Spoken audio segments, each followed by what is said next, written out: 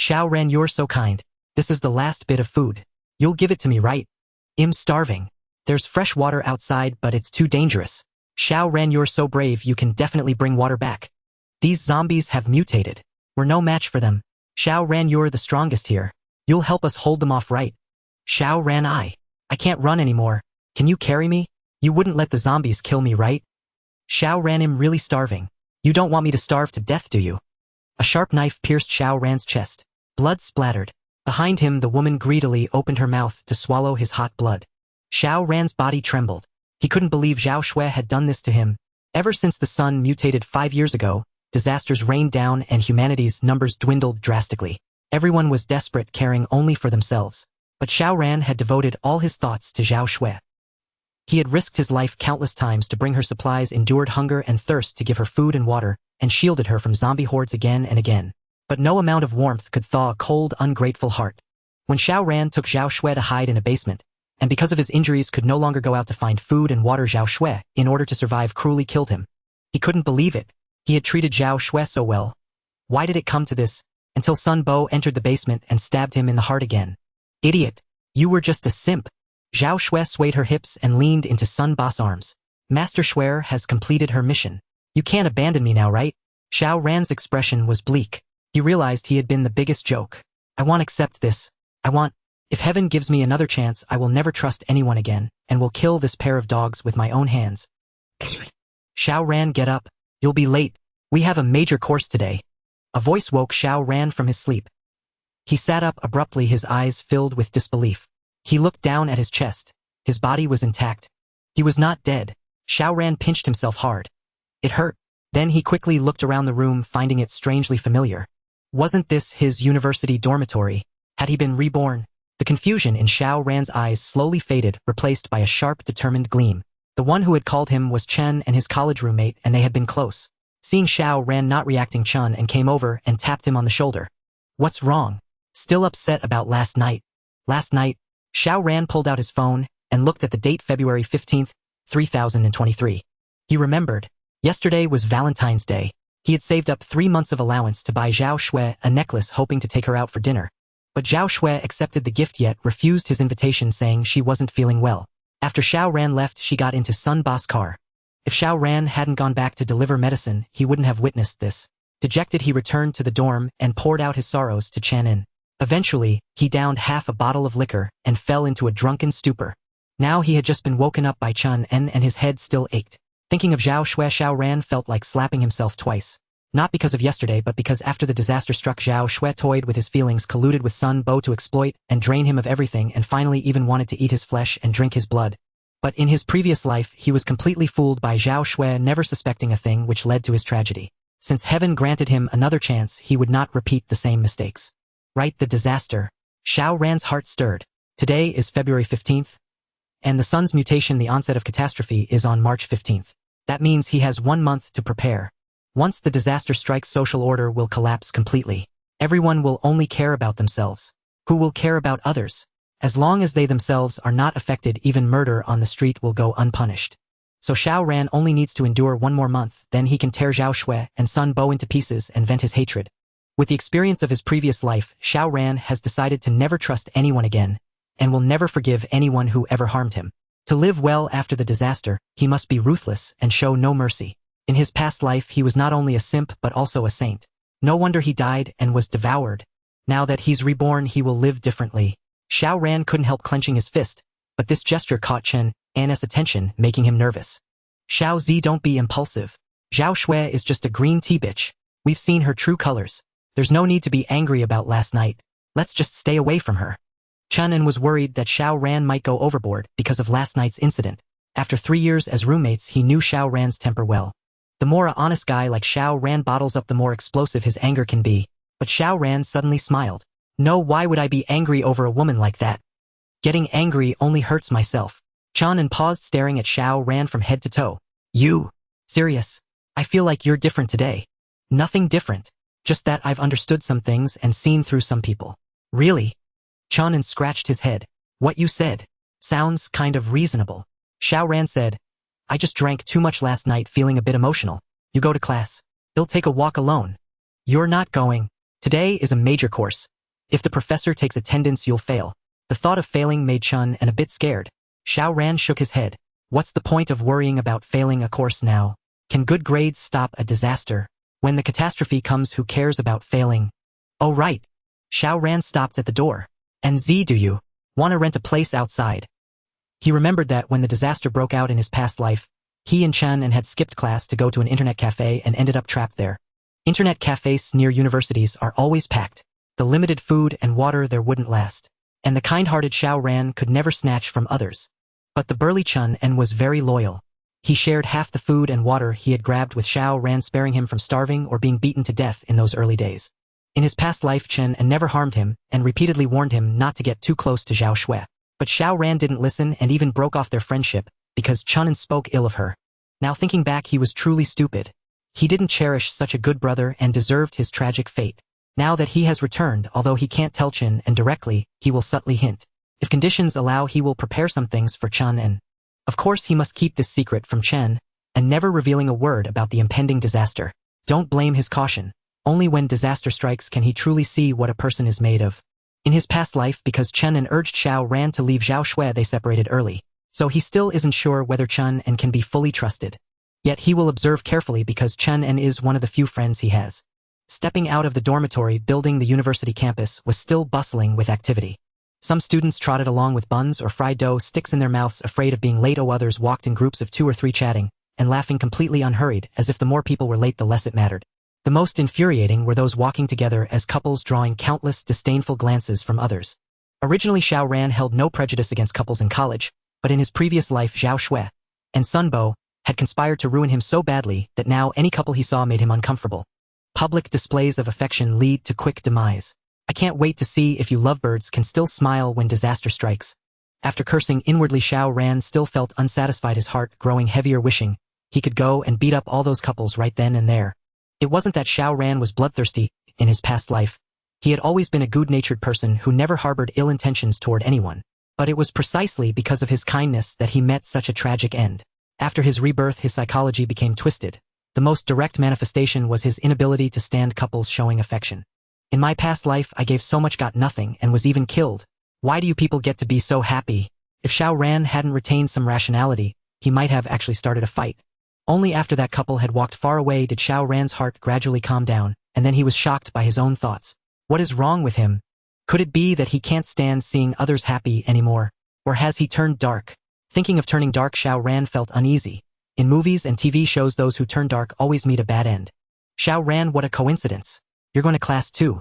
Just as Xiao Ran felt a flicker of unease about his sudden dark turn, Zhao Xue walked over and spoke to him of her own accord. You haven't eaten yet, have you?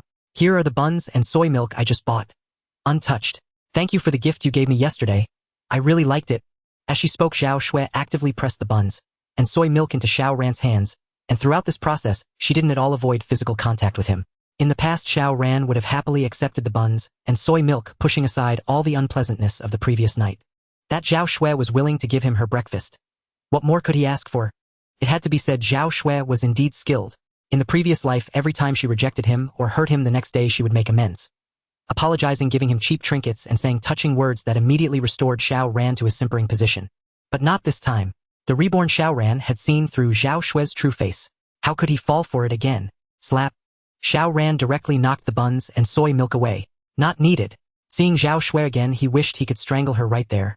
His hatred was too deep. But reason told him not now, not like this. Zhao Xue was stunned. Xiao Ran's voice was icy, his face gloomy.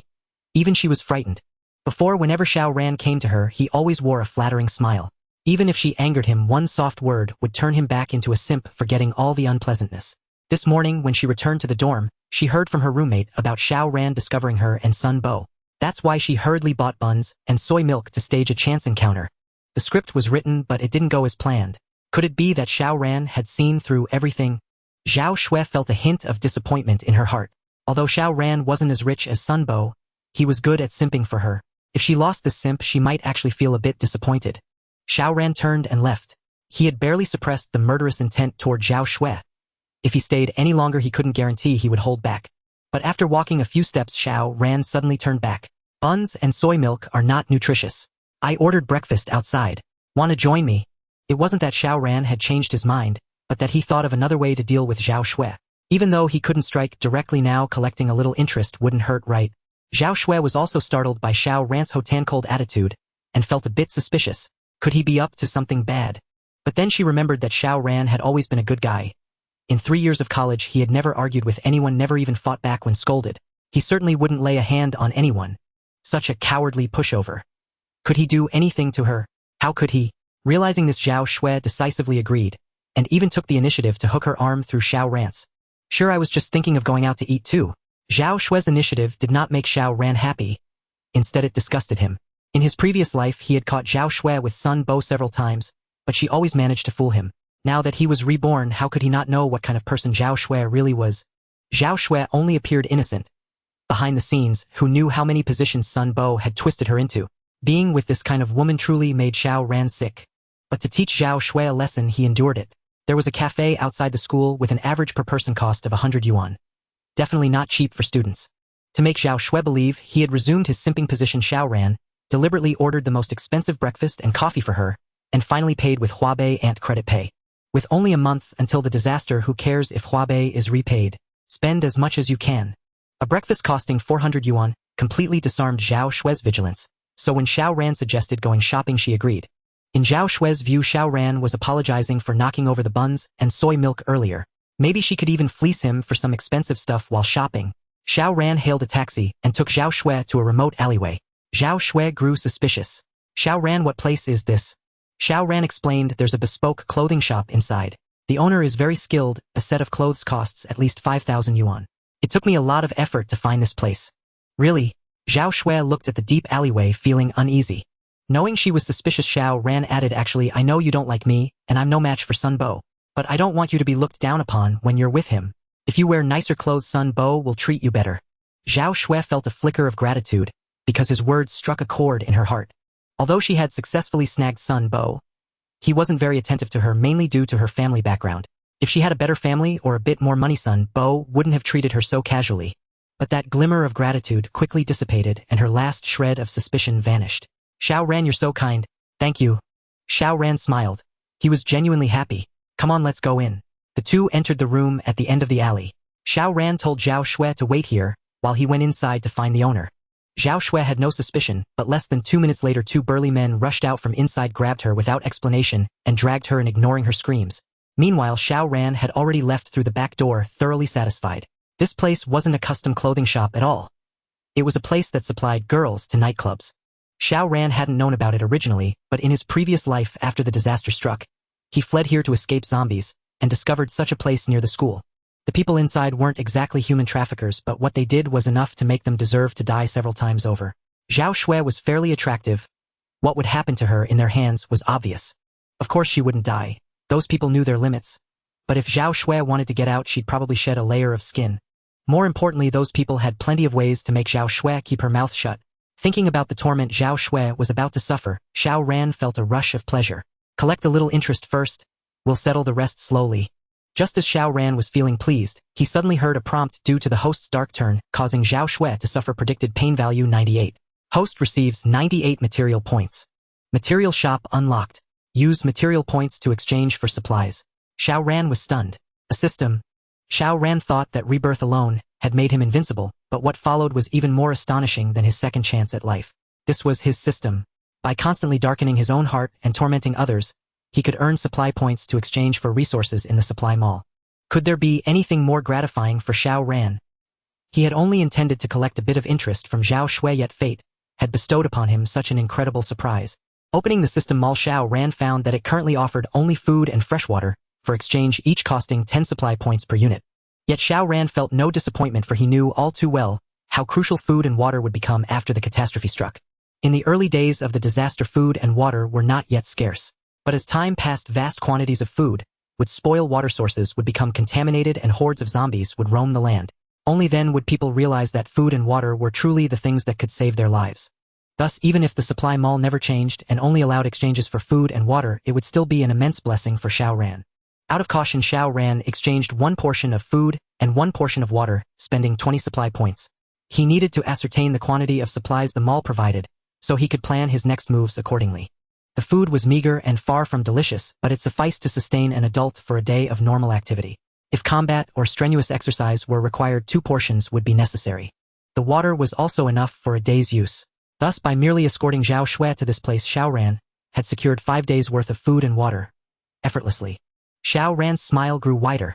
With the system in hand, he had even more reason to embrace darkness. All those who had wronged him in his past life would pay the price. Xiao Ran composed himself, letting the smile fade from his face, for he had more important matters to attend to. The disaster was a month away. Though he now possessed the system, he resolved to stockpile additional supplies. On one hand, after the catastrophe, supplies would be scarce and no one would ever have too many. On the other hand, hoarding a large cache of goods would prevent suspicion when he began exchanging supplies from the system. Rebirth was a secret and the system was a secret. He could never tell anyone, but hoarding supplies required money, a great deal of money, and Xiao Ran was merely a student. Where would he get such funds? If he had money, he wouldn't have been treated as a pathetic simp by Zhao Xue. However, Xiao Ran owned a house left to him by his parents before their death. It was near the university and was currently worth around 1 million. To quickly amass a large stockpile of supplies, he would have to sell the house. But 1 million seemed insufficient. Wait, why sell the house? Wouldn't a mortgage loan be better? A house worth 1 million could easily secure a loan of 700,000 from a bank through legitimate channels. But what if he took an illegitimate route? Mortgaging the house to a private lending institution could yield 500,000 without issue. Mortgaging it to 10 such institutions would net 5 million. As for repaying the loans, once the disaster struck, who cared about loans? At the moment of rebirth, darkening his heart and swindling others might have required a reason, but with the system he needed none at all. Xiao Ran hurried home, grabbed the property deed and headed out. Drawing on his memories of fleeing in his past life, he quickly arrived at the east side of the city, the most chaotic part of Luocheng, and the place where all the ugliness of human nature would fully manifest after the disaster. In his past life, Xiao Ran had been here before and knew there were many private lending agencies in the area. Without any hesitation, he walked inside. These were all private lenders who only used loan contracts and left no trace on the property deed. Thus, they had no idea that Xiao Ran's house had already been mortgaged multiple times. Moreover, Xiao Ran cared nothing about the interest rates. As long as the money was disbursed immediately, he agreed to any other terms. How could these private lenders let such a high-quality client slip away? By noon, when Xiao Ran walked out of that street, his card held over 5 million. In his past life, this was a fortune he wouldn't have dared to dream of, but now he found it utterly ordinary. This sum was indeed a fortune, but it would only have value if spent entirely. Otherwise, once the disaster struck, this money would become nothing more than a string of useless numbers. He returned home for a meal, and in the meantime devised a plan to convert all this money into supplies as quickly as possible. But after calculating, Xiao Ran realized that 5 million might not be enough. He not only needed to hoard supplies, but also find a sufficiently safe location, and even prepare weapons to deal with any potential situation. When disaster struck, humans were the most pitiable and also the most dangerous. Without a sufficiently secure stronghold, even with a mountain of supplies, Xiao Ran couldn't guarantee his safety. Especially with the system, a safe base took priority over supplies. But how could Xiao Ran find a secure stronghold in just 1 month? Even if he could find a suitable place, it would need modifications, all of which cost money. So 5 million was far from sufficient. He would have to find another way to raise funds. At that moment, Xiao Ran thought of Sun Bo. Sun Bo came from a wealthy family and thrived at school. Even if he failed his courses, he had no worries as his family had already greased the wheels. In his past life, Sun Bo and Zhao Xue had brought him to such misery. Before the disaster, wasn't it only fair to swindle some money from Sun Bo? But how to swindle Sun Bo? That was the question. Sun Bo's family ran a garment business. In his past life, Xiao Ran had sacrificed much to protect Zhao Xue. To make Xiao Ran feel better, Zhao Xue would deliberately badmouth Sun Bo whenever he was mentioned, inadvertently revealing useful information.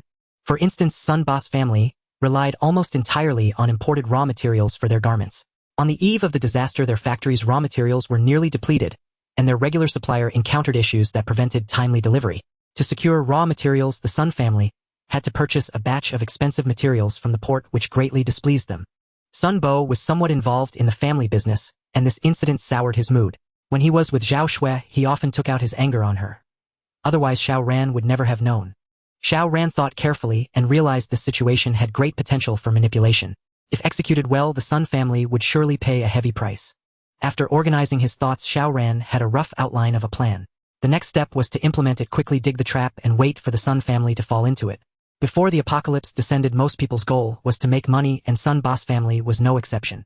Xiao Ran intended to exploit this, collecting some interest from Sun Bo first. Before setting out, Xiao Ran first spent money in the eastern part of the city to procure a set of documents and seals for Sun Boss family garment factory. He then bought himself a decent outfit before heading to the Luocheng port. In the past, Xiao Ran would never have dared to spend such money or know where to find the right places, but after his rebirth, everything was entirely different. At the Luocheng port, by offering 2 packs of cigarettes to the dockworkers, Xiao Ran easily learned the location of the raw materials Sun Boss family needed, who the supplier was, and an even more critical piece of information. This batch of raw materials had been sitting at the port for nearly a month with daily storage costs that pained the supplier. However, this turned out to be good news for Xiao Ran, as he could secure the materials at a lower price. Precisely because the goods had been delayed so long, the supplier was growing desperate. Thus Xiao Ran had little trouble obtaining the supplier's contact information, then sought him out to negotiate a deal. In business, success often hinges on exploiting information asymmetry. If the supplier knew that Sun Boss family garment factory was even more desperate for raw materials, he would hoard them and demand a high price. In his past life, that was exactly what the supplier did. But this time Xiao Ran approached the supplier without any prior information, bringing cash and sincerity to solve his problem. Without wasting many words, he secured the batch of raw materials worth 20 million yuan, agreeing to pay a 3 million yuan deposit up front, and the balance within a month.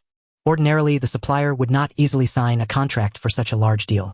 However, Sun Boss family garment factory had some reputation in Luocheng, and the supplier was indeed eager to offload the goods, allowing Xiao Ran to slip through the cracks. Do not accuse Xiao Ran of trickery. After all, no one knew that disaster would strike in a month. If the supplier could find Xiao Ran, then he would be willing to offer some supplies to offset the debt. With the goods secured, Xiao Ran held the upper hand.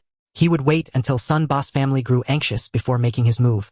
Over the next few days, Xiao Ran focused on building a safe haven, settling on an abandoned air raid shelter in the eastern part of the city. Though abandoned, the shelter's sturdiness was beyond doubt. Xiao Ran remembered that in his past life, many had taken refuge there, even fending off several zombie attacks using its terrain.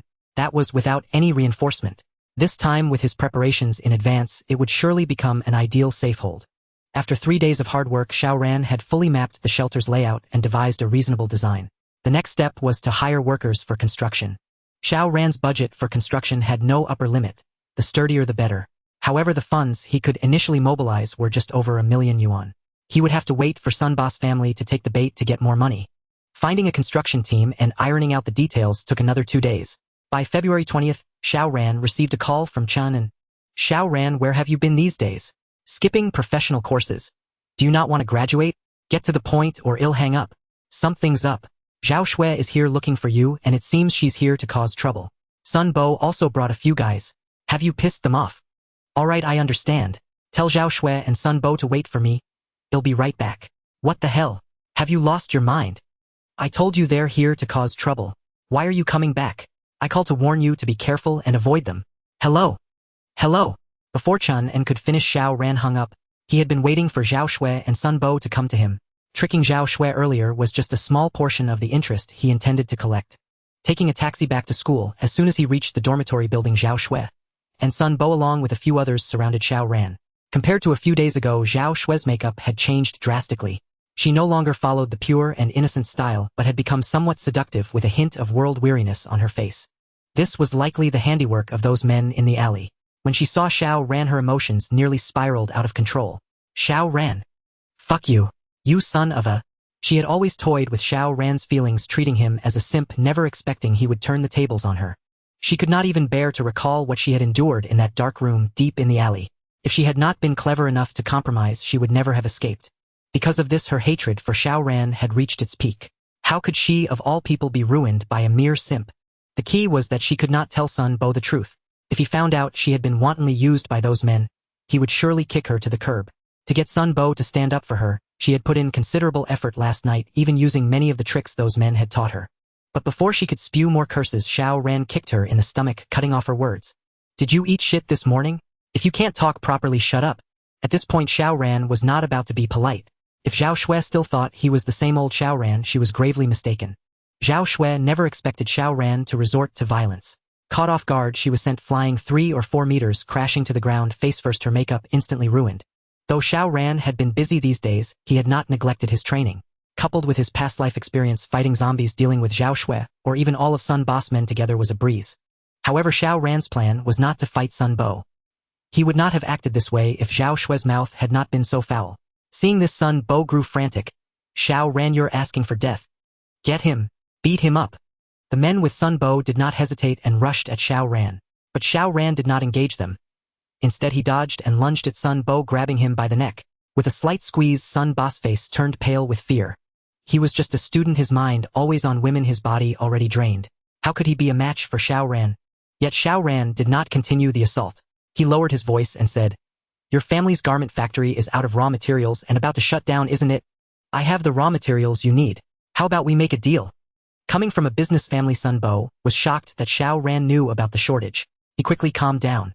"Are you serious? Do you really have the raw materials we need?" Xiao Ran loosened his grip, took out his phone, and showed the photos he had taken at the port. "Take a look. I've already bought this batch of goods worth 30 million yuan in total.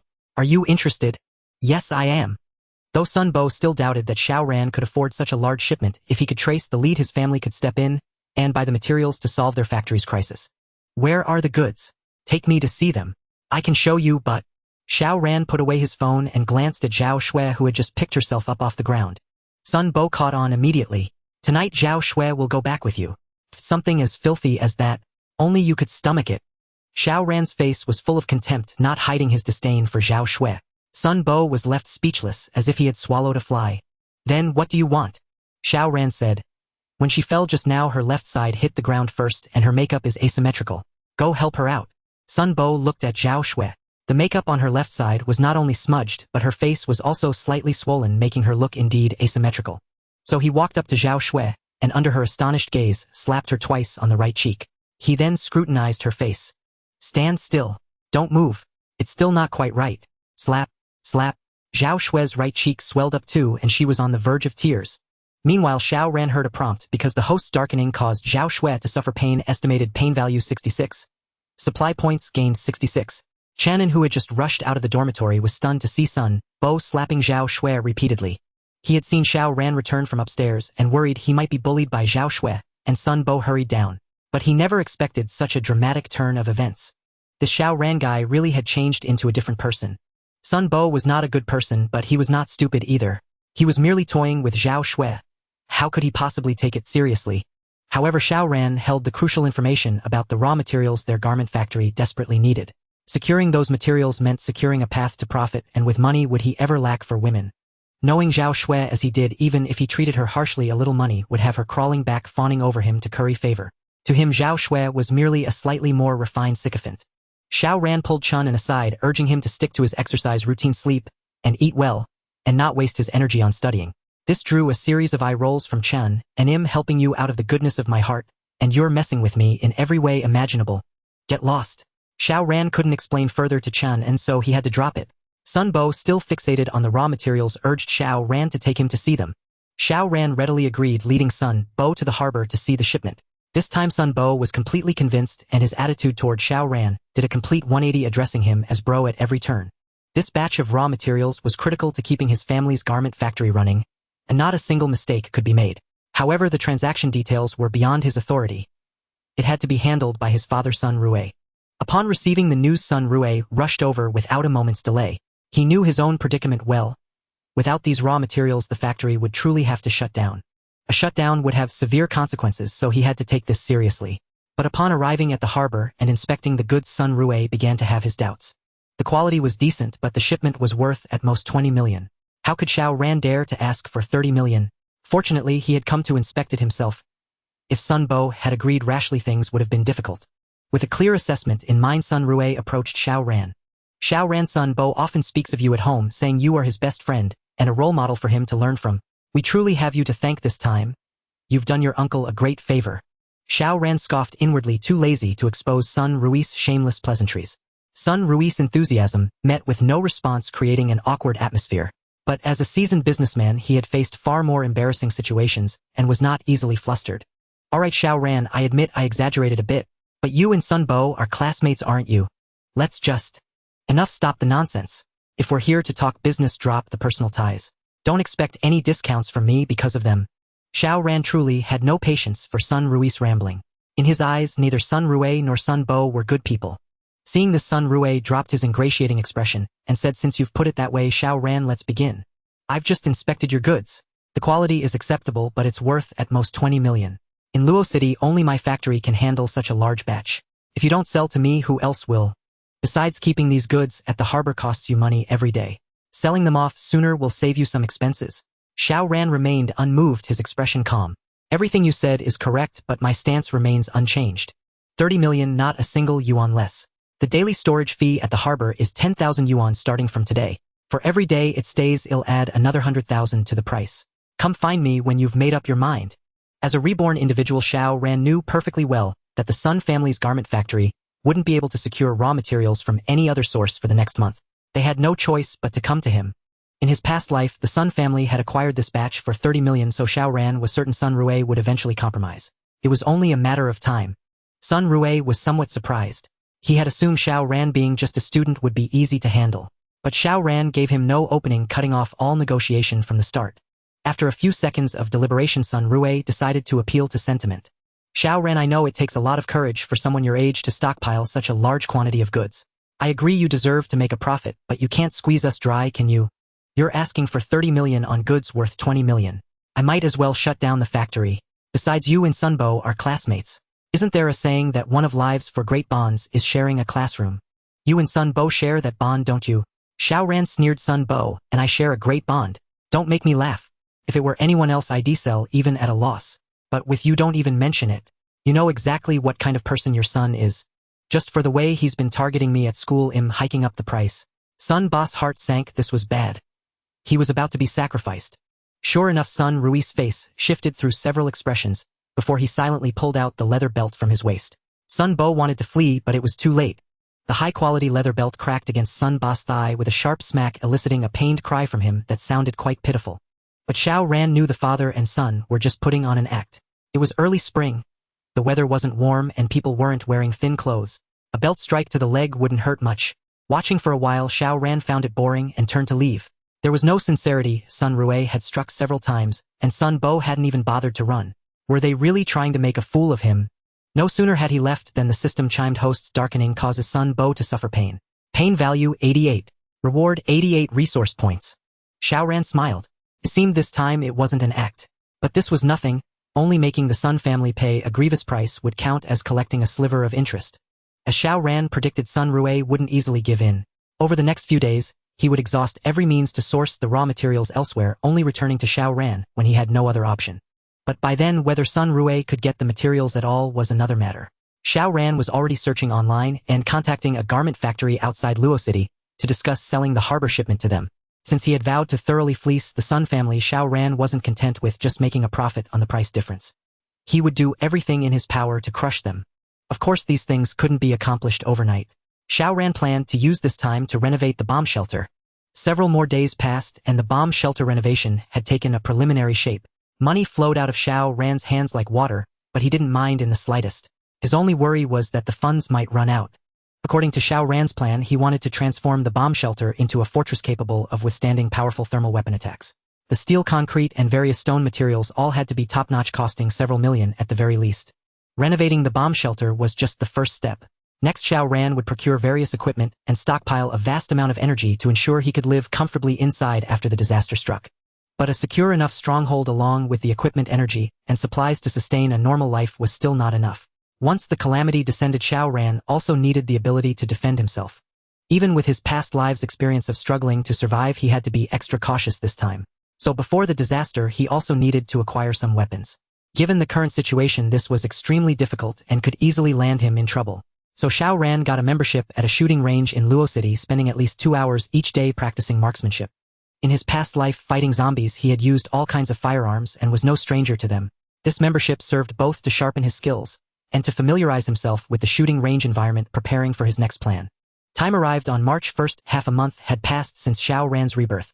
Over the past fortnight, the remaining 2 million had been spent, and Xiao Ran had also mortgaged his property deed to borrow 700,000 from the bank, leaving him with less than 100,000. Though construction on the bomb shelter continued, Xiao Ran already owed nearly 2 million in project payments. During this time, Xiao Ran had inspected numerous pieces of equipment: generators, water purifiers, batteries, air purifiers, oxygen concentrators, fuel lamps, and more.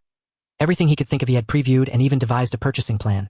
Yet these devices alone would cost millions, for he needed not just one of each but several backups to guard against unforeseen circumstances. In short, it boiled down to 2 words: lack of funds. Xiao Ran estimated that Sun Rue and his son must be nearing their breaking point, but the garment factory outside Luo City he had proactively contacted remained silent, which irked him somewhat. Still, this matter fell outside the scope of Xiao Ran's foresight, so some twists were only natural. At most, it would mean a smaller startup capital with no major impact. As usual, he made a trip to the bomb shelter to check on the construction progress. Just as he was heading to the shooting range, he received a call from an unfamiliar number. It was the garment factory outside Luo City. Speak of the devil. Xiao Ran seized the opportunity, arranged a face-to-face meeting, and proactively slashed the price to 80. Xiao Ran was a stranger to them. Without sufficient profit, why would they come to Luo City's port for goods? Thus, after meeting, they quickly ironed out the transaction details. The total value of the goods was 20 million, but they could take everything for 16 million. On one condition, they could only take half immediately, with the other half to be collected only upon Xiao Ran's notice. As a gesture of goodwill, Xiao Ran agreed to accept 10 million upfront, with the remaining 6 million due after all goods were delivered. He also offered to handle transport, sparing them any port storage fees. Xiao Ran's sincerity was so overwhelming that the other party half suspected he was joking. But after thoroughly inspecting the goods, signing the contract, and repeatedly confirming the transaction's integrity, they finally relaxed and agreed to Xiao Ran's proposal. That afternoon, half the goods were shipped out and Xiao Ran received 10 million. With money in hand, Xiao Ran's first move was to summon the construction foreman, slap 3 million on the table, and demand an accelerated timeline. As anyone in construction knows, when funds flow, machines run until they break. Speed is relentless. But without money, all you get is a bitter laugh. To complete the bomb shelter's renovation before disaster struck, Xiao Ran had to throw money at the problem. Then he contacted the equipment manufacturers he had previously visited, urging them to deliver promptly. While handling these tasks, Xiao Ran also rented a 2-story building near the bomb shelter, instructing the construction team to fortify it. Raising and thickening the walls, installing sharp security netting, replacing all doors and windows, and fitting them with protective grills. Though this building's defenses couldn't match the renovated shelter with sufficient supplies, it would serve well enough in the early stages of the calamity. The bomb shelter's renovation focused on external work. The interior was already cleared, and even equipped with lighting. Thus Xiao Ran began procuring supplies in earnest. For food, he prioritized high-calorie, long-lasting items like compressed biscuits, canned goods, and chocolate. Perishables would be bought in the final days, ensuring his standard of living wouldn't drop too sharply immediately after the disaster, allowing a gradual transition to scarcity. Fresh water was paramount. No amount of stockpiling was excessive. Xiao Ran even designated a room in the shelter solely for water storage. But stored water alone wasn't enough. He also had the construction team dig a deep well inside the shelter. With the well water purifiers and ample reserves, barring accidents, his water worries were settled. Xiao Ran's procurement was still ongoing when Sun Rue finally cracked. Sun Rue had exhausted every avenue and contacted countless people, but none could solve his raw material shortage. If the factory shut down, skilled workers might be poached by competitors, and any negative rumors could plunge their garment business into deeper crisis. After much deliberation, Sun Rue resolved to buy raw materials from Xiao Ran at a high price. Though it would severely squeeze profits, it was better than risking the factory's collapse. Having learned from past mistakes, Sun Rue came alone this time without Sun Bo. Meeting Xiao Ran at the port, Sun Rue explicitly stated his intent to purchase the materials and requested another inspection. Xiao Ran had anticipated this move, so he had kept half the goods and instructed workers to rearrange the materials. As long as no one entered the containers, the missing half wouldn't be noticed. Sun Rue never imagined Xiao Ran would dare deceive him on such a matter, and having inspected before, he let his guard down this time, failing to spot the trick. After the inspection, Sun Rue said, "Xiao Ran, we agreed on 30 million last time, right? 30 million was the old price. I told you then each day of delay adds 100,000. Now it's 31 million. Sun Rue's heart ached. Hesitating for just a few days had cost him an extra million, utterly unjust. Xiao Ran continued, "Do you have that much cash? If not, go prepare it quickly. If you're late, I can't guarantee these goods will still be here. This? Over 30 million, I can't scrape it together on short notice. Could I pay a deposit first with the balance in half a month?" Sun Rue urged. Xiao Ran sneered. "I'll say it again, no deposits. Full payment only. When the money's here, you can take the goods. Otherwise, no deal." Sun Rue was torn. He was determined to secure the goods, but the problem was he simply couldn't muster that much cash, unless he mortgaged some assets. Xiao Ran paused, then added, "All right, since you're so sincere, I'll waive that extra million. But I have one condition." "Name it." Even with tens of millions in assets, Sun Rue wouldn't easily pass up a chance to negotiate. "Call Sun Bo. Tell him to go to the tallest teaching building roof in front of all the teachers and students. To apologize to you. No, to perform a striptease. Impossible." Sun Rue was also concerned about saving face. How could he possibly let Sun Bo do such a thing in public for a mere 1 million? If word got out, what would become of the Sun family's dignity? Money could be earned again, but lost face was not so easily regained. However, Xiao Ran had no intention of letting Sun Bo off so easily. Fine, since you're unwilling to let Sun Bo lose face for 1 million, I'll propose another way. The price for this batch of goods remains 31 million, but if you want to buy them, Sun Bo must perform a striptease on the rooftop of the teaching building. Otherwise your family's garment factory can just wait to shut down. You! Sun Rue was choked with anger, never expecting Xiao Ran to be so shameless as to renege on what they had just agreed. Xiao Ran remained composed. Don't look at me like that. Since you think 1 million isn't enough, I'll naturally raise the stakes. 31 million should suffice, shouldn't it? Sun Rue stared intently at Xiao Ran. It was the first time he had heard of such a method of raising the price. But Xiao Ran cared nothing for Sun Rue's thoughts and continued. I'll give you 1 minute to consider. After that minute, even if Sun Bo is willing to strip on the rooftop, the price will rise to 32 million. Come tomorrow and it'll be 33 million. Don't think I'm being excessive. Compared to what your precious son has done, I'm already being merciful. This was no lie, though Xiao Ran was referring to the deed Sun Bo had committed in his past life. Sun Rue couldn't help but step back, for the aura Xiao Ran suddenly unleashed had already suppressed him. Having navigated the business world for years, Sun Rue was well-traveled and not easily manipulated, but this time was different because he realized Xiao Ran was unlike anyone else. Definitely not an ordinary student. If he continued to hesitate, Xiao Ran would undoubtedly keep raising the price, and by then the price he would have to pay might be even greater. Unless he was willing to abandon the garment factory he had built over the years. Xiao Ran was in no hurry. He simply took out his phone, opened the stopwatch, and began the countdown. As the seconds ticked by, sweat began to form on Sun Rue's forehead. He was truly torn. But with 10 seconds left on the countdown, he finally made his decision. Fine, I'll call Xiaobo. Xiao Ran smiled, knowing Sun Rue would compromise. For a businessman, nothing was more important than profit. Xiao Ran dialed Chun An's number and told him to bring a loudspeaker to the rooftop of the teaching building and wait. Something very interesting was about to happen. Chanan had no idea what Xiao Ran was up to, but out of trust he went anyway. Within 10 minutes, Sun Bo arrived alone at the rooftop, frowning when he saw Chanan. What are you doing here? Get lost. Sun Bo was in a foul mood and desperately needed someone to vent on. Chanan snorted coldly. Do you think this is your home? How ridiculous. Chanan's contempt only made Sun Bo more irritable, but on the other end of the line Sun Rue was already urging him. It wasn't that Sun Rue was impatient, or Xiao Ran simply wouldn't give him time. If Sun Bo kept bickering with Chun and Xiao Ran would leave, Sun Bo had no choice but to glare fiercely at Chan and then walk to the edge of the rooftop to start dancing. Despite his family's wealth, Sun Bo had never learned to dance, and now he was just writhing awkwardly. Chun was stunned at the sight. What the hell? What was going on? Had this idiot Sun Bo lost his mind? Then Xiao Ran called, telling Chen and to turn on the loudspeaker and crank up the volume. Chun immediately understood. Xiao Ran wanted to humiliate Sun Bo publicly. Without a moment's hesitation, the next second the booming sound of the loudspeaker spread across the campus, quickly drawing the attention of students below. Sun Bo's face turned green. He wished he could jump off the building right then. How fucking embarrassing. But Sun Rue was still urging him on the phone to get to the point. Either way, it was the same. The sooner he finished, the less time he'd have to endure the shame. Gritting his teeth, Sun Bo began to strip off his clothes in front of the gathered students. Holy shit. Chun couldn't help but exclaim.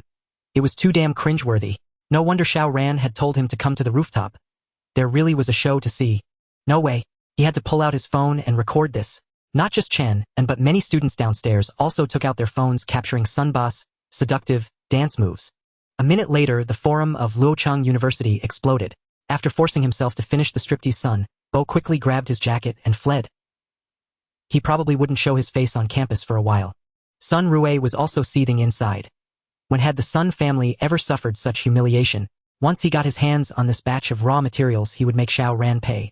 Xiao Ran, I've done as you asked. You must give me this batch of goods. Xiao Ran replied, of course, but you need to transfer the money first. Considering your sincerity, I won't make things difficult for you. Transfer the money within 3 days and these goods are yours. If you exceed the time limit, don't blame me for turning hostile. Hey, race the contract, sign it. Fine. I'll get you the money within 3 days. Sun Rue carefully reviewed the contract and after confirming there were no issues, suppressed his rage and agreed. But as soon as Sun Rue left, Xiao Ran contacted a ship and had all the remaining raw materials shipped away. He was a man of his word. A 20% discount meant a 20% discount. He would never sell them to someone else at a higher price. That afternoon, Xiao Ran received the final payment of 6 million. Now he only needed Sun Rue to transfer the 31 million, and he would have completed his plan of making a profit with no capital. In the afternoon, Chen called Xiao Ran several times, but Xiao Ran declined each call because he knew what Chen wanted to ask. However, it wasn't something he could explain clearly at the moment. He would wait until after the disaster struck. After today's incident, Sun Bo had become infamous at school, not just at Luocheng University, but even online where it sparked a frenzy. Sun Bo truly experienced social death and harbored a deep-seated hatred for Xiao Ran. Xiao Ran, just you wait. It'll make you regret this. That evening, Zhao Xue, who was working as a hostess at an upscale KTV in Luocheng, finally saw the video of Sun Ba's striptease. Her expression turned very unpleasant. She had once gone to great lengths to win Sun Ba's favor, never expecting him to be so pathetic. Completely toyed with by Xiao Ran. Was such a person still worth her effort? She glanced at the tall man sitting beside her, compared him to Sun Bo, and made a decision. How could relying on that waste Sun Bo ever deal with Xiao Ran? So she needed to change her target. With that, she lifted her skirt and voluntarily sat on the man's lap. Xiao Ran, it'll make you pay.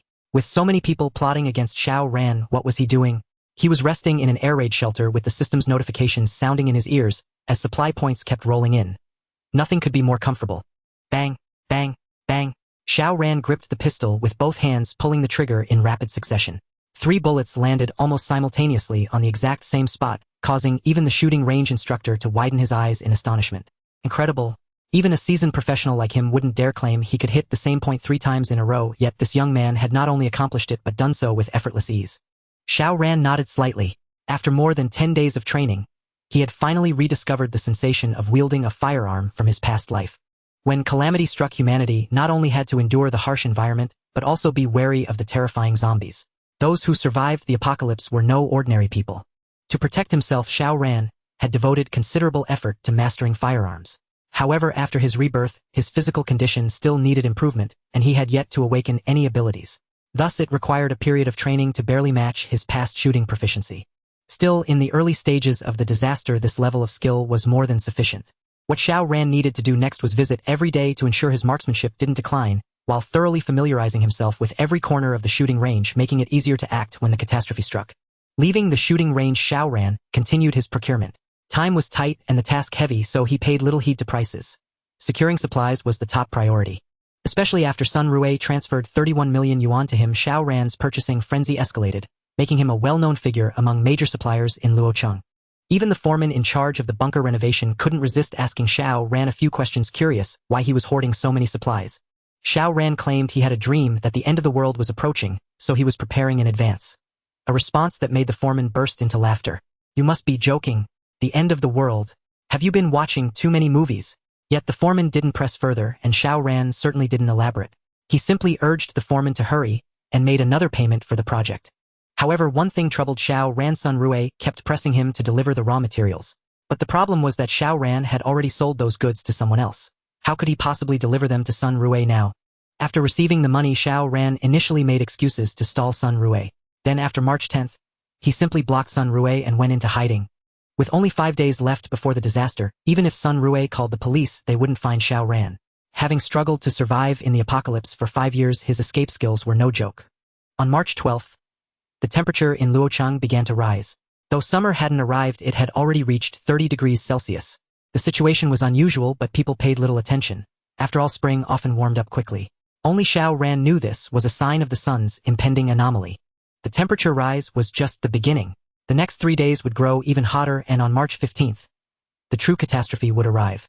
Fortunately, thanks to Xiao Ran's financial push, the bunker renovation was finally complete. The original entrance of the bunker had been permanently sealed after renovation with concrete thickness, reaching 1000 millimeters. The steel reinforcement inside was incredibly dense, balancing hardness and toughness, impossible to breach without heavy thermal weapons. Inside the bunker, more than 20 rooms had been partitioned off, stocked with a vast quantity of supplies. After his rebirth, Xiao Ran had secured nearly 50 million yuan in startup capital. 6 million was spent on renovating the bunker, and the remaining 40+ million was used to purchase various equipment and supplies, leaving him with less than 100,000 yuan. Gazing at the mountains of supplies, Xiao Ran felt a sense of relief. The bunker now had only 2 entrances, each just 1 meter wide, fitted with alloy doors over 10 centimeters thick. One entrance was for normal access, while the other served as an escape route. Unless absolutely necessary, Xiao Ran would never open the second exit. Additionally, Xiao Ran had installed dozens of surveillance cameras above the bunker. As long as the power remained on, he could monitor the surroundings at all times. At this point, Xiao Ran's preparations for the apocalypse were 90% complete. The final part would have to wait until the last day. In these last 3 days, Sun Rue was nearly driven mad. Once he lost contact with Xiao Ran, he knew he had been deceived. Unbelievable. After decades of navigating the business world, he had been tricked by a young upstart like Xiao Ran, and thoroughly at that. Given the 30+ million worth of raw materials involved, Sun Rue still chose to call the police, hoping they could track down Xiao Ran. Sun Bo was even more furious, his body trembling with rage. His striptease had been for nothing. The more he thought about it, the angrier he became. Sun Bo stopped going to school, and instead gathered a dozen street thugs to search everywhere for Xiao Ran.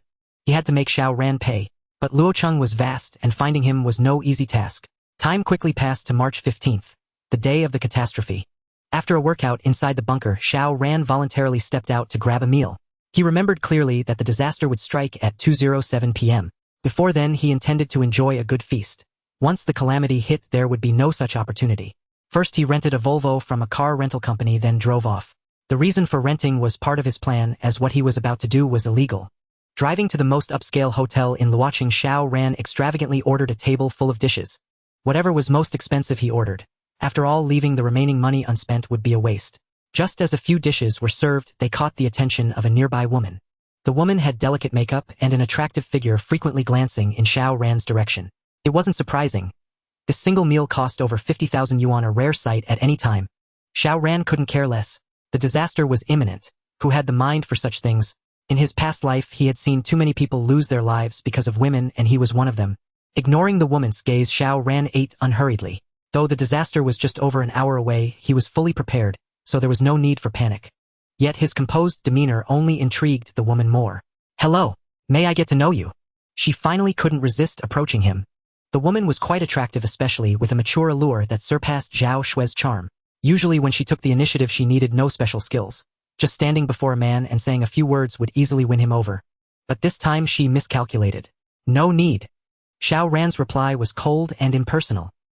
He didn't even lift his head, as if the woman before him held less appeal than the pig trotters on his plate. The woman was stunned.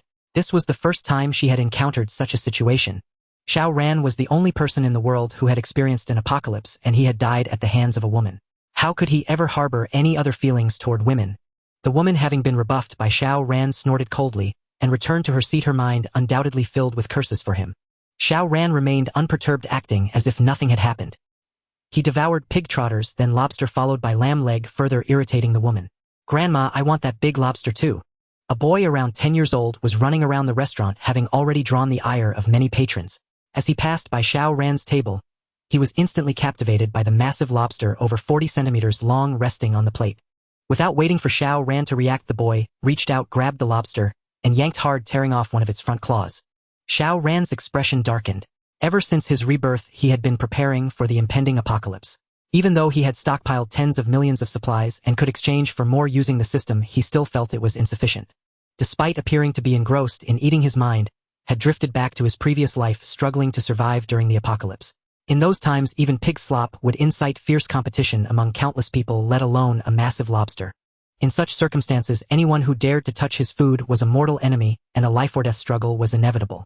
Thus, when the boy snatched the lobster, Xiao Ran reacted, instinctively grabbing a nearby plate and hurling it toward the boy's head. "Food is life. Whoever dares to steal my food, I'll fight them to the death."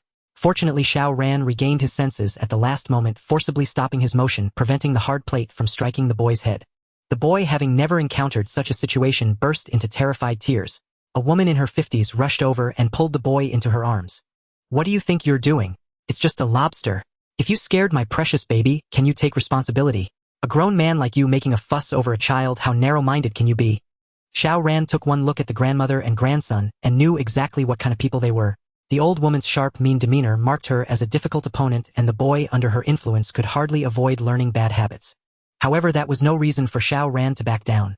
"My things without my permission no one is allowed to touch. Now put the lobster back and I'll let it go." It was only because the disaster had yet to strike and the social order had not collapsed that Xiao Ran refrained from taking serious action against the pair. If it were truly the apocalypse, he would not waste a single word on them. Xiao Ran's tone was icy and his gaze was terrifying. The boy was instantly frightened, trembling, and instinctively burrowed deeper into the woman's arms. The woman, however, grew bolder. "Look at you, all high and mighty. It's just a lobster. Who do you think you are, acting so superior? You want us to put it back and not hold it against you? I'm not about to let you off. You scared my precious baby and you have to pay. Pay for mental damages. My baby is going to go to college and become a high official someday. With you scaring him like this, he can't even speak." If you've ruined his future, he'll never forgive you. Even Xiao Ran, who had weathered countless storms and witnessed the darkest aspects of human nature during the apocalypse, was infuriated to the point of laughter upon hearing the woman's tirade. What kind of twisted logic was this? Did stealing give someone the right to be unreasonable? But who was Xiao Ran? Once he shed the identity of a pathetic simp, his capabilities were not to be underestimated. Anyone who could survive 5 years in the apocalypse was no ordinary person, let alone Xiao Ran, who had protected Zhao Xue for 5 years while burdened with a liability. Since the other party was being unreasonable, exploiting their age and the boy's youth to cause trouble, Xiao Ran saw no need to reason with them. Xiao Ran stood up and walked toward the woman. The formidable aura he had honed during the apocalypse returned instantly, causing the woman to step back in fear and start shouting. What are you doing? I'm warning you. Don't you dare. Help. Murder. Someone's trying to kill me. Is there no one to stop him? The commotion quickly drew the attention of other diners. Many, unaware of the full story, saw Xiao Ran confronting the grandmother and grandson and began pointing fingers, making sarcastic remarks, insinuating that Xiao Ran was overreacting and lacked any grace. The woman who had previously tried to strike up a conversation with Xiao Ran had witnessed the entire incident, but she had no intention of speaking up for him. His earlier rejection had left a bitter taste, and she now relished the prospect of seeing him humiliated. Ignoring the surrounding murmurs, Xiao Ran approached the woman, fixed his icy stare on the boy, and extended his right hand. Give it back. The boy, who had been crying moments before, suddenly found courage in the presence of the crowd. He defiantly threw the lobster onto the floor, stomped on it, and then took a savage bite out of the claw he still held. I won't give it back. Come on, hit me. Xiao Ran withdrew his hand. Just as the woman and boy thought he was backing down, he suddenly struck out. No, he kicked. With a swift kick, he struck the boy squarely in the chest. Despite being in the woman's arms, the boy was sent flying 4 or 5 meters, crashing into a pillar before collapsing limply to the ground. The woman was stunned. She had pulled similar stunts many times before, using her age and the boy's youth to force countless people into silent submission. But she never imagined Xiao Ran would strike so brutally and without any warning. Ah, murder! Help! Murder! The woman's screams, previously feigned, were now genuine terror. As she screamed and rushed toward the boy, a sharp whoosh sounded and a silver flash streaked past. A dinner knife flew inches past her face, embedding itself in the pillar behind its handle, still quivering. Drip! An unknown liquid trickled down the woman's pant leg. She had come within a hair's breadth of death. It wasn't that Xiao Ran had poor aim, he had held back. After all, the disaster had not yet arrived, and killing someone in public would invite numerous complications. But merely beating up the boy would cause no issues. The woman who had tried to chat up Xiao Ran was also stunned. She hadn't expected him to be so ruthless, acting without a moment's hesitation. Xiao Ran was unlike any man she had ever known. For a moment, a strange shift occurred in the way she looked at him. Xiao Ran glanced at the lobster, now trampled by the boy, and felt a pang of regret. Only those who had lived through the apocalypse could truly understand the value of food. Waiter, wrap it up. Xiao Ran returned to his seat and began packing the leftovers into takeaway containers. It wasn't that he was afraid. Rather, the unpleasant smell emanating from the woman had ruined the atmosphere. He had only wanted to enjoy a good meal before the disaster struck, but instead encountered such a disgusting scene. Never mind, he could just eat at home. The only silver lining was that the system notified him of an additional 89 resource points, a small consolation prize. The onlookers, seeing the woman in such a state, covered their noses and stepped back. The restaurant staff quickly came over to handle the situation and helped Xiao Ran pack his food. Knowing the full story, they felt that while Xiao Ran's actions were extreme, they were also satisfying. They didn't want the woman to call the police once she regained her composure, so they hurried Xiao Ran out, leaving her with no recourse. As a hotel, they couldn't simply detain a guest. Watching Xiao Ran's retreating figure, the woman who had approached him earlier wore a constantly shifting expression, clearly developing a deep interest in him. The clock struck 1 in the afternoon, leaving 1 hour and 7 minutes before the calamity struck. Time was running short, so Xiao Ran drove straight to the shooting range. Indeed, his target was guns and ammunition. Though after the disaster descended over time, awakened individuals with formidable abilities would gradually emerge among humanity. In the early days of the calamity, such awakened were scarce. For ordinary people, the practicality and intimidation of firearms were far more reassuring. In his previous life, Xiao Ran had only awakened his abilities in the 2nd year, after the disaster, ranking relatively early among many awakened individuals. Yet he remained uncertain of the conditions for awakening and had no way to accelerate the process. Thus, he had to acquire guns and bullets to ensure strong self-preservation capabilities in the initial phase of the catastrophe. Besides firearms, Xiao Ran also planned to prepare other weapons such as sharp long blades crossbows or compound bows. However, these items were all regulated and not easily obtainable. As a mere student, Xiao Ran lacked the necessary connections and dared not act rashly. One misstep could land him in trouble. His time was too pressing and precious to allow any errors. he decided to first secure the guns and bullets. If the opportunity arose, he might find ways to acquire other weapons. If not, he would abandon the idea. After all, he had already stockpiled ample supplies, and with the addition of firearms and ammunition, he would be safe in the short term. Even as a reincarnator entering the post-apocalyptic world demanded caution and vigilance with no room for carelessness. Arriving at the shooting range, Xiao Ran first practiced with several dozen rounds as usual. Judging the time was right, he called over the coach, and catching him off guard, delivered a precise chop to knock him unconscious. Do not doubt Xiao Ran's capability. Though his physique had regressed after rebirth, the survival experience from his past life enabled him to accomplish many things. How could the coach, completely unprepared, withstand Xiao Ran's ambush? Being an indoor facility, the shooting range offered relatively high safety during the disaster. Moreover, Xiao Ran's current strength was not overwhelming. The coach would awaken in at most a dozen minutes. But a dozen minutes were more than enough. Xiao Ran had thoroughly mapped the shooting range's layout, where the guns were stored, where the ammunition was kept, and where the security guards were stationed. He knew it all by heart. Pocketing the gun in his hand and the remaining 100+ rounds, Xiao Ran's operation commenced. This small haul would not satisfy him. Since he had already started, he intended to take as much as possible within his capabilities. Reaching the exit, Xiao Ran quickly knocked out the guard at the door and sprinted toward the room where firearms and ammunition were stored, following his memory. Though he encountered other security guards along the way, none suspected he had already made his move. Xiao Ran aimed to exploit this time lag. With lightning speed, he incapacitated the guard outside the storage room, opened the door, and took 5 guns along with 2,000 rounds of ammunition, weighing over 30 Jin in total. This burden already strained him, as his physical condition was still lacking. Fortunately, Xiao Ran was not greedy. As the alarm just began to blare and the outside guards had yet to rush in, he had to leave immediately. However, just as he was about to burst out of the shooting range, several guards blocked his way at the entrance. These guards had no idea the disaster was imminent, nor did they know Xiao Ran was armed and would actually fire in a critical moment. They brandished rubber batons and stood in his path. Xiao Ran wasted no words.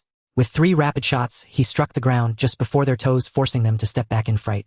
The guns belong to the state, but your lives belong to you. Think carefully. After firing, Xiao Ran dashed toward the entrance without a pause. The guards at the door hesitated but wisely stepped aside. They recognized Xiao Ran and knew his marksmanship was precise. He had shown mercy, or they would all be dead. Seeking advantage and avoiding harm is human instinct, and Xiao Ran had counted on this very fact when he brazenly seized the firearms and ammunition. The rented Volvo was still in its parking spot. Xiao Ran accelerated into the car, started the engine with a roar, and sped off. Time was running short. If he didn't return soon, he might never make it back. The brazen theft of firearms and ammunition had massive repercussions and immense danger. If his guess was correct, the Luocheng authorities had already reacted and would soon launch a pursuit. Xiao Ran glanced at his watch. 1:35 p.m. Only 32 minutes remained until the disaster officially struck. If he could avoid capture by the Luocheng authorities in these final 30 minutes, he would be safe. The drive from the shooting range to the bunker took only 20 minutes. He had acted early because once the disaster struck, anyone left outside would face danger. This danger was irresistible, so he had to anticipate various contingencies and leave himself some time to adapt. After leaving the shooting range, Xiao Ran took out his phone and dialed Chun An's number, activating a voice-changing app. Hello. Xiao Ran, you finally got in touch. Where are you? Come to the internet cafe for a game. Xiao Ran is in my hands. If you want to save him, get to know. 76, Fuguang Street in the Eastern District within half an hour. If you're late, prepare to collect his corpse. Chun An, engrossed in his game, paused and glanced at the phone screen. It was indeed Xiao Ran's number, but the voice was a distinct synthetic electronic tone. What was going on?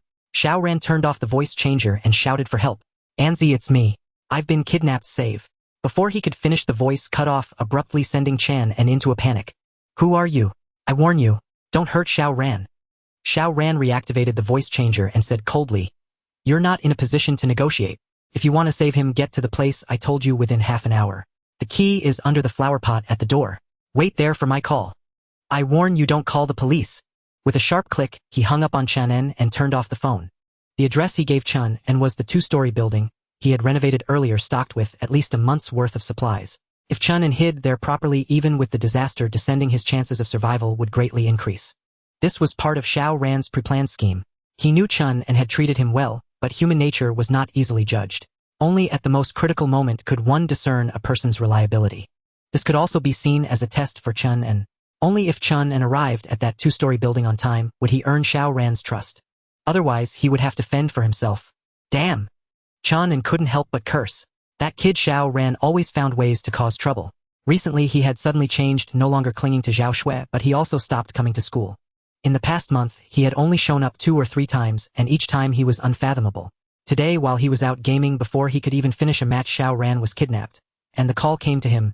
Xiao Ran's parents had died early, leaving him with no other family, having spent 3 years with him. Chun and was naturally the closest person to him. But the problem was Chun and was just an ordinary student. He had never encountered such a situation. If he rushed in blindly, he might not only fail to save Xiao Ran, but also end up trapped himself. Yet if he didn't go, Xiao Ran might truly die. What should he do? What should he do? After agonizing for a few seconds, Chun and finally dropped the mouse and keyboard. Damn it! I owe you one. Chun and rushed out of the internet cafe, hailed a taxi, and sped off to the 2-story building Xiao Ran had renovated. After making the call, Xiao Ran stopped worrying about what Chun would do. Instead, he randomly picked a lucky person on the street and stole their car. With a gun in hand, the lucky person dared not resist and obediently handed over the keys. Only after Xiao Ran had gone far did they call the police. But Xiao Ran didn't care whether they called the police or not. In the next 20 minutes, he repeatedly selected 5 lucky individuals to swap cars. After getting close to the air raid shelter, he even found another lucky person to scan a shared bike and rode it back to the shelter. Cars were too conspicuous. Even if stolen, Xiao Ran dared not be careless. Before the complete collapse of social order, no one could underestimate the power of the authorities. But Lady Luck did not favor Xiao Ran. A kilometer away from the air raid shelter, a car suddenly forced him to stop. A female police officer got out and flashed her badge. Police. Xiao Ran. You are suspected of involvement in a fraud case involving 31 million yuan. Please come with me for investigation. Fraud case. 31 million yuan. Xiao Ran was stunned. He hadn't expected Sun Rui's counterattack to come at such an inopportune moment. Checking the time, it was already 2 o'clock. With only 7 minutes left before the disaster struck, Xiao Ran had to deal with this female officer quickly and return to the shelter, or the consequences would be dire. So, Xiao Ran pulled out his pistol and fired into the air. The bang shocked everyone around. Even the female officer was stunned. Wasn't he just a fraudster? Why did he have a gun? More importantly, Xiao Ran fired without a hint of hesitation, and his grip on the gun was professional. Further analysis would reveal that Xiao Ran's identity was quite intriguing. You should be the one to stop. Xiao Ran aimed the gun at the female officer, his eyes cautiously scanning the surroundings. But to his surprise, the female officer did not back down. Instead, she stepped forward, her right hand moving to her waist. There she had her service pistol. Bang! Another gunshot rang out, the bullet grazing past the officer's right hand and striking the pistol at her waist. Move again and I won't just shoot the gun. The female officer was horrified. Such precise marksmanship was something she had only seen in her instructors during police academy training. As her instructor had said, it took tens of thousands of rounds to cultivate such a sharpshooter. After witnessing Xiao Ran's shooting skills, the female officer dared not move recklessly, knowing she was no match for him. Step back. Back into that shop. Xiao Ran, don't be agitated. I'm here to help you. Surrendering as soon as possible is your only way out. The female officer didn't want to give up, hoping to persuade him, because she truly believed Xiao Ran couldn't escape. If it were just an economic fraud case, the authorities in Luocheng might not have taken it too seriously. But with a gun in his hand and such exceptional marksmanship, the threat level instantly escalated, demanding immediate action. In an emergency, they could even resort to forceful measures. No matter how strong an individual was, they couldn't overpower the state machinery. That was why she said surrendering and reforming was Xiao Ran's only path. Unfortunately, Xiao Ran knew that social order would soon collapse and the colossal state machinery would crumble in no time, unable to maintain order. So he completely disregarded the officer's advice and fired 2 more shots. The first bullet whizzed past the officer's ear. Though it didn't touch her, the high-speed projectile still stung her cheek, forcing her to step back. The second shot aimed at the light outside the shop door, shattering it. The people inside were terrified, crouching down, not daring to move. I'll give you 5 seconds. If you don't back off, I'll kill everyone in that shop. Xiao Ran had already figured out the officer's temperament. Harsh measures wouldn't make her retreat. Only threatening innocent bystanders would force her to yield. Sure enough, the officer tensed up and quickly stepped back. Xiao Ran, don't do anything rash. But at that moment, Xiao Ran lunged forward and struck the officer's neck. She never expected him to attack while he had the upper hand, and she collapsed instantly. Xiao Ran waved at the people in the shop. 2 of you come out and drag her inside. The people inside hesitated at first, but under Xiao Ran's icy gaze, and the gun he raised again, someone finally came to their senses, cautiously ran out, and nervously brought the officer back. Xiao Ran then rode off on an electric scooter. Time was tight. Xiao Ran didn't want any more complications, nor did he want to kill the officer. He just wanted to return to the shelter and ensure his safety. As for whether the officer would lose her life or meet with an accident, that was beyond his concern. Entering the shelter, he locked the door from the inside and checked the time 2:05. Xiao Ran finally breathed a sigh of relief. Though there had been some unexpected events on the way, overall things had gone smoothly. He stowed away the gun and bullets, keeping one gun and 100 rounds on him, and walked over to the computer. This computer was connected to the external surveillance system, allowing him to monitor the area around the shelter at all times.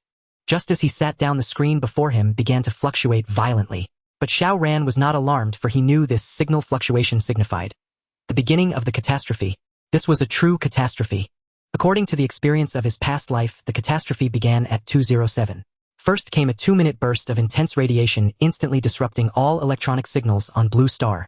That was why the computer screen before Xiao Ran flickered and lost its connection, leaving him completely blind to the outside world.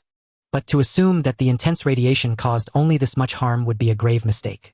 Disrupting electronic signals was merely a trivial effect. The greatest threat of this 2-minute burst of intense radiation was its ability to ravage the human immune system. Anyone exposed to it for more than 10 seconds would suffer irreversible damage. Yet when the radiation struck, people could hardly detect it. By the time they realized something was wrong with their bodies, it was already too late. Of course, such terrifying radiation only existed at the onset of the catastrophe. After 2 minutes, over 90% of the radiation dissipated. While it could still harm the human body, it was no longer as extreme. As long as one was not exposed to the radiation for 8 consecutive hours, the damage could be reversed. Unfortunately, in his past life, humanity was ignorant of the dangers of radiation. Countless people were harmed without even realizing it, ultimately plunging humanity into an almost hopeless abyss. However, the threat of radiation was not insurmountable. The radiation had poor penetrative power. Even hiding in an ordinary building offered ample protection, let alone the bomb shelter Xiao Ran had meticulously prepared. In the end, that 2-minute burst of intense radiation was not enough to bring utter annihilation to humanity. In fact, when the intense radiation appeared, many people did not even notice it. But when the radiation dissipated and the screen before Xiao Ran regained its signal, he could not help but grow tense, for the true disaster was about to arrive. Within 10 seconds, the ground began to tremble, affecting even the bomb shelter. Had Xiao Ran not been prepared and gripped the pillar beside him tightly, he would have been thrown to the floor. An earthquake. Outside the bomb shelter, countless people cried out in shock, for this earthquake struck so suddenly that the Luo City authorities had not even detected it. At first, the tremors were not very noticeable and people were merely panicked. The most instinctive response to an earthquake was to flee buildings and head for open spaces. Thus, countless people rushed out of various structures. It was fortunate that the radiation intensity had already decreased significantly, or otherwise few humans on Blue Star would have survived.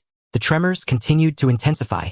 Buildings around them began to sway, and many started to collapse, leading to casualties. Several buildings near the bomb shelter also crumbled. However, when Xiao Ran had chosen the bomb shelter as his safe haven, he had already carefully observed the area. There were no tall structures nearby, and even if they all collapsed, they would not affect the shelter. Moreover, the bomb shelter itself was extremely sturdy, and Xiao Ran had spent 8 million to reinforce it. As long as the earthquake intensity did not exceed magnitude 7, it would remain secure. Drawing on his experience from his past life, Xiao Ran knew that the earthquake's intensity would be between magnitude 6 and 6.5. The shelter he had modified could easily withstand it. As for the earthquake's range, or rather, there was no need to speak of its coverage, for the entire Blue Star was quaking. It was hard to imagine what kind of force could trigger such a massive earthquake across the whole planet. How much energy would it take to achieve this? Even if all of humanity's existing superweapons were deployed, it would likely be impossible. The earthquake lasted about an hour. Xiao Ran could only observe the nearby situation through the surveillance feed. What exactly was happening in Luo City, he did not know. But he knew the true catastrophe was not over yet. Just as in his past life, once the earthquake ended, the Luo City authorities quickly responded, dispatching numerous rescue teams to carry out operations throughout the city. Since the entire Blue Star had suffered the earthquake, every city was preoccupied with its own affairs, so Luo City could only rely on its own resources.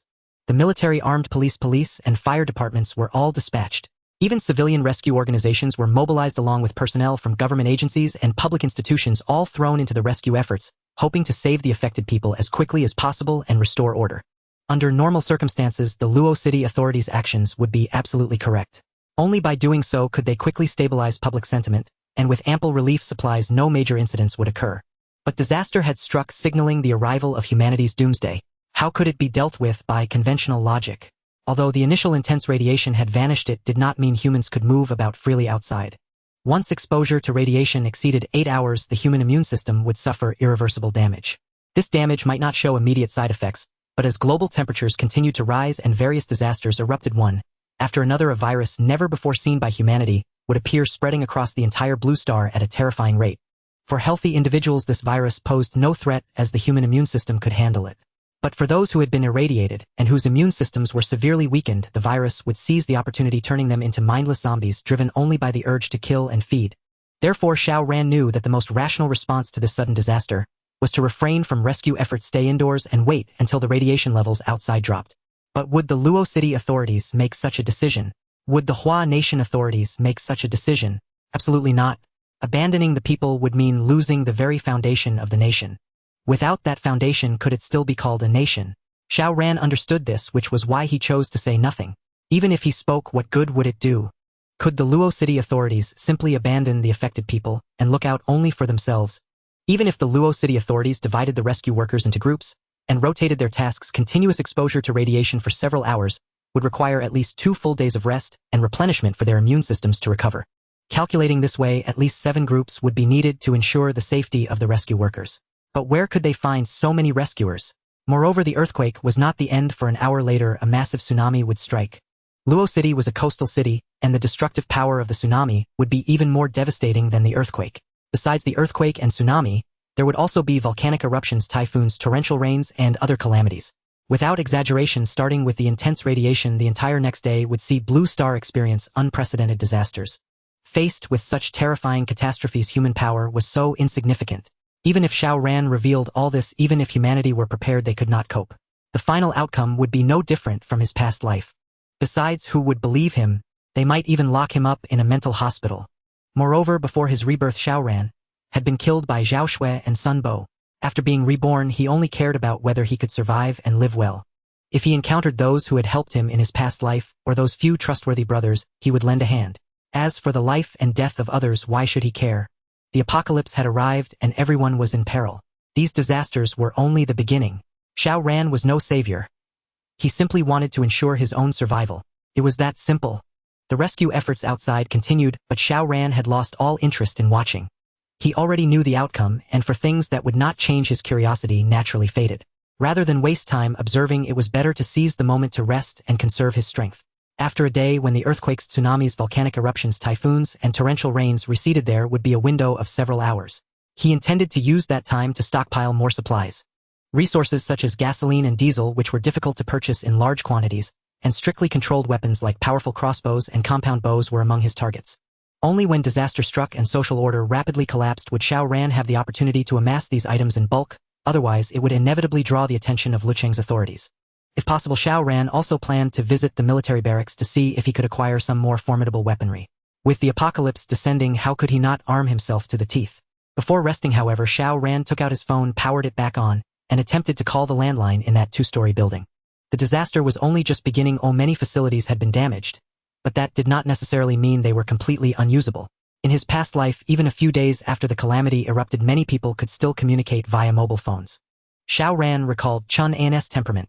Though the guy usually seemed unreliable, he was actually quite warm-hearted. If Chun An had gone to the renovated 2-story building, he would likely have avoided injury in the earthquake. But if he didn't know what was happening and saw others in trouble, he would probably go out to help. In his past life, due to the earthquake, both he and Chen An had been trapped in the internet cafe, thus avoiding the high-intensity radiation. But if Chun An went out to join the rescue now, he might turn into a zombie before long. So Xiao Ran had to call and confirm. If Chun An could answer the phone, he would find a way to stop him from going out. If Chun An didn't answer, then there would be no need to agonize. The phone rang several times, and just as Xiao Ran was about to give up, someone finally picked up. "Hello, Huff. I'm here. Where's Xiao Ran?" Xiao Ran's heart immediately relaxed. Chun An had not let him down. But he couldn't let his guard down just yet. Xiao Ran activated the voice changer again. "Xiao Ran is with me. If you want him to live, do exactly as I say. Go to hell. What kind of time is this for kidnapping? I warn you. If warnings worked, why would I bother calling you? Cut the crap. I might call you anytime, and if you don't answer within 10 seconds, Xiao Ran will be in trouble. What the hell do you want?" Xiao Ran let out a cold laugh, turned off the voice changer, and put on a terrified expression. "Chun An, save me. Help." The voice cut off abruptly, and Xiao Ran turned the voice changer back on. "Remember what I said. Don't disappoint me." Click. The call ended. Chan An stood frozen, momentarily unsure of what to do. If there had been no earthquake, he could have called the police. But the earthquake had already struck and the situation appeared dire.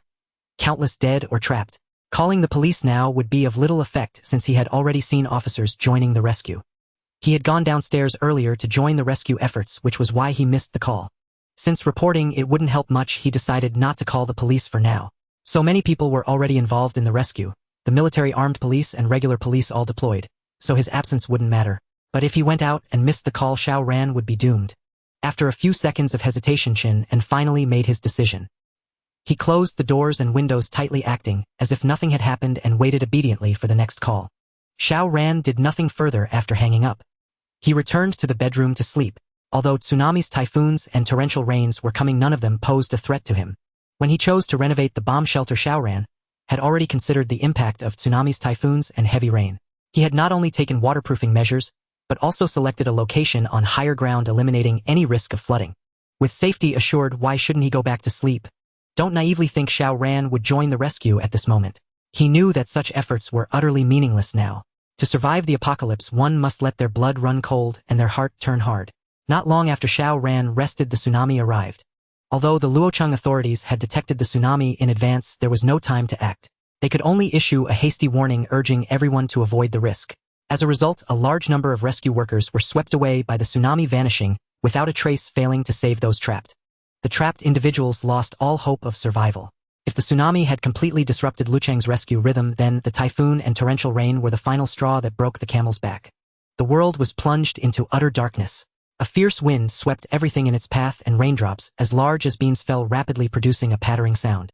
Cries for help echoed continuously, but no one had the strength to rescue anymore. In the face of nature's terrifying might, humanity was so insignificant.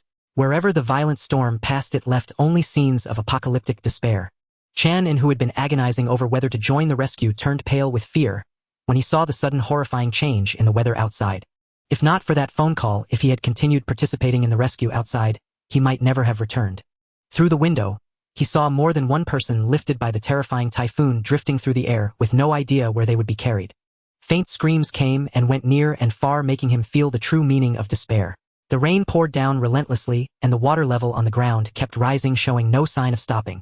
Chen watched as rainwater flowed into a roadside hole inside which 3 people were trapped. Earlier he had tried to rescue them but had been powerless. Now the rainwater quickly filled the hole, and those 3 had no chance of survival. At the thought, Chen's face turned even paler, and he turned away, unable to bear the sight. Similar scenes unfolded across Luocheng, across Huagua, and even across the entire Blue Star. Countless people perished. This was a disaster that swept the whole of Blue Star. A catastrophe beyond human resistance, one that pushed humanity to the brink of extinction. Those fortunate enough to hide watched the terrifying scenes outside, their hearts filled with fear and unease, praying for the disaster to pass quickly. But they did not know that these calamities were merely the beginning. The jarring alarm clock rang, and Xiao Ran sat up from his bed. Glancing at the time, it was already 8 o'clock in the morning on March 16th. He had set this alarm in advance, knowing that the tsunami and typhoon would recede during the night, the torrential rain would cease around 8 in the morning, and the terrifying virus outbreak wouldn't occur until roughly 4 in the afternoon. 8 hours. This was the brief respite the apocalypse granted humanity, and the opportunity Xiao Ran had to seize. The typhoon, tsunami, and torrential rain had ravaged the entire night, submerging Luo City. The floodwaters would take time to recede, so the time truly left for Xiao Ran to act was limited. Now he needed to eat, replenish his strength, organize his gear, and set out once the water level dropped a bit. Having prepared a month in advance, his breakfast was quite lavish. 2 tomahawk steaks, 2 eggs, 3 slices of bread, and a glass of milk. It couldn't be more satisfying. Due to the various disasters, the city's power supply had been completely cut off. However, Xiao Ran had started the diesel generator the night before to ensure electricity for the frozen and fresh storage rooms, preventing the food inside from spoiling. The apocalypse had already arrived, yet Xiao Ran still used electricity for the frozen and fresh storage rooms, a testament to his extravagance. Of course, this was temporary. No one understood better than Xiao Ran how precious electricity was in the apocalypse, so he hadn't hoarded too much food requiring freezing or refrigeration. His primary task for this outing was to bring back enough diesel to ensure the shelter's power system remained functional. After breakfast, Xiao Ran turned on the monitor to check the outside situation. Outside the shelter was a vast expanse of water. If not for his excellent waterproofing measures, even the shelter's high elevation would have been flooded. Waiting until 10 in the morning, the water level outside finally receded to the ground, revealing the original surface. Xiao Ran took out a map, reconfirmed his route, organized his gear, put on a radiation suit, and stepped out of the shelter. The nearest gas station to the shelter was to the west, about 2 kilometers away, but Xiao Ran headed east instead as he needed to find a fuel tanker. He had already investigated the tankers. To the east of the shelter was a convoy that included 3 fuel tankers.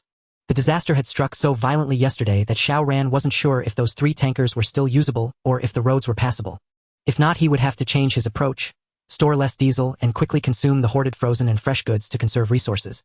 The farther east he went, the more grim Xiao Ran's expression became. Though the water had receded, the road was muddy, littered with gravel and broken bricks. The surface was severely cracked with large pits in some places. Many roadside buildings had completely collapsed and some sections were entirely blocked. Along the way, Xiao Ran saw numerous bodies. Some buried in rubble, others lying by the roadside, and some not even intact. Anyone else would have been terrified by the sight, but Xiao Ran was mentally prepared. In his past life, he had witnessed scenes far more horrific. When a disaster beyond human resistance strikes, no one can be a savior, not even a reborn Xiao Ran. He quickened his pace, for his time was truly limited. 20 minutes later, Xiao Ran arrived at the transport convoy and quickly found the 3 fuel tankers. Upon inspection, only one was still functional. That was the one piece of good news. The lack of keys was no obstacle for Xiao Ran. In his past life, he had often started cars without keys. But just as he ignited the engine, he heard some noise nearby. 2 men emerged, each holding a steel pipe blocking Xiao Ran's path. Bro, isn't this a bit shady? Xiao Ran was slightly surprised, mainly because he hadn't expected any survivors at the convoy after such a sudden and prolonged disaster. The convoy's location wasn't elevated, and the only building was an old 2-story structure. Even if people survived the earthquake, they would still face the tsunami, typhoon, and rain. Survival was indeed difficult. Xiao Ran jumped down from the vehicle and appraised the 2 men. Both were in their 30s, tall and burly with fierce expressions. More importantly, the steel pipe in one man's hand was stained with blood. Something was wrong. Xiao Ran immediately grew alert. The 2-story building hadn't collapsed. If they had taken shelter inside during the typhoon, tsunami, and rain, they should have been safe. But the blood on the pipe, what did that mean? Were there others here? Having witnessed the vileness of human nature in the apocalypse, Xiao Ran sensed trouble and placed his right hand on his waist. I'm asking you a question. Why are you stealing our vehicle? Who sent you? Help! Help! A faint voice came from the 2-story building. The men's expressions instantly changed, a glint of malice flashing in their eyes. Exchanging glances, they lunged at Xiao Ran without warning. The disaster had struck suddenly yesterday, causing severe consequences, but the duration was too short for survivors to suffer from hunger or thirst. So the 2 men charged swiftly, raising their steel pipes high to smash down on Xiao Ran's head. Bang! Bang! 2 gunshots rang out. Both men were hit in the forehead, their eyes wide with shock as their bodies slowly crumpled to the ground. Why did he have a gun? Xiao Ran snorted coldly. Trying to bully him? You're far from qualified. Xiao Ran hadn't intended to kill. He had turned dark, not bloodthirsty, and since social order hadn't completely collapsed, he needed to keep a low profile when necessary. But these 2 had harbored malicious intent and dared to attack him. In his past life, Xiao Ran had performed quite admirably in the apocalypse, except for being Zhao Xue's devoted follower. So when it was time to act, Xiao Ran didn't hesitate. The system's prompt sounded, granting him 120 resource points. An unexpected surprise. Killing after turning dark also yielded rewards. Indeed, being dark meant opposing everyone, making them feel pain. As for the reason, none needed. Xiao Ran glanced at the 2-story building. The intermittent cries for help had come from inside, but after the gunshots they ceased. After a moment's hesitation, Xiao Ran walked over. Upstairs he discovered that while the 2-story building hadn't completely collapsed, its internal structure was damaged. At least 3 walls had fallen, trapping a woman beneath one of them.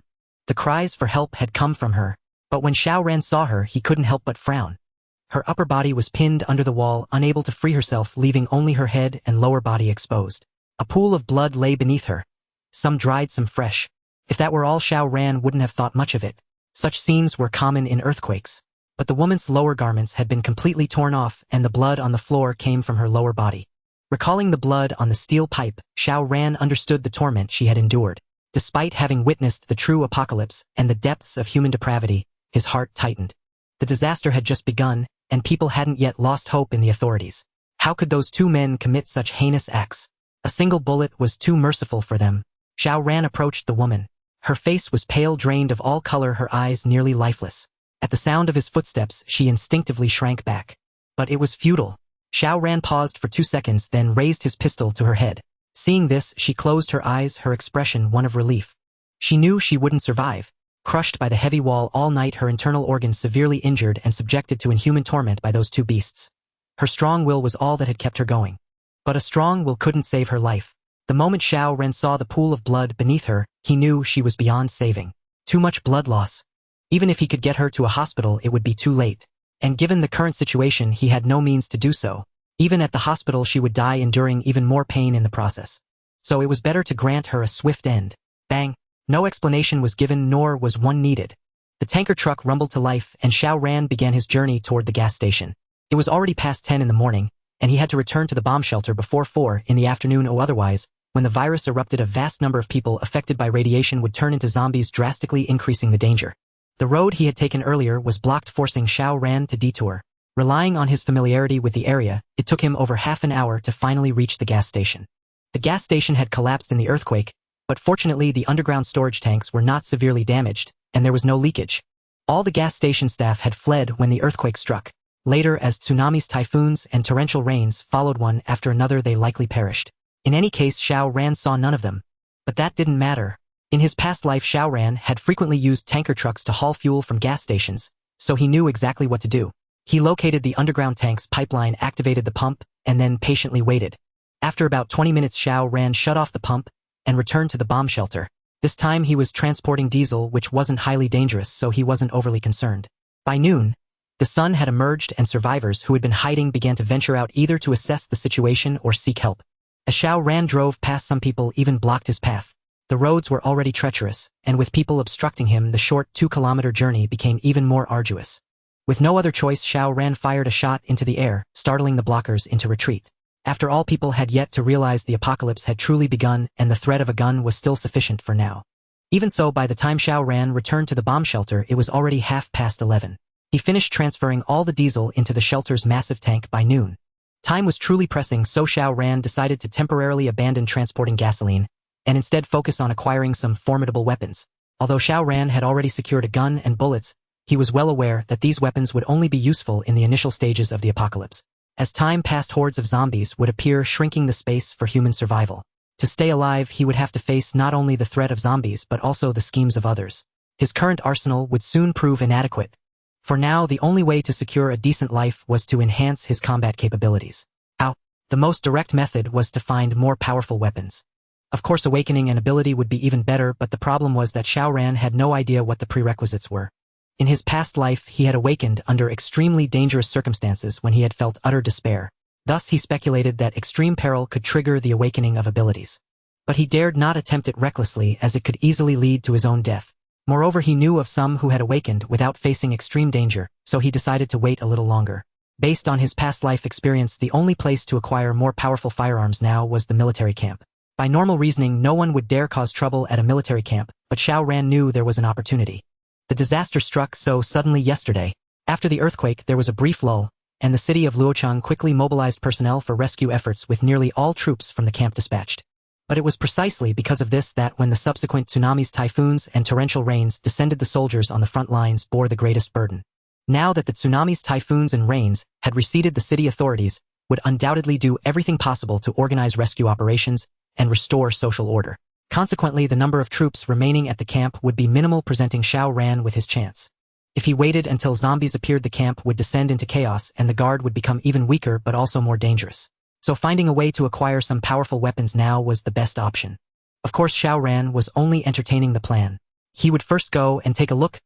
If circumstances didn't allow, he would abandon it.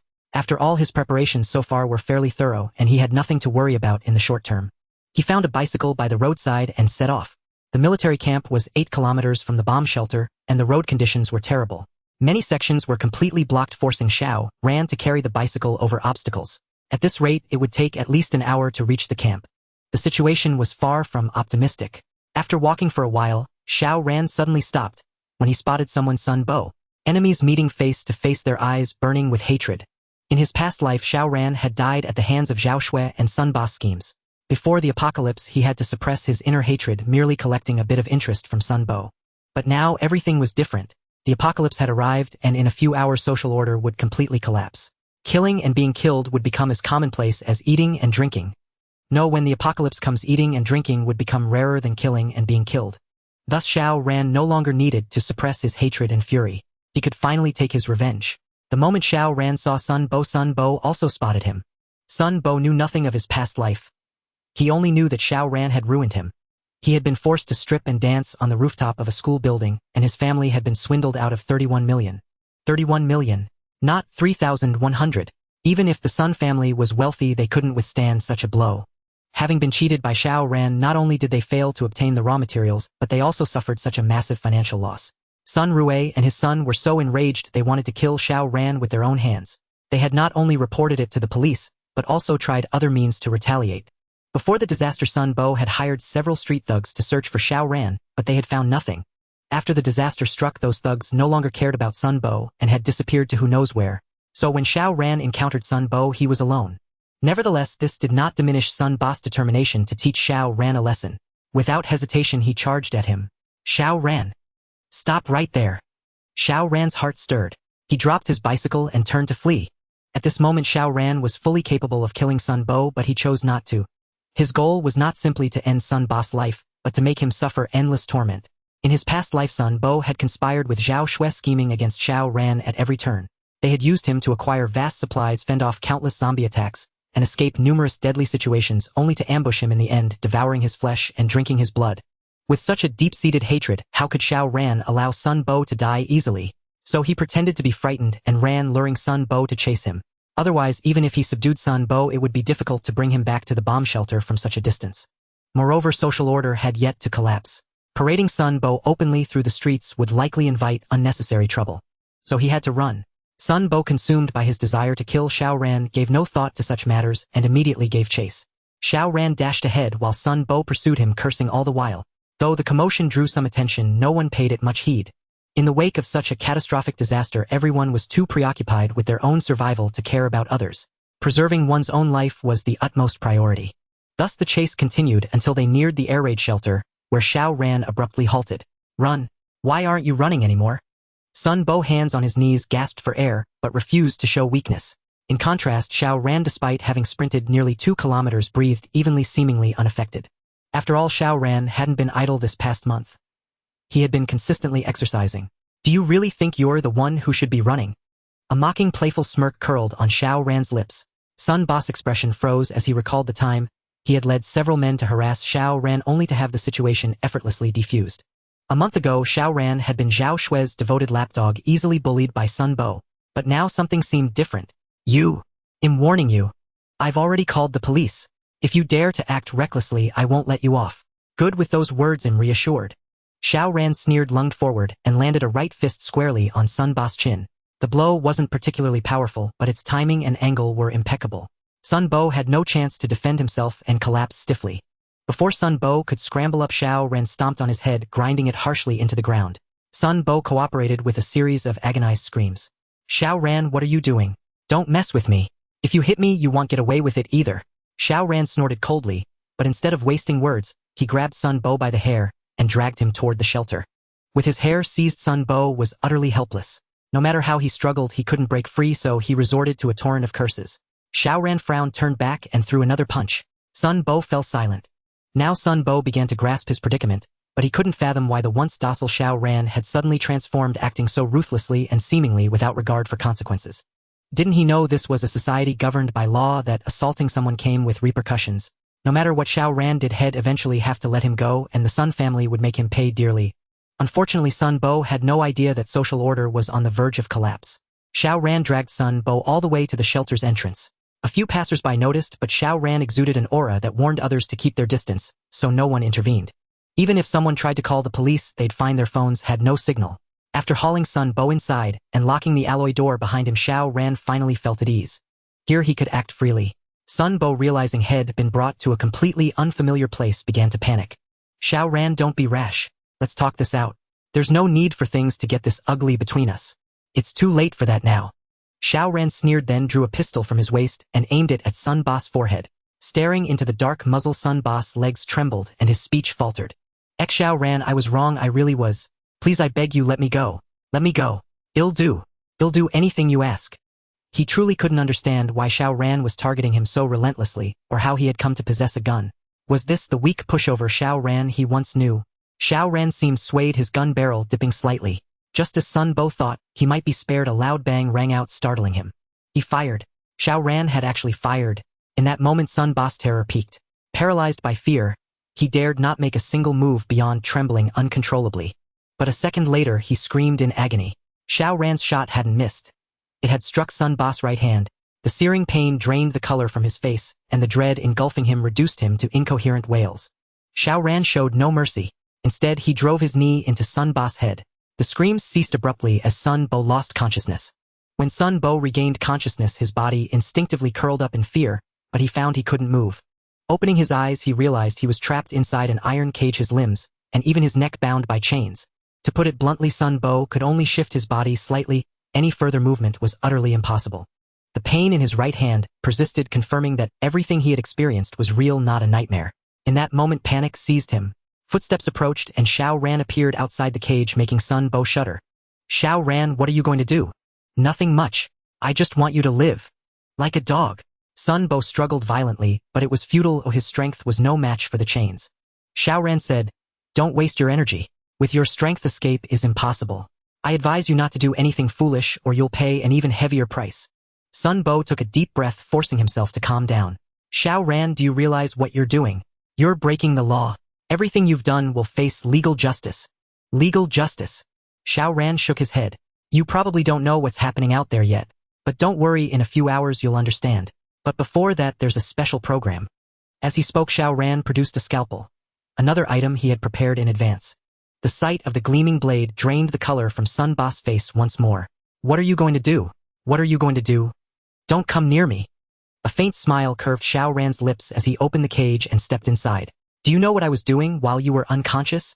I was reading a battlefield medical manual. It detailed how to perform amputations in emergencies. Your right hand has been shot and can't be saved. To prevent the wound from worsening, I have no choice but to cut it off myself. Don't worry, I studied it carefully for 20 minutes and am well prepared.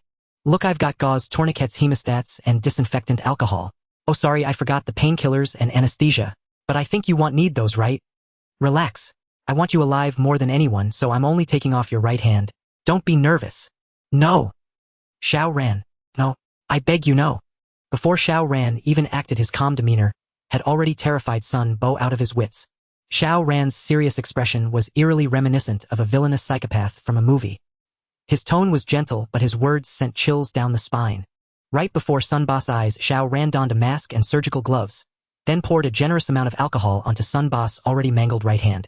The excruciating pain of alcohol on an open wound needed no description. Sun Bo screamed and thrashed, but it was futile. The chains held him fast. Don't move. I'm starting now. Xiao Ran truly began. The scalpel descended precisely onto the joint of Sun Ba's right wrist and blood flowed. Overwhelmed by terror, once more Sun Bo struggled, frantically spewing curses. Xiao Ran. I'll fucking kill you. I won't let you get away with this. I'm going to kill you. I'll kill you. Ah. But soon his curses turned to pleas. Let me go. Let me go. No. No, my hand. Please. I beg you. I'm begging you. Unfortunately, Xiao Ran was utterly focused on the surgery, undisturbed by any distraction. A minute later, Sun Bo had no strength left even to beg. His eyes went vacant and his head lolled to the side as he fainted again. Surgery without any pain relief was beyond what an ordinary person could endure. Seeing Sun Bo faint, Xiao Ran felt somewhat disappointed. He poured a basin of cold water over Sun Ba's head, and Sun Bo immediately woke up. To prevent Sun Bo from fainting again from the pain, Xiao Ran injected him with a small amount of anesthetic, enough to dull the pain, but not render him completely numb. Awakened, Sun Bo saw the scalpel in Xiao Ran's hand, still poised at his wrist joint. Trembling with fear, he wet himself as an unknown liquid trickled down his legs. Xiao Ran grimaced in disgust and continued the surgery. Sun Bo seemed resigned to his fate, ceasing his struggles, curses, and even pleas for mercy, merely turning his head away. He did not want to watch his right hand being severed, even if it was already mangled. But Xiao Ran reached out and forcibly turned his head back. You must watch, and you cannot blink. Otherwise, Xiao Ran had ways to make Sun Bo endure even greater agony. Thus Sun Bo was forced to watch as Xiao Ran meticulously severed his right hand at the wrist, handling the process with such care, as if he were truly acting in Sun Ba's best interest. But Sun Bo knew in his heart that Xiao Ran was a pervert, an utter degenerate. Out in the world, he would be a serial killer without a doubt. Soon the surgery ended. Xiao Ran carefully bandaged the wound with gauze, and gave Sun Bo anti-inflammatory pills to prevent infection. Additionally, Xiao Ran moved the chain lock to Sun Ba's right elbow joint, effectively immobilizing the injured arm to aid recovery. Of course, this still left Sun Bo unable to move or escape. Afterward, Xiao Ran used a hose to wash away the blood and filth from the iron cage. Then, in front of Sun Bo, cleaned the severed right hand. You've just had surgery and need to eat well to recover, preferably some meat. What do you think? Sun Bo remained silent, still lost in the shock of losing his right hand. Xiao Ran paid no mind and continued. To help you recover quickly, I'll make you some barbecue. It's not much, but you must finish it or the wound won't heal properly. Then Xiao Ran took 2 iron skewers, impaled the severed hand, brought out a grill lit a fire before Sun Bo, and placed the skewers on the grill. Don't rush. It will be ready soon. Sun Bo's eyes widened as a wave of nausea surged and he vomited violently. Pervert. An absolute monster. He had never imagined that Xiao Ran could be more terrifying than the sadistic killers in movies. Xiao Ran let out a low chuckle but never paused his actions. You don't understand the situation yet, which is why you react this way. In at most 2 hours this world will change completely. Then people will fight over a morsel of food, even resorting to murder. You can't grasp this now, but don't worry. It'll make you understand. So I won't clean up your vomit. In a few days you'll need it. With that, Xiao Ran flipped the skewers one last time and used the key to unlock the chain on Sun Bo's left hand. The chain on his left hand was removed, but the others remained, ensuring Sun Bo couldn't break free yet, could still reach things to avoid starving. Xiao Ran did this because he knew well what desperate acts hunger could drive a person to. He intended to torment Sun Bo this way, shattering his psyche and breaking him completely. As he stepped out of the iron cage, Xiao Ran heard the system notification. For torturing Sun Bo, he had earned a full 1,000 resource points. Effort truly paid off. Xiao Ran was delighted. With Sun Bo in his grasp, Zhao Xue was next. He eagerly anticipated Zhao Xue's reaction when she was captured, and saw Sun Bo tortured beyond recognition. After taking a hot shower in the bathroom, Xiao Ran turned on the computer to check the surveillance. It was now 2:20 p.m. with just over an hour until the virus fully erupted. There was no time left for Xiao Ran to venture outside again unless it was absolutely necessary, like capturing Zhao Xue. Otherwise, Xiao Ran preferred to stay hidden in the bunker, focusing on strengthening himself, ideally awakening an ability. After running around all day and performing surgery on Sun Bo, Xiao Ran felt tired. He rewarded himself with a hot pot meal complete with iced cola. The rich aroma of the hot pot lingered, despite the bunker's ventilation system. When the scent drifted to the iron cage where Sun Bo was held, he, having endured both physical and psychological trauma, suddenly opened his eyes and couldn't help swallowing. He hadn't eaten since the disaster began yesterday. Without the smell of hot pot, he might have held on, but the enticing aroma was unbearable. Moreover, Xiao Ran had indeed prepared food for him. Sun Bo was torn. To eat or not to eat. Xiao Ran couldn't care less about Sun Bo's reaction. He just wanted a good meal. At 4:00 p.m., he returned to the computer to check the surroundings via the bunker's surveillance cameras. The full-scale viral outbreak didn't start everywhere at once. It began in coastal cities before spreading inland. In his past life, research suggested the virus was released when solar anomalies caused Earth's temperature to spike, melting polar glaciers that had trapped the pathogen for eons. The virus first entered the oceans, then spread across the globe via currents. Coastal cities were the first to be affected, and it quickly engulfed the world, plunging humanity into despair. Crucially, the virus was incredibly resilient. Even after being sealed in ice for millennia, it retained powerful transmission capabilities once the glaciers melted. Despite the rising temperatures on Earth, the virus remained active, relentlessly turning humans into zombies. Had the human population not dwindled rapidly and more awakened individuals emerged, Xiao Ran suspected humanity would have been utterly annihilated by this terrifying virus. In Luo City, the port was the first to be affected. The port had endured earthquakes, tsunamis, typhoons, and torrential rain, forcing most people to evacuate. But after some recovery, the city authorities dispatched many workers for rescue operations as the port held vast supplies. Especially critical during the disaster. The rescue workers were toiling away when they suddenly heard strange noises. Looking up, they saw many of their colleagues undergoing horrifying transformations. Their eyes were vacant, bodies contorted unnaturally, and guttural sounds escaped their throats. As others stared in shock, they let out roars and lunged at those nearby. The zombie apocalypse had begun. After witnessing the outbreak of the zombie virus, Xiao Ran shut down his computer, for he knew exactly what a human tragedy would unfold. The virus struck and spread with terrifying speed. A person who seemed perfectly normal one moment could transform into a zombie, the next attacking everyone around them. Those fortunate enough not to turn fled for their lives, yet many as they ran were infected by the virus and assimilated into the ranks of the undead. This was precisely why Xiao Ran refused to venture out at such a time. Under these circumstances, he could not trust a single soul. It was not a matter of trust between people, but rather the impossibility of predicting whether the person beside you would suddenly become a zombie and attack. In comparison, waiting a day or two after the virus outbreak to go out might actually be safer, for those who remained human were often those with sufficient immunity, unlikely to turn unless unforeseen circumstances arose. Thus Xiao Ran ceased observing the outside world, and instead headed to the gymnasium, where he practiced a set of boxing techniques with deliberate precision. Strictly speaking, this was not a complete martial art, but rather a fragment he had secretly learned from a traditional martial arts master in his past life. Back then he had witnessed that master effortlessly slay zombies, rivaling even awakened ability users. Seizing the opportunity while the master practiced at dawn, he managed to observe twice and committed this incomplete set of techniques to memory. Traditional martial arts were steeped in sectarian secrecy. Even in the apocalypse, without a proper chance, Xiao Ran could never have received direct instruction, so he had to explore and learn on his own. Through relentless battles, he gradually came to appreciate the benefits of this boxing technique and persisted with it. After his rebirth, he never slackened practicing the set every day without fail, no matter how busy he was. Over time he gained profound insights into this incomplete technique, and the more he practiced the more he marveled at its subtlety and brilliance. Regrettably, he never had another chance to meet that martial arts master again, nor did he ever obtain the complete set of techniques. Based on his understanding, this boxing technique seemed to be inspired by the movements of apes. After consistent practice, Xiao Ran became agile, sharp-eared, keen-sighted, and quicker in reflexes than ordinary people. Thus he speculated that the master's technique likely resembled the 5 animal frolics, and he wished he could learn the entire system. After completing the incomplete set, Xiao Ran felt invigorated. He then devoted time to other forms of training, and finally he took out a long blade to practice his swordsmanship. This long blade was not purchased by Xiao Ran, as Lu Qing strictly regulated such weapons. Even if he could pull strings to buy one, its quality would be far from adequate for killing zombies. Therefore, during the renovation of the bunker, he asked the foreman to source some bearing steel, then paid to have it smelted and forged into this blade. He had spent a staggering 200,000 just for this blade. Although he knew it was not worth that much, he did it nonetheless to ensure his own safety. The long blade was inconvenient to carry, so he had not taken it with him before. But now, with the virus raging and zombies rampant, who would care if Xiao Ran had an extra blade in hand? Every survivor who dared to go out would likely wish for a powerful weapon. After practicing a full set of sword techniques, Xiao Ran washed up briefly and went to sleep. For the next 2 days, Xiao Ran did not leave the bunker. He stayed inside practicing boxing and swordsmanship, exercising, and occasionally checking the surveillance to observe the outside. When tired, he turned on the radio and managed to pick up some information from the outside world. As social order collapsed and various base stations were left unattended, the internet and mobile phones became useless. The only means of communication left for humanity were radios and telegraphs. This mode of communication had become somewhat alien to people, for before the collapse few had bothered to study such devices. But in this situation, owning a radio was a stroke of immense luck, and if one also had a telegraph and knew how to use it, that was even more fortunate.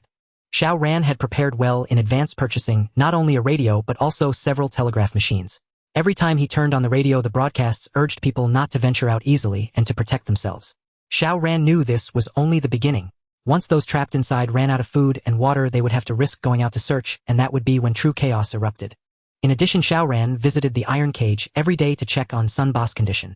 He had not provided Sun Bo with any food or water, and coupled with the blood loss from the surgery Xiao Ran had performed, Sun Bo now appeared extremely weak.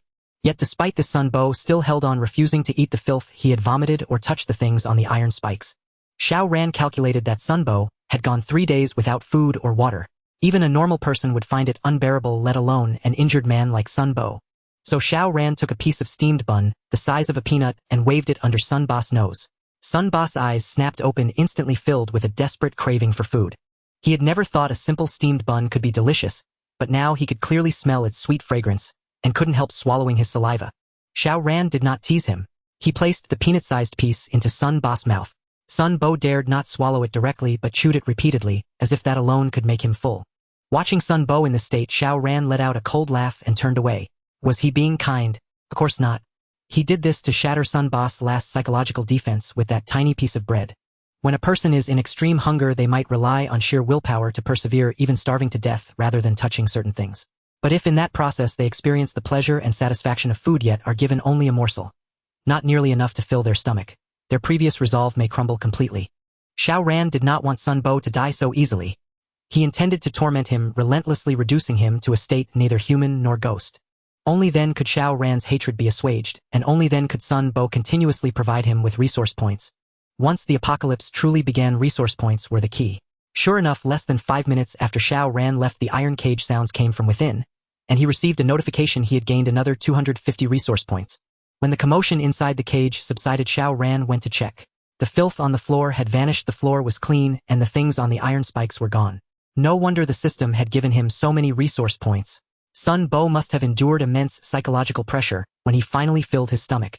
Since his rebirth, Xiao Ran had accumulated 2876 resource points. Even if he left the bunker, he could survive on these points for at least 100 days. But Xiao Ran had no intention of exchanging them for supplies, as he felt the system might have greater functions beyond merely keeping him from starving. The bunker still held plenty of supplies, enough to last him several years, so he decided to save the resource points for now and make decisions based on future circumstances. On March 18th, after breakfast, Xiao Ran habitually sat before his computer, opened the surveillance feed to check the outside, and discovered 3 figures at the entrance of the bomb shelter. Yes, they were humans, not zombies. Xiao Ran frowned. In this situation, he wasn't worried about zombies. They could never breach the shelter. But humans were a different matter entirely. Upon closer inspection, the 3 seemed familiar. After a moment's thought, he realized they were the workers who had labored on the shelter's renovation. Back then, Xiao Ran cared little about who did the work, only that it was done well. He rarely interacted with them, exchanging no more than a nod or a brief greeting. Thus, he didn't recognize them at first glance. But recognition mattered little now, for Xiao Ran knew their arrival boded no good. Everyone involved in the shelter's renovation knew how robust it was. Moreover, they had seen him stockpile vast supplies within. Now, with catastrophe upon them, zombies roaming and fear gripping all who wouldn't seek a safe haven. And so these 3 thought of the shelter and indeed came seeking it. Yet Xiao Ran remained unruffled. He knew the alloy door at the entrance was too sturdy for them to break from outside. He decided to ignore them, letting them exhaust themselves until they gave up. After all, zombies lurked outside. Any noise they made could draw the undead. But to his surprise, the 3 produced detonators. Detonators were not uncommon, especially for those who had long worked in construction. The alloy door was strong enough to withstand them, yet the trio brought out tools to drill into the wall, planning to blast it open. During the renovation, Xiao Ran had ensured the entrance wall was a meter thick, capable of enduring such blasts. But he didn't want to simply do nothing. If he ignored them, they'd return day after day to blast, and in a few days the wall would fail. He had to act. During the renovation, Xiao Ran had not only installed surveillance, but also a speaker near the entrance, allowing him to communicate with those outside. As the 3 prepared to strike, Xiao Ran activated the speaker. "Stop!" The 3 halted at the sound. The man in the middle recognized Xiao Ran's voice, glanced around, and quickly spotted the camera near the entrance. Having worked on the renovation, finding the camera was easy. "Boss Xiao. It's me. I warn you, don't use that thing in your hands or you'll regret it." Xiao Ran's tone was stern. Only the detonators kept him from being less courteous. "Regret?" The 3 were undaunted. "Boss Xiao, you're living it up inside while we brothers can barely survive out here. That's not fair, is it? Open the door, let us take shelter inside, and we 3 swear we won't harm you." Xiao Ran sneered inwardly. In the apocalypse, humans were the most pitiable, the most dangerous, and the least trustworthy. Never believe anyone's one-sided words, or you might plummet into an abyss. Suppressing his anger, Xiao Ran asked, "I paid to renovate this place and bought all the supplies. Why should I let you in?" "Why?" The man in the middle weighed the detonator in his hand and let out a cold laugh. "Boss Xiao, we're all smart people. You renovated this place a month early and hoarded so much. You must have known something, right? That's shady of you. Knowing such a disaster was coming, you didn't tell us and we lost everything. You've hoarded so much you can't finish alone. Sharing some with us is only right, isn't it? Don't be so stingy or you might end up with nothing." Xiao Ran laughed in spite of himself. He hadn't expected such bandit logic delivered with a sanctimonious air that was utterly nauseating. "Are you sure you want to come in?" "Of course." The 3 brightened at his seeming concession. "Don't worry, Boss Xiao, we're good people. We won't hurt you. We'll even protect you. See those zombies out there? If they come, you can't hold them off alone." Xiao Ran sneered inwardly, but agreed aloud, covertly checking the gun at his waist and strapping a knife to his leg. The knife, forged from bearing steel, was sharp and sturdy. He hadn't wanted this, but these 3 were clearly unreasonable. They left him no choice. With a creak, Xiao Ran opened the alloy door from inside. The 3's joy was unmistakable, but behind their delight, they instinctively hid their hands behind their backs. In the apocalypse with zombies rampant, no one ventured out without weapons. They had come armed with crowbars, steel spikes, and hammers. As the door opened fully, Xiao Ran saw their wariness. Feigning fear, he stepped back, his face a mask of panic. "What? What are you doing? You said you wouldn't hurt me." Ignoring him, the 3 rushed in, their laughter cold. "Boss Xiao, you're too naive. No matter how much you've hoarded, it'll run out. We 3 already think it's not enough. Why should we keep you?" Pale Xiao Ran stammered. "But I bought all this. It's mine. You can't rob me."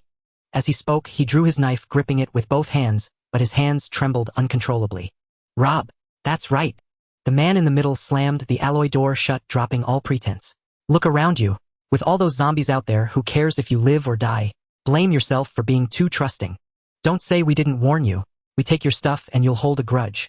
Maybe not today, but tomorrow you might try something. We're not taking that risk. Hey, race, a lesson for you: never trust anyone. Remember that in your next life. Before he finished, he swung his hammer. The other two showed no sign of stopping, their faces twisted in grins, as if anticipating Xiao Ran's skull cracking open. But they were disappointed. Bang! A gunshot rang out, striking the right hand of the man in the middle. With Xiao Ran's marksmanship, killing him outright at such close range was no challenge, yet he refrained. In his eyes, these three men had already become resource points.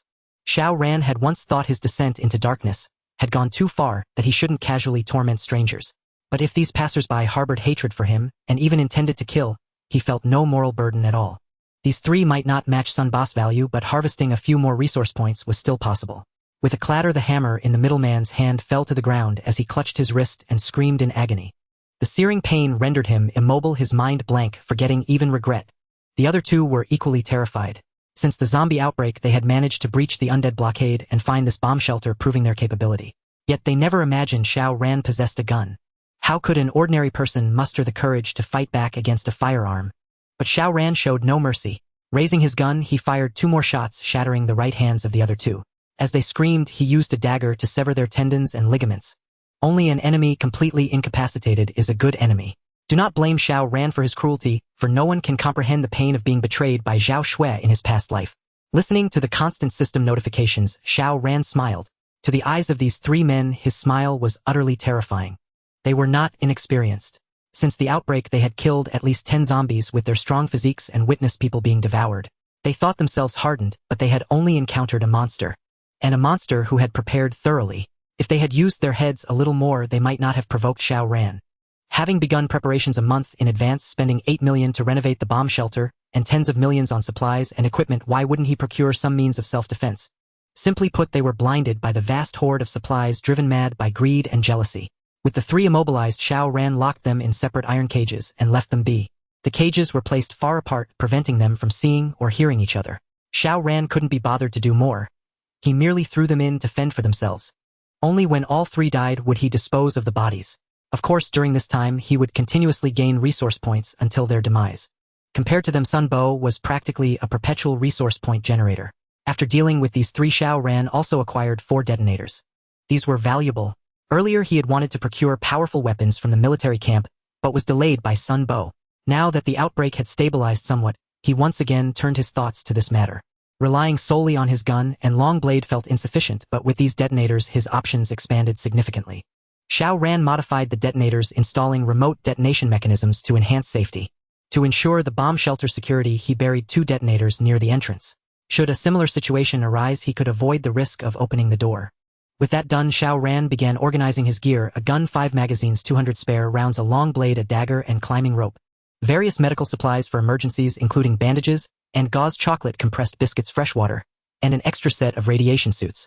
After packing everything into his backpack and donning the radiation suit, Xiao Ran checked the surroundings via surveillance. Only when assured of safety did he cautiously step out. According to his plan, he had to go out today, ideally to scout the military camp for more powerful weapons. The 3 men were merely a minor interruption. Times had changed. Xiao Ran chose to travel on foot, rather than by car or bicycle. Cars were too noisy, attracting hordes of zombies. Cycling left one vulnerable to ambushes, and the road conditions made it slow. After a quick orientation, he headed toward Fuguang Street. Barring accidents, Chun and should still be safe in the 2-story building on Fuguang Street. Having tested him earlier, Xiao Ran deemed Chun and reliable enough. Given the mission's danger, he intended to bring him along. Of course, if Chun and had ignored Xiao Ran's warnings, or knowing that Xiao Ran would die if not contacted, still went out, he would likely have become a zombie. If that were the case, out of respect for their 3 years as roommates, Xiao Ran would grant him a swift end. Drawing on his past lives' survival experience, Xiao Ran could accurately assess his surroundings from the slightest sounds. When passing zombie-infested areas, he tread lightly, ensuring not a single noise escaped. After turning zombies' vision severely degraded but their hearing and smell sharpened. Simply avoiding their sight was futile. The key was to silence oneself and mask body odor. Xiao Ran knew this well. The radiation suit not only blocked radiation but also effectively contained his scent. As long as he stayed quiet and avoided direct encounters, he was generally safe. Along the way, he spotted many zombies and of course humans fleeing from them, yet he ignored them all. What did the lives of others matter to him? Even well prepared, he couldn't claim to survive the apocalypse alone. Half an hour later, he finally arrived at the 2-story building's gate. The gate was locked tight and the reinforced walls kept the zombies at bay. Apart from some mess outside, nothing seemed amiss. Xiao Ran picked up a stone from the roadside and hurled it at the window. He wasn't worried about breaking the glass as he had replaced it all with tempered panes. Thud. The sound traveled some distance. Xiao Ran immediately went on alert knowing it would attract nearby zombies. True to his expectation, as the stone landed, he heard movement around him and silently drew his long blade. 10 seconds. He would wait only 10 seconds. If Chun and didn't appear and open the door within 10 seconds, he would leave and never return. Xiao Ran genuinely wanted a reliable teammate, but he wouldn't waste time on it. A dependable partner was rare but not essential. In his past life he survived 5 years with Zhao Xue as a burden. Without her he could have fared even better, so whether to seize this opportunity was entirely up to Chun and 10, 9, 3, 2, 1. As the 10-second countdown ended, the zombies drew near. Xiao Ran cast a glance at the window of the 2-story building, but there was still no movement within. A flicker of disappointment stirred in his heart, yet his body did not hesitate for a moment as he turned and fled. The nearby zombies, already drawn by the sound of stones striking the window, grew even more excited upon hearing footsteps quickening their pace as they surged forward. Xiao Ran knew the zombies' weaknesses, but he was also well aware of their ferocity. With a sudden burst of speed, he leaped and scrambled onto the roof of a nearby single-story house.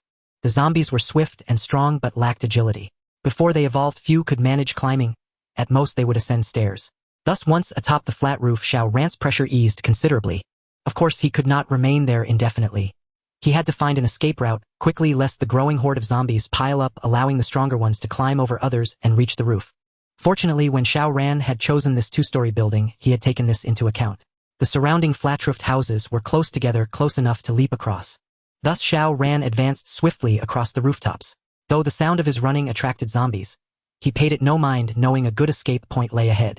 After covering over 100 meters, Xiao Ran leaped from the roof, grabbing hold of a window on a nearby 2-story building. Using both hands and feet, he quickly climbed up. This 2-story building had been abandoned for a long time, its ground floor entrance blocked. The zombies, with their low intelligence, could never move the obstacles aside, so they could not ascend. Once on the second floor, Xiao Ran immediately ceased all movement. As the sound vanished, the pursuing zombies lost their target and could only mill about below. After patiently waiting for a minute, Xiao Ran rose and casually picked up a stone, throwing it. The sound of the stone hitting the ground drew the zombies' attention, luring away a dozen of them. He repeated the tactic, and gradually the number of zombies below dwindled. When not a single one remained, Xiao Ran moved again.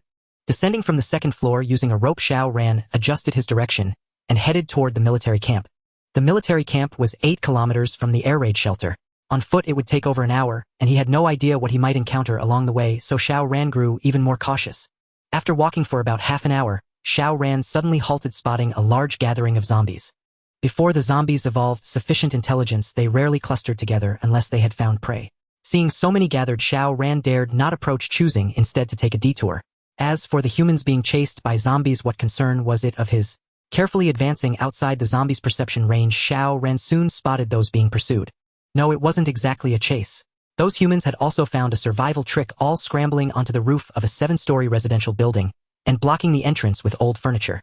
The zombies, with their extremely low intelligence, could only scratch with claws and bite with teeth. Breaking through the barricaded door was beyond them, but that didn't mean the people were safe.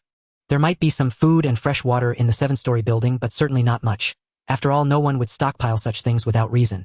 Moreover, most apartment doors were locked, and without proper tools they couldn't be opened. The food and water they could find would be even scarcer, barely enough to last a few days even with rationing. When supplies ran out, they would have to face the zombies again. Barring any miracles, most of those people in the building would die here, either killed by zombies or perishing in mutual slaughter. Xiao Ran shook his head and silently averted his gaze, but the corner of his eye caught sight of a figure. Zhao Hongyuan. In his past life, Xiao Ran had encountered this martial arts master. The incomplete fist technique he had learned was stolen from Zhao Hongyuan. Xiao Ran stopped again, staring at the 3rd-floor window for a few seconds, finally confirming that the person was indeed Zhao Hongyuan. After a brief moment of consideration, Xiao Ran changed direction, carefully bypassing the zombies to survey the area around the residential building. Yes, Xiao Ran was about to act. If he hadn't seen Zhao Hongyuan, he wouldn't have cared how many people were trapped in that building. But Zhao Hongyuan changed everything. Having benefited greatly from just a fragment of Zhao Hongyuan's fist technique, Xiao Ran knew that mastering the complete art would make him far more formidable. Moreover, in his past life when he encountered Zhao Hongyuan, the man not only possessed profound martial skills, but had also awakened an ability allowing him to effortlessly handle even 100 zombies. Though Xiao Ran had also awakened abilities in his past life, in a direct confrontation he was no match for Zhao Hongyuan. Based on his past interactions with Zhao Hongyuan, Xiao Ran knew he was a traditional martial arts master with deep-seated sectarian biases. Even in the apocalypse, he wouldn't easily pass on his fist technique. To legitimately obtain it, Xiao Ran would have to find another way. For instance, before Zhao Hongyuan realized his future potential, Xiao Ran could try to do him a favor, even save his life, thereby earning the chance to learn the complete technique. And Xiao Ran saw nothing wrong with this approach. His past life experiences had made his heart cold, even somewhat dark, but that didn't hinder his rationality. He was still weak, far from capable of surviving the apocalypse on his own, so he had to constantly strengthen his combat abilities. While the zombies had yet to evolve and were still easy to deal with, and while Zhao Hongyuan remained an ignorant survivor without his awakened ability, Xiao Ran would be a fool not to take advantage. After observing, Xiao Ran quickly identified the building behind the one surrounded by zombies. There was always a gap between residential buildings. For high-rises, the distance could exceed 50 meters, but for these two 7-story buildings, it was typically around 20 meters. This gap gave Xiao Ran ample room to maneuver. If he could reach the other building without alerting the zombies and set up a rope bridge, he could help those trapped escape. The question now was how to make the trapped people follow his lead. This was the apocalypse with a horde of zombies below. If anyone disobeyed or made a mistake, Xiao Ran could end up trapped here as well. While pondering, Xiao Ran crept toward the building behind. Just as he was about to enter the unit door, he stopped again. There were zombies inside. More than one. The movement habits of zombies are utterly distinct from those of humans. They often drag their feet, while walking, thus producing a peculiar scraping sound. Xiao Ran heard this sound and halted his steps, silently drawing his long blade ready for battle. Since he had already resolved to rescue Zhao Hongyuan and his companions, he could not retreat just because of a few zombies. Moreover, in his past life, Xiao Ran had slain an incalculable number of zombies. When it came to experience in dealing with them, if he claimed second place, no one dared to claim first. Since Xiao Ran had detected the zombies first, he naturally held the absolute advantage. Carefully, he removed the hood from his radiation suit, granting himself a broader field of vision and sharper hearing. In combat with zombies, one must never let down their guard or they might lose their life. Guided by the distinctive sound of the zombies' footsteps, Xiao Ran pinpointed their location and crept in cautiously. Before the zombie could react, he thrust his long blade with lightning speed, striking straight through the head of the creature lurking at the corner. In his past life, Xiao Ran had used this method to slay countless zombies to the point where it had become muscle memory. Even after his rebirth, he had not slackened, so these movements came to him with effortless ease upon encountering the undead. He chose to thrust rather than slash because the motion required less amplitude and strength, though it demanded greater skill. Something Xiao Ran possessed in abundance. With a single fatal strike to the zombie, Xiao Ran swiftly extended his left hand to grasp its clothing, preventing it from collapsing and attracting more of its kind. Just as Xiao Ran was about to venture deeper into the building, he heard the system's prompt: "Host has slain a zombie. The apocalypse phase is now fully activated. The material supply depot is upgrading, completion time 2 hours." A surge of joy welled up in Xiao Ran's heart. He had suspected all along that the system's material depot could offer more than just food and fresh water, and now his intuition proved correct. He wondered what surprises the depot would unveil after 2 hours. Suppressing his inner excitement, Xiao Ran refocused on the present and continued his exploration. The sounds he had heard earlier indicated that more than one zombie lurked within. However, this was a residential building, and some zombies might be trapped inside rooms unable to break free. Facing such a scenario, Xiao Ran had no intention of provoking those confined zombies. After all, if left alone, they would eventually starve to death. The layout of the residential building was straightforward. The elevator had ceased operation, leaving only the stairwell as a viable passage. As he ascended, he noticed many apartment doors left wide open. Likely the result of humans fleeing in panic when the virus erupted, desperate to escape the pursuing zombies. Given this situation, Xiao Ran needed to conduct a thorough sweep to ensure no hidden zombie would ambush him during his subsequent operations. After several tens of minutes, Xiao Ran had inspected the entire building, slaying 5 zombies. Additionally, 4 more were trapped on the 3rd floor in a room unable to escape. Xiao Ran made his way to the rooftop, first observing the situation in the opposite building. Though the people trapped across the way were tense, they faced no immediate danger. Xiao Ran retrieved a stone cloth strips paper and a pen he had prepared earlier. He wrote a line on the paper, bound the stone and paper together with the cloth strips, then wrapped several more layers around them to muffle the sound upon impact. Aiming at a broken window on the 5th floor, Xiao Ran hurled the cloth-wrapped stone with all his might. Thud! The dull noise startled the people hiding on the 5th floor. They instinctively curled up, fearing a zombie assault. But after a few seconds of silence, they mustered the courage to investigate the source and discovered the stone wrapped in cloth. The message Xiao Ran had written on the paper was simple: "Don't make a sound. Stay quiet. I will toss a rope over, you can climb across." Upon reading the note, the person across immediately looked toward Xiao Ran. Xiao Ran waved at him and deliberately displayed the climbing rope he carried. Hope at last. Joy flickered in the man's heart, yet he did not act immediately. Instead, he handed the note to Zhao Hongyuan. Zhao Hongyuan was a martial arts master. With comparable physical capabilities, His combat prowess was undoubtedly the highest, giving him the air of a leader among the group.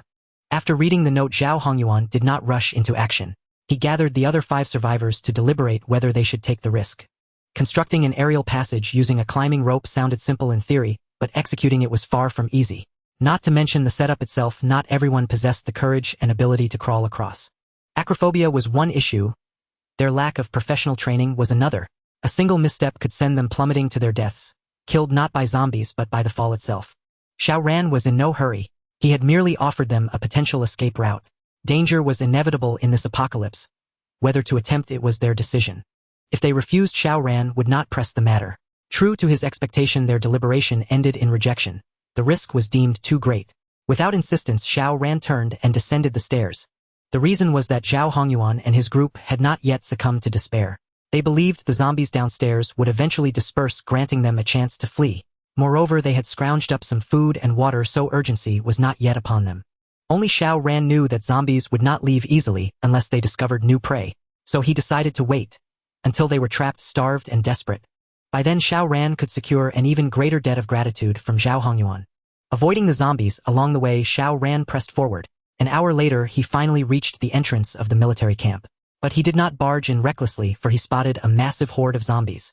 When the disaster struck, nearly all soldiers in the camp had been dispatched for rescue missions, leaving only a few behind to maintain operations. Later, as tsunamis, typhoons, and torrential rains descended, the number of afflicted civilians swelled. The camp's highest commander ordered the soldiers to vacate their quarters to accommodate the refugees. But this very decision meant the rescue soldiers received no respite. They continued their missions without rest, exhausted in both body and mind. Prolonged exposure to radiation coupled with the outbreak of the zombie virus turned nearly all of them into zombies in a short span. The civilians housed in the camp did not escape the fate either. Most transformed into zombies, while the few who remained human became prey. Perhaps a handful of survivors still held out within the camp, but its danger level was undoubtedly far greater than the outside world. As a reborn, Xiao Ran was well aware of the situation inside the military camp, which was why he dared not act recklessly. Of course, Xiao Ran would not retreat due to danger either. No matter how perilous it was, within he had his ways to cope.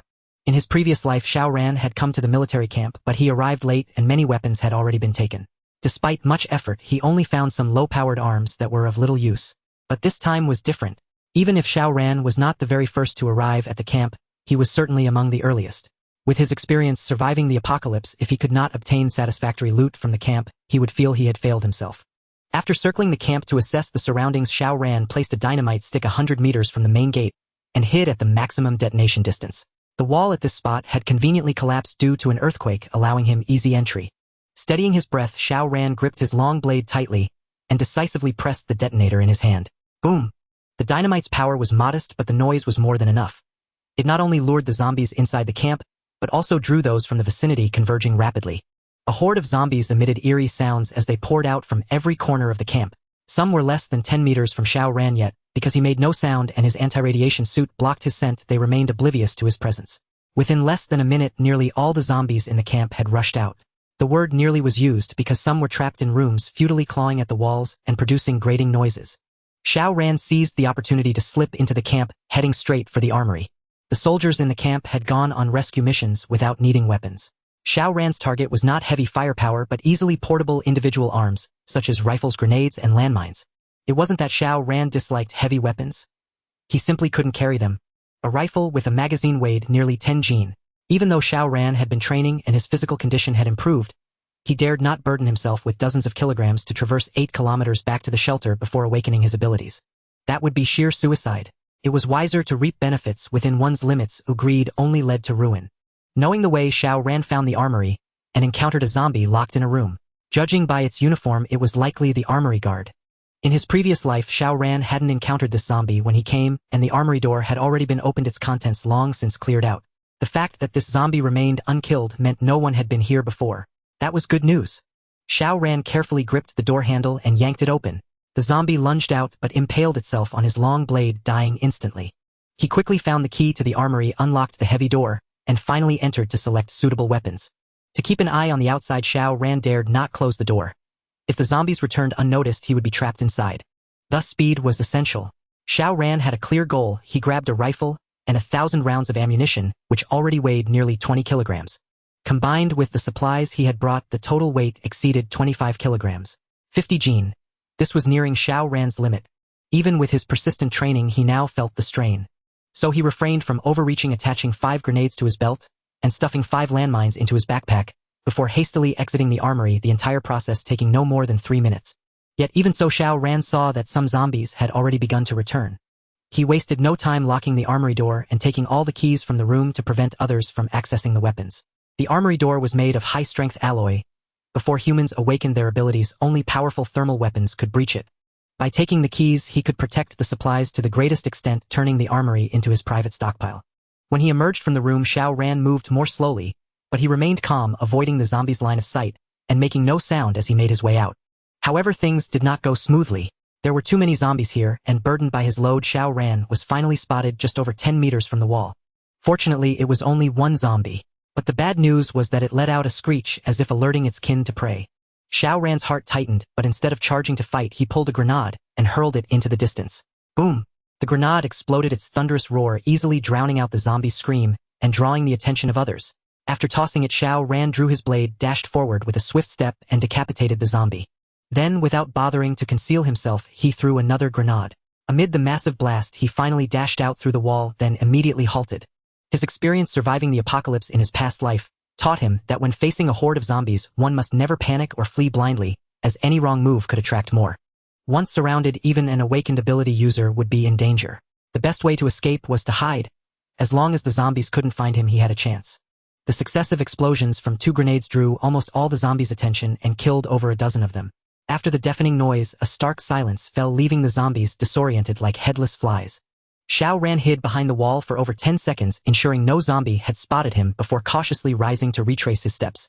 That had been perilous. A slightly slower reaction would have meant death. Even now, Xiao Ran was not safe, as the continuous explosions would attract nearby zombies. He had to be wary of those that might appear at any moment. If danger escalated, Xiao Ran would have no choice but to abandon the weapons he had just acquired. No weapon was worth more than his own life. Fortunately, luck was on his side thereafter. Those zombies kept approaching. Xiao Ran, relying on his extensive experience, detected them in advance, found hiding spots, and moved on only after they passed. The journey here had taken just over an hour, but the return trip consumed a full 3 hours. When Xiao Ran entered the shelter and sealed the alloy door, he finally exhaled in relief, dropping his heavy backpack to the ground and lying there ungracefully, panting heavily. Tonight he would feast. Beer, barbecue, and crawfish. Let the revelry begin. The skewers of lamb, sizzled as hot oil, dripped onto the glowing charcoal, their savory aroma wafting through the entire air-raid shelter. The crawfish in the iron pot continued to bubble, its tantalizing scent making mouths water. Xiao Ran switched to iced cola after just 1 bottle of beer, knowing that alcohol numbs the nerves and slows reflexes. Even though he was certain of his safe surroundings, he dared not let his guard down. Barbecue and crawfish paired with iced cola was a delightful combination, but Sun Bo, locked in an iron cage, was not so fortunate. Xiao Ran only gave him leftover crawfish shells and foot-washing water. It was either that or starve, no third option. Unaware that a zombie outbreak had occurred, Sun Bo believed the social order still stood. He was certain Sun Rue had noticed his disappearance and called the police, who would soon find and rescue him. Thus he had to survive. Only by living could there be hope. It was this hope of rescue that sustained Sun Bo even as he endured constant torment, refusing to give up. The 3 who had come to him voluntarily, however, lacked such tenacious will to live. Knowing of the zombie outbreak and the complete collapse of society, they realized that falling into Xiao Ran's hands meant no chance of escape. Moreover, Xiao Ran had no intention of letting them live. After locking them in separate cells, he ignored them, and they were now so weak from hunger they had no strength left. Within 2 days at most they would die. In truth, they should consider themselves lucky, for Xiao Ran did not torture them. Had they known of Sun Bo's plight, they would have been terrified. After dinner, a hot bath and lying down on a soft bed. Even in the apocalypse, Xiao Ran's quality of life had not noticeably declined. In fact, it was even more comfortable than before. In stark contrast were Zhao Hongyuan and his 5 companions. During the day, they had deliberated and rejected Xiao Ran's offer, choosing to stay and wait for the zombies to leave before escaping. But to their disappointment, only a small number of zombies had moved on. Over 100 remained clustered together, offering no chance for escape. Being unable to flee was one thing. At least the place was safe. But after a thorough search, they discovered a dire shortage of food and fresh water. The residential building had 14 apartments, 5 of which had their doors open, providing the main source of food and water. The other 9 apartments were locked, and without proper tools they couldn't break in. What's more, strange noises came from 4 of the apartments, confirming the presence of zombies inside. This made them even more hesitant to act rashly. By evening the 6 of them were thirsty, hungry, and exhausted, yet each received only one steamed bun and a small cup of salted water. For adults this was far from enough, but what could they do? Tonight they could still have a whole bun, tomorrow they might only get half. The severe lack of food and water was the greatest threat. Some already regretted not agreeing to Xiao Ran's proposal earlier. If they had escaped with him, they might not be suffering like this now. Zhao Hongyuan sat silently in a corner, lost in thought, sighing inwardly. As a master of martial arts, his agility surpassed ordinary people. According to Xiao Ran's escape plan, he had the highest chance of getting out, but with others opposed he dared not act alone. If someone tampered with the rope while he was using it to cross to the next building, he would fall to his death. At this point he truly dared not overestimate human nature. Such a golden opportunity wasted. Perhaps such a chance would never come again. Morning came and Xiao Ran woke up naturally without an alarm. Today he planned to visit the military camp again to bring back more weapons. Yesterday he had taken 5 grenades, using 2 for the escape, leaving only 3. That was far from enough, so Xiao Ran had to go again, perhaps several times. He would only stop when he felt he had sufficient arms. Before setting out, Xiao Ran checked the supply mall. After killing a zombie yesterday, the mall had upgraded, but he was too tired to inspect it then, so he put it off until now. With the upgrade, new exchange options appeared in the mall besides food and water, weapons and potions. Under weapons there were 7 choices: rifles, bullets, military crossbows, crossbow bolts, alloy blades, alloy daggers, and alloy shields. As for potions, besides common emergency medicines, there was an energy potion. After consumption, it could enhance physical fitness and immunity with an extremely low chance of awakening abilities. Seeing the energy potion, Xiao Ran became excited. As a reborn individual, no one understood better than him the importance of awakening abilities. Though the chance was slim, it was still hope. Far better than charging into a horde of zombies 7 times, risking his life for that faint possibility. The price was steep: 1500 supply points per bottle. Yet Xiao Ran didn't hesitate and immediately exchanged for 1. After all, Sun Bo was continuously providing him with supply points, and the 3 intruders from yesterday before starving to death should also yield a few hundred points. Upon obtaining the energy potion, Xiao Ran drank it at once, but felt nothing special, leaving him somewhat disappointed. Perhaps the potion's effects weren't instantaneous, but would gradually enhance his physique, or maybe he needed to intensify his training to fully unlock its potential. As for the extremely low chance of awakening abilities, needless to say, Xiao Ran's luck wasn't that extraordinary. For weapons, Xiao Ran spent 800 supply points on a military crossbow and 100 points on 50 crossbow bolts. When one's strength is insufficient, a military crossbow is no less effective than a rifle, especially since it allows silent ambushes, easily killing zombies without attracting others, making it undeniably the most crucial weapon for Xiao Ran at this stage. After a quick preparation, Xiao Ran set out with the military crossbow and various gear. Rifles were indeed powerful, but their main drawbacks were weight and noise. They lacked the agility of pistols and the stealth of crossbows. Unless truly necessary, Xiao Ran preferred not to use them. The zombies outside were not highly evolved yet, and a pistol could handle any danger, so Xiao Ran wasn't worried. On his way to the military camp, however, Xiao Ran made a detour past the residential building where Zhao Hongyuan and his group were. Xiao Ran was certain they wouldn't last more than 3 days, but to prevent any surprises he wanted to check. If things turned dire, he would have to intervene early. The zombies downstairs were still there, showing no signs of dispersing. Through the window, Xiao Ran spotted a few figures moving. From their actions he could gauge their condition. For now they hadn't reached the point of desperation, so Xiao Ran left without making a sound. With the experience of entering the military camp from yesterday, the second visit was much easier. After traveling for over an hour, Xiao Ran felt much more at ease than the day before. A steady stream of warmth surged through his body. This, he surmised, was the effect of the energy potion. Following the same method as yesterday, Xiao Ran used a detonator to lure the zombies out of the camp, then swiftly slipped into the arsenal. This time, instead of rifles and bullets, he took 30 hand grenades and 10 landmines. The mere weight of these items exceeded 20 kilograms, yet Xiao Ran still refrained from greed, opting for a steady and cautious approach. This live start was far superior to his previous one. Relying on past experience, he could live far better.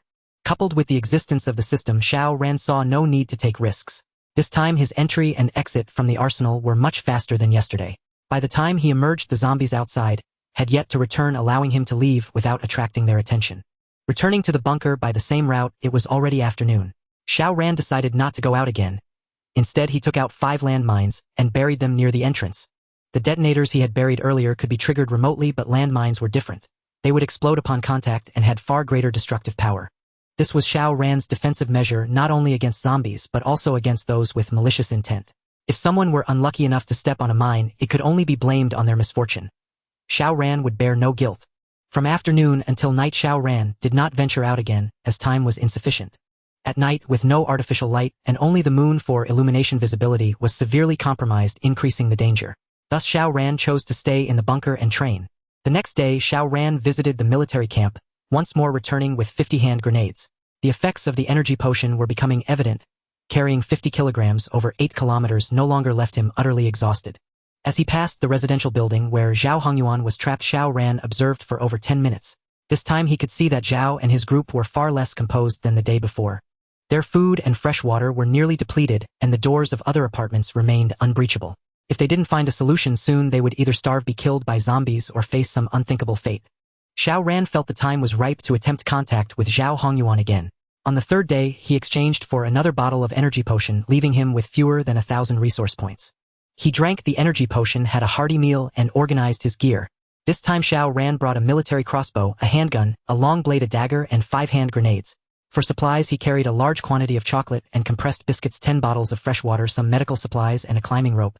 Together these items weighed around 30 kilograms, which was manageable for Xiao Ran, all fitting neatly into a hiking backpack.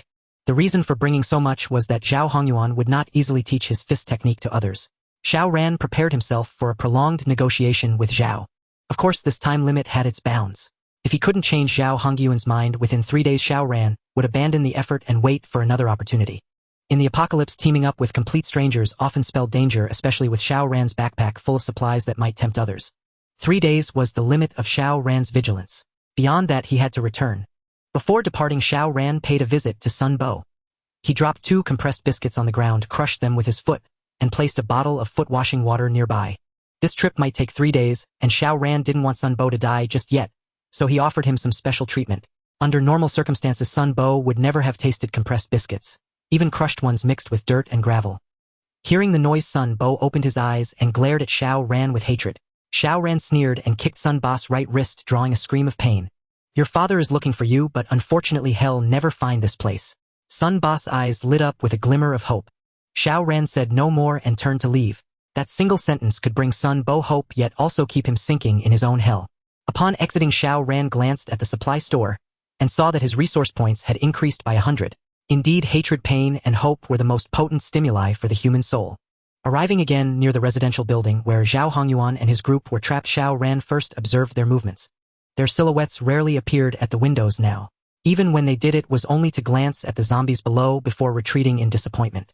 They had been trapped here for 3 days. Food and fresh water were almost gone, with only the last remnants kept under Zhao Hongyuan's care. These supplies were their last hope for a breakout. Yes, a breakout. Rather than waiting to die here, they decided to attempt a desperate escape. The zombies downstairs had dispersed somewhat, leaving fewer than 100. After careful discussion, they resolved to wait no longer and planned their breakout for noon. They chose noon because they believed the strong sunlight would have some effect on the zombies. By merely observing the figures at the window, Xiao Ran gained a rough understanding of their condition. He then cautiously climbed to the top of the neighboring building. This time he was truly about to act.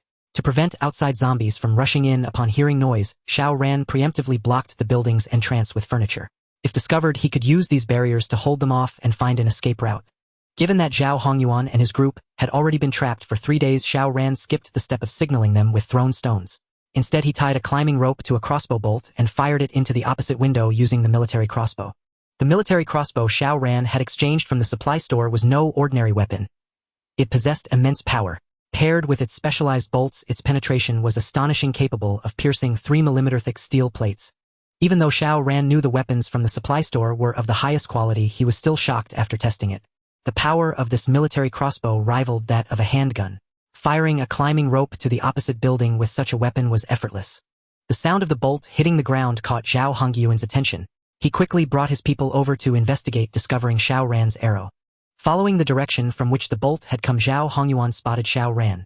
Xiao Ran waved at him, signaling for them to move aside, then fired 2 more bolts, bringing over 3 climbing ropes. Although a single climbing rope could easily bear the weight of an adult, many would hesitate to trust just one. Thus Xiao Ran sent 3 ropes to maximize the safety of Zhao Hongyuan's group during their crossing. Zhao Hongyuan understood Xiao Ran's intent and immediately took action. The 3 ropes were secured side by side, forming a rudimentary platform. Zhao and his group could lie flat on them and crawl slowly toward Xiao Ran. As long as they had strong nerves and crawled with care, they had a good chance of making it across. To further reduce the difficulty, Zhao Hongyuan's group secured the ropes to the rooftop of their building, while Xiao Ran fastened them to the 4th floor of his. Once everything was set, Zhao Hongyuan's group didn't rush. Instead, they distributed their last food and water among themselves, eating to replenish their strength, so they wouldn't falter halfway. A fall and death would be one thing, but if someone screamed and attracted zombies, it would be disastrous. Not only would they be unable to escape, but Xiao Ran, who had come to rescue them, might also be trapped. Xiao Ran waited for nearly an hour on the other side, before Zhao Hongyuan's group finally began their move. Seeing this, Xiao Ran readied his military crossbow, prepared to act at the first sign of trouble. His targets would not be limited to zombies. The first to attempt the crawl was a young man in his 20s, nearly 6 feet tall, with a robust build and relatively agile movements. As long as the 3 climbing ropes were secured and no strong winds struck during the climb, covering less than 20 meters posed little difficulty. Yet even so, it took him 10 minutes to cross. When he climbed through the window, his body was drenched in sweat, and he collapsed to the floor, gasping for air. It seemed simple, but the true exertion only became apparent during the actual crawl. With the first man succeeding, the remaining 5 felt a surge of encouragement, their faces lighting up with undisguised joy. Fortunately, they didn't lose order, proceeding one by one. Xiao Ran glanced at the young man lying on the floor and then ignored him. The young man wasn't his target, and he needed to stay on guard. 5 minutes later, the young man recovered, got up to help, but before he could approach, Xiao Ran issued an order. Guard the stairwell. The zombies could come any time. The young man hesitated, then, seeing the military crossbow in Xiao Ran's hand and the long blade at his waist, chose to obey. Xiao Ran didn't know the young man at all and had no idea what he was thinking. Whether the other felt gratitude or harbored ill intentions upon seeing the supplies Xiao Ran carried, Xiao Ran wouldn't allow him to stand behind him. His back was reserved only for brothers he trusted completely. Xiao Ran didn't expect the man to help as long as he didn't cause trouble. Soon the second person crawled over. A middle-aged man in his 30s. The third and fourth were a man and a woman, seemingly a couple. Whoever came, Xiao Ran sent them to guard the stairwell, refusing to let them draw near. Zhao Hongyuan was the 5th, and the last was a woman who clearly lacked courage, hesitating on the rooftop for several minutes before beginning her crawl. But after just a few meters, she began trembling and couldn't move. Zhao Hongyuan still there grew anxious and wanted to encourage her, but Xiao Ran stopped him. Do you want to get her killed? If you speak, the zombies outside will hear. Zhao Hongyuan wasn't foolish.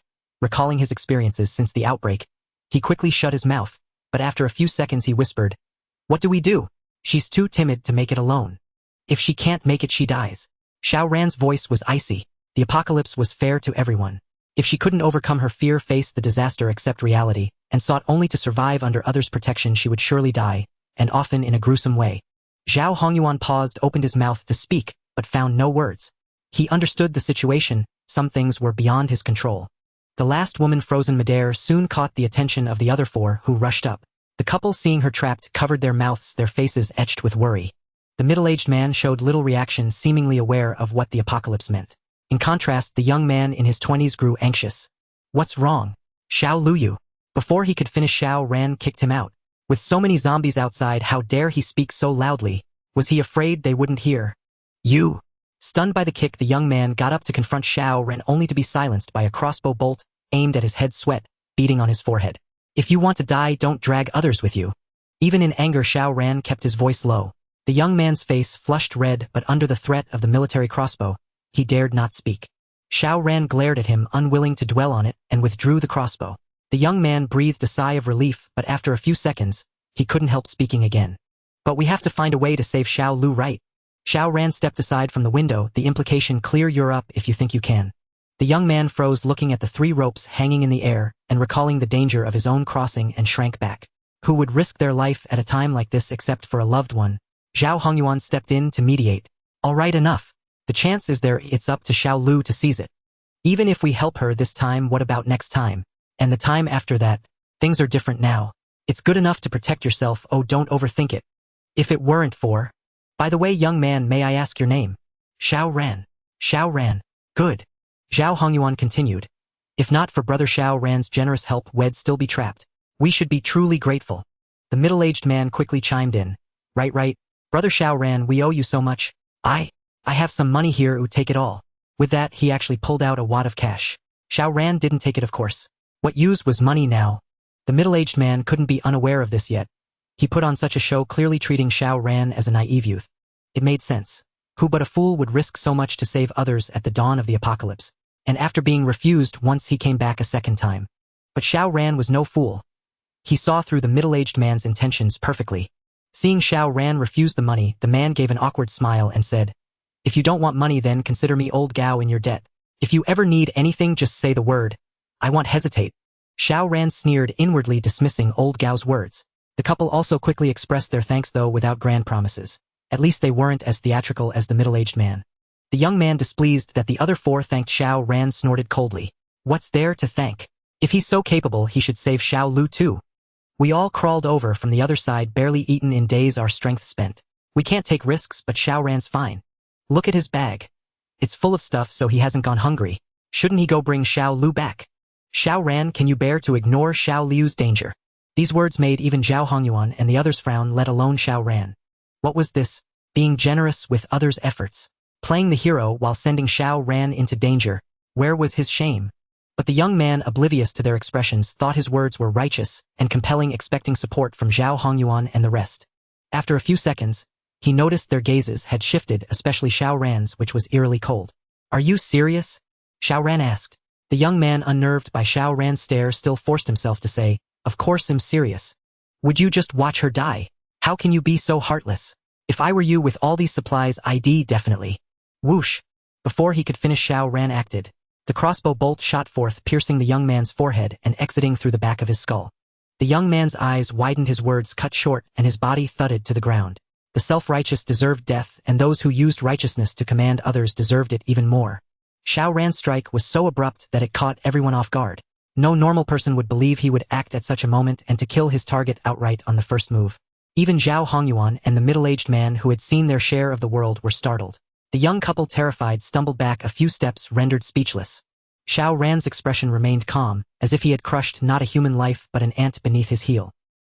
He pulled another bolt from his backpack, loaded it onto the military crossbow, then nudged the youth's corpse with his foot to confirm the kill. Without a second glance, he strode onward. Do not mistake Xiao Ran's ruthlessness for cruelty. He knew well the revulsion that pseudo-saints like this youth bred in the apocalypse. A true saint is an overflowing well of compassion, who would sharpen the blade even as it pressed against his own throat. But a pseudo-saint like this youth was a different breed. Possessing no real ability, they ceaselessly parade their own virtue and righteousness, standing on the highest moral ground, to dictate the actions of others, sacrificing others' interests to flaunt their own supposed nobility. To be saddled with either sort is to invite endless trouble even for the most capable. Thus the surest remedy is to send these saints, true or false, to meet their maker. Embracing the Lord's bosom is the only fitting end for a saint. Beyond the disgust, a more pressing reason drove Xiao Ran to obtain the complete set of boxing techniques from Zhao Hongyuan. He would have to spend time with them. Yet the youth had clearly harbored resentment, even malice toward Xiao Ran, and had set his sights on Xiao Ran's backpack. That backpack held the supplies Xiao Ran had meticulously prepared. His guarantee of survival in this apocalypse. How could he allow another to covet it? Had even Zhao Hongyuan shown the slightest hint of coveting that backpack, Xiao Ran would not have hesitated a moment before striking him down. Moreover, Xiao Ran carried not only supplies but also a powerful hand grenade. It's easier to guard against a thief in the open than one in the dark. If the youth had spotted the grenade and snatched it, when Xiao Ran's attention wavered, would not Xiao Ran's very life have been at the mercy of that fool? Though the chance was slim, Xiao Ran would never gamble with his life, and so the youth was better off dead. Zhao Hongyuan was the first to recover, his voice heavy, as he demanded, Xiao Ran, what are you doing? Why kill him? He was a pest to trouble that would only get more people killed. Xiao Ran's tone remained icy. He turned his gaze to the four of them.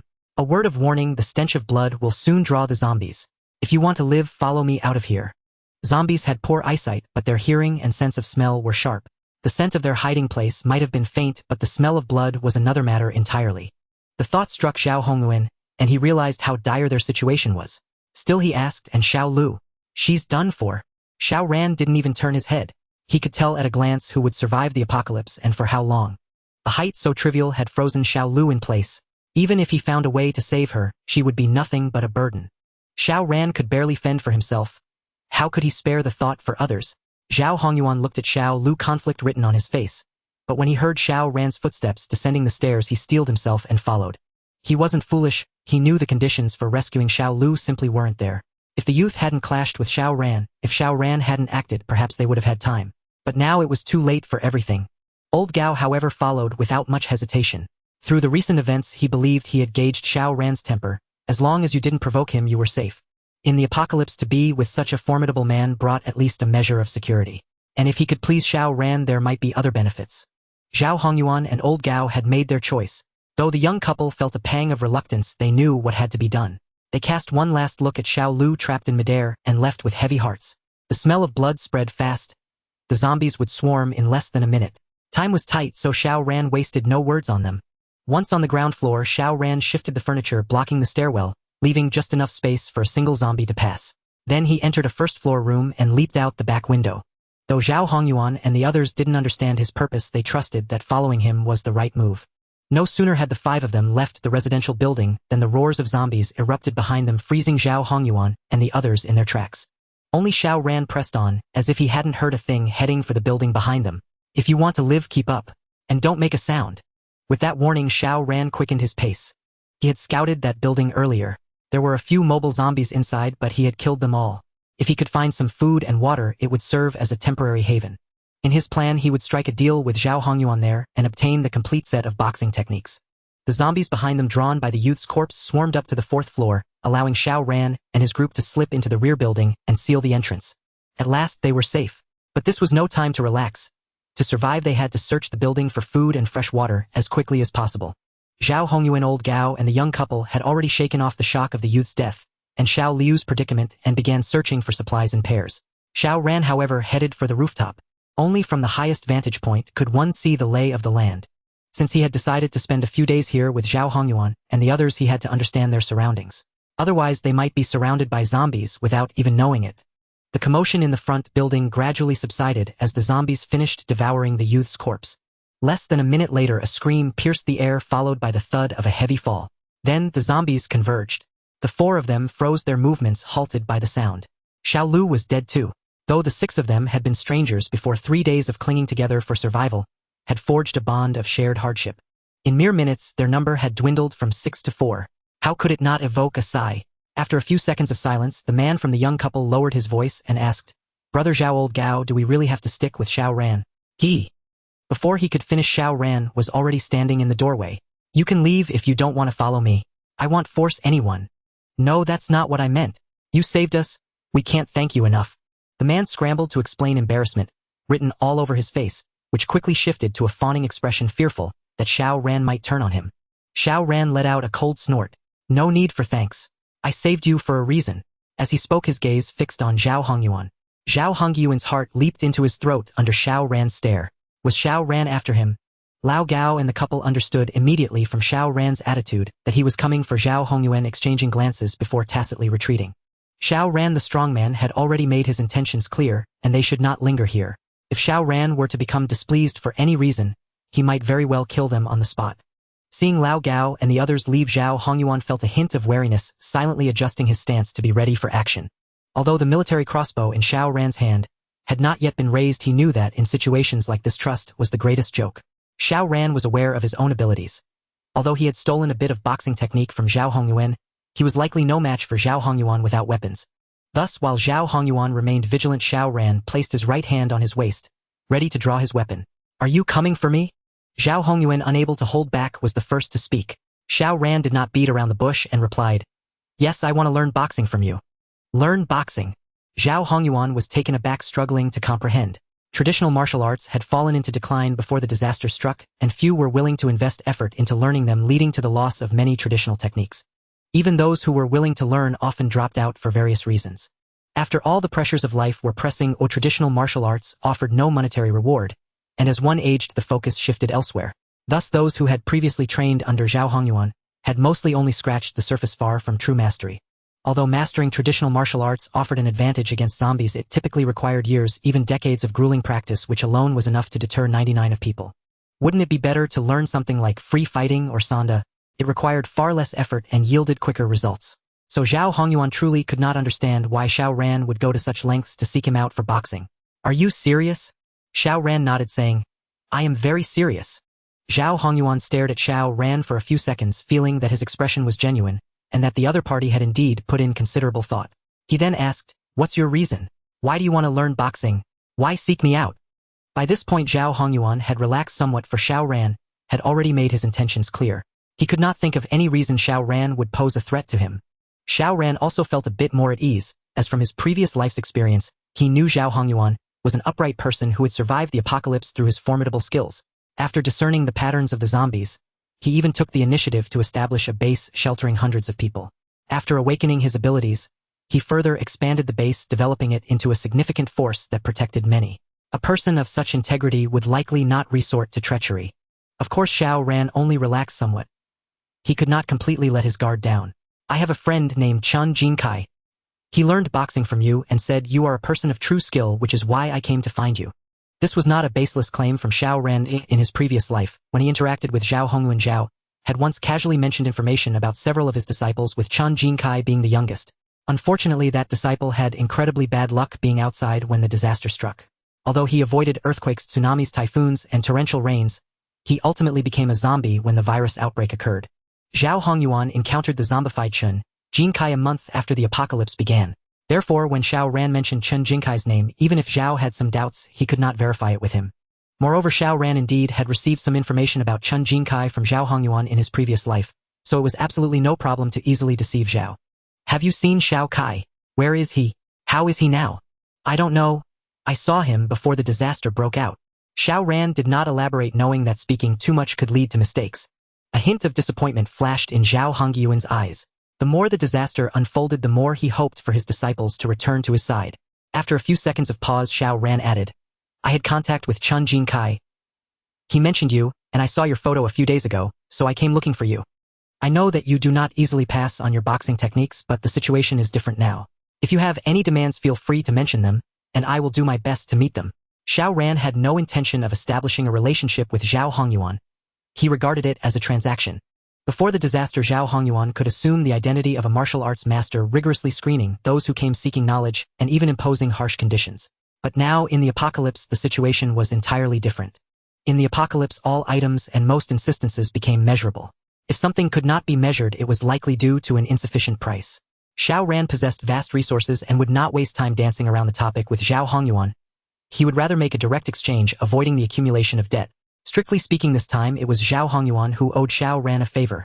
However, Zhao Hongyuan displayed an expression of displeasure.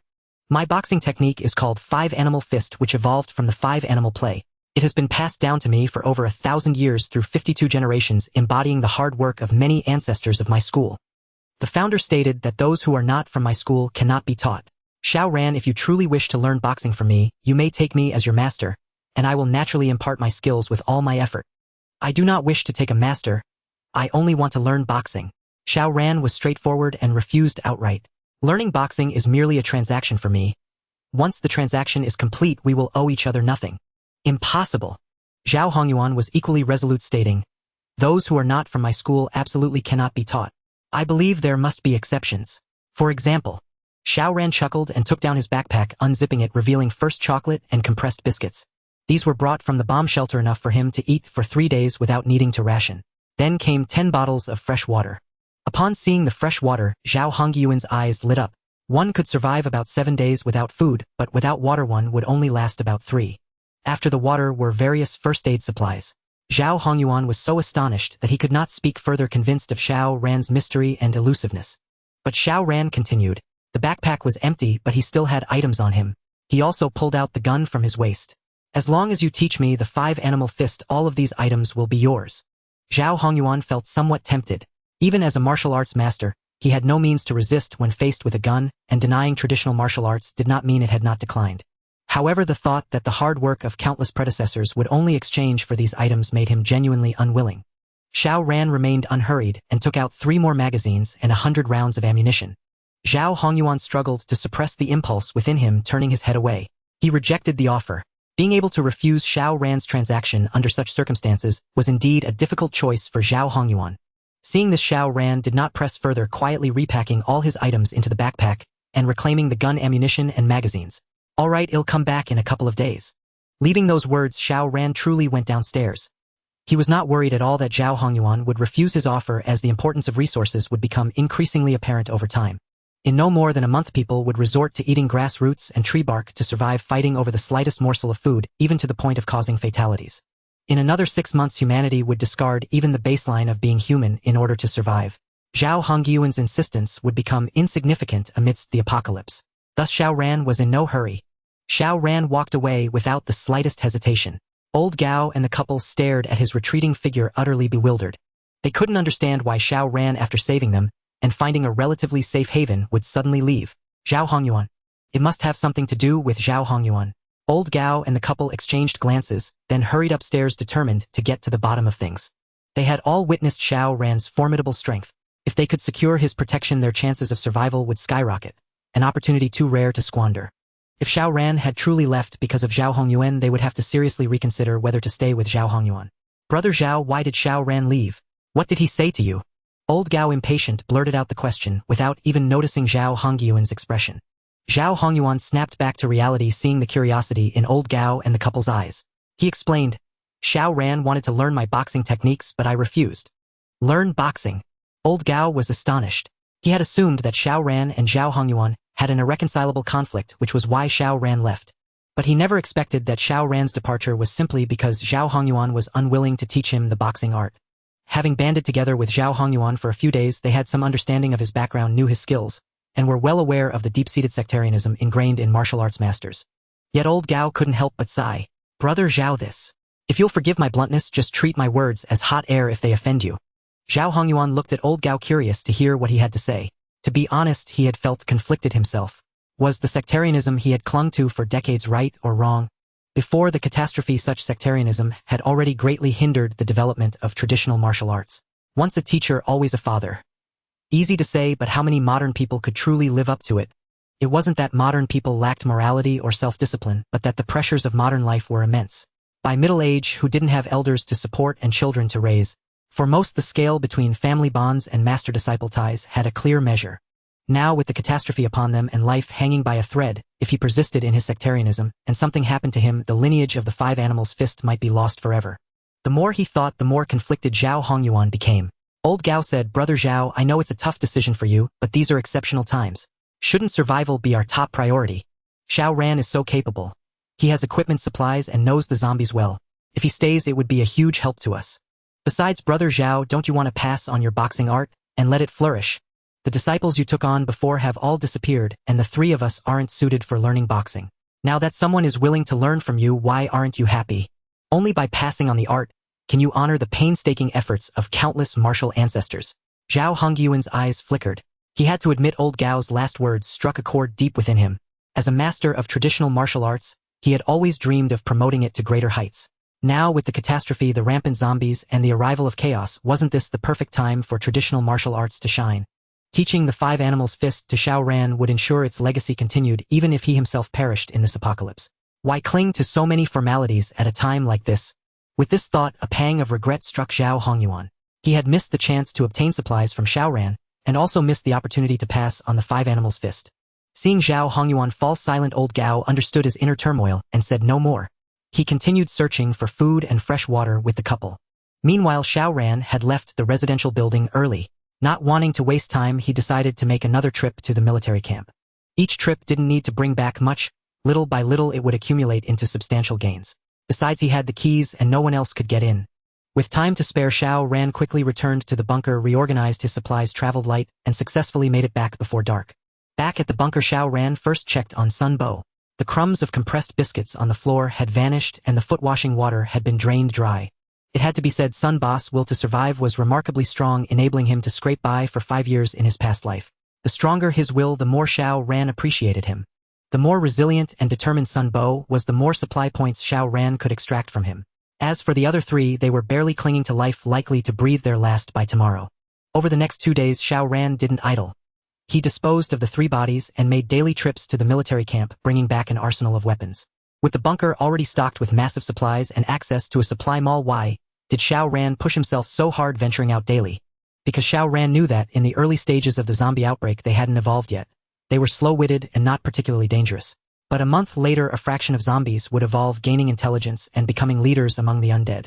Under the command of powerful zombie leaders, the horde would become organized, their combat effectiveness drastically improved. Even with his weapons, Xiao Ran wouldn't find it as easy as before. That was why Xiao Ran had to stockpile supplies aggressively before the zombies evolved and attempt to awaken his abilities. Only then could he navigate the post-evolution world with relative ease. Ultimately, all his efforts now were for a better future, so Xiao Ran couldn't afford even a moment's slack. Of course, after consuming 2 bottles of energy potions consecutively, Xiao Ran's physical condition had greatly improved.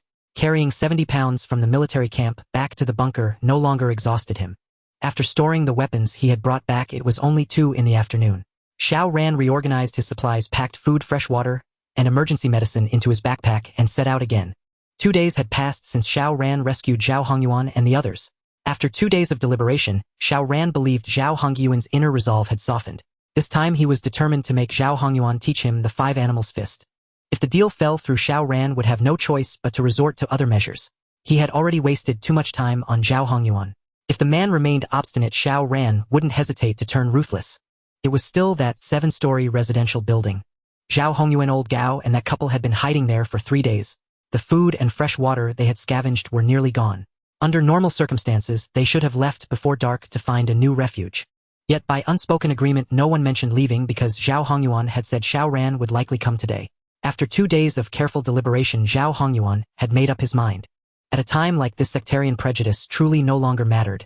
If Xiao Ran could inherit and propagate the 5 animals fist, even if he were condemned by his sex ancestors after death, he would have no regrets.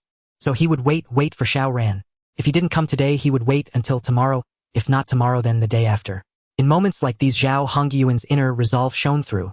As for Old Gao and the couple, their willingness to stay stemmed mainly from Xiao Ran's enormous backpack.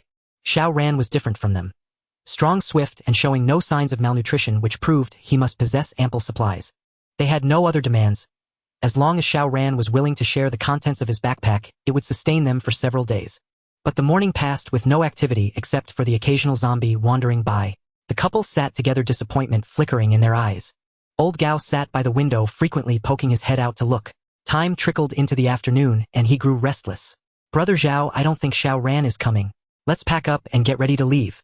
Zhao Hongyuan sat with his eyes closed, meditating, not even opening them. You go ahead. I'll wait a little longer. But... Old Gao glanced out the window again, hesitated, then said, If you're not leaving, neither am I. Well, wait together. Despite his fine words, Old Gao knew his own limits. If he encountered a zombie, he likely couldn't even defend himself. Zhao Hongyuan, a martial arts master with combat prowess far above theirs, was a safe bet to stick with. The couple nodded in unison. Brother Zhao, well, wait with you. Zhao Hongyuan gave a slight nod, saying nothing more. He believed Xiao Ran would come, for he had seen the thirst for the 5 animals fist in Xiao Ran's eyes. As long as Xiao Ran hadn't been killed by zombies, he would surely arrive. After another patient hour, Old Gao habitually looked outside. He froze, then a look of delight spread across his face. He's here. Someone's coming. I think it's Xiao Ran.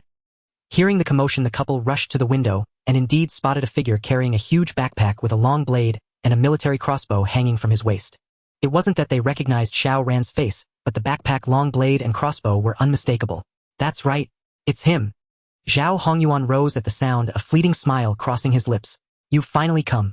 Xiao Ran walked along the road, easily dodging the zombies in his path, and quickly reached the entrance of the residential building. But instead of going straight up, he looked up, saw Old Gao and the couple at the window, and only then stepped inside. Once he reached the upper floor, Old Gao and the couple tactfully excused themselves without a word, leaving only Xiao Ran and Zhao Hongyuan. Xiao Ran had already stated his purpose before, so this time he cut to the chase. Have you made your decision? Zhao Hongyuan had already made up his mind, but he couldn't concede just yet. He had to haggle a little. Given the current situation, your willingness to learn the fist technique is a good thing, but I have a few conditions. Go ahead. The 5 animals fist is the heritage of my sect. If you wish to learn, you must become my apprentice. No. Xiao Ran refused. Are you kidding me? Xiao Ran had gone through all this trouble, even keeping Chen and in the dark, precisely to avoid too many entanglements in this apocalypse. If he were willing to become Zhao Hongyuan's apprentice, why go through all this? Given Xiao Ran's demonstrated abilities, Zhao Hongyuan would have been more than willing. But Xiao Ran would never agree. I'm not here to become your disciple. I just want to learn the fist technique. This is a transaction. Once it's done, we owe each other nothing. Simple as that. Zhao Hongyuan had anticipated Xiao Ran's attitude, but hearing it directly still filled him with regret. Very well. No apprenticeship then. But if you learn the 5 animals fist, you must not commit evil or bully the weak. Uphold justice, draw your blade to help the downtrodden. That is the way of us martial artists. I won't agree to that either. Xiao Ran interrupted again. In times like these, talking about chivalry, isn't that laughable? Xiao Ran had long decided to look out only for himself and ignore the fate of others. In his view, chivalry and righteousness were nothing but suicidal acts, especially in the apocalypse where any softness could invite deadly consequences. After a pause, Xiao Ran added, I can promise that if no one provokes me, I won't go looking for trouble. But if someone like that young man from a few days ago appears, I won't show mercy. Zhao Hongyuan sighed inwardly. With his life experience, how could he not know what kind of person Xiao Ran was? 3 days ago, Xiao Ran had killed that young man without hesitation and abandoned Xiao Lu, who was trapped in midair. It showed just how hard his heart was. Getting him to act chivalrous was nearly impossible. Thinking that the painstaking legacy of countless sect ancestors would end up in the hands of such a man filled him with resentment. But did he have any other choice? Though Xiao Ran was ruthless and far from the concept of a hero, only someone like that could survive in the apocalypse. Passing the 5 animals' fist to him might at least ensure their sex heritage did not die out. Fine. One last condition. Zhao Hongyuan finally relented. If the opportunity arises in the future, you must find a suitable person to pass on the 5 animals' fist. Xiao Ran finally nodded. Agreed. If I find a suitable candidate, I will pass it on. Zhao Hongyuan's gaze then fell on Xiao Ran's backpack, the implication clear. Xiao Ran was prepared. He opened his backpack, revealing supplies similar to what he had brought last time, then placed the gun from his waist on the floor, followed by magazines and bullets. ID like an extra gun. Zhao Hongyuan suddenly spoke. Xiao Ran chuckled. An extra one. For whom? Can your body withstand bullets? If you have a gun and others don't, you're in charge. But if someone else gains the means to threaten you, can you keep your position? Zhao Hongyuan's expression shifted several times as countless thoughts raced through his mind. In the end, he nodded, agreeing with Xiao Ran's reasoning. Some things didn't need to be spelled out, everyone understood. Zhao Hongyuan was swayed. Seeing Xiao Ran casually produce the gun, he guessed that Xiao Ran must have more than one prompting this request. But Xiao Ran's words left him no choice but to ponder further. If there was only one gun, it would undoubtedly be his. Neither Old Gao nor the couple had any claim to it. But if there were 2, who would receive the other? Old Gao. Honestly, Zhao Hongyuan didn't trust Old Gao. He could see that Old Gao was a shrewd man, having spent too long in the rough and tumble of society. Such a person had no moral boundaries. Entrusting him with the gun would be tantamount to handing over his own life. If Old Gao harbored any ulterior motives, Zhao Hongyuan might not even have a chance to resist. The couple, forget it. They were clearly a unit, trusting no one, and Zhao Hongyuan couldn't trust them either. Moreover, the couple had shown no remarkable abilities. They had survived only thanks to Zhao Hongyuan's protection. After much deliberation, Zhao Hongyuan decided that having just one gun was better. It would solidify his absolute authority within the small group and make future actions more convenient. Fine, just one. But I want 200 rounds. Xiao Ran replied, agreed, but I only brought 100 with me this time. I'll bring the rest tomorrow. Zhao Hongyuan keenly caught a word in Xiao Ran's speech. Brought. Using that term implied Xiao Ran had a fixed secure base. Extrapolating further, that base might hold a substantial stockpile of supplies. Only this could explain why Xiao Ran showed no signs of weakness or hunger. If his speculation was true, it was exceedingly tempting. Noticing Zhao Hongyuan's reaction, Xiao Ran realized he had said too much. With a soft snort, he set his backpack on the ground. I can give you the bag's contents and the gun now, but not the bullets. Once I've learned the 5 animals' fist, you'll get all 200 rounds. Just as Zhao Hongyuan was wary of Old Gao, and the couple, Xiao Ran had to guard against Zhao Hongyuan. Though Zhao Hongyuan had been a righteous figure in his past life, Xiao Ran couldn't trust him solely on that basis. He trusted only himself, so he wouldn't hand over the bullets prematurely, giving Zhao Hongyuan a means to threaten him. Zhao Hongyuan didn't press the matter, as trust between them was lacking. Xiao Ran's willingness to part with the gun was already generous. The deal was struck. Zhao Hongyuan received the backpack supplies and an unloaded gun. Xiao Ran was left with only a long blade, a dagger, a military crossbow, and 100 rounds. Zhao Hongyuan inventoried the supplies, then distributed 6 chocolate bars, 6 compressed biscuits, and 3 bottles of water to Old Gao and the couple. Xiao Ran watched impassively, having anticipated this move and foreseeing the subsequent developments. As the saying goes, people fear scarcity, not inequality. Though these supplies were obtained through Zhao Hongyuan's barter with Xiao Ran, Old Gao and the couple might not see it that way. Initially, they would be grateful to Zhao Hongyuan for the food and water. But once their own supplies ran out, discovering Zhao Hongyuan still had reserves would breed resentment, potentially driving them to drastic actions. In their minds, Zhao Hongyuan was bound to them. Any findings should be shared equally, not hoarded by one. As for how the supplies were acquired, did it matter? Yet Xiao Ran didn't warn Zhao Hongyuan, because some lessons can only be learned through experience. After distributing the supplies, Xiao Ran pressed Zhao Hongyuan to teach him the 5 animals' fist without delay. Zhao Hongyuan didn't demur, pulling out a thread-bound book from his pocket. The book was crudely made, its cover yellowed and edges heavily worn. But this only proved Zhao Hongyuan wasn't deceiving Xiao Ran. Had Zhao Hongyuan produced a pristine manual, Xiao Ran would have been suspicious. This is the manual and annotations for the 5 animals' fist, including over 30 years of my cultivation insights. I'll demonstrate the entire form once. Watch closely and ask about anything unclear. Zhao Hongyuan was a true martial arts master. Earlier Xiao Ran hadn't noticed much, but now as Zhao Hongyuan demonstrated the fist form without reservation, each move whipped up a gust of wind. Xiao Ran had no doubt that an ordinary person struck by Zhao Hongyuan would suffer broken bones at best or death at worst. Traditional martial arts honed over millennia and shining on ancient battlefields were far from mere decorative routines. What Xiao Ran had secretly learned in his past life was barely even skin deep, so when Zhao Hongyuan truly executed the form, Xiao Ran watched utterly entranced. Mastering such a technique combined with his experience surviving the apocalypse would surely ensure a better future. When he later awakened his abilities, the powerful five animals' fist synergized with them would make the apocalypse's zombies far less daunting. After over 10 minutes, Zhao Hongyuan completed the form, his face calm, breathing steady, and his spirit invigorated. This is the complete five animals' fist. As a beginner, you'll probably forget most of it, but that's fine. Before Zhao Hongyuan could finish, Xiao Ran began to move, executing the moves with precision and grace, stunning Zhao Hongyuan. How was this possible? He had only demonstrated it once, and Xiao Ran had memorized it. Wasn't that too extraordinary? None of the disciples he had taken on before, no matter how gifted, could recall an entire form after a single viewing, not even simpler ones. Yet Xiao Ran had done it. How could Zhao Hongyuan not be astounded? Was Xiao Ran a once-in-a-lifetime martial prodigy? In truth, Xiao Ran was no prodigy. In his past life, he had secretly learned incomplete fragments of the fist from Zhao Hongyuan and had practiced them diligently. Through constant battles with zombies, he had refined those incomplete moves, adding his own insights and extrapolating variations. Simply put, Xiao Ran had some foundation in the five animals' fist.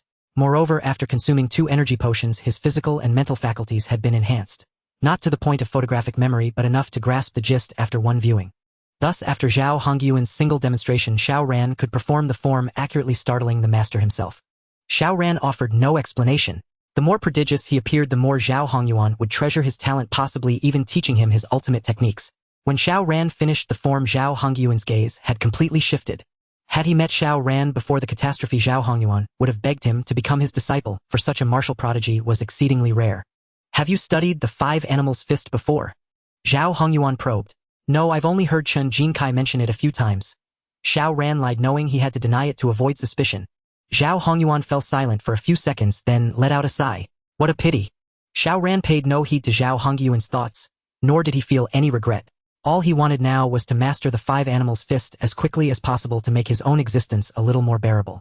After completing the fist form, Zhao Hongyuan devoted himself wholeheartedly to instructing Xiao Ran, who in turn applied himself with unwavering diligence. Both were so engrossed that dusk descended unnoticed, and old Gao finally could not restrain himself from knocking outside the door. Brother Zhao, Xiao Ran, what are you two doing in there? May I come in? Xiao Ran and Zhao Hongyuan ceased their movements simultaneously. Old Gao, come on in. Zhao Hongyuan responded, then asked, is something the matter? Old Gao glanced at Xiao Ran and Zhao Hongyuan, a smile spreading across his face. Nothing much, but it's almost dark. Will Xiao Ran be staying here tonight? Should I prepare a room for you first? No need, I'll handle it myself later. Xiao Ran declined old Gao's offer. Though at this stage old Gao was unlikely to harm him, Xiao Ran was accustomed to managing his own affairs, especially when it came to personal safety. Rebuffed, old Gao's expression remained unchanged as he continued, It'll be dark soon. Brother Zhao, you two should rest early. Without electricity and unable to light candles, once night falls you won't be able to see a thing. Zhao Hongyuan said, all right, I understand. You all get some rest too. After spending the afternoon learning the fist form from Zhao Hongyuan, Xiao Ran felt weary and went to find a room to sleep. However, Xiao Ran differed from Zhao Hongyuan and the others. While they deliberately avoided locked rooms during their search of the residential building, uncertain whether zombies lurked within, Xiao Ran actively opened doors to explore. Firstly, he could search for food and fresh water. Secondly, only unopened rooms could guarantee that Zhao Hongyuan and his group had not tampered with them. Even now, Xiao Ran remained heavily guarded against Zhao Hongyuan, and the others never daring to let his vigilance slip even a fraction. In his past life, Xiao Ran had often fled with Zhao Xue, hiding from pursuers. He had encountered a locksmith and learned some lockpicking skills, so ordinary security doors posed little challenge, unless they were exceptionally complex. But who in an ordinary household would use an overly complex lock? Consequently, Xiao Ran opened a security door on the 5th floor and barged straight in. Inside were 2 zombies, apparently a married couple. Xiao Ran dispatched them with ease, discarded the bodies in the innermost storage room, locked the door from the inside, and set up small traps. Whether someone entered through the door or window, Xiao Ran would detect them instantly. Do not call Xiao Ran overly cautious. Only those who have truly witnessed the ugliness of human nature know how to protect themselves. Having finished these preparations, Xiao Ran did not rest. Instead, he drew the thick curtains, lit a candle, and by its faint glow began to peruse the fist manual Zhao Hongyuan had given him. The manual contained not only the cultivation method for the 5 animals' fist, but also Zhao Hongyuan's handwritten insights, especially techniques for training and applying them in combat. A single fist manual was worth Xiao Ran's extensive study, so he dared not slack off. The night passed thus, and at the first light of dawn Xiao Ran awoke. Whenever his environment might harbor danger, Xiao Ran automatically regulated his body. When to rest, when to wake, never allowing disorder. Having given all his portable food and water to Zhao Hongyuan, Xiao Ran had nothing to eat upon rising. Fortunately, the air raid shelter was not far. Taking advantage of Zhao Hongyuan and old Gao still being unaware, he slipped out. Returning to the shelter, eating breakfast, and gathering some supplies took Xiao Ran just over an hour. When he came back, Zhao Hongyuan and the others were already up. Seeing the extra backpack on Xiao Ran, the four of them displayed varied expressions.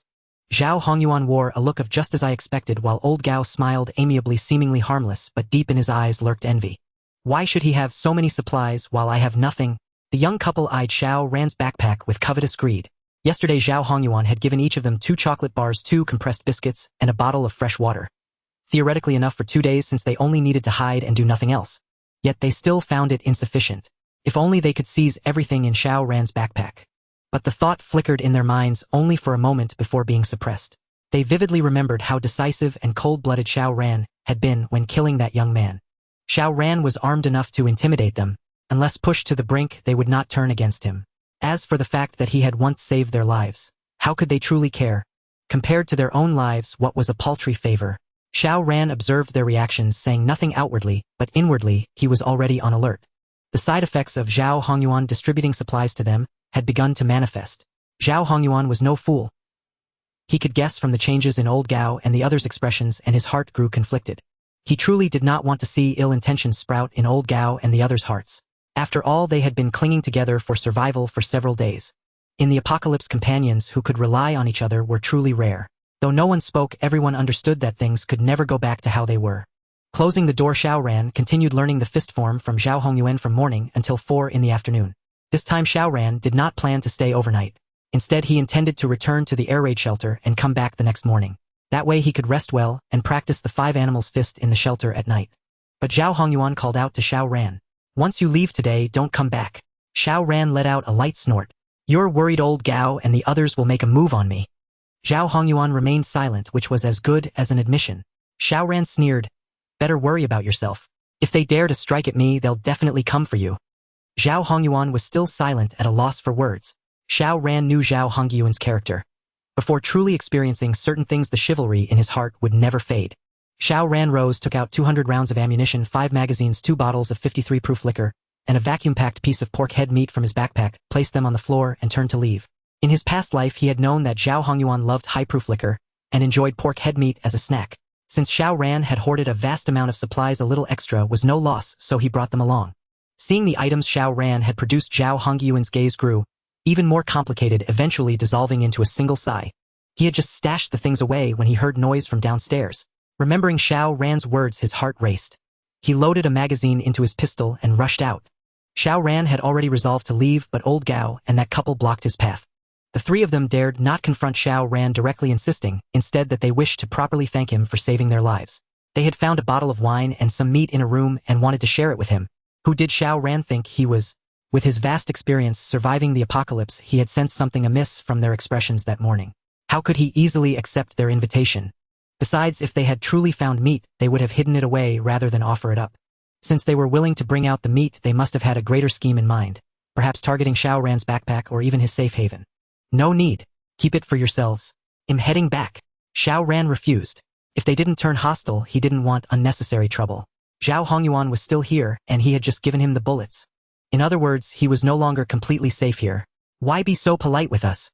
You saved our lives, we owe you. Come on, let's have a drink together. I haven't had a drink in ages. Old Gao acted as if they were old friends, reaching out to pull Xiao Ran, but what he got in response was the sound of a long blade being drawn. I said no need. Old Gao's face froze and he awkwardly withdrew his hand. Then the man from the couple stepped forward and grabbed Xiao Ran. Xiao Ran, it's almost dark outside. You can't see anything at night. It's dangerous to go out now. Why not stay here for the night and have a gathering with us? You saved our lives and we haven't had a chance to properly thank you. Xiao Ran frowned and shook off the man's hand with a slight effort. No matter the time, he disliked being grabbed, especially by another man. No need. I came for Zhao Hongyuan. Saving you was incidental, you don't need to thank me. Xiao Ran's gaze swept over old Gao and the couple, his eyes growing cold. Old Gao had taken the chance to inch forward, while the man was speaking, blocking the exit. At that moment Zhao Hongyuan descended the stairs holding a loaded gun. Xiao Ran had already heard the sound of the bullet being chambered. His right hand still gripped the sword hilt, while his left hand moved toward the military crossbow. If anything went wrong he could fire in an instant. Although Zhao Hongyuan had a gun, in a real fight Xiao Ran's crossbow was faster. This was the experience Xiao Ran had accumulated over 5 years of struggling to survive the apocalypse, escaping death countless times. Something Zhao Hongyuan, who had just entered this new world and hadn't even grasped its rules, couldn't match. Old Gao and the couple also noticed the gun in Zhao Hongyuan's hand, their expressions shifting. Since Xiao Ran had spent so much time alone with Zhao Hongyuan and Zhao had even taught him the 5 animals boxing, they couldn't be sure whose side Zhao would take. Zhao Hongyuan didn't come down but stood at the stairway and said, "If Xiao Ran wants to leave, let him go. The zombies outside are no match for him." Zhao Hongyuan said this for the sake of Old Gao and the couple as well. Xiao Ran had already shown his displeasure with them. If they didn't back off he might attack. Xiao Ran was ruthless and would show no mercy when necessary. The man from the couple hesitated but eventually stepped aside. Just as Xiao Ran was about to leave, Old Gao spoke up again. "Brother Xiao Ran, I know you look down on us, but we must repay the favor of saving our lives. We have nothing else. Just this glass of wine and this piece of meat. It's a token of our gratitude." Old Gao's tone was sincere. In his right hand he held a glass of wine and in his left a piece of meat. The meat had been sitting for a while and looked a bit spoiled, but under the current circumstances finding such a piece was rare. Seeing this, Zhao Hongyuan relaxed his vigilance. As long as the 3 meant no harm, things would be fine. Xiao Ran glanced at the glass in Old Gao's hand and asked, "Are you sure this glass is for me?" Old Gao's eyes flickered. "Of course. It's not easy to find wine these days. We searched every room to find this bottle. Xiao Ran, this is for you." As he spoke, Old Gao handed the glass to Xiao Ran. But to his surprise, Xiao Ran didn't take it. Instead he struck. The long blade flashed with cold light. Before anyone could react, Old Gao's right hand was severed at the wrist. Blood gushed out and the glass shattered on the ground. Old Gao let out a piercing scream, his face twisted in agony. "You!" The couple was startled and quickly stepped back. "Xiao Ran, what are you doing?" Zhao Hongyuan was also shocked by the sudden turn of events and instinctively raised his gun. But Xiao Ran was faster. A crossbow bolt flew past Zhao Hongyuan's neck, hitting the wall behind him. The arrowhead sank deep into the wall and the shaft quivered. It was a warning. If Zhao Hongyuan continued to be so indiscriminate, Xiao Ran would not hesitate to kill. Zhao Hongyuan froze for 2 seconds before asking why. Xiao Ran sneered.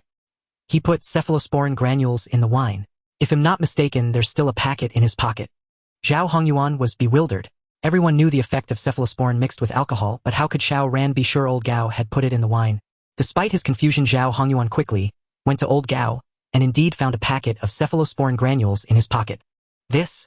Zhao Hongyuan looked at Xiao Ran with a changed expression. How did he know everything? It was Old Gao's misfortune. Xiao Ran not only knew the effects of mixing cephalosporin with alcohol, but also knew the changes it caused in the wine. Although the light in the building was dim and Old Gao had kept the glass hidden in his hand, he couldn't escape Xiao Ran's observation. Moreover, Old Gao had a guilty conscience.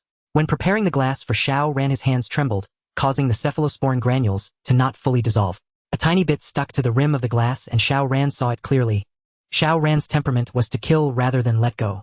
If he hadn't noticed the problem with the wine, he would have simply refused and left. But since he had discovered it, he couldn't be blamed for showing no mercy. "Old Gao, why? Why would you do this?" Zhao Hongyuan's expression was confused and his tone carried regret. Though he didn't think highly of Old Gao after several days together, he didn't want anything bad to happen to him. By now Old Gao had stopped his meaningless screams. His left hand gripped the wound on his right arm tightly, and his eyes were filled with hatred as he stared at Xiao Ran. "Why? You ask why? Why does Xiao Ran have so many supplies while we have nothing? He has a safe haven while we are chased by zombies. He has so much yet he refuses to share even a bit with us. He saved my life but didn't give me a way to survive. I'd rather he had let me die then. Xiao Ran, you have so many things. You can't use them all by yourself. Why won't you share? You're so selfish. Of course I had to find a way to kill you. I tell you, even if I die, I will never let you go." Zhao Hongyuan was stunned, genuinely terrified. He could never have imagined that Old Gao's hatred for Xiao Ran ran so deep. Xiao Ran had saved his life and even shared some of the supplies he brought. Why would Old Gao still do such a thing? Did Old Gao expect Xiao Ran to hand over all his hoarded supplies and share the safe haven before he would be satisfied? This time he finally understood why Xiao Ran hadn't given him 2 guns and what Xiao Ran meant by those words before they left. The human heart is the most unfathomable thing, especially in the apocalypse. The couple hung their heads, not daring to speak a word, for they too had been complicit, albeit as accomplices, and feared that Xiao Ran would kill them as well. Fortunately, Xiao Ran did not attack them, nor did he kill Old Gao. Instead, he struck again, slashing Old Gao's leg with his blade. The strike was precise. It cut through the muscles of the leg without severing an artery, ensuring Old Gao would not bleed out immediately, but would be severely hindered in his movements. As Xiao Ran swung his blade, a spurt of blood splashed onto the man of the couple, making him shudder in fear. Having done this, Xiao Ran turned and left without a moment's pause. Yet, before departing, he still offered a warning. The zombies have heard the noise and will smell the blood. If you don't leave now, you'll be torn apart by them. This time Zhao Hongyuan and the couple turned pale. They had witnessed how frenzied zombies became when drawn by the scent of blood. Without a second thought, they dashed out. Old Gao wanted to flee too, but with his right leg slashed by Xiao Ran, how could he escape? Help me! Help me! Don't leave me behind! Old Gao propped himself against the wall and stumbled out, shouting desperately for Zhao Hongyuan and the others to lend him a hand. But who would turn back at such a moment? The twisted, ferocious expression on his face as he spoke to Xiao Ran had chilled them to the bone.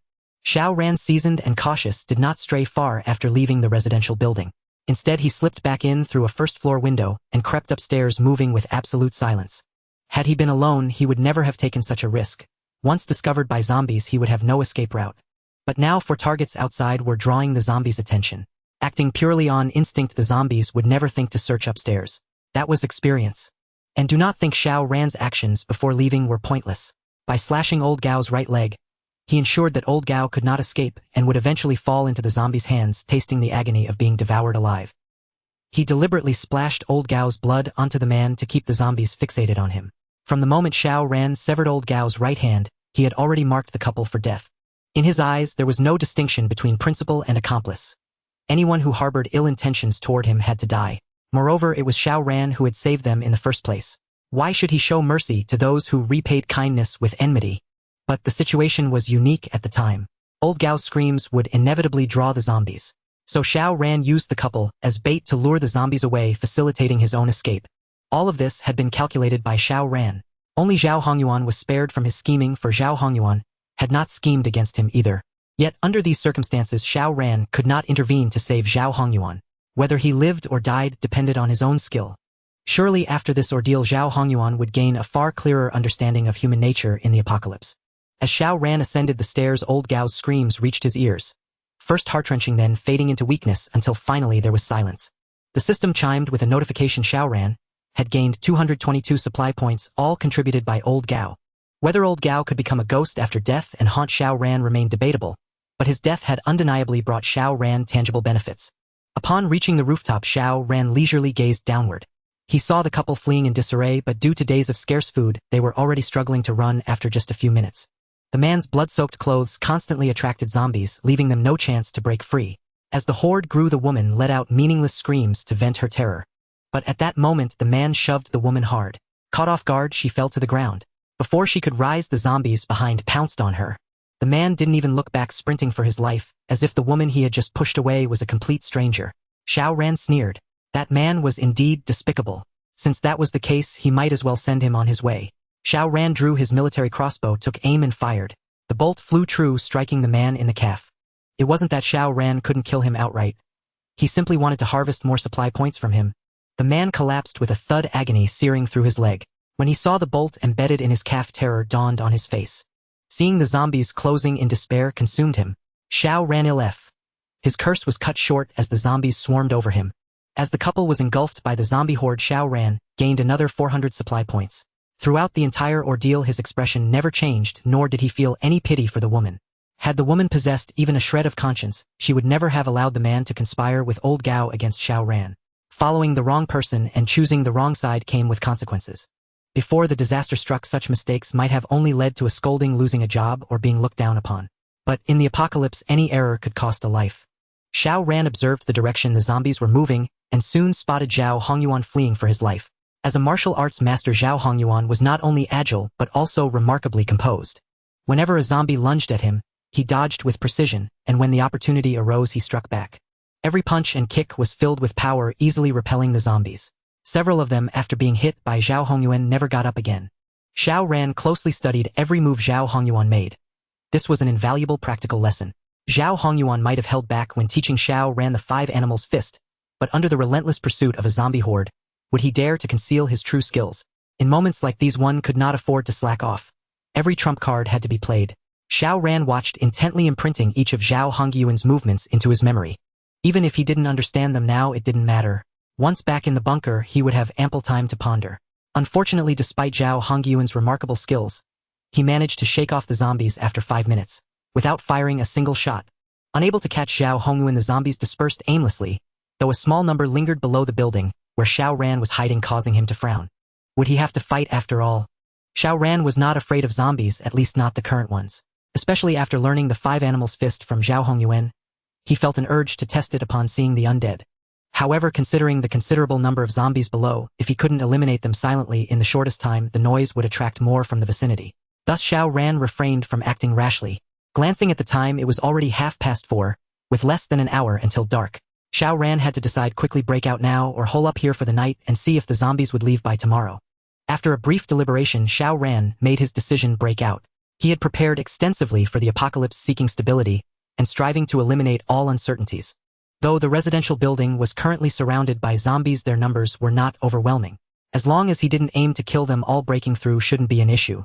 If he waited until tomorrow, the zombies below might increase instead of diminish, trapping him here. This was a real possibility. Old Gao's mutilated corpse lay near the stairwell, and the couple had been killed not far away. Even though their bodies were now mangled, the spreading stench of blood would continue to attract nearby zombies. Hadn't he noticed the growing number of zombies near the 2 residential buildings ahead? They were drawn by the bodies of the young man and Xiao Lu. With his decision made, Xiao Ran took out chocolate, compressed biscuits, and fresh water from his backpack. He ate to replenish his energy before taking action.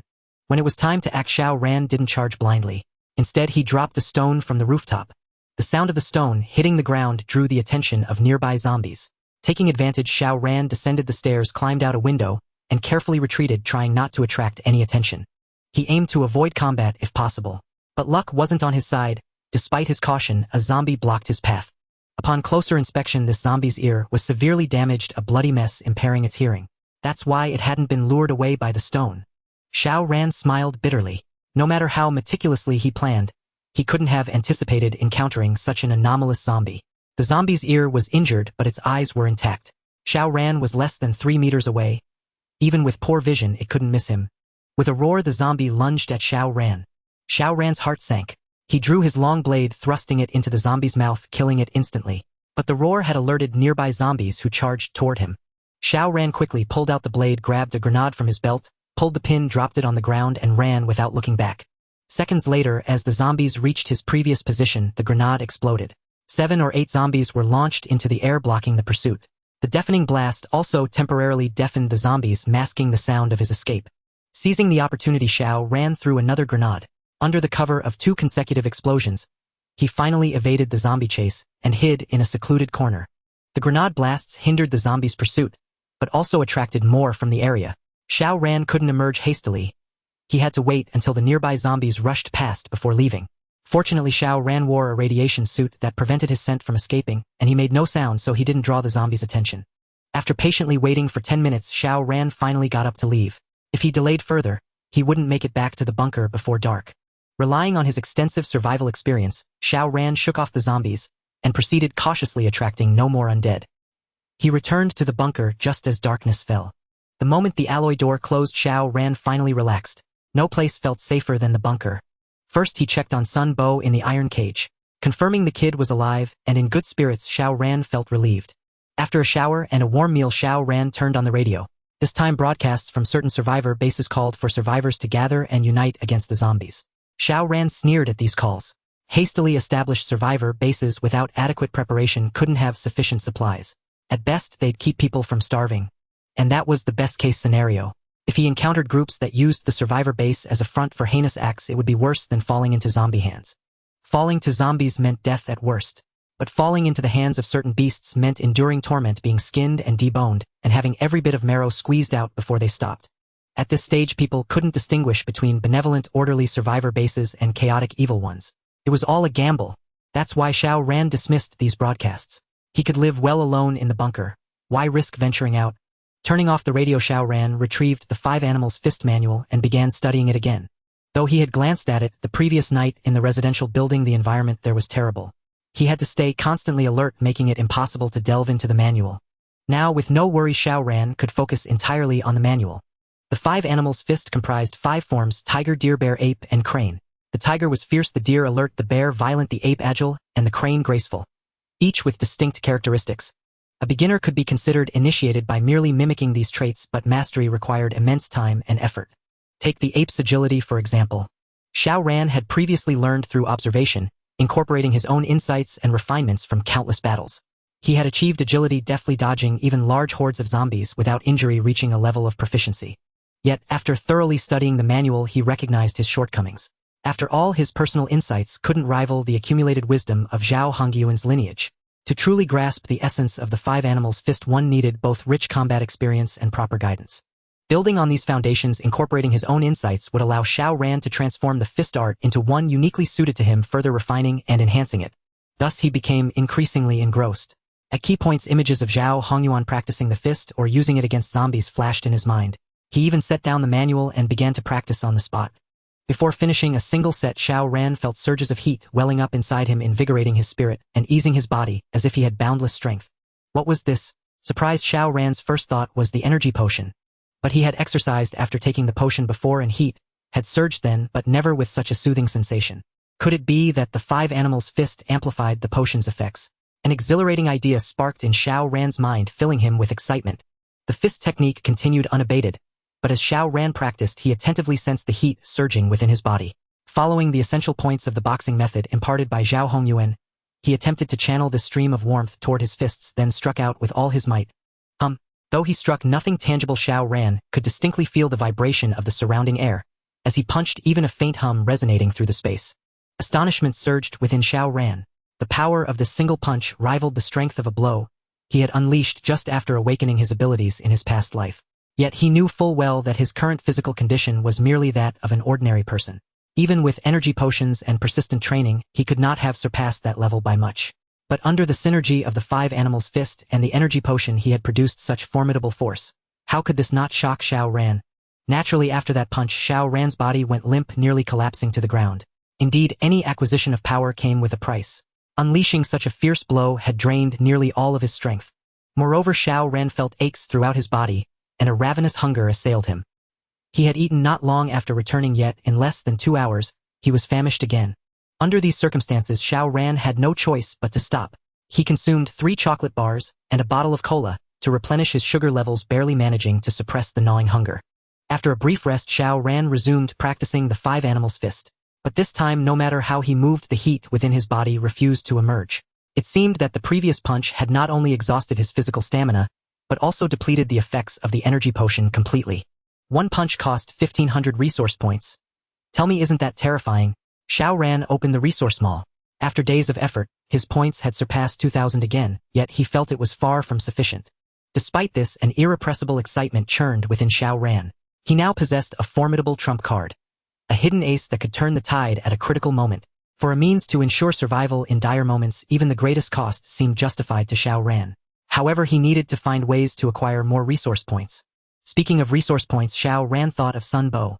Since he was in a good mood today, he decided to give Sun Bo some entertainment. Before long, Xiao Ran carried a hose over to Sun Bo's location. Without a word, he turned on the faucet and sprayed him down, carefully avoiding the wound on Sun Bo's right arm. After a few minutes, Sun Bo's body was rinsed clean, but he shivered from the cold. Xiao Ran, what else are you going to do to me? Xiao Ran put away the hose, then placed a piece of bread, a bag of milk, and some meat before Sun Bo. I just want to make you more comfortable. Give you a bath and some food to replenish your energy. Sun Bo stared at the food before him, swallowing involuntarily, though doubt lingered in his mind.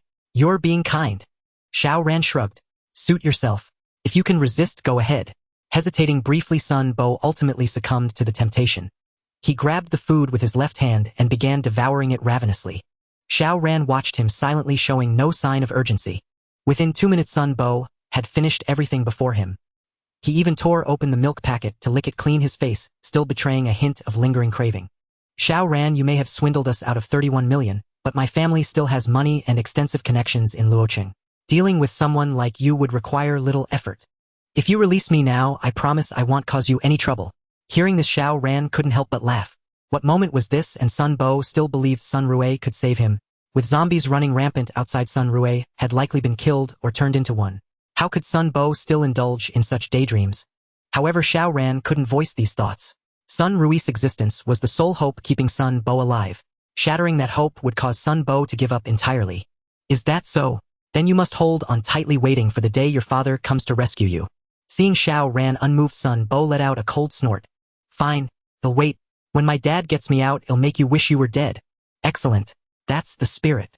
Xiao Ran was pleased with Sun Bo's reaction. He then fetched some items: a 20-gene heavy iron hammer, a thin steel wire, and a tripod stand. Seeing these, Sun Bo grew tense. What? What are you going to do? You'll find out soon enough. Without explaining, Xiao Ran began assembling the components. He combined the tripod and the iron hammer to create a simple lever, then wrapped the steel wire around the hammer's end. He threaded the wire through the top of the iron cage and tied it to the little finger of Sun Bo's left hand. He then adjusted the hammer's position, ensuring that when it fell it would accurately strike Sun Bo's left big toe. At this sight, panic seized Sun Bo. He tried to withdraw his left foot, but found it impossible. Xiao Ran had already secured it firmly, leaving no room to move. Thus, the full weight of the hammer rested on his left little finger.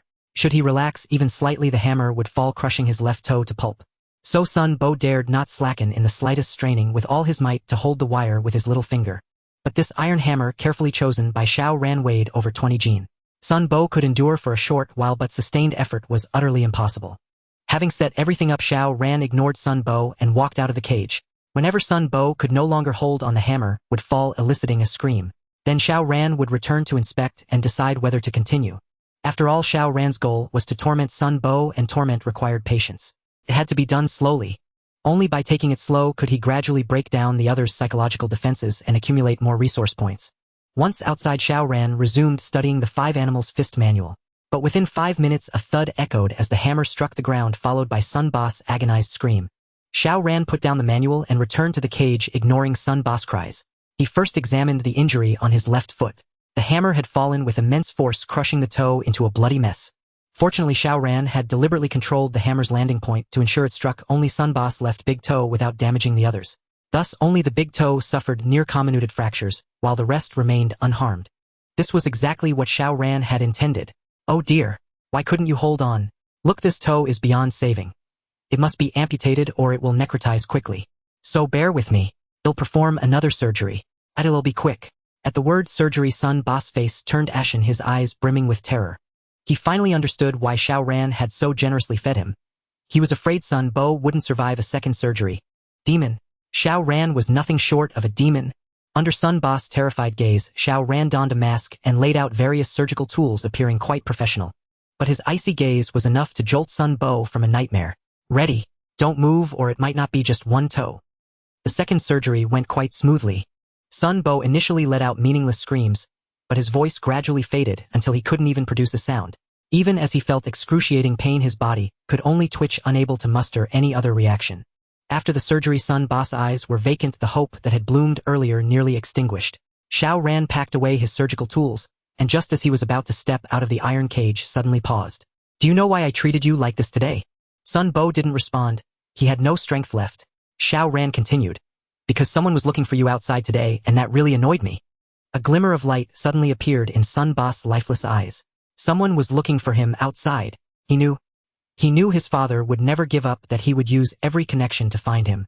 The Sun family had considerable influence in Luocheng. With the police and some unspoken connections, he was sure to be rescued. Thinking this, he felt his wounds were no longer so unbearable. If he could just hold on, he would surely get out alive. Surely. Xiao Ran noticed Sun Bo's reaction and left without changing his expression, but after closing the door, he couldn't help the slight curl of his lips. The feeling of deception was truly delightful, especially using lies to drive an enemy deeper into the abyss. It was utterly satisfying. And look at this haul, 587 resource points. Truly worthy of Sun Bo. After a brief rest outside, Xiao Ran began practicing the 5 Animals Fist again. He now had a general understanding of the 5 Animals Fist. To truly master it, he needed to delve into each form. Recalling that in his past life he had secretly learned the ape form, he decided to build on that and focus on mastering it first. The ape form emphasized agility and could enhance the bonus reaction speed. Once mastered, Xiao Ran could easily dodge zombie attacks, and even before his mind registered danger, his body would instinctively react to avoid it. This was just for defense and evasion. Applying agility to offense would result in unpredictable and ingenious attacks. Both defense and offense were things Xiao Ran urgently needed. So without further ado, it was time to practice.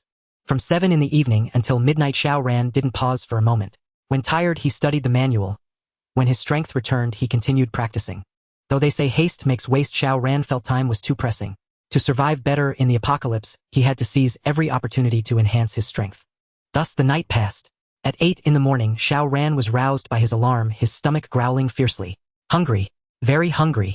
Last night's practice of the 5 animals fist had consumed enormous energy, so he needed to eat more to replenish it. Xiao Ran didn't care about junk food anymore. He first ate some high-calorie items, then 2 eggs for protein, and finally some relatively fresh vegetables for vitamins. After breakfast, Xiao Ran turned on the radio. The broadcast was no different from yesterday. He packed his gear and set off lightly, his destination still the military camp. As long as the zombies outside hadn't evolved, Xiao Ran intended to stockpile as many weapons as possible to prepare for when they did. Besides weapons, Xiao Ran thought he should search the camp for other useful items. Familiar with the route, he approached the camp wall and immediately noticed someone was there. With the disaster striking and zombies rampant, it was normal for survivors to try their luck at the military camp for powerful weapons. Xiao Ran didn't want to interact with them. He already had the key to the arsenal, and even if they found it, they couldn't get in. At least until powerful ability users emerged, no one could break through the arsenal's alloy door barehanded. Xiao Ran found a corner to hide and observed secretly. There were 5 of them, all men, each holding a steel pipe with a sharpened tip that could easily pierce a human body. A formidable weapon against zombies. Seeing their weapons, Xiao Ran grew alert. Anyone carrying uniform weapons like that likely had a safe base behind them. Xiao Ran recalled his past life, but couldn't remember any organization using sharpened steel pipes. Of course, they might have later acquired better tools and abandoned the pipes.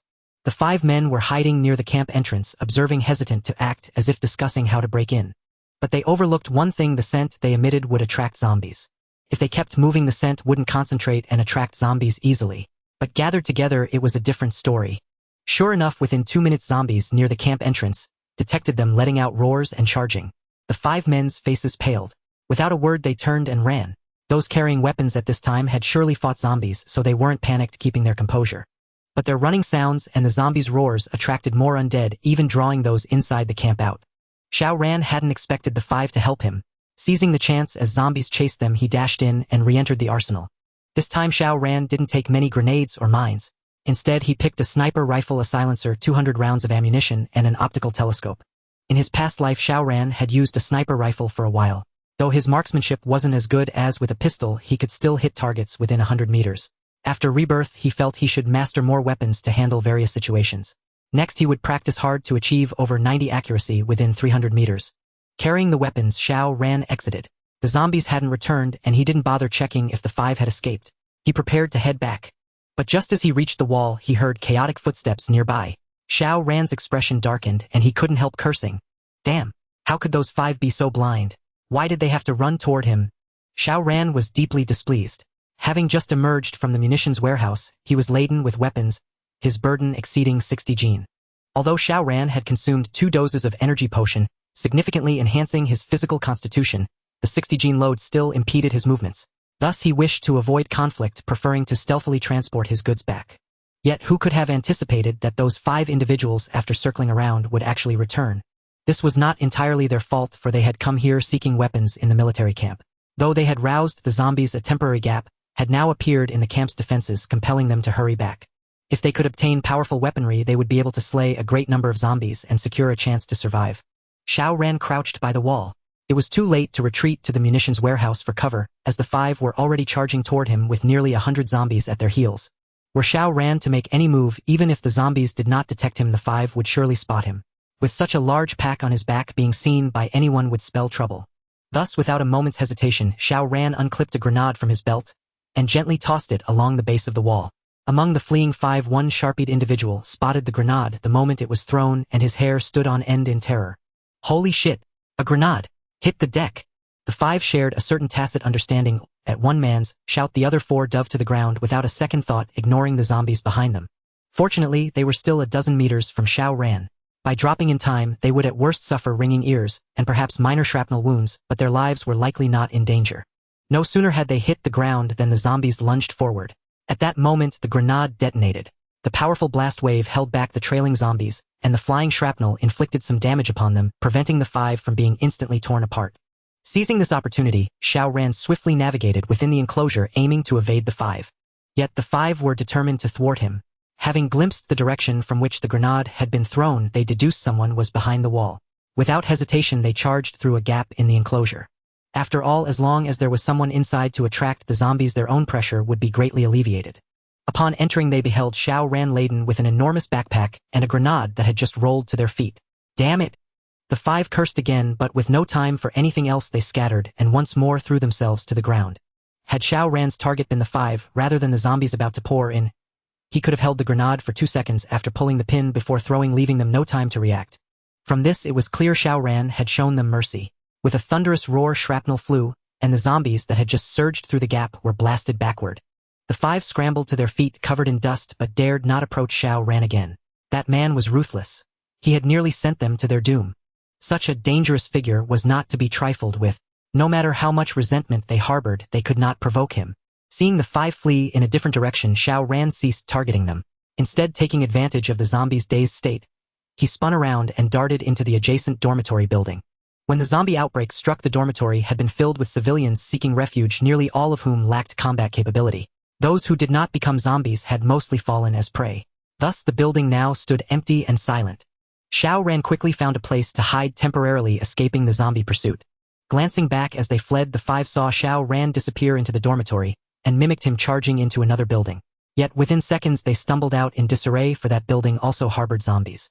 Do not assume Xiao Ran's choice was impulsive. He had visited this place several times before and knew precisely which areas of the camp were safe and which were perilous. Having taken refuge in the wrong spot, the five lost valuable time. By the time they emerged, they were nearly surrounded by zombies, leaving them no sense of direction. Only the instinct to flee where zombies were fewest. As luck would have it, they once again charged toward Xiao Ran. By the time he heard the commotion outside and stepped out to investigate, it was too late. A horde of zombies followed the five inside. Xiao Ran's face darkened. These five were nothing but a blight upon him. He should not have shown mercy earlier. He should have simply blown them to bits. For safety, Xiao Ran had taken refuge on the 3rd floor. Jumping down was risky, especially with zombies below, yet waiting would only allow the undead to climb up eventually. After a moment of hesitation, Xiao Ran decided he had no choice but to take a risk. Before the five and the zombies could reach the 3rd floor, Xiao Ran swiftly left the room, checking each door along the way. On the 4th floor, he found a room with an iron door. He rushed and locked it from the inside and ceased making any sound. At this point, Xiao Ran could only gamble. As long as the iron door held, the zombies would not find him. This was not to say he was helpless against them. He simply wished to avoid unnecessary risk. If a critical moment arose, he could shed his burden and easily fight his way out of the zombie encirclement, but that was not the outcome he desired. Supplies and weapons were paramount. Screams echoed from downstairs. Someone had been caught by the zombies. Xiao Ran sneered inwardly. Serves them right. Why did they have to follow him? If they hadn't circled back or entered the dormitory, they might have escaped. After all their detours, they had only cornered themselves. Xiao Ran remained silent, showing no intention of going to their rescue. From the various sounds below, Xiao Ran made a preliminary assessment. 3 had been overtaken by zombies, while the other 2, their footsteps unsteady, had likely locked themselves in a room. If fortune favored them and the zombies could not break down the door, they might survive a while longer. Otherwise, they would soon perish. Xiao Ran preferred the latter outcome. Only when the 5 were thoroughly dead would the zombies disperse, making his escape easier. But fate seemed determined to thwart him. The remaining 2, having barricaded themselves, found the zombies unable to breach the door. The undead merely roamed the corridor, granting the pair a temporary respite. Xiao Ran was left speechless once more. He had come to realize that these people were nothing but trouble. Very well, he would simply wait patiently. He had brought supplies and could endure being trapped here for a couple of days. Finding no prey, the zombies outside gradually grew still. Xiao Ran leaned by the window, closing his eyes to rest when he overheard the 2 below speaking. Since consuming the energy potion, Xiao Ran, though not awakened to any special ability, had felt his physique improve. His sight and hearing had sharpened to the point where even without intent he could catch their words. He had not meant to eavesdrop, but one phrase instantly piqued his interest. Damn it! This is all that bitch Zhao Xue's fault. If she hadn't convinced the boss that there were definitely weapons in the camp, why would we come to this godforsaken place? If I make it back, I'll make sure she pays. Zhao Xue. Even Xiao Ran, with his unyielding resolve, couldn't help but catch his breath at the sound of that name. In his previous life, when the catastrophe erupted, Xiao Ran, Zhao Xue, and Sun Bo were all in school, shielded from the radiation. They not only avoided turning into zombies, but also survived the ensuing calamities. Afterward, ignoring Chun An's warnings, Xiao Ran insisted on bringing Zhao Xue, along, which set the stage for what followed. Upon being reborn, Xiao Ran deviated from the path of his former life, venturing out early to hoard supplies. Thus, when disaster struck, he lost all trace of Zhao Xue and Sun Bo. Sun Bo unlucky as he was crossed paths with Xiao Ran. But Zhao Xue never appeared. Though Xiao Ran wished to search for her, he had no leads and had to let it rest for the time being. Unexpectedly, news of Zhao Xue surfaced here. If there was anyone Xiao Ran despised most, it was Zhao Xue, without a doubt. In his previous life, Sun Bo was merely an accomplice. The harm he inflicted on Xiao Ran paled in comparison to Zhao Xue's betrayal. Now that Sun Bo had fallen into Xiao Ran's hands, enduring a fate worse than death, only Zhao Xue remained. Before, without any word of Zhao Xue, he could only wait. But now that her name had been uttered, how could Xiao Ran let this chance slip away? Compared to Zhao Xue, the weapons he had retrieved from the armory no longer mattered. The sniper rifle was powerful but cumbersome to carry. Even with a suppressor, it was far from silent and drew undue attention, making it less than ideal. So Xiao Ran unloaded the rifle, hid it in a corner, and left not a single bullet behind. Xiao Ran was wary of someone breaking into the room and taking both the gun and the ammunition. Apart from the sniper rifle and bullets, his backpack was packed with grenades. 30 in total. Adding the 3 strapped to his waist, he had 33, a formidable arsenal. Taking the stairs directly was out of the question. Xiao Ran pulled out a climbing rope, secured it, and descended from the 4th floor to the 3rd. He quickly located the room where the two were hiding, and before they could react, crashed through the window and leaped inside. "Who are you?" The two in the room finally snapped out of their daze, pointing a steel pipe at Xiao Ran, their faces etched with tension and fear. Upon landing, Xiao Ran didn't pause. He rolled and rose in one fluid motion to avoid potential attacks, though clearly his caution was unnecessary. Chased by zombies for so long, the two were exhausted and paralyzed by terror. Their reactions had dulled. After rising, Xiao Ran smoothly drew his long blade. "Don't be alarmed. I'm here to save you." "Save us?" Hearing this, their tense hearts eased slightly, but a second thought made them wary again. "Stop lying. You're the one who threw grenades at us, aren't you? You nearly got us killed." "Nearly, but not dead, right?" Xiao Ran remained composed, showing no regret for his actions. If given another chance, he would do the same. "This isn't the time for that. We're all trapped here by zombies. If we don't work together, we'll never get out." Xiao Ran revealed his intent. He would find a way to escape with them and follow their lead to Zhao Xue. If they refused to cooperate, Xiao Ran wouldn't hesitate to resort to interrogation. He doubted they could withstand it. The two hesitated, knowing Xiao Ran's ruthlessness. Being with him might be as dangerous as being chased by zombies. But when they spotted the grenades at his waist, they quickly changed their minds. "We'll team up, but you need to show some sincerity. You bombed us twice. We won't ask for much. Just give us 2 grenades and we'll join forces." Xiao Ran let out a cold laugh. How naive they were. Back when Xiao Ran learned boxing from Zhao Hongyuan, he promised to give him a gun. But he handed over the gun first and the bullets later, never relinquishing a weapon that could be turned against him so easily. If even Zhao Hongyuan was treated with such caution, what right did these two have to demand grenades from Xiao Ran? "Are you serious?" Though it was just a simple question, it sent a chill through the two. They felt as if they were facing not a man but a monstrous beast that could devour them at any moment. Sweat beaded on their foreheads, their anxiety mounting. But they were shrewd enough to know when to back down. Realizing Xiao Ran wouldn't easily part with his grenades, they quickly abandoned the demand. No, we were just joking. We've never even seen those things before. Even if you gave them to us, we wouldn't know how to use them." The other quickly chimed in, careful not to provoke him. Xiao Ran gave a slight nod, retracting his icy demeanor. "The priority now is breaking out. From the looks of it, you must have a safe haven somewhere." "A safe haven?" One of them hesitated before speaking. "You could say that. It's at..." Before he could finish, the other tugged at him. "It's nothing fancy, just a place to hide. If you want, we'll take you there. Together we can look out for each other." This one was more cunning. He feared that revealing their base's location would make them useless to Xiao Ran. By keeping it secret, Xiao Ran wouldn't dare act rashly, and with his help they stood a better chance of shaking off the zombie horde. Xiao Ran nodded. "All right, let's move together. But there are so many zombies outside." "No matter." Xiao Ran pointed to the climbing rope. "We'll use this to go down." The two peered out the window. Below, a few zombies still prowled, reluctant to stray far. "Down there." Before they could finish, a crisp sound made them spin around. To their shock, Xiao Ran had already pulled the pin from a grenade and hurled it outside. "You!" Boom! The explosion instantly drew the zombies below, even luring those from inside the dormitory building. "This?" The two were stunned. Could it really be done this way? But Xiao Ran didn't act immediately. He waited for over 10 seconds. When fewer zombies passed by, he tossed another grenade to prevent them from returning. Then, without hesitation, he leaped from the window, gripping the rope as he slid down. "What are you waiting for? Get down!" Once on the ground, Xiao Ran didn't flee. Instead, he drew his long blade and stood guard, buying time for the two above. Seeing this, they didn't dare delay. They quickly slid down the rope. Seizing the moment as the zombies were drawn to the grenade blasts, the three rushed to a gap in the wall and escaped. Under Xiao Ran's lead, the trio swiftly shook off the zombie pursuit, much to the astonishment of the other two. They had encountered similar situations before, but escaping a zombie chase was never this effortless. Often they'd run for kilometers without success, only to lose a few lives before barely breaking free. Yet following Xiao Ran, they accomplished it with minimal effort. From this, they realized Xiao Ran was no ordinary man.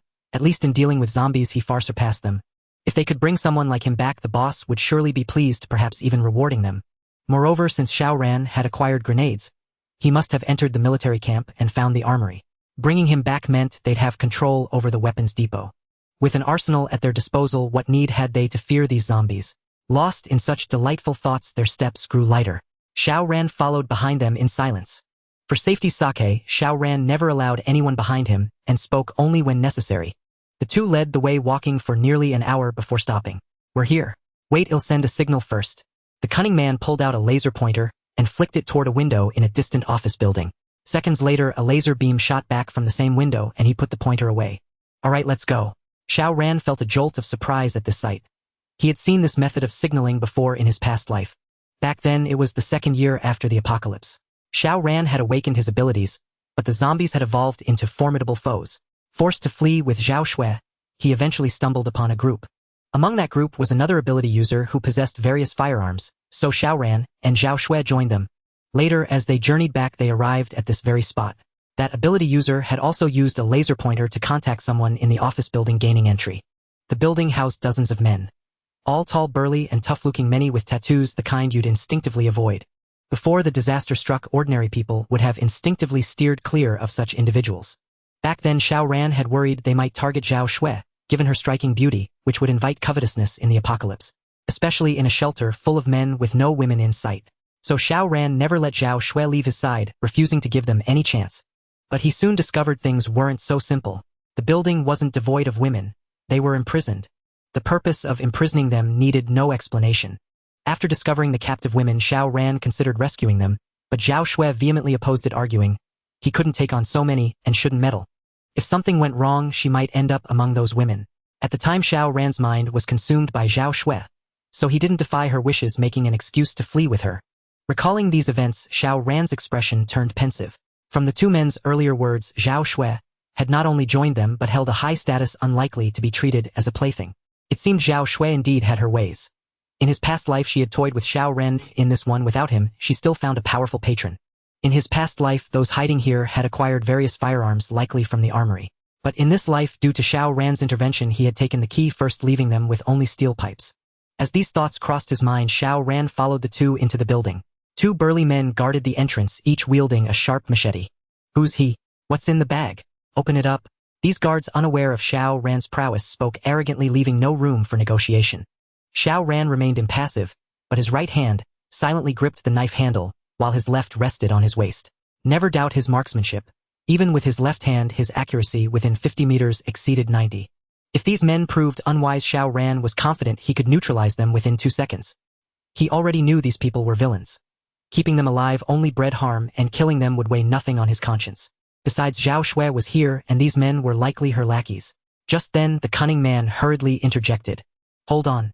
Don't act rashly. Bro, listen to me." He pulled one guard aside and whispered a few words. The guard then noticed the grenade at Xiao Ran's waist, his expression shifting.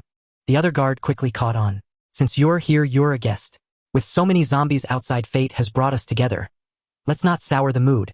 You two take this brother upstairs. Prepare some good food and drink. Don't be remiss." Sure, we understand."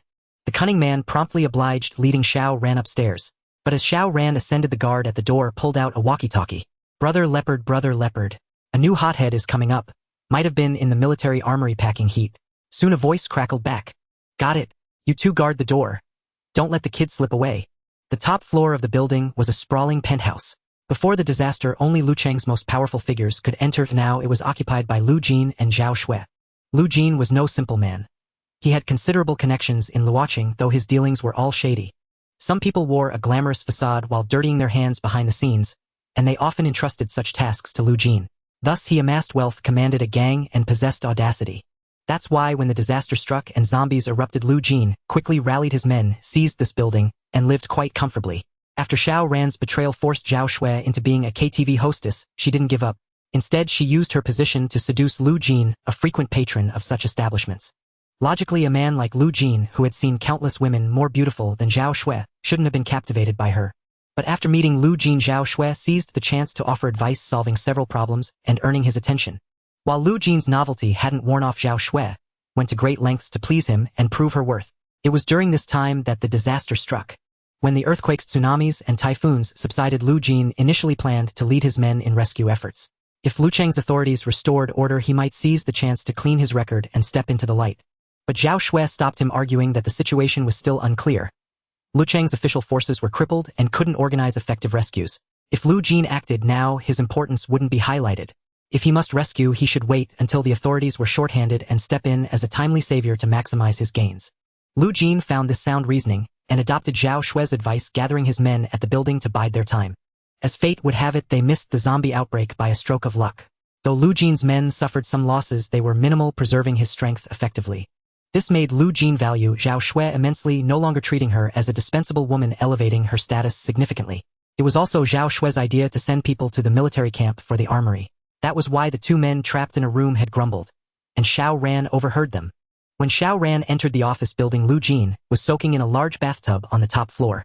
Zhao Xue, scantily clad, attended to him carefully, and there were even fresh fruits and wine nearby. Such luxury and privilege were not even accessible to ordinary people before the disaster struck, which clearly demonstrated how many resources Lu Jin had hoarded after seizing the building. A pair of fair hands gently massaged Lu Jin as he closed his eyes, indulging in the comfort, utterly at ease. But at that moment, the door burst open. Brother Bao was anxious, and besides, Lu Jin had always been a rough man with little refinement. Trying to cultivate elegance after the catastrophe was no easy feat. "Brother Jin, what's all the shouting for? Can't you see him bathing?" Having his exquisite relaxation interrupted, Lu Jin was quite displeased. If not for the fact that he still relied on Brother Bao to manage his underlings, the latter would have received a harsh scolding. Brother Bao dared not act rashly. He quickly stepped back, intending to leave. "Wait, what is it?" Lu Jin called him back. Brother Bao said, "The men we sent to the military camp have returned. Only 2 came back, and they brought a troublesome fellow with them. From what the others say, he might have found the arms depot." "Found it?" Lu Jin sat up abruptly. "Then what are we waiting for? Seize that man and I'll wring the truth out of him." "Wait!" Zhao Xue suddenly spoke. She walked over slowly, utterly indifferent to her thin clothes being soaked through her graceful figure, nearly fully revealed. Brother Bao quickly lowered his head, not daring to glance at her, even from the corner of his eye. Previously, some had thought Zhao Xue was merely a bar girl with no background who would be discarded once Lu Jin grew tired of her, becoming everyone's plaything. Thus, one man had shown her little respect, using vulgar language and even getting handsy. Within 3 days, that man vanished, never to be seen again. From then on, people realized that Zhao Xue held a special place with Lu Jin. Offending Lu Jin might only earn a scolding or a beating, but crossing Zhao Xue could cost you your life. Zhao Xue glanced at Brother Bao, then picked up a blanket from the sofa and wrapped it around herself. "Brother Jin, since that man found the arms depot, he's likely armed. If we resort to force, we might suffer losses. Why not send someone to sound him out first, offer him some benefits, and only resort to a sneak attack if that fails?" Lu Jin nodded. "Makes sense. That kid dares to wander alone. He must have some backing. Brother Bao, you know what to do." "Got it, Brother Jin. Rest assured, I'll have that kid eating out of my hand." Brother Bao quickly gave his assurances. Zhao Xue added, "Brother Bao, take him to the meeting room on the 18th floor, and turn on the surveillance so Brother Jin can see what that kid looks like." "All right, I'll see to it right away." Brother Bao dared not defy Zhao Xue and hurried off. Lu Jin pulled Zhao Xue close. "Why the meeting room? I have no interest in seeing that brat's face." Zhao Xue chuckled. "Brother Jin, I'm doing this all for you. Think about it. That man dares to roam alone and even got weapons from the military camp. He's no ordinary fellow. This building has 38 floors. Let him wait on the 18th, and well watch through the surveillance. If he turns out to be a tough nut, and Brother Bao can't handle him, we'll have time to react." Lu Jin couldn't help but nod. Since the disaster began, Zhao Xue had given him many strategies, securing his position as the boss. Her suggestion now was also sound. Always ensure your own safety first, then see if you can gain an advantage. "All right, I'll call a dozen more brothers up here to prevent that guy from charging up." Soon a dozen burly men arrived on the top floor, and the surveillance feed from the meeting room was set up. Lu Jin and Zhao Xue could clearly see everything in the room. Within 2 minutes, 3 people entered the meeting room. Xiao Ran and the 2 men he had met at the military camp. Xiao Ran's goal here was clear: find Zhao Xue, capture her, and subject her to extreme torment. Until he found Zhao Xue, Xiao Ran would not act rashly unless the other side turned hostile. The two men had been instructed by Brother Bao to win Xiao Ran over and extract information about the arms depot. The more cunning of the two had Xiao Ran sit down and brought out plenty of food, including fresh fruit. Seeing fresh fruit, Xiao Ran was somewhat surprised. In times like these, it was no easy feat to get fresh produce. After all, he was the only one who had known the apocalypse was coming. Of course, this also showed that Lu Jin's gang indeed had some skills. However, Xiao Ran had no intention of eating anything. He knew exactly what kind of man Lu Jin was and had been extremely cautious since arriving. Deep in the tiger's den, he had to be even more vigilant. How could he eat anything they offered? The cunning man tried to persuade him but noticed that Xiao Ran showed no excitement at the sight of food, which puzzled him. In a world of scarcity, who could afford to be picky? Yet Xiao Ran wasn't just holding back hunger. He genuinely disdained the food. This was utterly baffling. Had Xiao Ran never gone hungry, Xiao Ran saw through the man's intentions and said directly, "If you're trying to get information about the arms depot for me, save your breath." I didn't mean that. The cunning man tried to deny it, but Brother Bao couldn't hold back any longer. He burst in with a dozen men. He had heard enough from outside. The cunning man had said all sorts of nice things, and even offered precious fresh fruit, but Xiao Ran wasn't buying it. That pissed him off. "I give you face and talk nicely, and you still push your luck. Fine, don't blame me for being rude. Kid, I'll say this once, tell us where the arms depot is or we'll make you." Seeing Brother Bao drop the pretense, Xiao Ran decided to stop playing along. After all, Brother Bao and his men were scum. Killing them was no big deal. But before acting, Xiao Ran removed his radiation suit's face shield to avoid obstructing his vision and make it easier to move. As Xiao Ran took off the mask, Zhao Xue, sitting in Lu Jin's lap, stiffened in shock. Xiao Ran. It was actually Xiao Ran. But after the initial surprise, a venomous glint appeared in Zhao Xue's eyes. "Perfect. Last time you screwed me over, I hadn't settled the score with you yet. Now you've come to me yourself. This time I'll make you pay for crossing me." Zhao Xue was still reveling in fantasies of how she would torment Xiao Ran, but Xiao Ran had already made his move.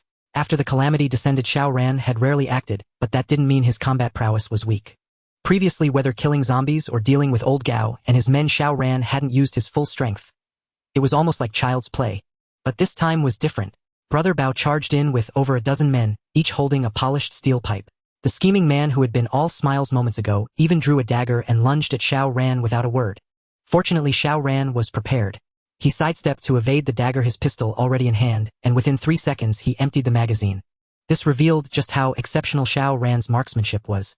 Every bullet hit its target, yet none struck a vital spot. He did this because he had already seized control of the situation and aimed to extort resource points from these scum. A single shot to kill was too simple and the yield too meager. Those at the forefront were all shot in the right hand, their steel pipes clattering to the ground as they clutched their wounds and screamed in agony. Brother Bao was about to charge forward but froze at the sight, terror-stricken. What kind of divine marksmanship was this? Yet Xiao Ran didn't relax. He took another step back, swiftly swapped magazines, and emptied the second one within 3 seconds. The pistol he had taken from the shooting range held only 8 rounds per magazine. With 2 consecutive volleys, he managed to target everyone, including Brother Bao. By the time the second magazine was empty, all 15 or so men, Brother Bao included, had their right hands ruined and the conference room echoed with their screams. Calmly, Xiao Ran replaced the magazine once more and methodically fired finishing shots. This time he aimed for their right legs, and the screams in the room grew even louder. After finishing the rounds, Xiao Ran approached Brother Bao, drew his dagger with his right hand, and pinned Brother Bao's left hand to the conference table. Brother Bao's screams abruptly ceased. He had fainted from shock. Xiao Ran shook his head, grabbed a wine glass from the table, and poured the strong liquor into the wound on Brother Bao's leg. "Ah!" The newly unconscious Brother Bao let out a blood-curdling scream. He was jolted awake by the pain. "Fuck you. If you've got the guts, kill me. Damn it." Xiao Ran smiled. He liked men with backbone. Then, with a swift move of the dagger, he severed Brother Bao's already mangled right hand, sending blood spurting out. "Keep cursing. Do you think I don't have a tourniquet in my bag? I can cut 100 wounds on you without letting you die." Brother Bao shuddered at Xiao Ran's icy tone. "You? What exactly do you want?" "That's more like it. I just want to ask you a question. Answer well and I'll kill you quickly." Xiao Ran's tone was calm, as if he were doing something trivial, but the looks from those around him were filled with terror. He was a monster, a merciless demon. "Zhao Xue, where is she?" Brother Bao's spirit had long since shattered. He dared not defy Xiao Ran. "Zhao Xue is on the top floor with Brother Jin." "Good. He'll be back shortly. If you're lying to me, you'd better be dead before I return." With those words, Xiao Ran actually walked out, unconcerned that Brother Bao and his men might escape. Xiao Ran's methods were ruthless. All of them had penetrating wounds in their legs. How could they possibly flee? Even if someone managed to escape the building, where could they go? Zombies were everywhere outside. With such severe injuries and no timely medical aid, death was inevitable. So Xiao Ran wasn't worried at all. In fact, he hoped Brother Bao and his men would cling to life and try to run. That would only bring them more suffering and provide Xiao Ran with more resource points. The 18th floor was 20 floors below the top. Xiao Ran glanced at the elevator. It was out of service, so he headed straight for the stairs. Even with his significantly improved physique, climbing 20 flights of stairs with over 30 pounds of gear would take considerable time. Fueled by his hatred for Zhao Xue, Xiao Ran stormed up to the top floor and kicked open the door to the penthouse only to find it empty. Zhao Xue was gone, Lu Jin was gone, and the thugs Lu Jin had gathered were gone too. Had they fled? Xiao Ran was astonished. Could Zhao Xue have reacted so quickly? But considering that descending from the top floor by stairs also took time, Xiao Ran decided to try again, hurrying down to possibly intercept Zhao Xue and her group. Just as he was about to leave, however, he noticed an elevator in the corner of the room. And it was operational. This elevator was a private one directly serving the penthouse, entirely different from the one Xiao Ran had seen earlier. It had its own power supply, suggesting Zhao Xue and her people had prepared a generator long ago, allowing them to escape via the elevator in critical moments. Xiao Ran rushed to the window and spotted Zhao Xue at once. She was right next to Lu Jin, retreating in haste under the protection of over a dozen thugs. Xiao Ran snorted coldly, drew his pistol, and fired several shots at the floor-to-ceiling window. The tempered glass shattered. He then took 3 grenades from his backpack, pulled the pins, and hurled them with force toward Zhao Xue. Relying on her acute sense of danger, Zhao Xue had made a decisive choice the moment Xiao Ran shot Brother Bao and his men. She persuaded Lu Jin to retreat immediately and avoid a direct confrontation with Xiao Ran. Having witnessed Xiao Ran's ferocity, Lu Jin, despite still having over a dozen men, dared not oppose him. Xiao Ran's uncanny marksmanship was simply beyond belief. His small group wouldn't even last through 2 of Xiao Ran's magazines. So he quickly activated the elevator and fled with his men. Once they reached the ground floor, Zhao Xue was feeling smug when a sudden intense sense of danger overwhelmed her. She instinctively ducked behind one of the thugs, and then a clatter rang out as something fell. Before she could see what it was, a burst of flame erupted, sending both her and the thug flying. Shrapnel tore through the air, piercing the thug's head, before he even realized what had happened, killing him instantly. Zhao Xue was fortunate someone had shielded her from most of the blast, so she only suffered the impact. But before she could recover, 2 more grenades landed, exploding into twin blossoms of fire. After the 3 grenades, all 15 or so people, including Lu Jin and Zhao Xue, lay motionless. Xiao Ran wasn't convinced. He took out his binoculars and peered carefully, seeing Zhao Xue pinned under a body, completely still, her face covered in blood. A flicker of regret crossed his mind. How could she be dead? How could you die? Xiao Ran's hatred for Zhao Xue had already reached an insurmountable peak. The reason he had descended into near-pathological darkness was solely because of Zhao Xue's betrayal. Thus Xiao Ran dreamed of nothing more than capturing Zhao Xue with his own hands and subjecting her to excruciating torment. After 3 grenades exploded, Zhao Xue lay motionless. Yet a smoldering rage churned within Xiao Ran. How could you die just like that? Even in death, I will not let you go. Consumed by boundless hatred, Xiao Ran rushed downstairs, determined to tear Zhao Xue limb from limb and cast her remains into the zombie horde. But when he charged down, fueled by his fury, Zhao Xue had vanished. Vanished? Xiao Ran was stunned. How was this possible? He had clearly seen her incapacitated moments ago. How could she just disappear? Xiao Ran's gaze fell upon the dozen or so bodies scattered on the ground. Initially 3 people, including Lu Jin, had still been alive. At least they wouldn't have died anytime soon. But now deep gashes marred the throats of Lu Jin and the other 2. Clearly someone had delivered the finishing blow. Zhao Xue knew that Xiao Ran would not easily forgive her, so she feigned death first. Then, when Xiao Ran descended the stairs, she crawled back up, decisively killed Lu Jin and the other 2 to ensure no witnesses could track her movements. Only by doing so could she save her own life. In an instant, Xiao Ran comprehended Zhao Xue's actions and couldn't help but feel a surge of astonishment. Decisive and ruthless, she even surpassed Xiao Ran himself.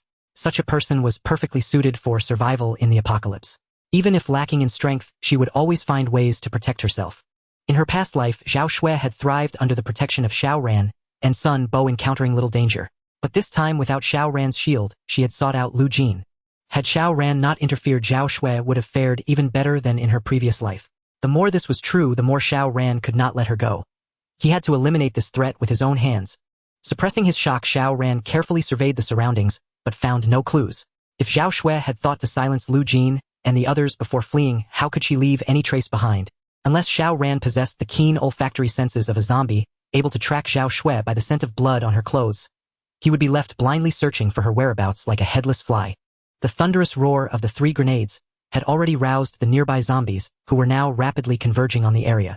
Seeing this, Xiao Ran had no choice but to retreat into the office building, sealing the door behind him to temporarily evade the pursuing undead.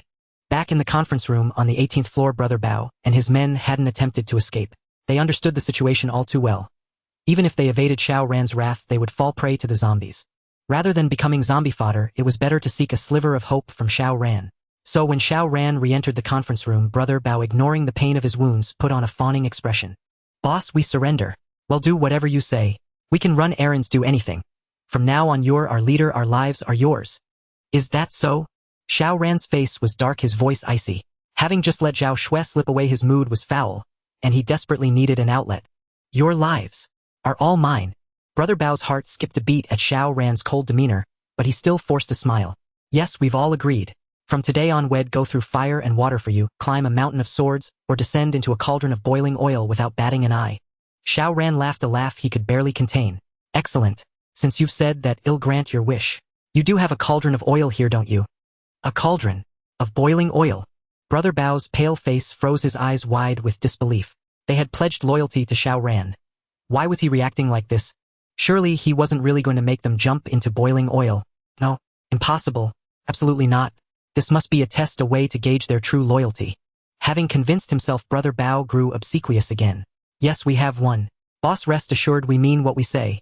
Even if you truly order us into the oil, we won't hesitate. You go fetch the cauldron and the oil. Today, anyone who dares defy the boss, I'll personally throw them into the boiling oil." Brother Bao seemed to have forgotten who had brought him to such a miserable state, as if eager to bare his heart to prove his devotion. The 2 men he pointed at were also terrified, not daring to move, until Xiao Ran nodded, after which they hobbled off in pain to find the cauldron and oil. It was only because Xiao Ran had been measured in his previous shots, not aiming to kill, that they could still move at all. With their lives on the line, the 2 dared not dawdle. They prepared the cauldron and oil with utmost speed, even convincing themselves that their initiative and good behavior would surely spare them from the boiling oil. As they waited, the others in the conference room believed they had discerned Xiao Ran's intentions. If he truly wanted them dead, he would have simply shot them earlier, wouldn't he? Since Xiao Ran had spared their lives, it meant they still had value. People of worth were not easily discarded. But whenever a new leader takes charge, there must be a sacrificial lamb to serve as a warning. Now it was just a matter of who would be unlucky enough to be that lamb. The gas stove was lit, blue flames dancing.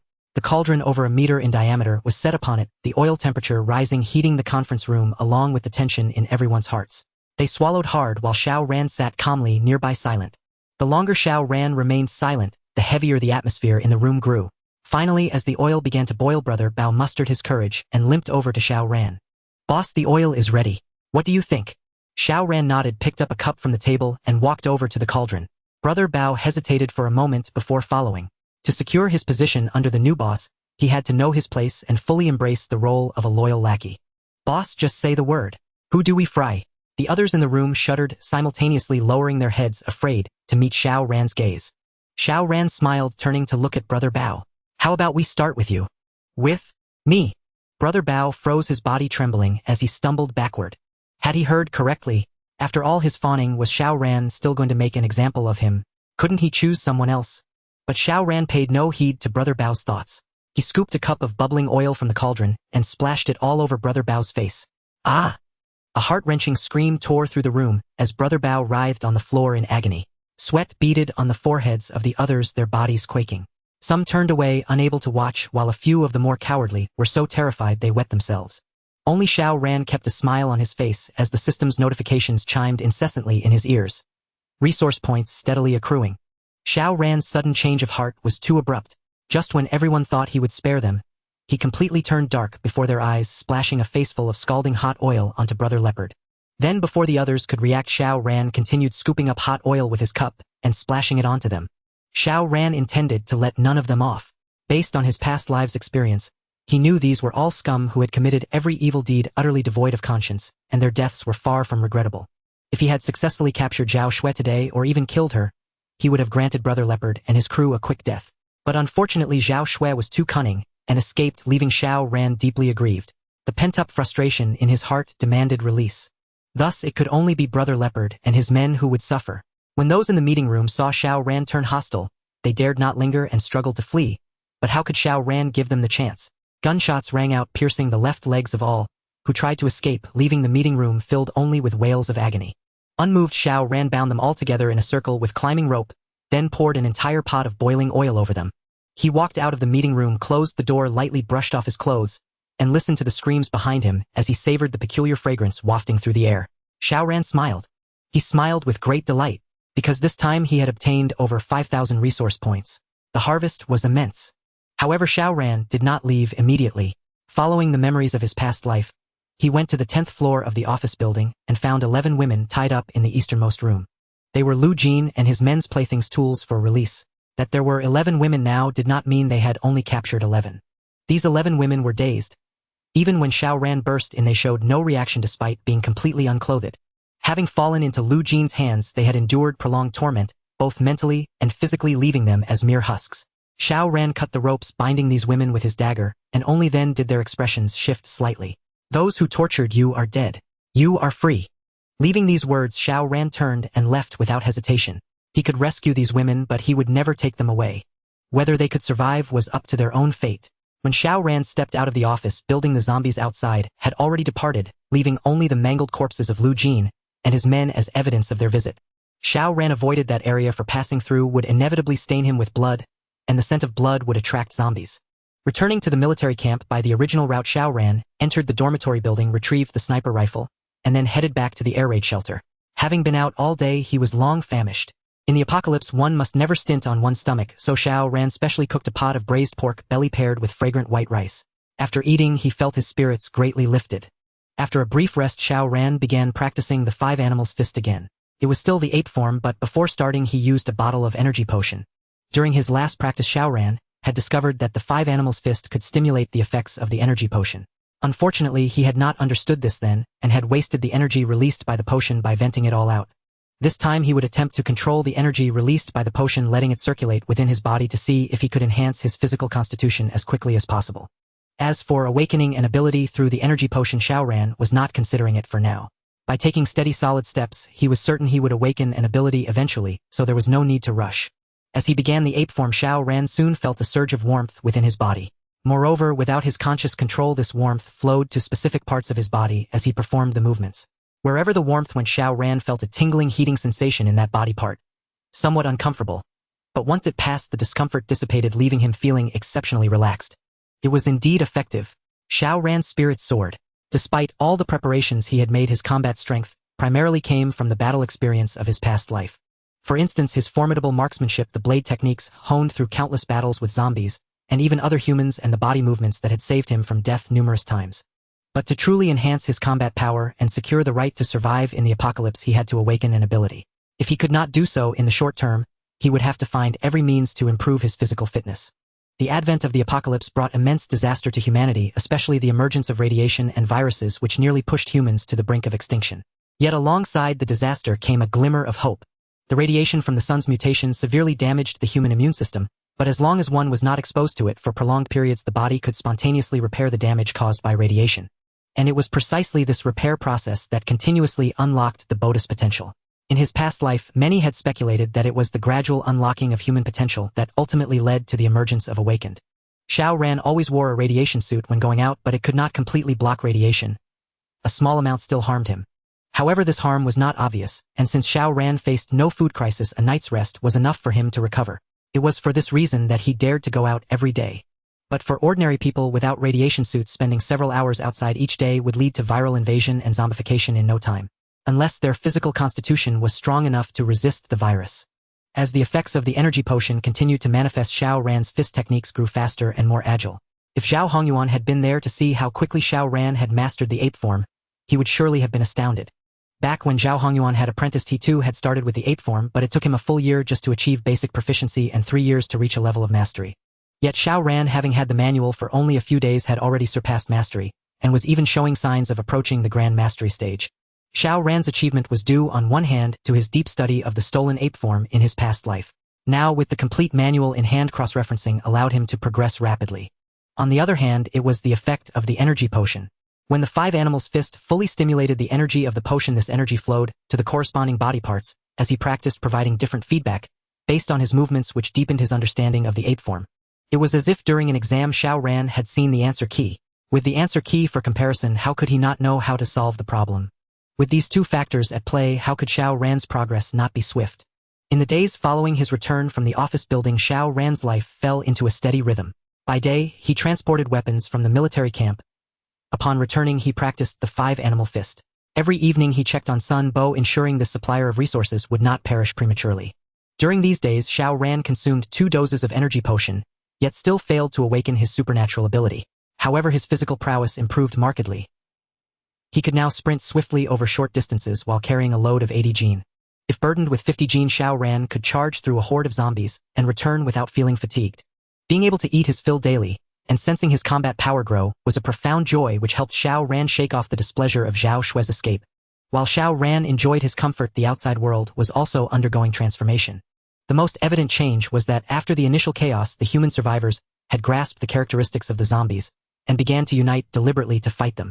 With zombies at a low evolutionary stage and humans blessed with intellect and tools, the situation gradually shifted. One by one, groups large and small formed, launching counterattacks against the undead. The purpose of these counterattacks was not merely to slay zombies, but to amass supplies, establish safe bases, systematically restore production, and even attempt to rebuild the social order that existed before the catastrophe. During his recent outings, Xiao Ran encountered several bands of survivors. They were no longer gaunt and despairing, but brimming with vitality and hope. In his past life, around the 10th day after the disaster struck, humanity, even without official leadership, had successfully united, confronting the zombies with organization and discipline. After all, the combat capability of zombies at this stage was indeed unimpressive. An adult male overcoming fear and wielding a weapon properly could face a single zombie with a 30-70 chance. Humans held a 70% chance of victory, while zombies only 30. This realization gave humanity a glimmer of hope for survival. To be honest, the initial wave of zombies could not have driven humanity to the brink, for humans are highly intelligent beings with advanced technology and a vast arsenal of sophisticated weapons. The reason the disaster unfolded as it did, with the zombie outbreak spreading so rapidly, was primarily due to the radiation from the sun's anomaly, which compromised the human immune system. The virus infected over 80% of the population almost instantly. Moreover, the official military, police, government employees, and even public institution workers, who responded to the rescue efforts, were 99% turned into zombies in the first wave, causing the immediate collapse of human society's order. Had it not been for this unique factor, zombies would never have posed a threat to a humanity armed with advanced technology and powerful thermal weapons. It seemed as though every element of this catastrophe had been preordained, leaving humanity with no room for resistance. Now, even without official guidance, humanity had mounted an effective resistance, sparking hope. Yet only Xiao Ran knew this was temporary, for the first wave of zombie evolution was imminent. Evolved zombies would not only possess combat power far exceeding ordinary humans, but also near-human intelligence, allowing them to lead hordes in coordinated assaults. The sheer number of zombies, coupled with their fearlessness, would push humanity back into a disadvantage. In his past life, many believed that when zombies began to evolve, they had become an entirely new species. The war between humans and zombies was a struggle for territory and resources between two species. This conflict was irreconcilable, ceasing only if one side surrendered or was completely eradicated. Of course, as zombies evolved, so did humans. Otherwise, how could humanity in his past life have withstood the onslaught of evolved zombies without official leadership? But such matters were still distant. Xiao Ran flipped open a calendar and circled the date April 13th. On that day in his past life, the first evolved zombie appeared in Luo City. Every day thereafter, new evolved zombies emerged, organizing vast hordes to steadily shrink humanity's living space. Today was April 1st. Only 12 days remained until the zombie evolution. If he could not awaken his ability by then, Xiao Ran felt his safety would be severely compromised.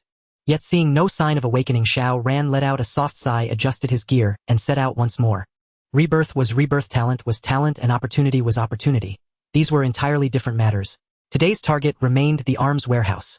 Xiao Ran worried that as human survivors coalesced into small groups, they would unleash formidable power, potentially breaching the alloy door of the arms warehouse. This was unavoidable. After all, Xiao Ran was alone. Even with foreknowledge and individual strength, could never match that of a team. Unless he awakened his ability. Thus Xiao Ran had to make the most of the time before other groups found a way to break the warehouse's door, extracting as many weapons as possible. On the road, Xiao Ran encountered many zombies, and began to see small teams of survivors scavenging for supplies. To avoid trouble, he actively evaded all zombies and survivors, and unknowingly found himself on Fuguang Street once again. Previously, Xiao Ran had made a special trip here to see if Chanin was still waiting for his message, but was disappointed. This time, as he passed the two-story building, Xiao Ran glanced at it briefly and was about to leave. But after a few steps he stopped and turned back to look at the building's door. Someone had entered. During his last visit, Xiao Ran had not paid close attention but had noted the spot where he had hidden the key. The flower pot that had covered the key was still in place then, but now it had been moved. The change was subtle, yet it did not escape Xiao Ran's eyes. Chen-en had already left, so who was here now? Perhaps Chen-en had returned the key to its hiding place before leaving, and someone else had stumbled upon it. Xiao Ran silently gripped his sword hilt. Whoever was inside now, he had to enter and see. If it was Chen-en, he would demand to know why he had left. If not, Xiao Ran would show no mercy. Everything inside, including the building itself, had been prepared by him. Without his permission, no one could touch anything. Whoever dared to reach out would die. Back then, Xiao Ran had spent several $100,000 to renovate this two-story, building, reinforcing and heightening the walls, and installing razor-sharp security nets. But such measures were nothing to Xiao Ran. The experience of struggling to survive in the apocalypse in his past life had taught Xiao Ran many things, including how to scale walls. He pulled off his mask for better mobility, stepped back a few paces, accelerated, and leaped. Using both hands and feet, he easily grabbed the top edge of the 3-meter-high wall. Then he drew his dagger, pried open the base of the security net, effortlessly breached it, and vaulted over. But to his surprise, the moment he landed, someone rushed out from the first floor brandishing a baseball bat and barked, "Stop right there. Who let you in?"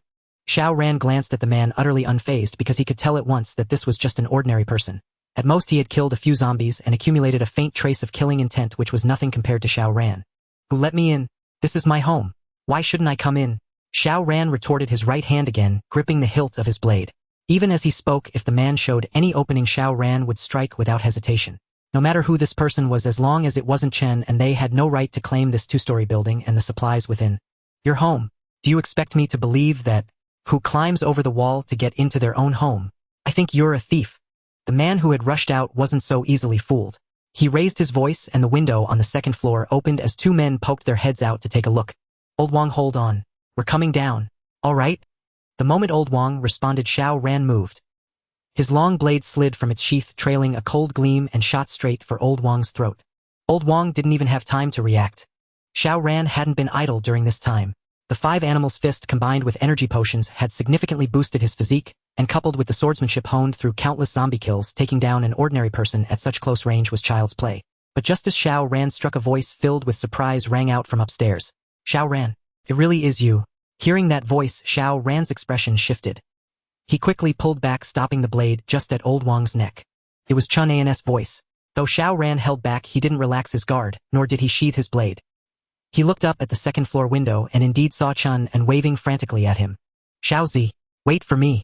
I'll be right down." Chen-en's tone was brimming with excitement as he rushed down as fast as he could. "Xiao Ran, it really is you. I'm so glad you're okay. Weren't you kidnapped? How did you escape?" Xiao Ran didn't answer Chen-en's question, but instead asked, "What's with all these people?"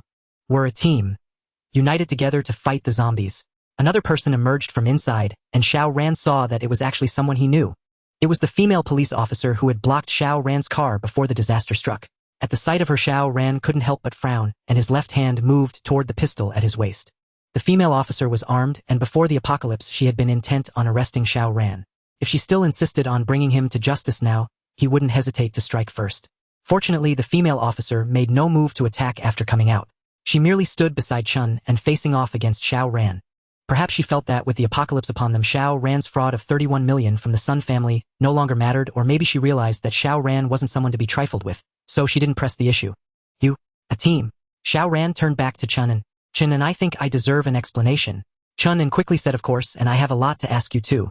Come on in, we'll talk inside." "Officer Yi, it's fine. Xiao Ran is my roommate, he's one of us. Tell everyone to disperse. I'll have a word with Xiao Ran." Yi-jin hesitated for a moment but ultimately said nothing more. She had Old Wang continue standing guard on the first floor, while the others went upstairs, leaving the first floor to Xiao Ran and Chen-en.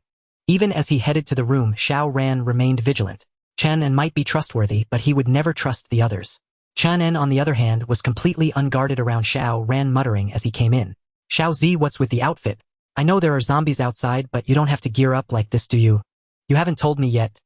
Weren't you kidnapped? How did you get out?" "The kidnappers turned into zombies, and luckily I wasn't in the same room as them, so I managed to escape." Xiao Ran brushed off the question with a prepared excuse. Before Chen-en could continue, Xiao Ran asked, "And you? How did you end up here? What's with that cop surnamed Yi?" This was what Xiao Ran cared about most. He needed to know why Chen-en had left this 2-story building in the first place. This had been Xiao Ran's test for Chen and determining whether he could later live as comfortably as Xiao Ran. Chen-en scratched his head, looking embarrassed. Actually, I shouldn't have left. When you were kidnapped, I got a call from the kidnappers. They told me to come here and wait for their call. If I didn't, they said they'd kill you, so I came. But I never expected the earthquake to hit as soon as I got here. Chun held nothing back, recounting everything that had happened to him.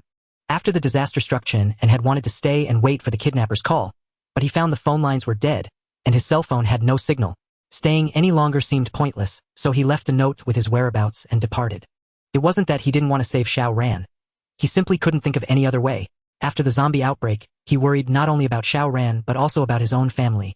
The inability to contact his family for so long was the main reason he had left. But once he got out, he found zombies everywhere. His original home had been destroyed in the earthquake and tsunami, and there was no news of his family at all. Disheartened, Chun decided to return here, hoping to hear news of Xiao Ran. On the way back, however, he was attacked by zombies and was ultimately rescued by Yijin, Old Wang, and the others.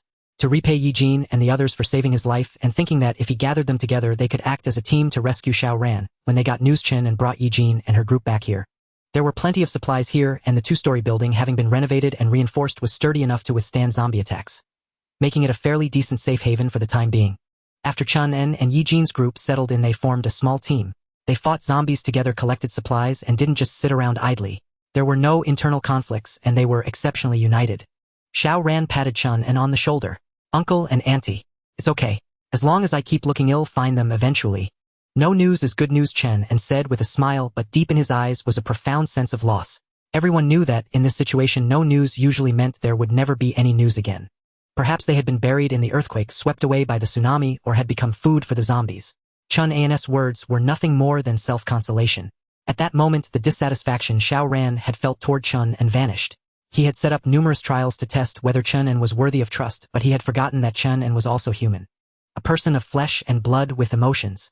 What right did Xiao Ran have to demand that Chun abandon his own family for him when disaster struck? Honestly, if Xiao Ran's parents were still alive and he had to make a choice, he would choose his parents over Chun without hesitation. So why be so harsh on Chun? Chun patted his own face, a smile spreading across it again. All right, enough about me. Let's talk about you. How come you seem so different from before after all this time? You scared me half to death when you made your move just now. Xiao Ran sheathed his long blade and said, It's nothing. I just figured some things out after that day. What day? The day I gave Zhao Xue flowers, but she got into Sun Boskar instead. Oh. Chanan said, I told you long ago that Zhao Xue was no good. You wouldn't believe me then. It's good that you can walk away from it yourself now. At least she won't be using you anymore. Back at school, when she used you, it was just for your money. That wasn't a big deal. But if you run into her again, now you must not be soft-hearted. If she schemes against you, you might even lose your life. Xiao Ran nodded, recalling how in his past life Qin had advised him to stay away from Zhao Xue. He had not only refused to listen, but had also fallen out with Chun over it. He couldn't help but shake his head. Back then I was such a damn fool. I stopped looking for Zhao Xue after that, but she felt betrayed by me, and even sent Sun Bo to cause me trouble. That time at school. But she never expected that I had set a trap for Sun Bo, just waiting for him to walk right into it. Remember when Sun Bo danced naked on the school rooftop? That happened because I set his family up and they had no choice but to do it. Holy crap. How did you manage that? I was wondering why Sun Bo went so crazy back then. So it was your doing. What a relief. What a damn relief. Xiao Ran coughed and lowered his voice. That's nothing. I also swindled 31 million from the Sun family. That female police officer earlier wanted to haul me back in for it. He stopped mid-sentence, realizing a huge flaw. Before the disaster struck, Xiao Ran had first called Chun pretending to be a kidnapper, and only later encountered the policewoman Yijin. If Chun and Yijin ever talked about it and compared timelines, his lie would be exposed. But Chen, completely oblivious, was instead stunned by what Xiao Ran had said. What? 31 million? You're joking, right? The Sun family would let you get away with that. Of course not. That's why I got kidnapped. Xiao Ran's tone lightened. As long as he kept his story consistent and took Chun away, ensuring he never met Yijin again, there would be no problem. Sun Bo probably thought we were close. Since Head already kidnapped me, he didn't want to let you off either, so he called you. But nobody expected the disaster to strike. The kidnappers panicked, didn't do anything to me, and ended up turning into zombies themselves. Chun's jaw dropped in astonishment. He couldn't believe how eventful Xiao Ran's life had been in just a few days. So how did you get so strong all of a sudden? I've always been strong. Xiao Ran patted his long blade. Remember when Sun Bo brought his guys to bully me, and I easily subdued them? You didn't see it back then because I never showed it. Chun was skeptical, but recalling Xiao Ran's swift attack on Old Wang, he chose to believe him. Xiao Ran was his roommate of 3 years. How could he possibly lie to him? Amazing. Absolutely amazing. Chun-En exclaimed. You think old Wang is nothing special? He served in the military for 5 years and is pretty skilled.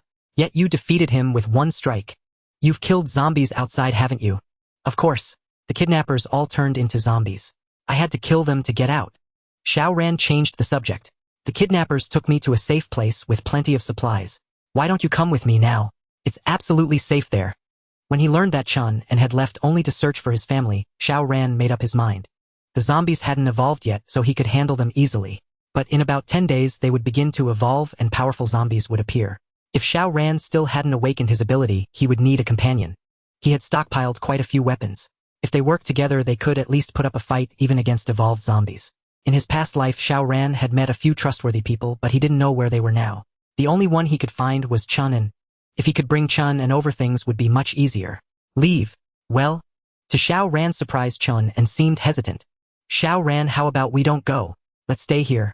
There are supplies and everyone can unite to fight the zombies. If we leave it'll just be the 2 of us. You're lying. Xiao Ran shook his head. Having lived 2 lives he had rich experience. Chun-En couldn't even look him in the eye when he spoke, his gaze was shifty. It was clearly a sign of lying. You want to stay not because of the danger outside but because of Yi Jin. A thought popped into Xiao Ran's head and he blurted it out. Chun-En's face reddened. You noticed? Xiao Ran chuckled. Did he even need to notice? How many people were in this 2-story building? Looking around, the only one who could attract Chun-En was Yi Jin. Yi Jin was a police officer, naturally valiant and handsome. After the disaster struck, she used her authority to organize people to fight the zombies, earning high prestige in this small group. A woman like that would easily catch any man's eye no matter where she went. Xiao Ran guessed that not only Chun-En but every other man in this group had similar thoughts about Yi Jin. But for now they only had thoughts, not daring to act on them. It wouldn't stay that way forever though, so Xiao Ran didn't want Chun-En to stay. Chun-En, do you even know what's happening out there? How can you still be thinking about this at a time like this? Chun-En looked up, his earlier embarrassment gone. I know what's happening out there, but so what? Just because the world's in chaos doesn't mean I can't find a girlfriend. Yi Jin saved me when I was being chased by zombies. For that alone I can't leave now. Xiao Ran, I'm sorry. Don't apologize.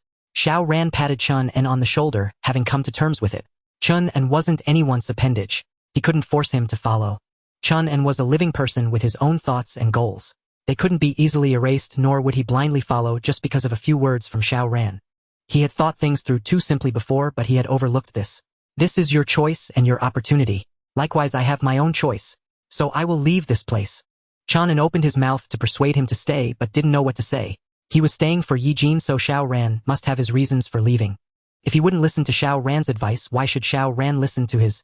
Xiao Ran stood up and took out the pistol at his waist along with 5 magazines and 200 rounds of ammunition. Chun-En's eyes narrowed. Xiao Ran, you. Shoo! Xiao Ran made a silencing gesture and took out all the medicine from his bag. If you still trust me, remember what I say, keep the gun and medicine safe. Don't tell anyone, not even Yi Jin. Stay here but trust no one. You never know how dark human nature can be. As long as you hide the gun and medicine well, they can save your life at a critical moment. Chun-En's expression was complicated. Don't you think you're overthinking things? No, absolutely not. Xiao Ran's tone was grave. Remember what I said. Tomorrow I'll put a walkie-talkie under a flower pot. Go and get it. If you're in danger, call me on it. Got it. Seeing the extreme seriousness on Xiao Ran's face, Chun-En nodded firmly. All right, I understand. Chun-En hummed in acknowledgement, turned around and left without a hint of reluctance. Leaving here meant Xiao Ran had given up on Chun and a trustworthy companion. If he hadn't realized that Chun-En possessed independent thoughts, Xiao Ran wouldn't have easily let him go. Chun-En refused to leave and Xiao Ran couldn't stay, so parting ways was inevitable. Whether they would meet again, and if so as friends or foes, Xiao Ran couldn't be certain. As long as they weren't likely to become enemies, that was enough. As for that gun, he considered it compensation for Chun-En's efforts to save him. To ensure safety, Xiao Ran didn't head to the military camp, but returned to the air raid shelter to replenish his gear before setting out again. This time he deliberately circled back to Chun-En's area, placing a walkie-talkie under a flower pot in advance. This walkie-talkie, which Xiao Ran had bought for over 3,000 yuan, could communicate within an 8-kilometer radius, while the air raid shelter was only 2 kilometers from Fuguang Street. Theoretically, if Chun-En encountered danger and called on the walkie-talkie, Xiao Ran could hear him whether he was at the shelter or the military camp. This was the last means of contact Xiao Ran left for Chun-En, and also the last chance. No sooner had Xiao Ran left than Yi Jin came down. Chun and you and Xiao Ran were classmates. Why didn't you ask him to stay? Chun and had already put away the gun magazine's bullets and medicine. Though he felt Yi Jin was trustworthy, Xiao Ran's words made sense too. I wanted to, but he said staying here would make things difficult for you, so he left. Yi Jin chuckled. Is he talking about the fraud case of 31 million from the Sun family? At a time like this, how could I care about that? Besides, that case wasn't mine. I just knew about it. That afternoon I was out on a mission and spotted Xiao Ran, so I tried to apprehend him. Who knew he was so skilled? That marksmanship was incredible. Chun and you were his classmate. What's his background? Why is his aim so good? Marksmanship. Good. Chun was baffled too. Had been Xiao Ran's roommate for 3 years, and never knew Xiao Ran was such a sharp shooter. When Xiao Ran drew his pistol, Chun and thought had taken it from the kidnappers. He never imagined Xiao Ran had obtained the gun before the disaster struck. Wait, if he had the gun before the disaster and was such a good shot, how did he get kidnapped? Chun frowned. You said you met Xiao Ran in the afternoon. Which day? What time exactly? It was the day the disaster struck, around 2 in the afternoon. The day of the disaster at 2 in the afternoon. Chun immediately sensed something was wrong. Xiao Ran had lied to him. What's wrong? Is there an issue? Yi Jin noticed Chun's troubled expression and pressed further. Chun shook his head. Nothing. I didn't know Xiao Ran could handle a gun before. Maybe he practiced before college. Yi Jin wanted to argue but decided against it. Xiao Ran gave her a very different impression. If he was deliberately hiding his abilities, how could Chun and an ordinary student possibly know? By the way, you mentioned Xiao Ran was kidnapped when you saw him. Yi Jin recalled another question. Chun explained. It's nothing, just a joke between us. When we didn't want to go to class, we'd say we were kidnapped by the bed. He stopped coming to class before the disaster, so I said he was kidnapped. Is that so? Yi Jin felt something was off. Though he had wasted some time at Fuguang Street, Xiao Ran arrived at the military camp at 10 in the morning. Xiao Ran didn't enter immediately. Instead, he circled around to survey the situation. Ever since humanity began to unite, the threat of wandering zombies had significantly diminished, expanding human activity. The most obvious sign was the frequent appearance of survivors near the military camp. They all came seeking weapons. Xiao Ran didn't want anyone to know had already secured a large arsenal, so he had to avoid them. If they discovered he could open the armory, he'd never have peace. In many ways, humans were far more troublesome than zombies. Thus Xiao Ran was especially cautious approaching the camp. After circling once, he indeed found something amiss. A group of people was lying in ambush near the camp, utterly silent. Had Xiao Ran not visited the camp several times and known the terrain well, he might not have noticed the 8 people hiding there. Frankly, Xiao Ran was surprised. He was curious why they were hiding there, and what their purpose was, so he found a corner to secretly observe their actions. These 8 men were burly, uniformly dressed, and carried identical weapons. Machetes in hand and batons at their waists. Seeing their attire, Xiao Ran knew they were faring well. But when he looked closely at their clothes, his expression turned wry. Their uniforms were standard security gear, but embroidered with words Sun's garments. They were security guards from Sun Rui's company. Xiao Ran had been looking for Sun Rui to eliminate this threat. From the moment he struck at Sun Bo, it was fated that father and son must die by his hand or head never rest easy. However, after the apocalypse struck, Xiao Ran was busy gathering weapons and hadn't yet had time to track down Sun Rui. Following these men might lead him to Sun Rui. So Xiao Ran began to creep closer, looking for an opportunity to strike. Just then, a few more people arrived at the camp entrance, hoping to enter for guns, and Xiao Ran halted. The 8 security guards also spotted the newcomers, but they stayed hidden, lit a firecracker, and hurled it forcefully after the group cautiously entered the camp. Bang! The firecracker exploded, startling the group into turning and fleeing without a second thought. Firecrackers weren't scary, but the loud noise attracted nearby zombies. Within 10 seconds, the group was surrounded by zombies, and a bloody struggle ensued. The 8 guards watched with undisguised excitement as the people were overwhelmed by zombies. Meanwhile, Xiao Ran from a corner less than 20 meters away fixed his gaze on them and silently unslung his military crossbow. The mantis stalks the cicada, unaware of the oriole behind. Xiao Ran planned to strike while they gloated, catching them completely off guard. A crossbow bolt shot forth, striking a guard square in the back of the head. His hard skull was pierced as easily as paper by the military crossbow. The guard didn't even have a chance to make a sound before collapsing limply to the ground, motionless. The other 7 guards were so engrossed in the spectacle that they didn't notice their comrade's death. Then Xiao Ran struck again, each bolt effortlessly claiming a guard's life. After 3 shots, one guard finally sensed something wrong. Seeing the bodies of his fallen comrades, he let out a piercing scream. Whoosh! Another bolt flew, entering through the screaming guard's mouth and exiting the back of his skull. The scream was abruptly cut short, but the brief scream was enough to attract the zombies. Xiao Ran shook his head in dismay. He hadn't wanted to draw the zombies, but these guards were too pathetic. Seeing a comrade die silently, how could they not handle that? The performance of these security guards truly disappointed Xiao Ran. In Xiao Ran's view, they should have already adapted to life in the apocalypse, able to suppress their inner terror, even when witnessing a comrade's death before their eyes without uttering a superfluous sound. But reality proved Xiao Ran's judgment wrong. These guards only appeared formidable. In truth, they were nothing but paper tigers. The remaining 4 guards, seeing the zombies closing in, abandoned all else and fled without looking back. Xiao Ran raised his military crossbow to strike again, but this time he opted not for a killing blow. Instead, he chose 3 unfortunate souls and aimed for their calves. From the very beginning, Xiao Ran's goal had never been simply to slay these guards, but to use them to locate Sun Rue. To find Sun Rue, he needed to keep one alive. The 3 guards Xiao Ran had marked crumpled to the ground but quickly scrambled up, enduring the searing pain in their legs as they fled, though their efforts were doomed to fail. The last guard, hearing the screams behind him, dared not even turn his head and ran for his life with all his might. All he wanted was to survive. Xiao Ran followed unhurriedly behind him. Whenever a zombie drew near, he would take the initiative to dispatch it with his crossbow, ensuring the last guard wouldn't fall into the undead's clutches. Thus the guard sprinted madly for 10 minutes. Realizing the zombies had given up the chase, and that he had been fortunate enough to encounter no others, he collapsed onto the ground, gasping for air without a care for his dignity. Exhaustion overwhelmed him, but before he could catch his breath, an icy blade pressed against his neck. "Don't move, or you'll die a miserable death." The last guard froze. He had scanned the area as he fled. There was no one around. So where had this person come from? Yet that didn't stop him from raising his hands. "Boss, spare me. I know a place stocked with food and fresh water. As long as you don't kill me, I'll take you there."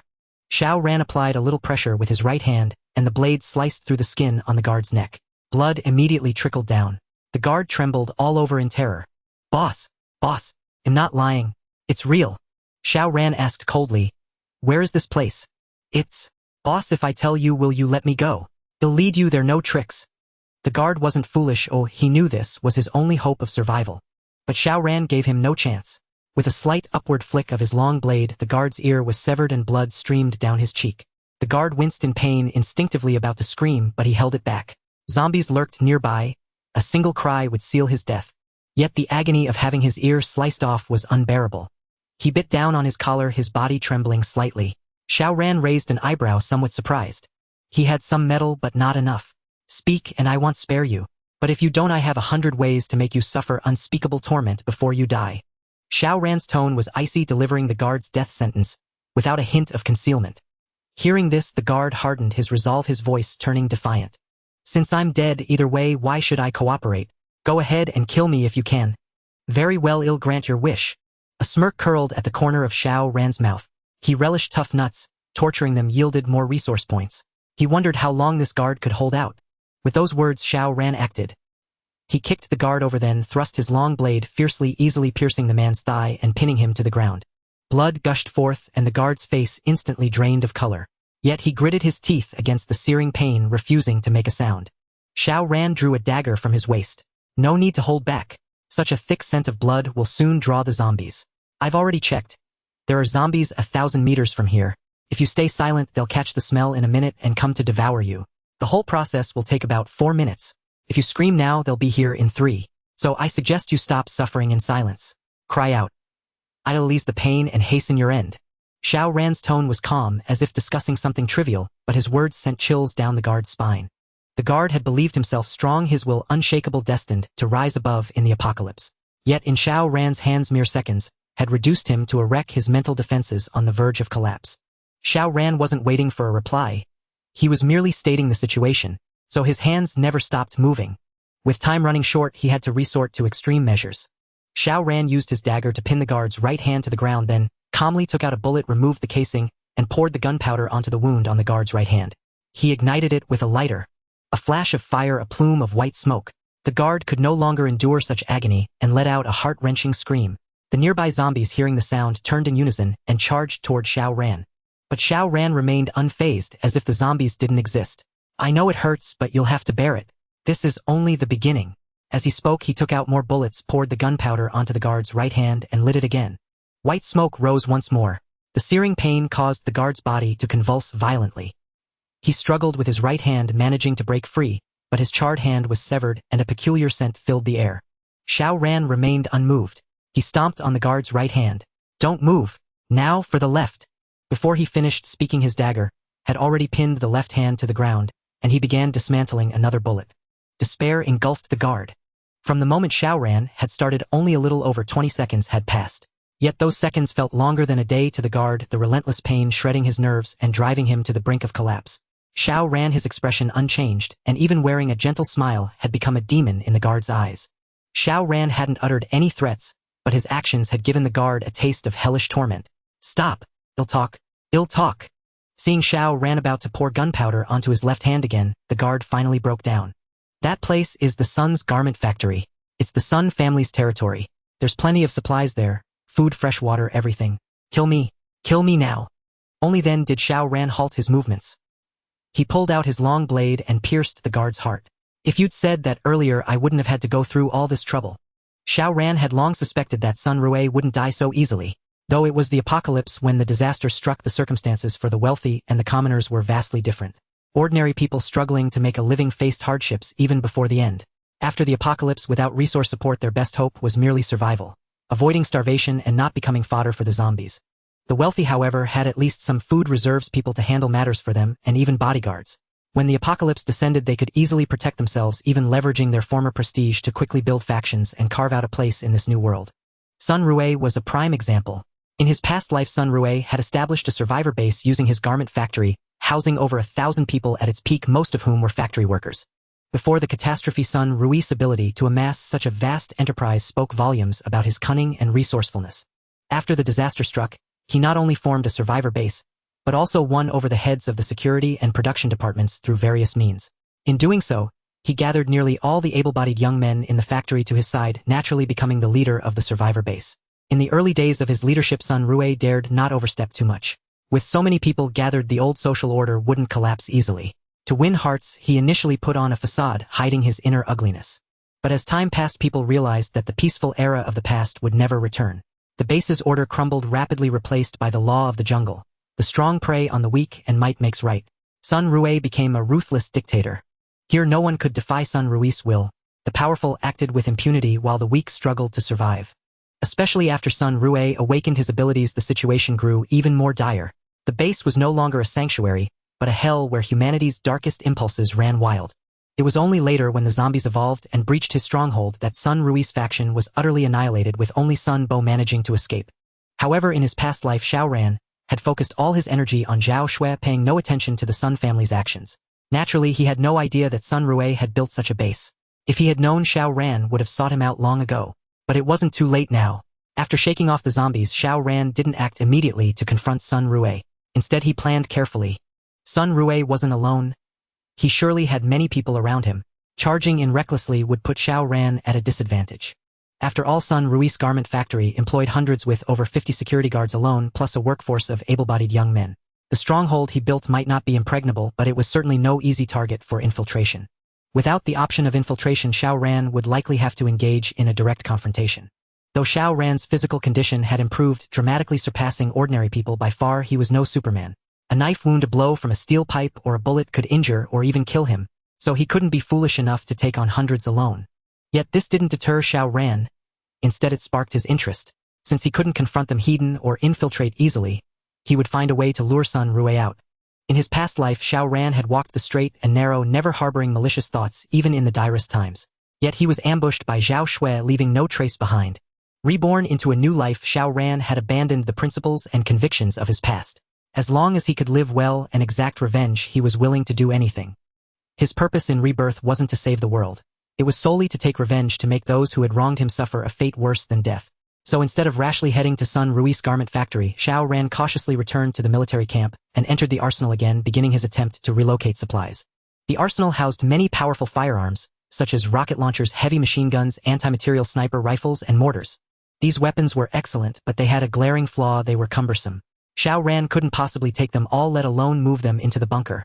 Yet leaving them here for others to claim was equally unacceptable. After much deliberation, Xiao Ran finally made a decision. His past life experiences meant that Xiao Ran would mostly operate alone, so heavy weapons were unnecessary. He didn't need to take them. He just had to ensure no one else could use them. How could he ensure that? By taking the ammunition. But even so, the arsenal's ammunition was measured in tons. Far more than Xiao Ran could carry away. Since he couldn't take it, he would hide it. Xiao Ran had an idea. A hiding place too far away was impractical. It would take too much time and pose risks. So after leaving the arsenal, Xiao Ran began searching the camp for a suitable spot. There were still zombies in the camp, but that no longer mattered. As long as Xiao Ran didn't make noise or attract a horde, he would be fine.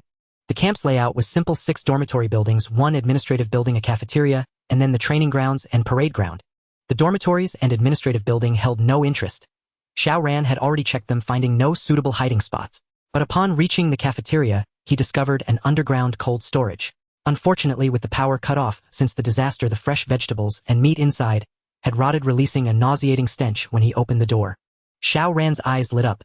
This was a perfect hiding place. Without delay, he endured the foul odor, cleared out the contents, and began moving ammunition inside. With his enhanced physique, carrying 50 pounds was effortless. Even working alone, his efficiency was impressive. But the arsenal held far too much ammunition. Pistol and rifle bullets plus shells, grenades, and landmines. Moving it all would take days, not hours. Xiao Ran didn't expect to finish overnight. He just needed to complete the task before evolved zombies appeared. By 3 in the afternoon, Xiao Ran had moved 2 tons of ammunition into the cold storage. His progress would have been faster if not for a few pesky zombies interrupting. After finishing for the day, Xiao Ran didn't leave immediately. He worried that someone might stumble upon his hidden stash in his absence, so he added an extra layer of security, luring zombies over. With a horde of zombies gathered around the cafeteria, no one would dare to venture inside. Luring them was simple. Xiao Ran just had to make some noise near the cafeteria, drawing the zombies in to guard his hidden ammunition. Once everything was set, Xiao Ran took some bullets and grenades from the arsenal before leaving. But before he departed, he deliberately picked up a security guard uniform from Sun's garments. Though the uniform was tattered and bloodstained, Xiao Ran didn't mind at all. Instead, he wore an excited expression. Back at his base, another intriguing show was about to begin. Having spent considerable time at the military camp today, it was nearly 5 o'clock when Xiao Ran returned to the air raid shelter. At 5, the day wasn't yet late, but Xiao Ran chose not to take risks, prioritizing his own safety above all. Upon his return, Xiao Ran did not immediately eat. Instead, he ruffled his hair to appear disheveled, grabbed the tattered security uniform, and kicked open the iron cage holding Sun Bo. "Damn it! I almost didn't make it back today, all because of you." Xiao Ran deliberately spoke, loudly feigning anger, and violently threw the security uniform into Sun Bo's face. Sun Bo was initially bewildered, but upon seeing the security uniform, a flash of surprise and delight crossed his face. This was the uniform from his family's garment factory. Today, Xiao Ran had gone out and encountered the factory security guard, and they must have fought, otherwise the uniform wouldn't be in such a state. Xiao Ran had returned, indicating that the factory guard had suffered greatly, perhaps even died. But that didn't matter, as Sun Bo cared nothing for the guard's fate.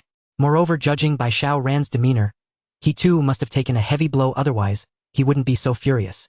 Quickly piecing together the situation, Sun Bo said, "Xiao Ran, give up. You've been exposed. My father will find you and hell bring the police with him. When that happens, you'll have no other path left. Before you make an even graver mistake, turning yourself in is your best option." "Turn myself in? To hell with that."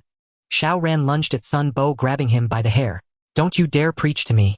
Even if I die, I'm taking you with me. Your father wants to oppose me. Fine, he'll see this through to the end.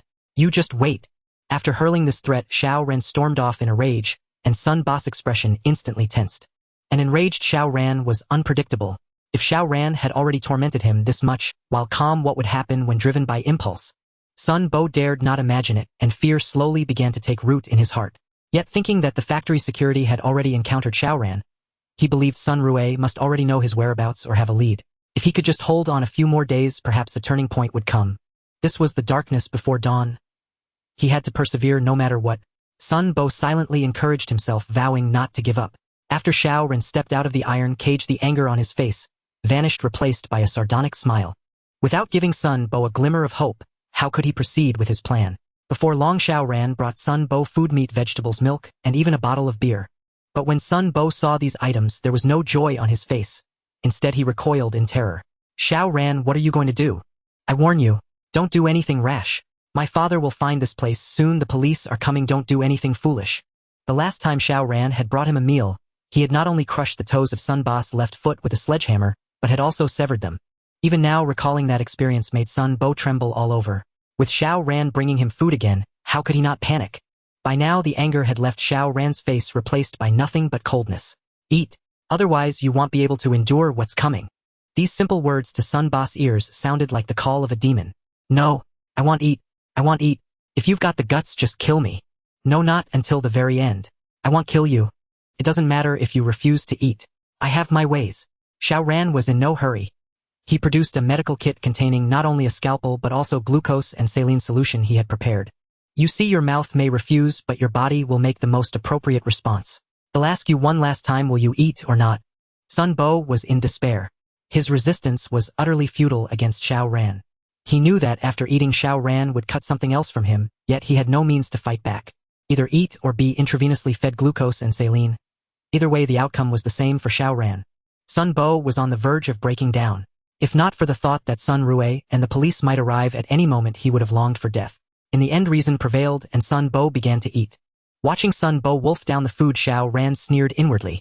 While Sun Bo ate, Xiao Ran also prepared a hearty dinner for himself, taking his time without any haste. After all, he had already told Sun Bo that he would definitely cut something off him tonight. The longer Xiao Ran delayed, the greater the torment Sun Bo would endure. Even while dining, Xiao Ran could hear the system's notifications with supply points steadily increasing. Combined with today's torment of the security guard, Xiao Ran now had over 8,000 supply points. If not for the fact that the effects of energy potions needed to be absorbed slowly, he would have exchanged all of them to enhance his physical abilities. After finishing his meal with deliberate slowness, Xiao Ran returned to the iron cage. Sun Bo instinctively tried to retreat, but when blocked by the cage, he suddenly shouted, "Xiao Ran, I'm not afraid of you. If you've got the guts, kill me. Damn it, I'm not scared."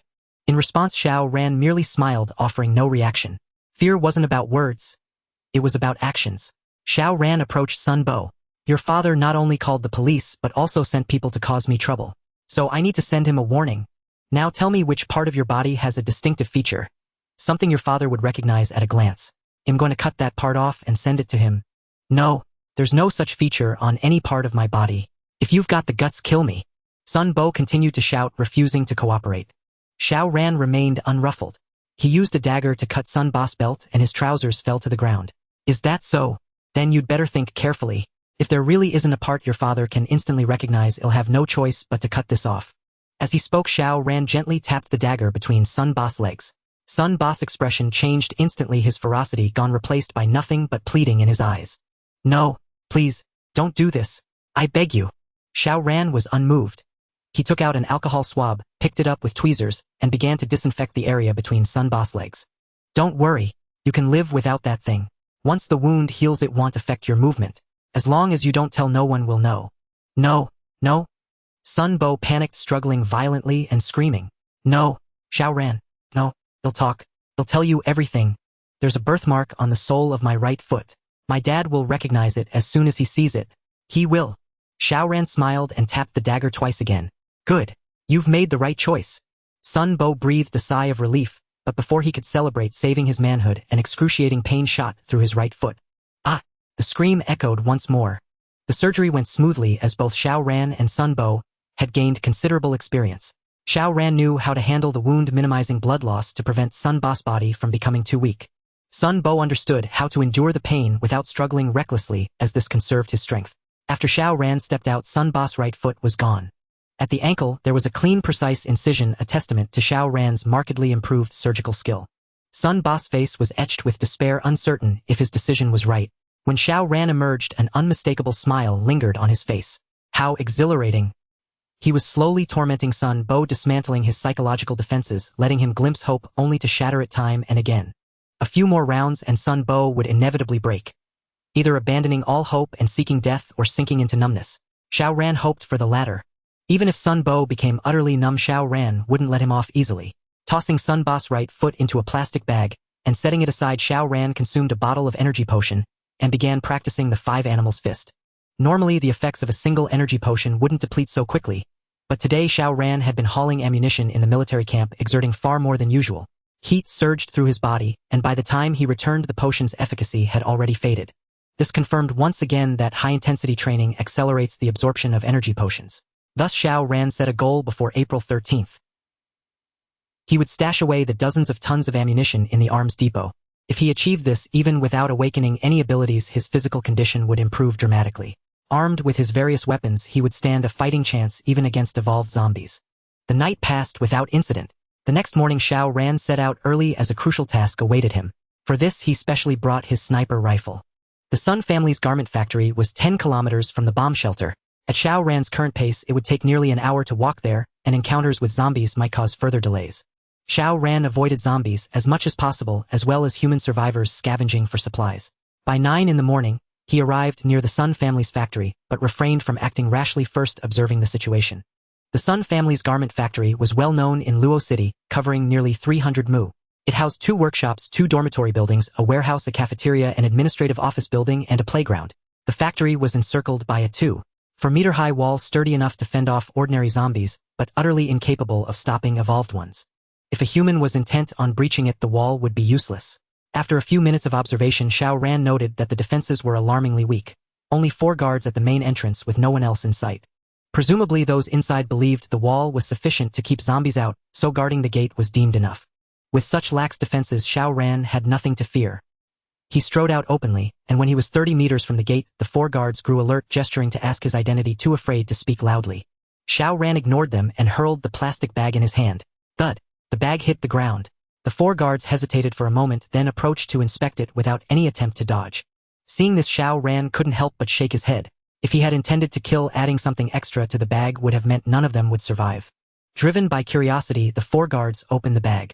Their faces instantly changed, and 2 of them retched and vomited. Xiao Ran had performed the surgery the previous night, and the right foot had been sealed in the bag overnight. The stench was bound to be foul. Moreover, the bloody sight was a visceral shock, too much for ordinary people to bear. Of course, the bag also contained a note clearly stating that the foot belonged to Sun Bo.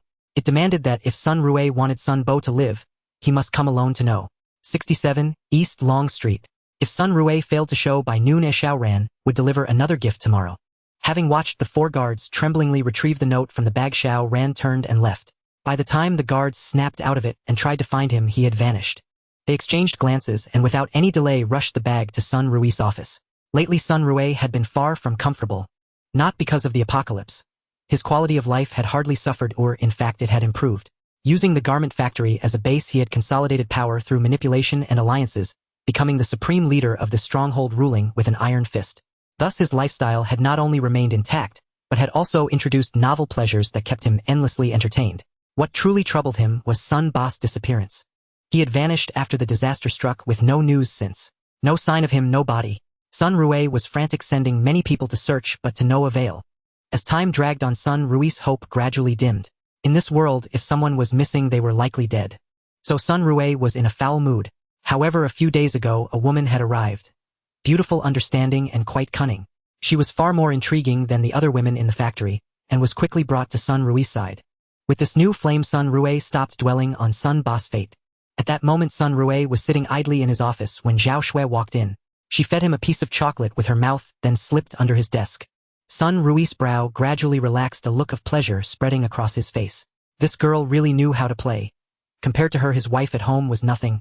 If not for the apocalypse which trapped him at the factory and freed him from that shrew, he would never have enjoyed such a life. Lost in the heat of the moment, feeling as youthful as ever, he was about to pull Zhao Xue out for a vigorous romp when the office door burst open. "Mr. Sun, something terrible has happened. Get out. Can't you see I'm busy?" Interrupted at a critical moment, Sun Rue's face twisted with fury.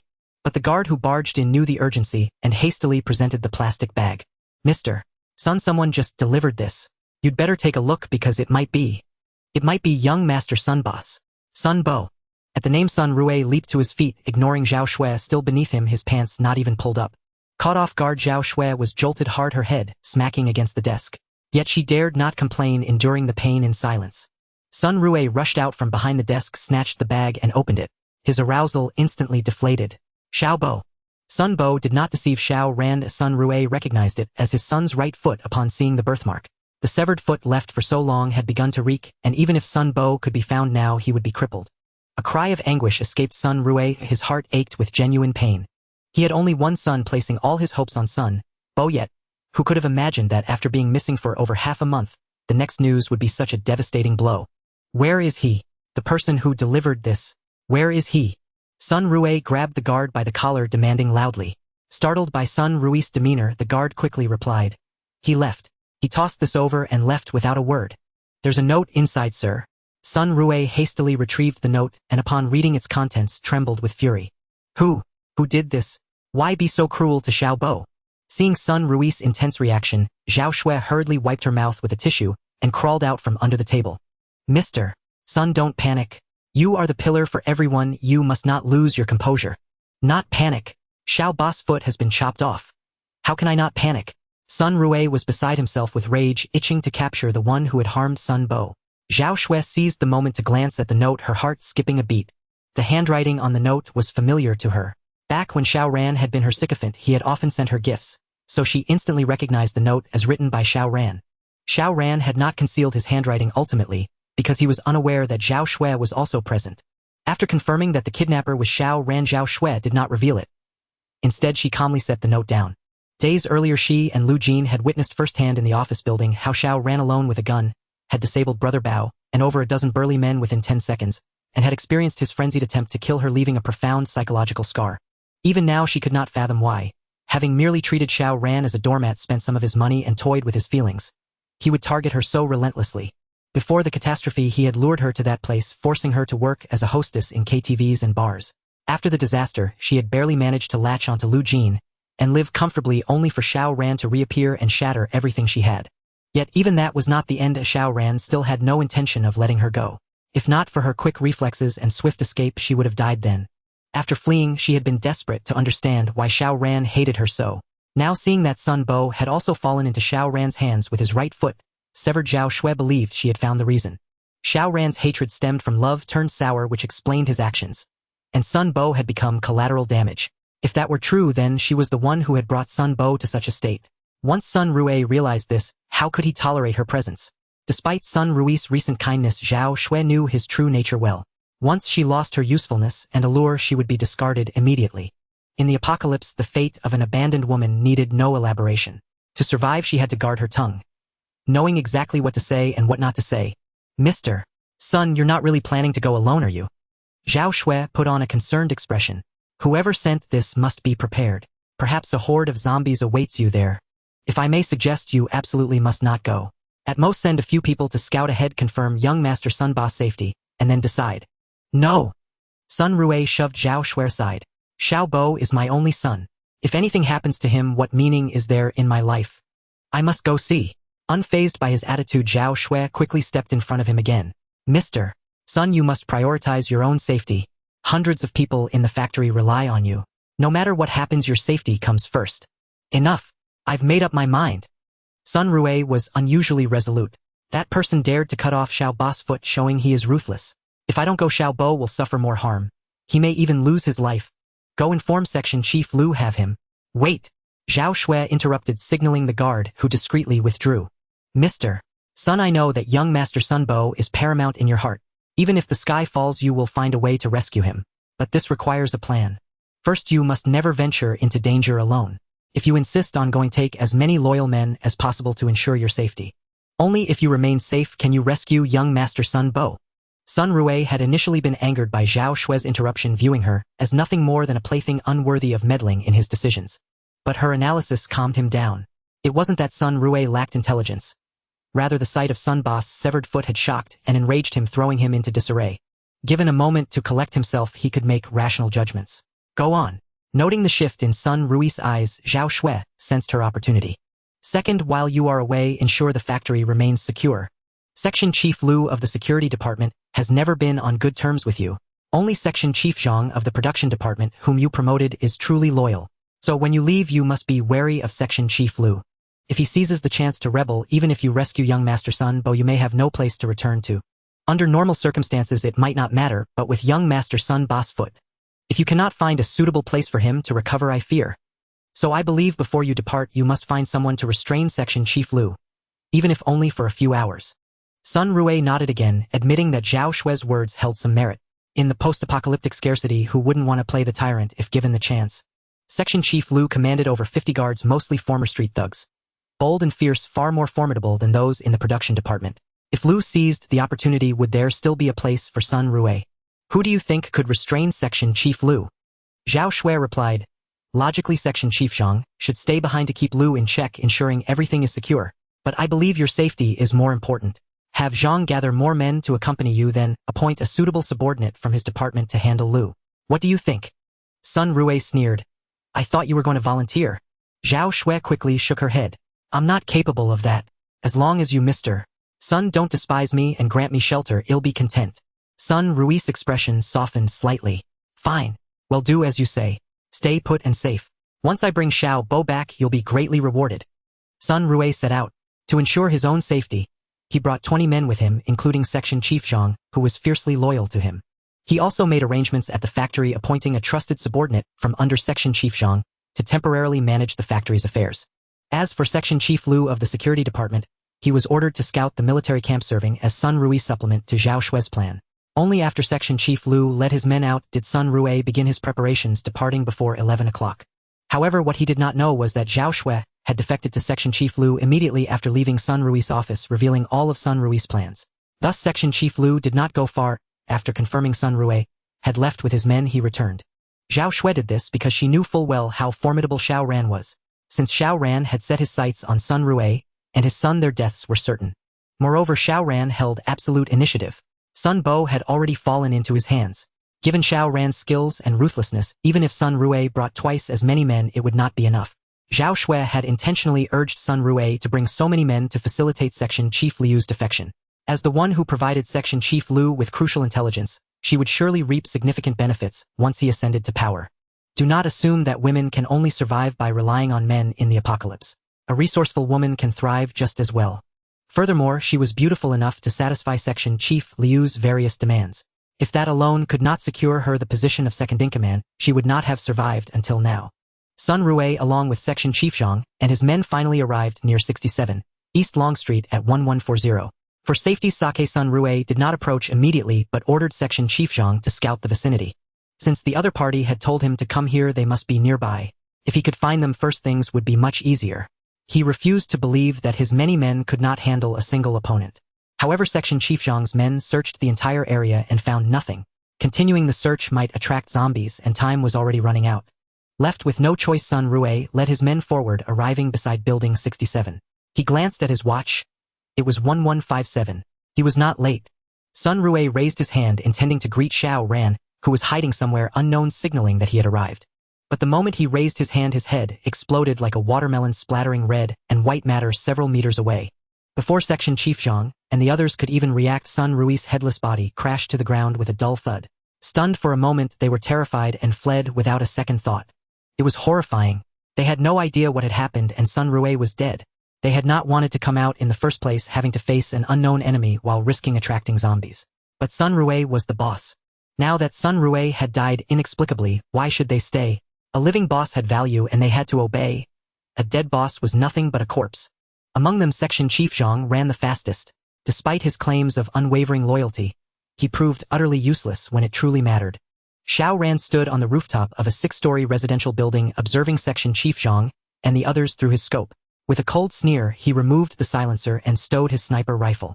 Xiao Ran had planned this since morning, when he left the bunker using Sun Boss right foot to lure Sun Ryu out and eliminate the root of the trouble. With Sun Rui dead, no one would dare oppose Xiao Ran for Sun Boss' sake. Since Xiao Ran bore no great hatred for Sun Rui, he chose not to torment him but ended his life with a single shot. Of course, during this process, Xiao Ran still gained a considerable amount of supply points, especially when Sun Rui first saw Sun Boss right foot. With Sun Rui dead, Xiao Ran saw no need to waste time on others. Whether Section Chief Zhang and his men could return or even wanted to, it no longer concerned him. Unless they were foolish enough to seek revenge for Sun Rui. Having eliminated a threat, Xiao Ran's mood improved. He ate a piece of chocolate on the rooftop before heading toward the military camp. Half a day had already been wasted. He could not afford to waste the remaining time.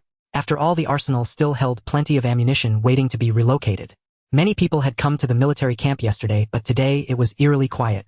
However, before starting, Xiao Ran had one more task: lure the zombies out of the cafeteria, or he would not be able to transport the ammunition. Luring them out was simple: create some noise outside, and leave something enticing enough like fresh blood.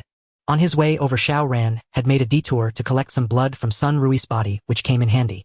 After a busy afternoon, he moved another ton of ammunition, lured the zombies back, and then departed. Returning to the bunker, Xiao Ran first made himself look disheveled, put on an angry expression, and stormed into Sun Boss' cage. Sun Bo was terrified when he saw Xiao Ran charging in. "You! What do you want?" Xiao Ran did not explain but drew his dagger. After sizing up Sun Bo, he ultimately sheathed it. Before leaving, Xiao Ran shot Sun Bo a vicious glare. Though he said nothing, his actions sent a clear signal to Sun Bo. Xiao Ran had suffered a setback. Who could make Xiao Ran suffer? It must be Sun Rui. How Sun Rue had done so was irrelevant, what mattered was that Sun Bo saw hope once more. The worse Xiao Ran's mood, the more favorable the situation outside seemed for Sun Bo. So Sun Bo kept encouraging himself hold on never give up. Xiao Ran was about to break. Meanwhile Section Chief Zhang and his men returned to the garment factory, only to be surrounded by Section Chief Liu's people as soon as they entered the gate.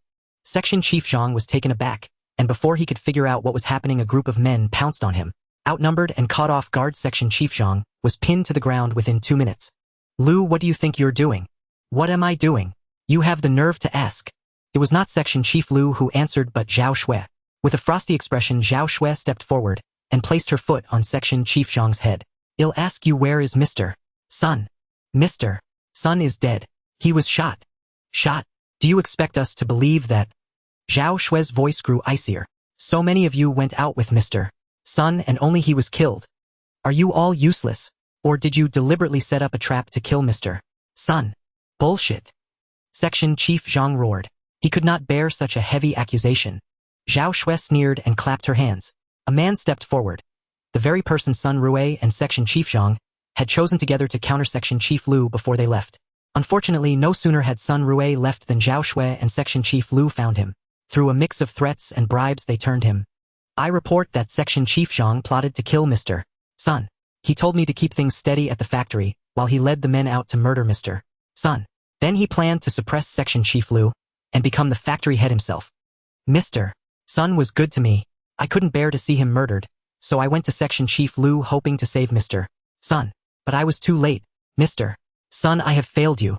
The man spoke with such tearful sincerity that Section Chief Zhang was dumbfounded. Section Chief Liu signaled his men, and soon a chorus arose demanding vengeance for Sun Rue. As for Section Chief Zhang's men, they were all gagged, unable to make a sound. Sensing the atmosphere was ripe, Zhao Xue drew a dagger and under Section Chief Zhang's terrified gaze, slit his throat in one swift motion. She acted swiftly and ruthlessly without any hesitation. As Section Chief Zhang's blood pooled on the ground and his struggles ceased, the men who had followed him out fell silent. Their gazes toward Zhao Xue were filled with deep fear, and they dared not make a sound. Zhao Xue stood up, her expression unchanged, as if she had merely killed a chicken. Even Section Chief Liu's men now regarded her with intense wariness. After disposing of Sun Rue, Xiao Ran paid no further attention to the Sun family's garment factory, for he was not one to seek out trouble with others without cause. Since his rebirth, he had undertaken all these actions with but two objectives. One was to exact vengeance upon Zhao Xue and Sun Bo, a goal now half accomplished. The other was to ensure his own survival in the apocalypse. To safeguard oneself naturally meant to avoid stirring up strife and never to meddle in matters that did not concern him. Until April 7th, Xiao Ran persisted daily in transporting munitions from the military camp. During this period, he maintained a regimen of 1 energy potion every 2 days, and his physical constitution underwent tremendous enhancement. He could now carry a load of 120 Jin from the camp back to the air raid shelter without feeling overly fatigued. If the load was within 100 Jin, Xiao Ran could even slay a few zombies along the way, unleashing combat prowess beyond ordinary limits. This progress surprised even Xiao Ran himself.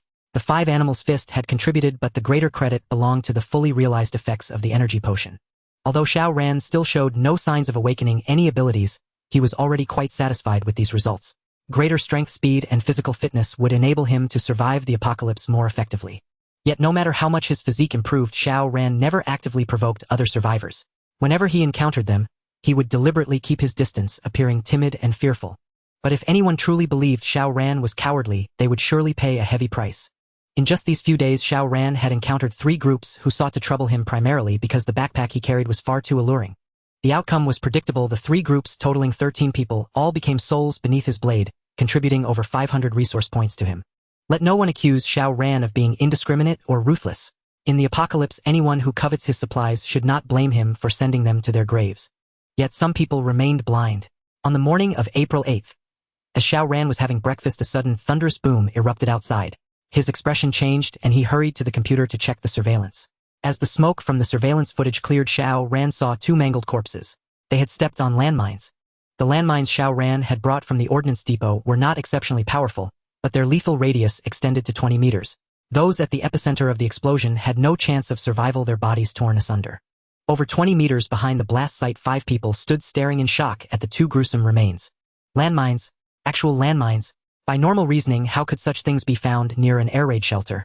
Even in the apocalypse, landmines were not something one could stumble upon easily.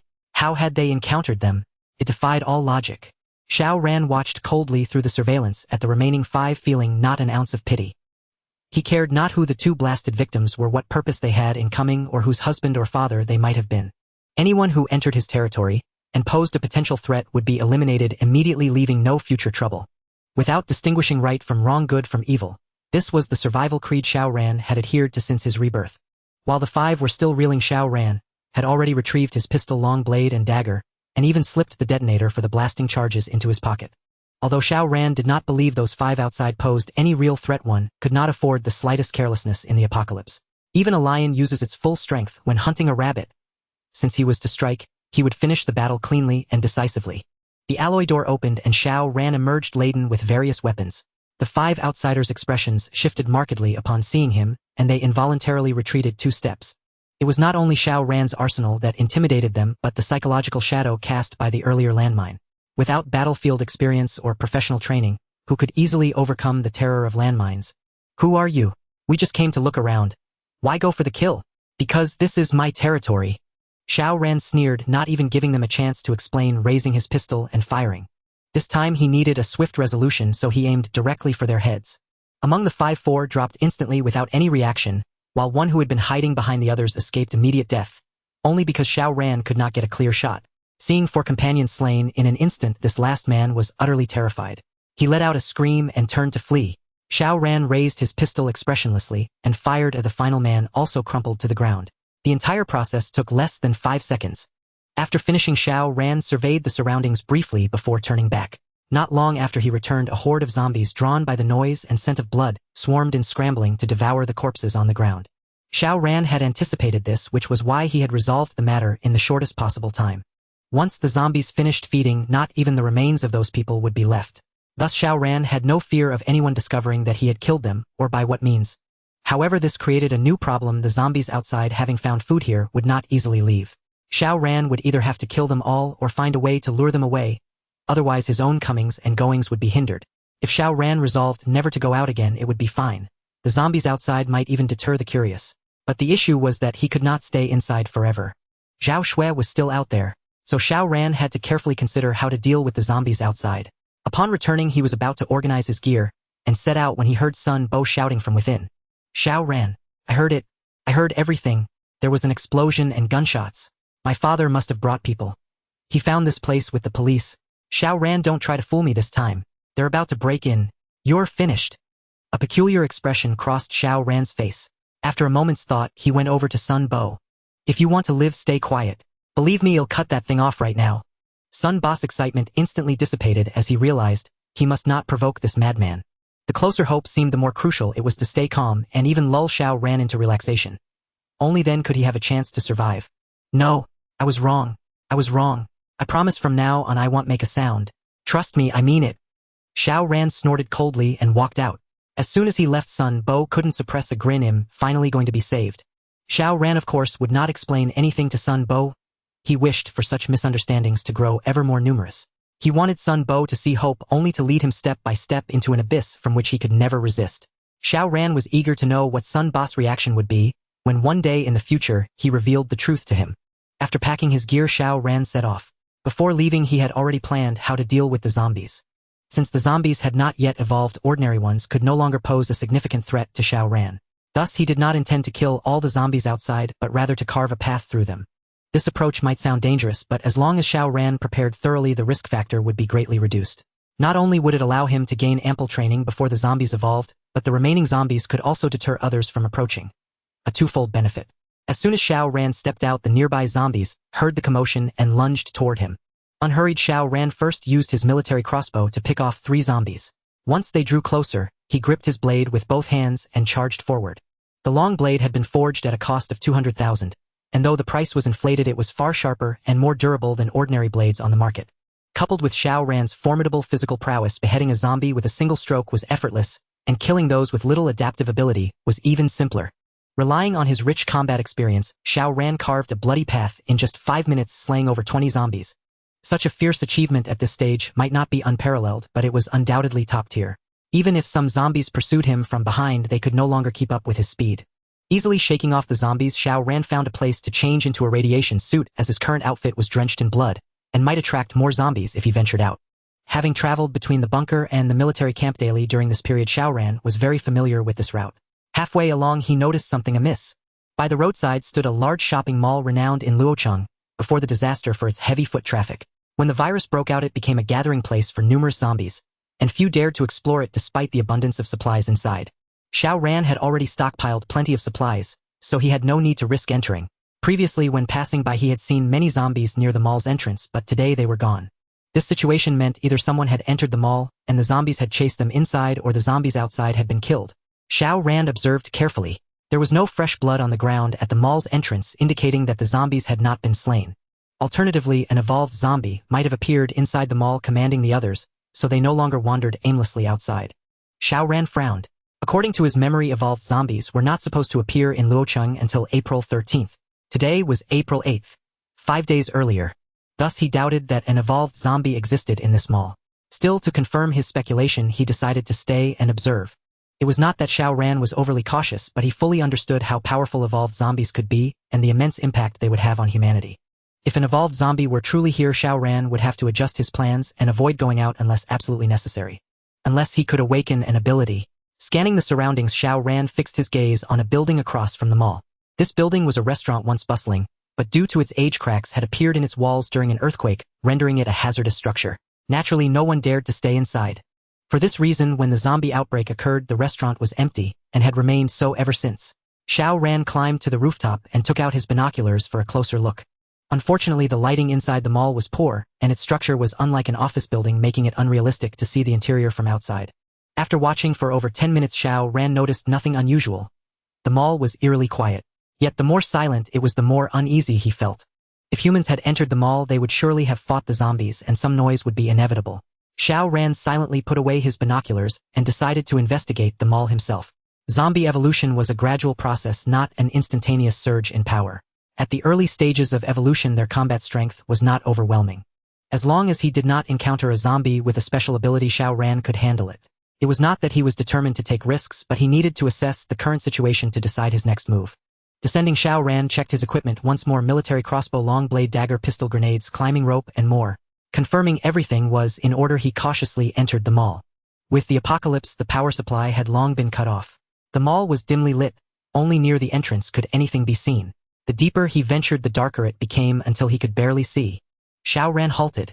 Going further in blind would be perilous if he encountered zombies. Yet giving up was not his style.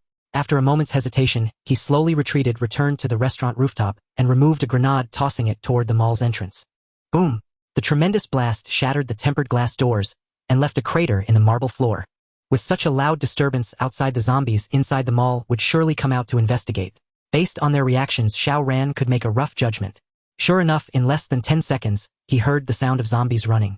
Here they come. Xiao Ran readied his military crossbow, prepared to act. Soon several zombies burst out from inside, emitting guttural roars, as if searching for prey. Xiao Ran did not act hastily.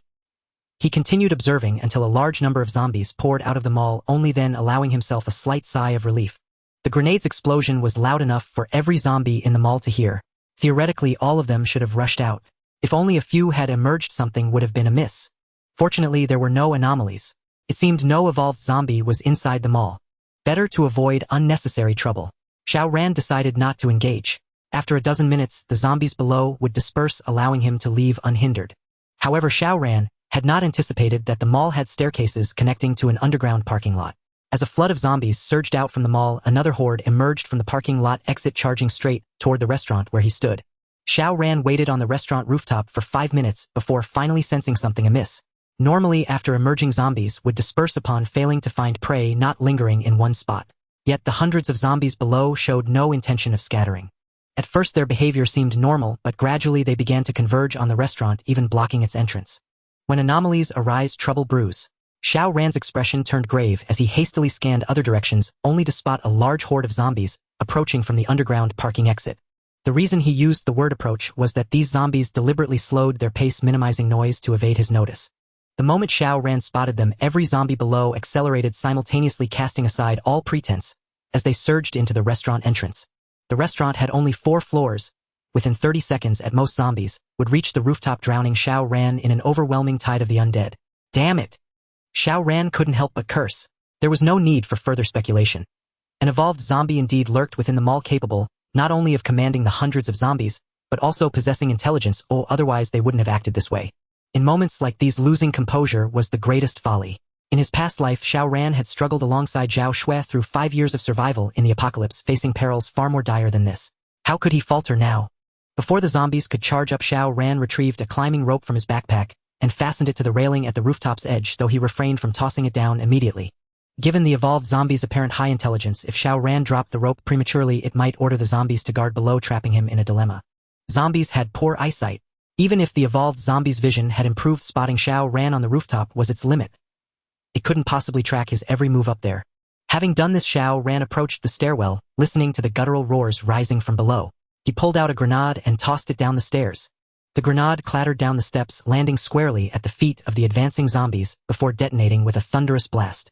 The foremost zombies were hurled into the air, their bodies torn asunder mid-flight, effectively halting the advance of those behind. Yet such an assault was far from sufficient. Before the smoke could clear, a fresh wave of zombies surged upward.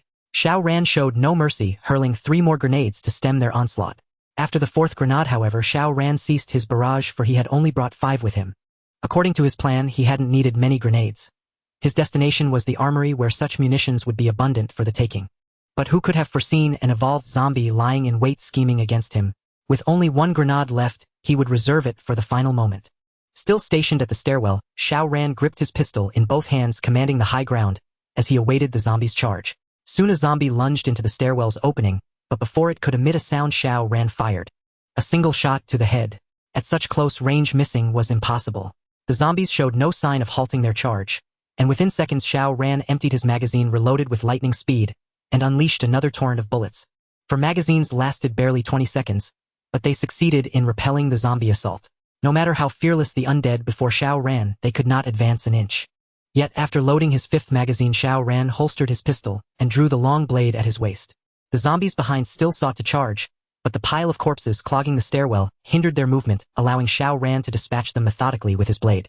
As the number of slain zombies grew, the stairwell became impassable, and those behind could barely push through, circling aimlessly while emitting hoarse cries toward Xiao Ran. Xiao Ran breathed a slight sigh of relief. Gazing at the mound of zombie bodies nearly filling the stairwell, a flicker of astonishment stirred within him.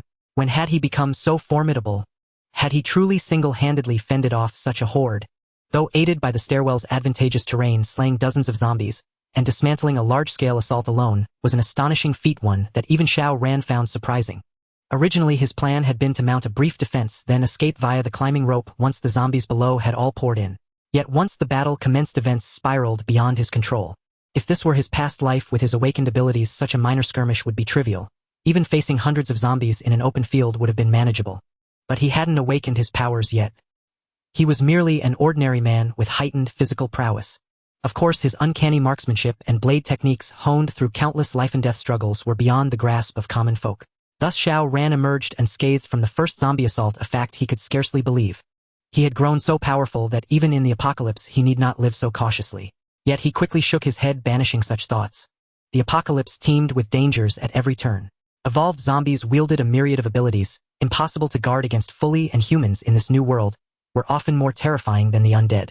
Should Xiao Ran harbor even a trace of arrogance, he might meet his end without understanding how. For the sake of his own survival, Xiao Ran had to remain vigilant. Ever more vigilant.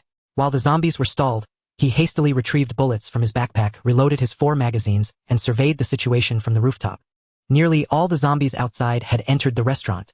If Xiao Ran descended using the climbing rope now, he had at least a 60% chance of evading them, but he felt no need to rush.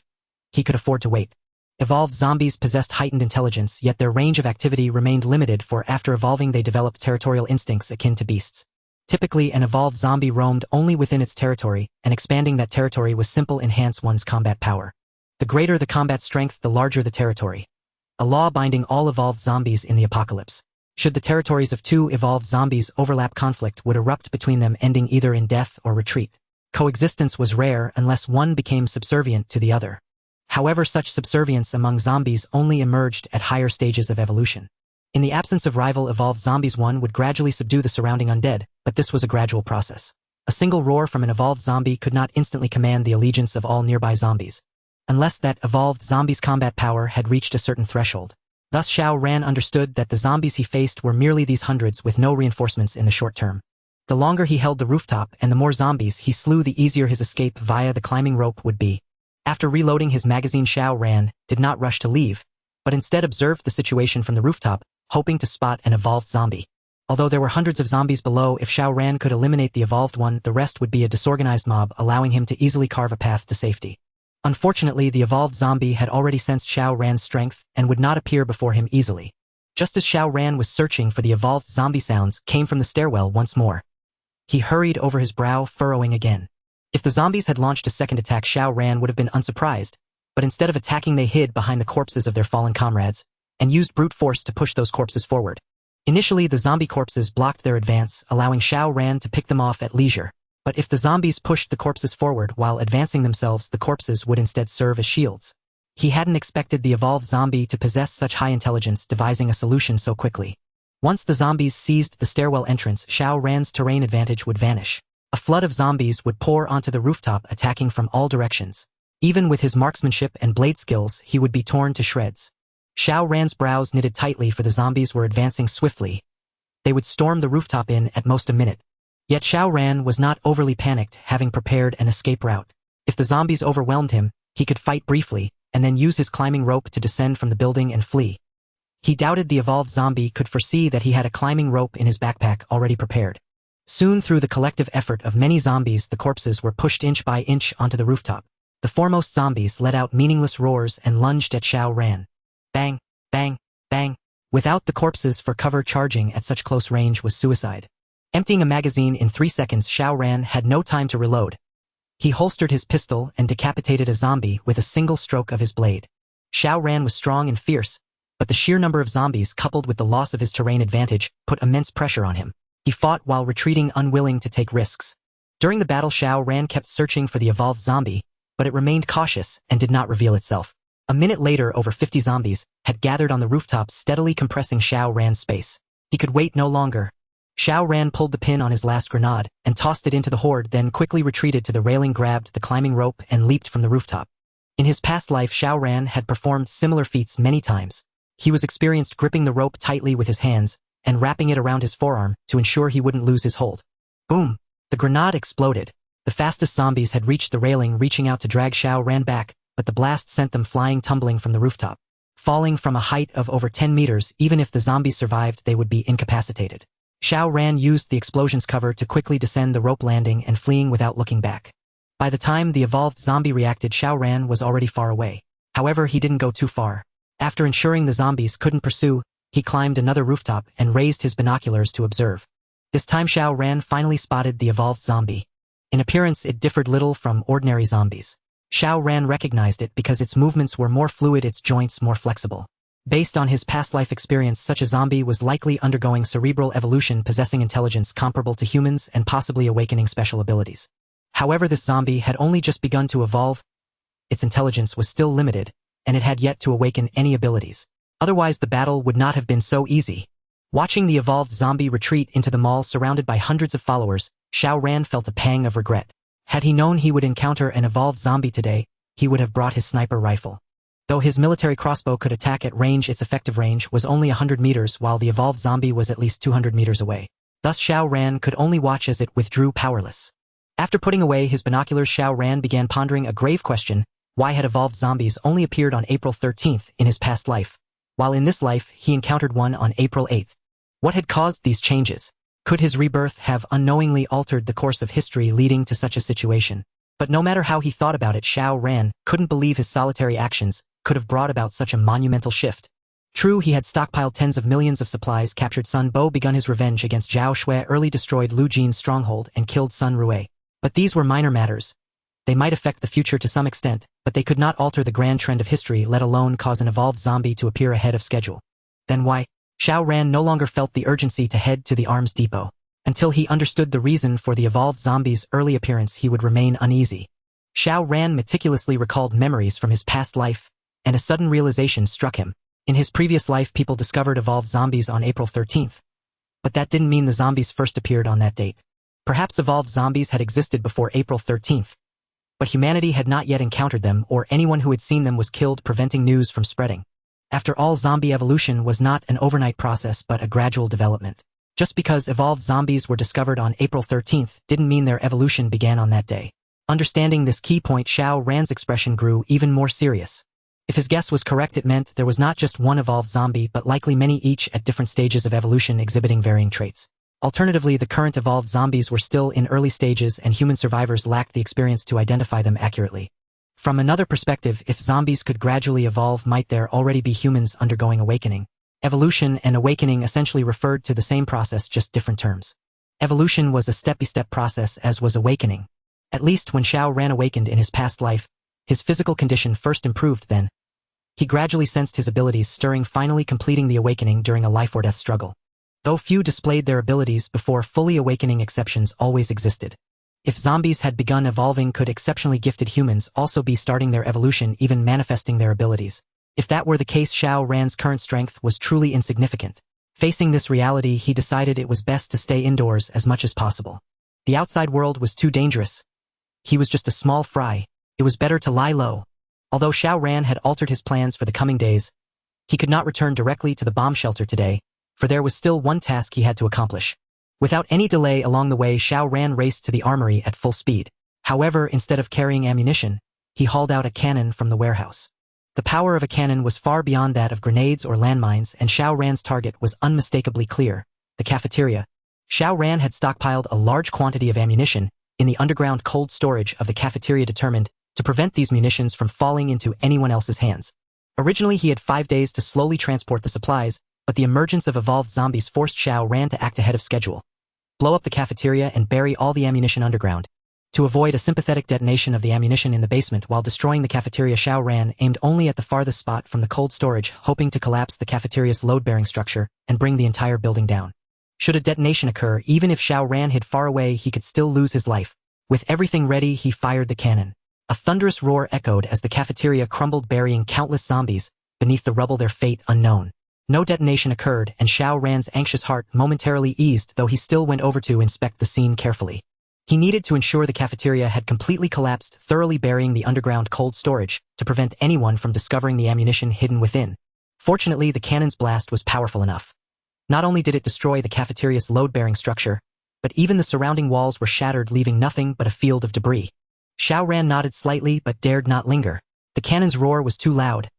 It would not only attract zombies, but also nearby human survivors who would surely come to investigate.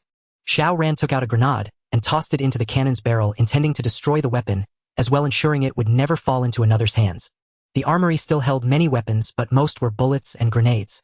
The powerful artillery shells had all been hidden by Xiao Ran in the cold storage. Even if someone managed to open the armory's door, they would find little of value. After finishing, Xiao Ran departed swiftly, without a moment's hesitation. Less than 2 minutes after he left, a horde of zombies arrived, drawn by the noise nearly surrounding the entire military camp. Their numbers had already surpassed 1,000, with more zombies pouring in endlessly. Nearby human survivors, startled by the cannon's roar, soon realized what the sound was, and their expressions shifted to excitement. Since the appearance of zombies, humanity's living space had been continuously compressed, primarily due to the loss of unified command and the lack of powerful weapons. Otherwise, zombies would never have posed such a threat to humanity. Now, hearing the cannon's blast, their first thought was that someone had opened the armory's gates. If they hurried over, they might still find some firearms, allowing them to face zombies with less disadvantage.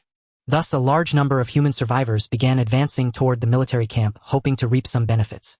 As for what they would think upon arriving to find thousands of zombies, of course that had little to do with Xiao Ran, for he was already gone. After discovering the evolved zombie, his goal was clear: retreat into the bomb shelter, and unless absolutely necessary, not emerge until he had awakened his abilities.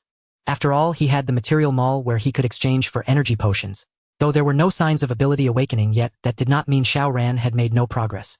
The energy potions were highly effective. He refused to believe that with a massive influx of these potions, he would still fail to awaken his ability. In his past life, Xiao Ran had endured countless battles alongside Zhao Xue, escaping death numerous times, yet only awakened his ability in the second year. This time, with thorough preparation, the 5 animals' fist manual energy potions, and the experience of his previous life, awakening was merely a matter of time. On his return, he avoided the shopping mall where the evolved zombie lurked, unwilling to invite trouble. However, just as he was about to reach the bomb shelter, Xiao Ran noticed something amiss.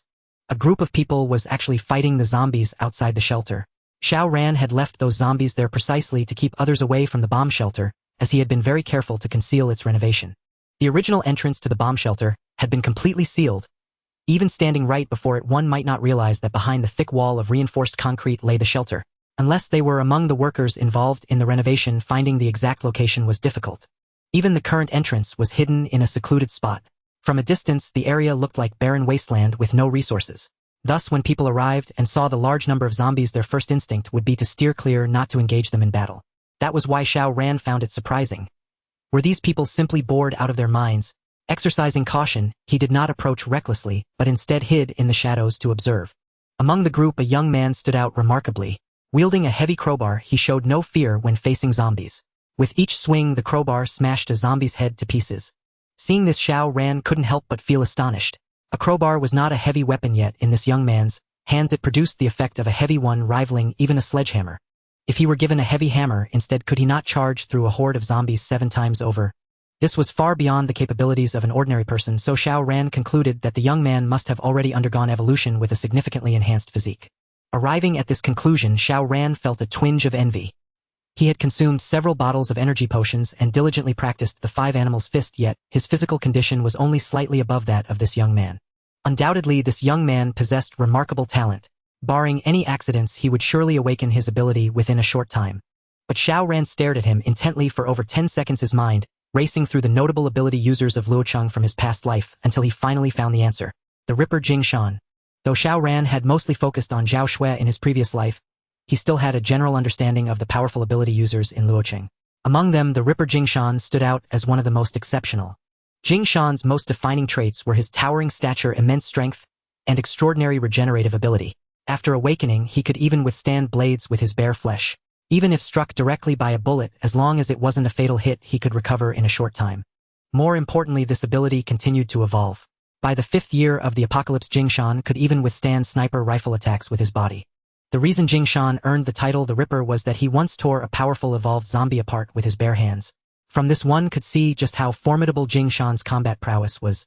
Xiao Ran had never imagined that today he would encounter not only an evolved zombie, but also a powerhouse like Jing Shan. At this moment, Jing Shan had not yet awakened his abilities. He had merely advanced a certain distance along the path of evolution. Yet even so, when facing ordinary zombies, Jing Shan displayed overwhelming superiority. Though nearly 100 zombies had gathered here under Jing Shan's leadership, their group of over a dozen people not only held their ground, but also steadily dispatched the undead. Xiao Ran refrained from rash action, as he had yet to ascertain the purpose behind Jing Shan and his team's arrival.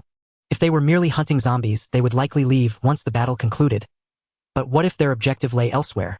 Xiao Ran couldn't help but recall those who had come here this morning. If they were sent by Jing Shan, then the latter's intentions were crystal clear. They were after the bunker.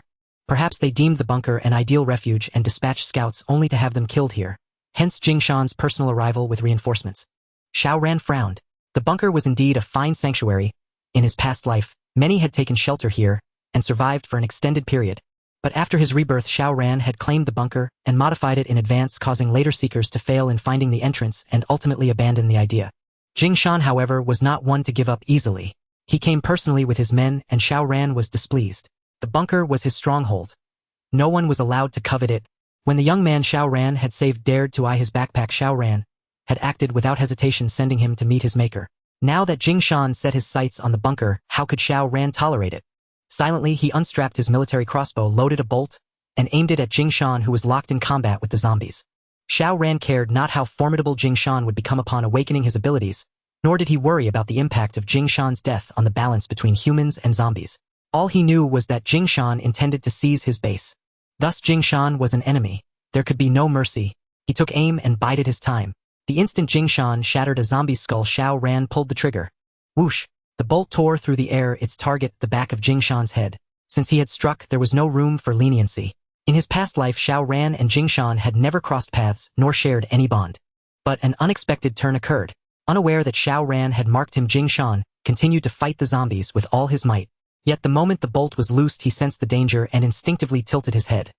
A simple motion that saved him from a fatal blow. The bolt missed the back of his head, grazing his ear to strike a zombie charging toward him. The poor creature died without ever knowing what hit it. Jing Shan's heart pounded with alarm as he whirled around, but he saw no one. Cautious by nature, Xiao Ran had already shifted position after his ambush. Jing Shan found no trace of the assailant, but a wave of terror washed over him. Had his body not moved instinctively, he would be dead. Who? Why attack him? Jing Shan had no clue yet that did not prevent him from making the right call. Ambush. Fall back. Hearing his command, the dozen men under him did not hesitate. They abandoned the zombies before them, swiftly regrouped around Jing Shan, formed a defensive formation, and retreated in an orderly fashion. Xiao Ran saw how quickly they reacted, maintaining composure even in retreat, and his killing intent flared anew. Having made an enemy of Jing Shan, he knew the man would seek retribution once his abilities awakened. To prevent future trouble, he had to eliminate the threat root and branch. Thus Xiao Ran abandoned concealment, dashed out, and hurled a grenade with all his might. Jing Shan, leading the retreat, glanced back and was struck with sheer terror. Grenade! Run! The formation shattered instantly, but Jing Shan did not flee. Instead, he gripped his crowbar, aimed at the incoming grenade, and swung with force. Bang! The grenade was knocked back, forcing Xiao Ran to dive behind cover to avoid the blast. Though unscathed, Xiao Ran's heart raced. This was the closest he had come to death since his rebirth. Had he reacted a fraction slower, he would have been blown apart by his own grenade. Jing Shan had earned his place in Luocheng. He was no mere name, and killing him would not be easy. Had Xiao Ran brought his sniper rifle, it would have been a different story. Alas, he had not. When Xiao Ran peered out again, Jing Shan and his men had fled far with a horde of zombies in pursuit. Considering that chasing them would mean dealing with the zombies first, during which Jing Shan might attack him, Xiao Ran had to abandon the pursuit. Fortunately, his radiation suit concealed his features. Once his abilities awakened, he could ignore the radiation and venture out without the suit. As long as he kept silent about today's events, Jing Shan would likely never know who ambushed him. Xiao Ran lingered for a few minutes to ensure they were gone, then returned to the bunker. Soon he emerged again and laid 50 landmines near the bunker's entrance. Since Xiao Ran had decided to remain in the bunker to cultivate until his abilities awakened, he naturally needed to enhance its security. Even evolved zombies or awakened humans would perish upon stepping on a mine. After burying the mines, he also opened the pre-drilled firing ports in the walls. The firing ports were designed for his sniper rifle. Should a powerful enemy appear, and Xiao Ran wished to avoid direct confrontation, these ports would prove invaluable. To ensure unobstructed firing angles, Xiao Ran had prepared at least 5 ports covering anyone who approached the bunker. If Jing Shan remained undeterred and dared to return, Xiao Ran would kill him without hesitation. As for whether killing Jing Shan would alter the course of history, Xiao Ran harbored no concern. Times create heroes. In the current situation, without Jing Shan, there would naturally arise a Zhongshan, Lushan, or Lishan. The catastrophe had killed or zombified 80% of humanity, but many still survived. In Luocheng alone, with a permanent population of nearly 1.5 million, even a mere 20% survival rate meant 300,000 people. Even if Jing Shan were exceptionally gifted, 1 in 10,000, theoretically 30 individuals with comparable talent existed in Luocheng, though various reasons kept them from prominence. Thus Xiao Ran firmly believed that one Jing Shan was insignificant. His death would change nothing. As Xiao Ran launched a surprise attack on Jing Shan's son, Bo, confined within the iron cage, opened his eyes, his gaze brimming with hope. They're here. More people have arrived outside. There had been no activity in the past few days, but recently people had been coming frequently. Didn't this mean that Sun Rue and the police had already pinpointed his location? But why, after pinpointing his location, had they still not rescued him? It must be because Xiao Ran was too cunning, stubbornly holding out in the bomb shelter, which caused such a long delay. But that was all right. He believed that Sun Rue and the police would surely rescue him, so he had to persevere. He must not provoke Xiao Ran, or else he would suffer again. Thinking of the 3 surgeries Xiao Ran had performed on his son, Bo felt terrified. So even when he heard Xiao Ran's returning footsteps, he pretended to hear nothing, making not a single sound, fearful of drawing Xiao Ran's attention. The situation outside was spiraling beyond Xiao Ran's control. If Xiao Ran was in a bad mood, he would be in for trouble.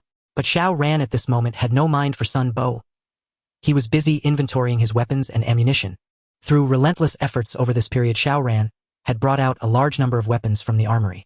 Deducting those already used, he now had 200 grenades, 30 landmines, 2 sniper rifles, 1 anti-material rifle, 3 assault rifles, 10 pistols, and over 10,000 rounds of various ammunition. Additionally, there were 2 light mortars and 20 shells. Such firepower was sufficient for Xiao Ran to use for a while. Even if surrounded by a horde of zombies, he had no need to worry. Xiao Ran stored away these weapons and turned on the radio. As groups of human survivors continuously formed communities, the most frequent broadcasts on the radio now announced safe havens in various places, offering supplies and urging listeners to hurry over. Of course, no safe haven would provide supplies for free. Those who heard the broadcasts and arrived had to join the stronghold, contribute their efforts, and thus earn the right to survive. With the apocalypse upon them, everyone knew they had to unite to fight the zombies. Thus, the population of a safe haven directly determined its combat strength. But Xiao Ran scoffed at this, for the emergence of ability users would soon shatter this paradigm. A single powerful ability user could easily contend with dozens, even hundreds of people. In the future, formidable ability users would wield immense influence. Xiao Ran ignored the broadcasted invitations from those safe havens, casually tuning the dial until a particular broadcast seized his attention. This is the Luocheng City Hall. We have established a survivor base here with ample supplies. Upon hearing this broadcast, please make your way to the City Hall to join us. We will rebuild social order with the City Hall as our center. There it was. Amidst the apocalypse, a survivor base representing the official stance of Luocheng had emerged. In his previous life, at the onset of the calamity, Luocheng had roughly 300,000 survivors. As time passed and deaths mounted 1 year into the apocalypse, the population had dwindled to less than 200,000. A survivor mortality rate of 34. That was a terrifying number. On average, 1 out of every 3 people would die. These less than 200,000 survivors established hundreds of survivor bases, both large and small. The largest and most orderly was the one centered on City Hall, covering an area of 2 square kilometers, housing over 30,000 survivors, and even having a rudimentary industrial system. A formidable entity. Other survivor bases at their largest could only accommodate over 10,000 survivors, while the smallest had barely over 100 people. This base was considered representative of the Luocheng authorities not merely due to its size, but because it was founded by the military and government officials of Luocheng. When the disaster struck, the Luocheng authorities took active rescue measures. However, precisely because of this, many officials were exposed to radiation, and when the virus erupted, almost all turned into zombies, with only a few surviving. After 2 weeks of adaptation, these few survivors gathered at City Hall worked together to eliminate all the zombies there and established the survivor base. It was precisely because this survivor base bore a strong official character that its order was the most complete. It guaranteed every entrant the right to survive, but also demanded a corresponding price. For instance, able-bodied young adults had to serve unconditionally in the military. Those in poorer physical condition had to engage in various production activities. Even children in their teens had to do tasks within their capability. Simply put, the survivor base, entirely controlled by Luocheng officials, operated like a machine. Every survivor who joined was a cog playing a different role in a different position. Logically, joining such a survivor base in the apocalypse was the best choice. Yet many thought otherwise. For instance, certain awakened powerhouses were unwilling to submit to the Luocheng authorities' management and preferred to establish their own safe havens outside. Though more dangerous, it offered freedom, and everything in their safe haven was under their control. Of course, there were also those with ulterior motives who, under the guise of establishing survivor bases, recruited many unscrupulous individuals, turning the bases into places to vent their evil desires. Xiao Ran had seen too much of this. In the apocalypse, the greatest danger was not zombies or powerful monsters, but the unfathomable human heart. Xiao Ran had no intention of joining any survivor base, nor was he interested in the one run by the Luocheng authorities. Though the Luocheng authorities' survivor base was thriving, especially by the 3rd year of the apocalypse, with a population exceeding 80,000, over half of Luocheng's total survivors, and having acquired considerable weaponry and ammunition from military camps, achieving unprecedented strength. Even so, at the end of the 3rd year of the apocalypse, the survivor base established by the Luocheng authorities was breached. Fewer than half of the 80,000 people managed to escape. And what breached the survivor base was not zombies nor humans, but the immensely powerful abyssal beasts. Abyssal beasts were not a single species, but a collective term for monsters from the deep earth. At the very beginning of the calamity, there were no traces of abyssal beasts. Humanity's greatest enemy was the zombies. It wasn't until the end of the 3rd year of the apocalypse that abyssal beasts suddenly appeared and launched attacks on human survivor bases. Within mere days, humanity suffered catastrophic losses. Nearly 70% of the survivor bases were destroyed, and humanity's situation became precarious once more. Fortunately, the abyssal beasts did not target only humans. They also attacked zombies, giving humanity a chance to catch their breath. In other words, starting from the end of the 3rd year of the apocalypse, the greatest conflict on Earth was no longer the battle between humans and zombies, but a 3-way war among humans, zombies, and abyssal beasts. At present, no one knew of the existence of abyssal beasts. Even Xiao Ran, as a reincarnator, could not clearly explain where the abyssal beasts came from. But since he already knew the ultimate fate of the Luocheng authorities' survivor base, why would he join it? Wasn't it better to stay in the bomb shelter, enjoying a life of comfort and plenty?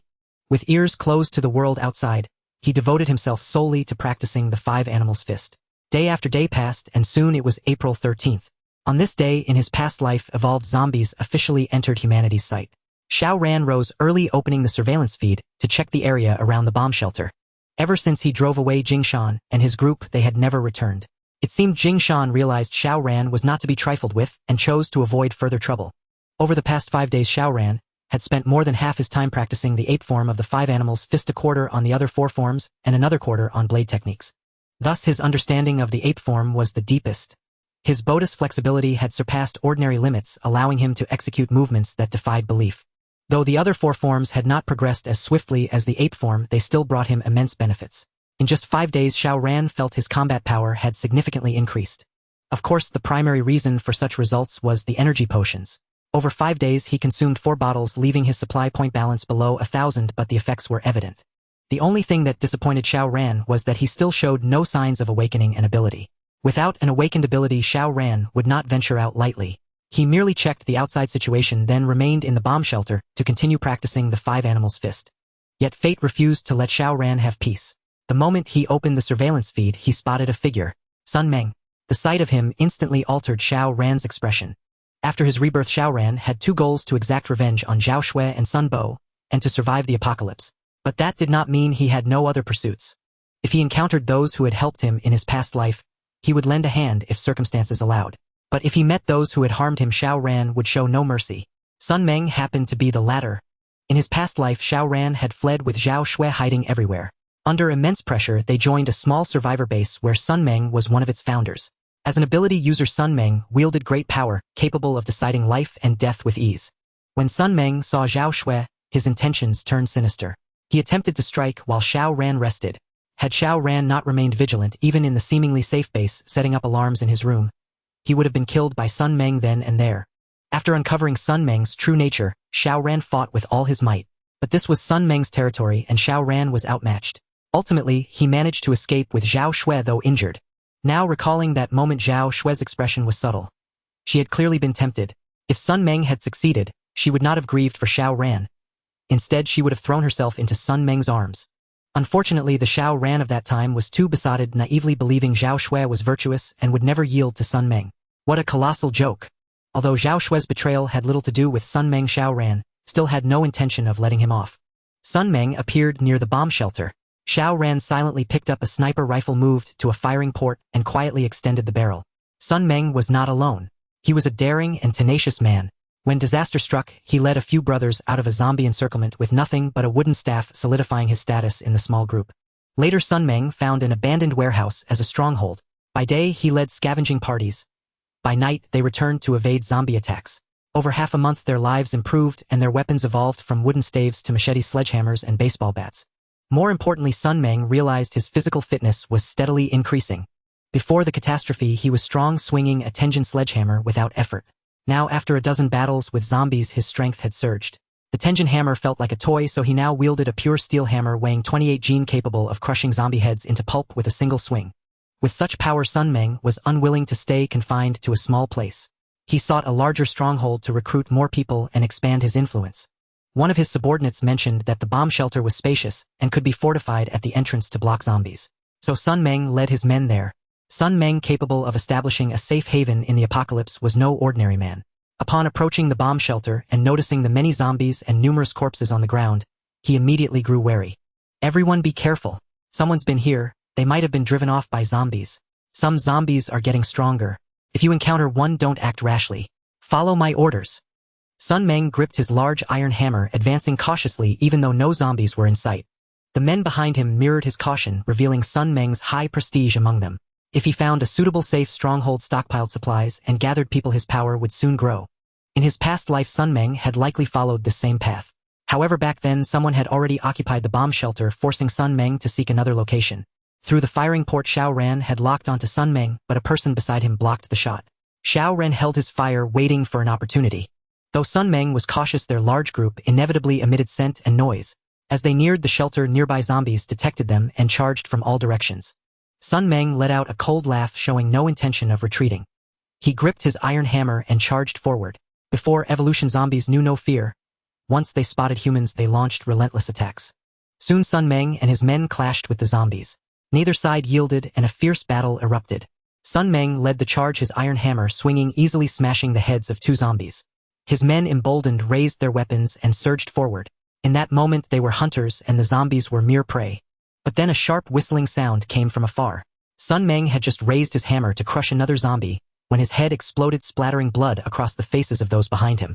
The iron hammer slipped from Sun Meng's grasp and his body collapsed with a thud. The men behind him stood frozen, utterly stunned. Xiao Ran possessed an unparalleled mastery of the pistol, and his skills with the sniper rifle were equally impressive. For one must acquire diverse abilities to survive in the apocalypse. Sun Meng had already arrived near the air raid shelter less than 100 meters from Xiao Ran's position. With all his attention fixated on the zombies, he was utterly incapable of guarding against a sneak attack. Moreover, even if Sun Meng had been vigilant, the sniper bullet's muzzle velocity exceeded 800 meters per second at such close range, far beyond his capacity to react. Thus Sun Meng's fate was sealed death. His companions could never have imagined that the mightiest among them would fall so abruptly. It was too sudden. They had no time to prepare, but the zombies offered no negotiation. They cared not how their enemy had perished. With the human before them dead, they turned their assault on those behind. Only when all humans were slain could they feast. Thus, as Sun Meng collapsed, the zombies pounced on his followers, and screams erupted. Xiao Ran watched coldly, his face devoid of any ripple of emotion. He cared not for the character of Sun Meng's men. Since they had chosen Sun Meng, and enjoyed the conveniences he provided, they must also bear the corresponding consequences. Yet though Xiao Ran remained an indifferent observer, others did not. Amid the frantic escape, another team appeared and intervened without hesitation.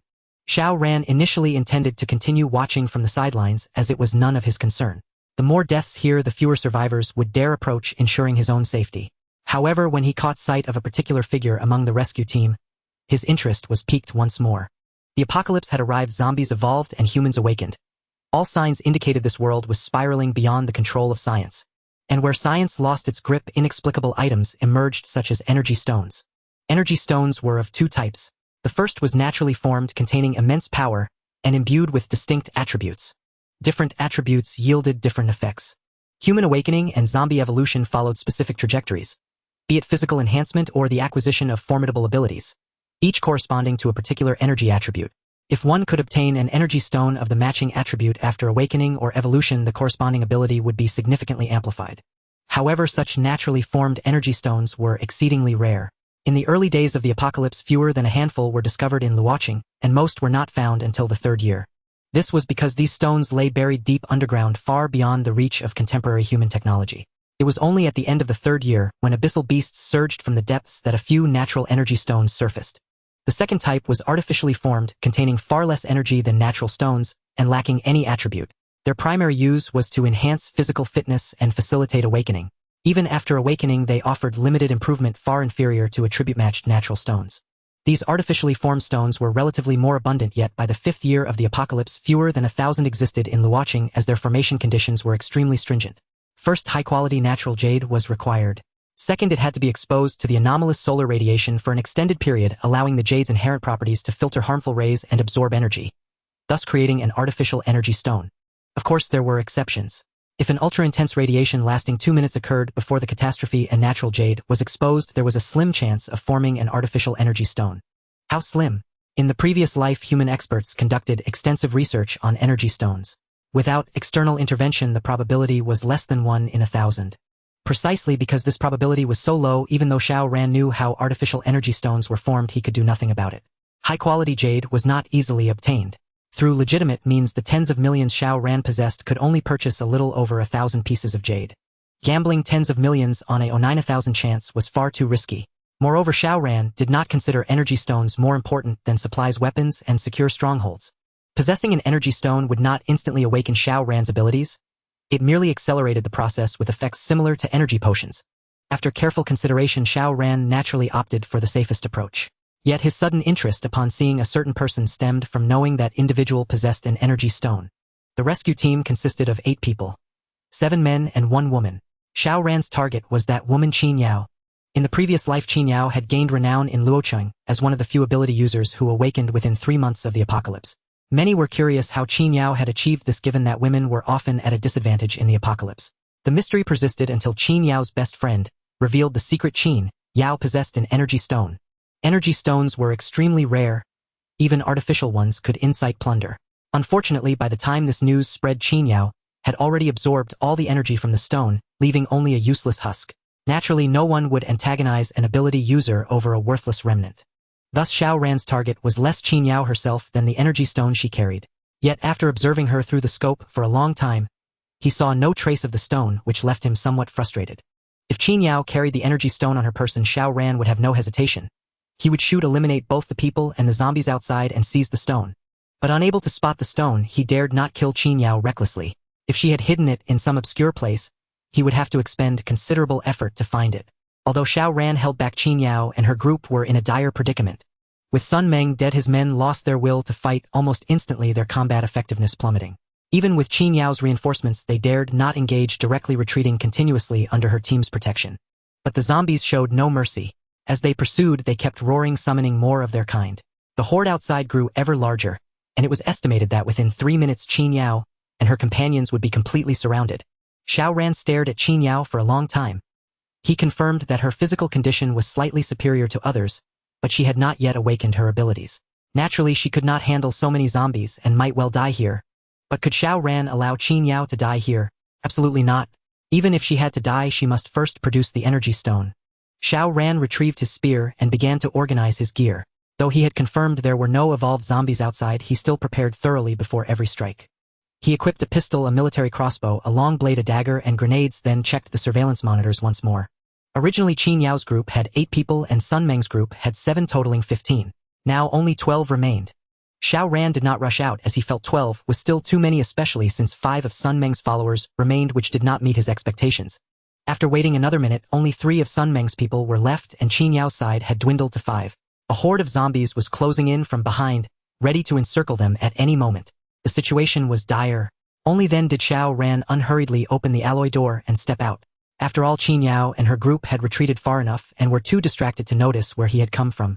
Qin Yao fought while retreating, her expression anxious. She had only led her people out to scavenge supplies, but upon encountering humans being hunted by zombies, she had resolutely intervened to rescue them. Yet she hadn't expected Sun Meng's men to be so useless. Tall and sturdy, but all cowards who only knew how to flee at the sight of zombies, contributing nothing but hindrance. The zombies kept multiplying and her own people could no longer hold the line. She had intended to retreat, but Sun Meng's men again became a burden, clinging tightly to her group and severely impeding their movements, leading to one person after another being dragged down by the zombies. This was because the sight of Sun Meng's death had terrified them out of their wits. Seeing more zombies surging from behind on the verge of completing the encirclement, Qin Yao grew even more frantic, shouting for Sun Meng's men to let go immediately so everyone could escape together. But it was futile. Qin Yao could only fume in helplessness. Just then Xiao Ran made his move. Bang, bang, bang. 3 consecutive shots rang out and Sun Meng's last 3 men fell to the ground, struck in the head without uttering a sound. This instantly freed Qin Yao's people, and the gunfire drew many zombies away, significantly reducing the pressure on her group. Yet as she gazed at the 3 corpses on the ground, a flicker of complexity crossed Qin Yao's face. They had set out to save lives, yet in the end they had to kill to save themselves. If she had known this would happen, why had she intervened in the first place? Xiao Ran, however, had no such qualms. Seeing the zombies charging, he quickly holstered his pistol and charged forward, gripping his blade with both hands.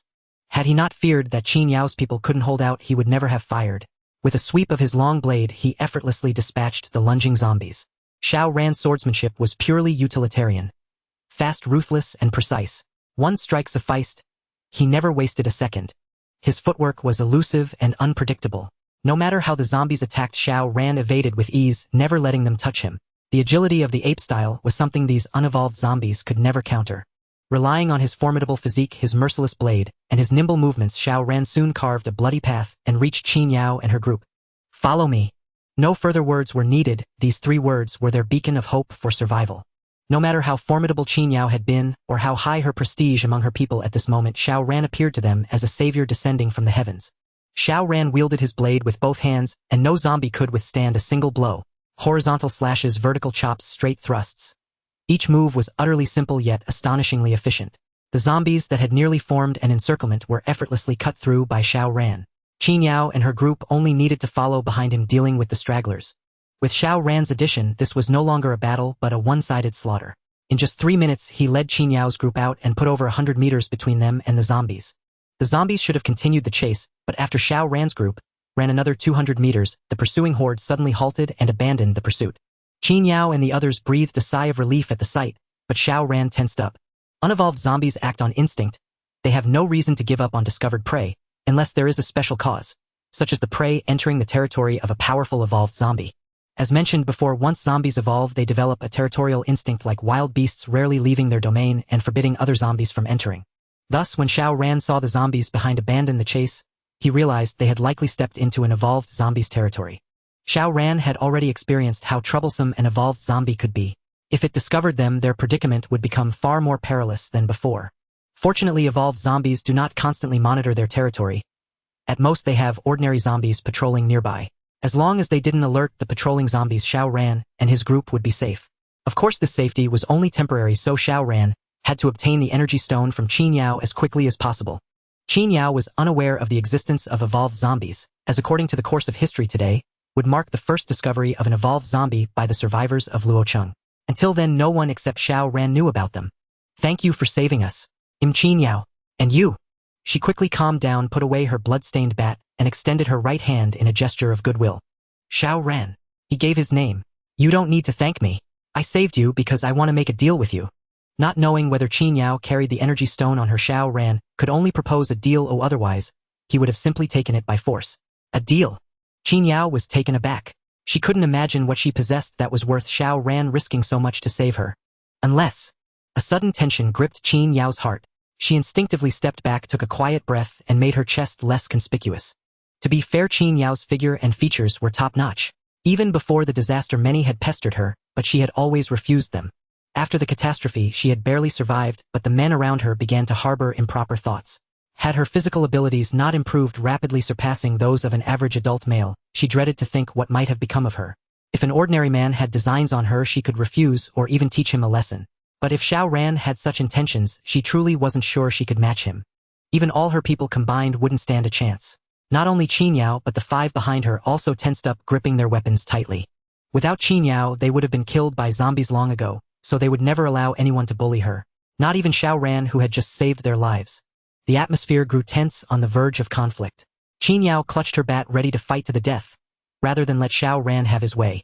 Seeing their reaction, Xiao Ran realized the misunderstanding and shook his head slightly. You've got it wrong. I have no interest in you. The deal I mentioned is a fair one. If there's anything unusual about it, it's that you won't be able to refuse.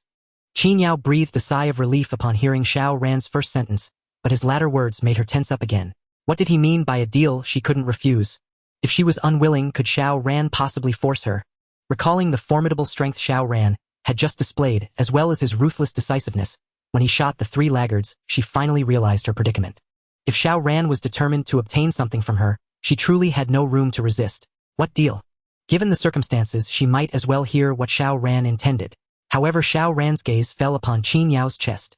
Unbutton the top 2 buttons of your shirt. What? Qin Yao's expression shifted again. Hadn't he just said he had no interest in her in that way? Why was he now asking her to unbutton her shirt? Wasn't such behavior no different from a beast's? Qin Yao, don't listen to him. A person behind Qin Yao stood up, raising his weapon.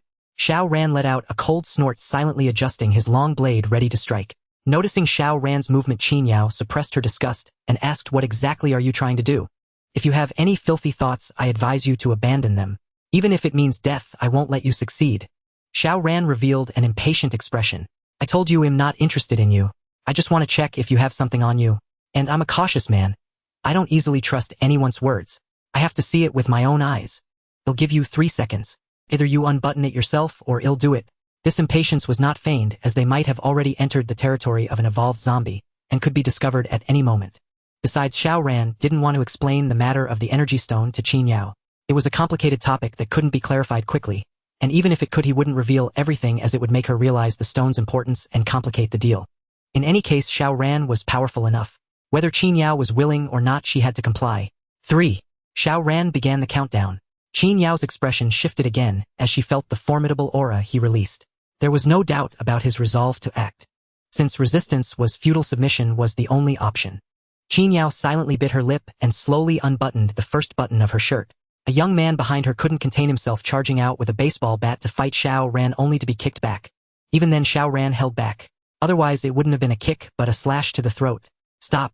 Qin Yao hurriedly intervened, then unbuttoned the second button, revealing a sight that countless men dreamt of.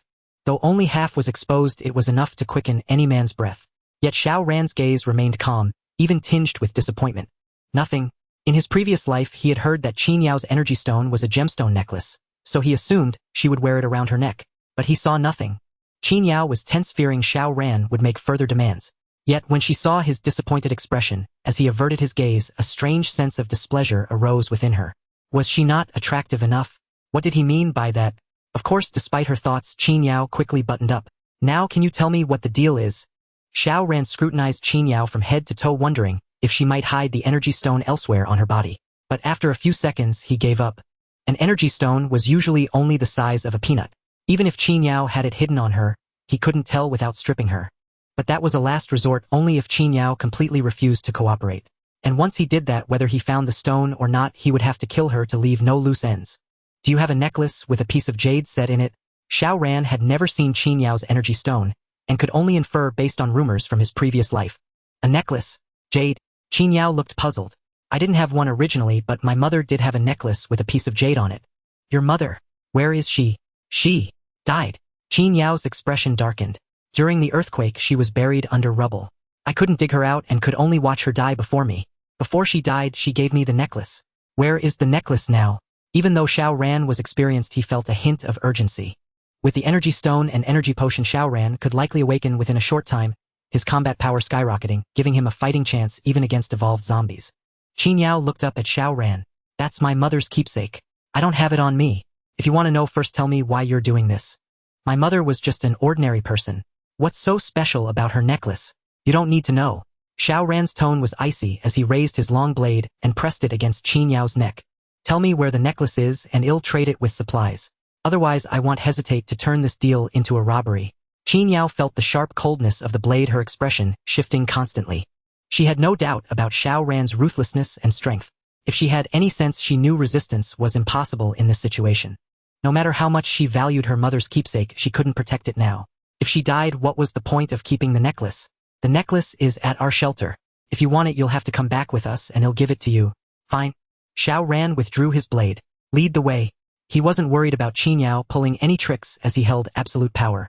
Since the necklace meant so much to Qin Yao, she wouldn't leave it elsewhere. It was either on her or hidden at their shelter. By finding their shelter, Xiao Ran gained the upper hand. Even if Qin Yao refused to cooperate or tried to use the people at the shelter against him, Xiao Ran wouldn't be concerned. At worst, he would kill everyone and search for the necklace slowly. Since the apocalypse began, Xiao Ran had already stained his hands with blood. A few more wouldn't matter. He had eliminated Sun Meng, a future powerful ability user. So why hesitate to kill Qin Yao? Qin Yao seemed to realize this as well, so she abandoned any other thoughts and obediently led the way, even warning her companions not to cause trouble. But Qin Yao's compliance didn't mean events would unfold smoothly. No sooner had Xiao Ran's group set out than 5 zombies rushed out from the side, emitting guttural roars. Xiao Ran's heart tightened. Damn it, they had been discovered. Even though Xiao Ran's current combat prowess could withstand the siege of dozens of ordinary zombies simultaneously, he still refused to underestimate the evolved zombies. The might of evolved zombies lay not only in their robust physique's immense strength and heightened speed, but also in the intelligence they possessed, their ability to command ordinary zombies, and most crucially the unique powers they wielded. Perhaps in the early stages of their evolution, these zombies had yet to fully acquire their abilities, yet even the aforementioned traits alone were sufficient for an evolved zombie to effortlessly slaughter ordinary human survivors. Thus, when 5 zombies lunged at him, Xiao Ran did not hesitate. He did not wait for Qin Yao and the others to act. Instead, he charged forward, directly his long blade sweeping horizontally to first eliminate the zombie at the forefront. Only then did Qin Yao and her companions snap to attention, each seizing their weapons to engage the zombies in battle. Xiao Ran held nothing back, swiftly aiding Qin Yao and the others in dispatching the zombies, before without a word fleeing toward the air raid shelter. There were zombies near the air raid shelter, and in considerable numbers. They had been driven from that very place earlier. Yet now Xiao Ran paid them no heed, for he knew that evolved zombies were far more terrifying than their ordinary counterparts. The chasm between them could never be bridged by mere numbers. Though Qin Yao was puzzled as to why Xiao Ran was heading in that direction, her trust in the stronger individual compelled her to lead her people and follow. However, events did not unfold as simply as Xiao Ran had imagined. The 5 zombies, upon charging, had already signaled the evolved zombie through their roars. Before Xiao Ran and the others could escape the evolved zombie's territory, it had already rallied over 100 zombies and given chase. Hearing the commotion, Qin Yao glanced back and was instantly struck with terror. The zombie at the forefront stood over 2 meters tall, its limbs thick and powerful. From its mouth jutted sharp fangs, and in its hand it wielded a cement pillar over 1.5 meters in length and 10 centimeters wide. Rusty steel bars still protruding from it. Monster. That was the first thought that crossed Qin Yao's mind upon seeing the evolved zombie, for its appearance had far exceeded her expectations. No wonder Xiao Ran had been so tense earlier. Such an evolved zombie was simply not something ordinary people could contend with. Xiao Ran also seized the chance to glance back. Upon realizing that this zombie's evolution was oriented toward physical enhancement, he breathed a sigh of relief. In this apocalypse, both humans and zombies followed divergent evolutionary paths. Some focused on physical augmentation, increased strength, blinding speed, or heightened regenerative abilities, while others underwent neural evolution, thereby mastering some form of extraordinary power. Comparatively, individuals on the path of physical enhancement were weaker in combat, while those who had grasped some unique power were far more troublesome to deal with. For instance, the zombie Xiao Ran had encountered at the mall was likely a neural evolver. Before truly acquiring its special ability, it relied on its intelligence and control over ordinary zombies to fight. But once its power awakened, it would become a foe not easily vanquished. Seeing that Xiao Ran's group was about to flee its territory, the robust evolved zombie let out a furious roar. At the sound, the zombies behind it suddenly accelerated. Xiao Ran smirked coldly, pulling a grenade from his belt and hurling it. Boom! The grenade detonated, sending shrapnel flying. The evolved zombie bore the brunt of the blast, struck by at least a dozen fragments that blossomed into patches of blood on its body. Yet it paid them no mind, continuing its pursuit of Xiao Ran and the others. Even as it chased, the shrapnel embedded in its flesh was forced out, the wounds writhing as they began to heal. When Xiao Ran noticed this, he gained a new appreciation for the evolved zombie's strength and promptly threw another grenade. The evolved zombie had learned its lesson. Spotting the grenade, it quickly halted, retreating to evade. The grenade exploded, but its effect was minimal. The ordinary zombies also dodged, with only 2 or 3 unfortunate ones struck in the head by shrapnel. The rest emerged unscathed. Xiao Ran was somewhat astonished. This evolved zombie was not only physically formidable but also possessed considerable intelligence, learning how to avoid grenade damage after just one encounter. After tossing 2 grenades with little effect, Xiao Ran ceased his efforts. He had only brought 10 grenades on this outing and could not afford to waste them. Continuing to lead Qinyao and the others forward, the evolved zombie began to accelerate, the distance between them steadily shrinking. Anxiety gnawed at Qinyao. This couldn't go on, they would soon be overtaken. Yet Xiao Ran showed no sign of turning back. He knew all too well that from the moment they encountered the evolved zombie, it was fated that not everyone would survive. Xiao Ran had no desire to face the powerful evolved zombie. He only wanted to flee with Qinyao. Why would he ever turn back? If anyone fell behind, unable to match his pace, Xiao Ran would not look back. Those who lagged would to some extent slow the evolved zombie's pursuit. Even a single second's delay was a boon. But to Xiao Ran's surprise, Qinyao suddenly spun around, gripping her baseball bat with both hands, ready to confront the evolved zombie head-on. Xiao Ran was horrified. Was this woman out of her mind? Had she not seen the weight of that cement pillar in the evolved zombie's hand? Her flimsy bat wasn't even enough to tickle the beast, let alone halt its advance. Yet Qinyao did not even furrow her brow as she stood defiantly before the evolved zombie. The 5 people who had come with Qinyao, seeing this, also stopped and gathered by her side, preparing to face the evolved zombie together. Xiao Ran shook his head repeatedly at the sight. How utterly reckless. The 6 of them combined probably wouldn't even last a single swing of the zombie's pillar. Still, this showed that Qinyao had some real skill in commanding these men so obediently. Even knowing it might mean certain death, none abandoned their comrades to flee. Yet, admirable though their spirit was, their actions were foolish. If not for the energy stone, Xiao Ran would have dearly loved to just walk away. Go die on your own, but don't drag me into it. But he couldn't. As the evolved zombie lunged forward, its cement pillar raised high, Xiao Ran quickly drew his pistol and fired shot after shot. Bullets streaked toward the evolved zombie's eyes. But the evolved zombie was no easy prey. The instant Xiao Ran fired, it dodged deftly. Aside from the first bullet striking its cheek, all the others missed completely. And this was from a distance of less than 20 meters. At such range, even hitting an apple-sized target, Xiao Ran could almost guarantee perfect accuracy. This clearly demonstrated that the evolved zombie's reaction speed far surpassed that of an ordinary human. Nevertheless, Xiao Ran's interference had its effect. The force behind the evolved zombie's descending cement pillar was greatly diminished, yet it still easily shattered the baseball bat in Qinyao's hands. If Xiao Ran had not intervened, Qinyao would have already been dead. With a single exchange, Qinyao realized the immense gap between herself and the evolved zombie. This was not a foe they could contend with. If they stayed, death was certain. The people behind Qinyao witnessed the scene and were struck speechless with terror. It was Xiao Ran who charged forward, his long blade gleaming with cold light, aimed at the evolved zombie's head, forcing it to turn and defend. What are you waiting for? Get out of here. Xiao Ran was genuinely infuriated. The spirit of self-sacrifice was noble, the actions well-intentioned, but one must read the situation. Clearly this was an enemy they could not defeat. Why throw away their lives? If they were determined to die, could they at least do it one by one? As long as Qinyao wasn't the one covering the rear, Xiao Ran wouldn't bat an eye. Qinyao dared not hesitate, discarding the broken bat in her hand and turning to flee. She finally understood Xiao Ran was formidable. Even if he couldn't defeat the evolved zombie, he could at least stall for time. If they didn't seize the chance to escape, how could he leave? After all, Xiao Ran's goal was clear: to obtain the necklace from her. He wouldn't give up easily unless absolutely necessary. Seeing this, the others followed Qinyao in retreat, leaving Xiao Ran to face the evolved zombie alone. But it wasn't just the evolved zombie. The horde of ordinary zombies was closing in fast. Xiao Ran dared not be careless. The concrete pillar wielded by the evolved zombie was devastatingly powerful. A mere brush could break bones. He didn't even dare parry with his long blade, fearing it might shatter. This blade was forged for him by a blacksmith far from the pinnacle of human craftsmanship. If only he had exchanged for a blade from the supply depot back then, it would surely have served him better. Left with no choice, Xiao Ran relied on his agile footwork to dodge and delay, occasionally striking back with his blade. In mere seconds, they exchanged over a dozen moves and the pursuing zombies drew near. Xiao Ran didn't retreat. Instead, he pulled out another grenade and hurled it at the ordinary zombies behind. If the evolved zombie could withstand the blast, the ordinary ones certainly couldn't. For now, Xiao Ran could barely hold off the evolved zombies' attacks, but if the ordinary zombies joined the fray, the situation would turn dire. He had to prevent their approach.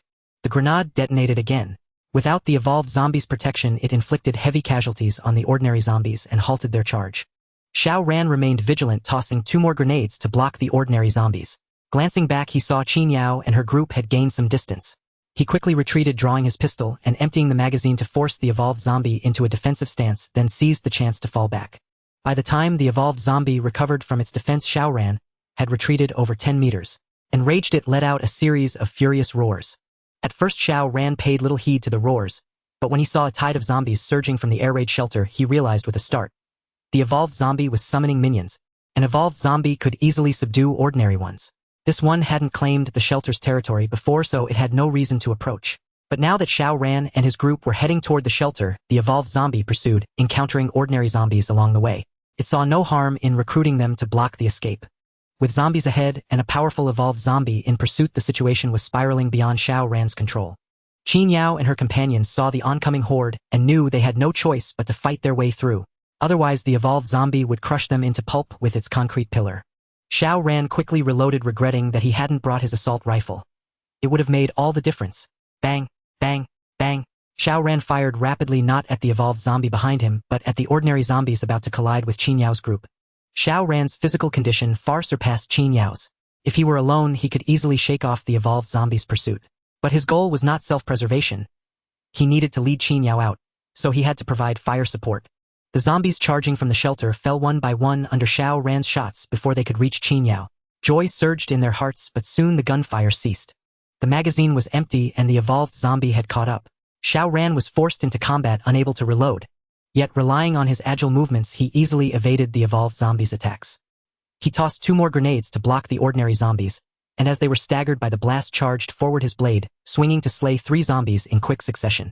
Enraged by Xiao Ran's defiance, the evolved zombie roared again, lunging at him, while commanding the other zombies to encircle and trap him. But this was exactly what Xiao Ran wanted.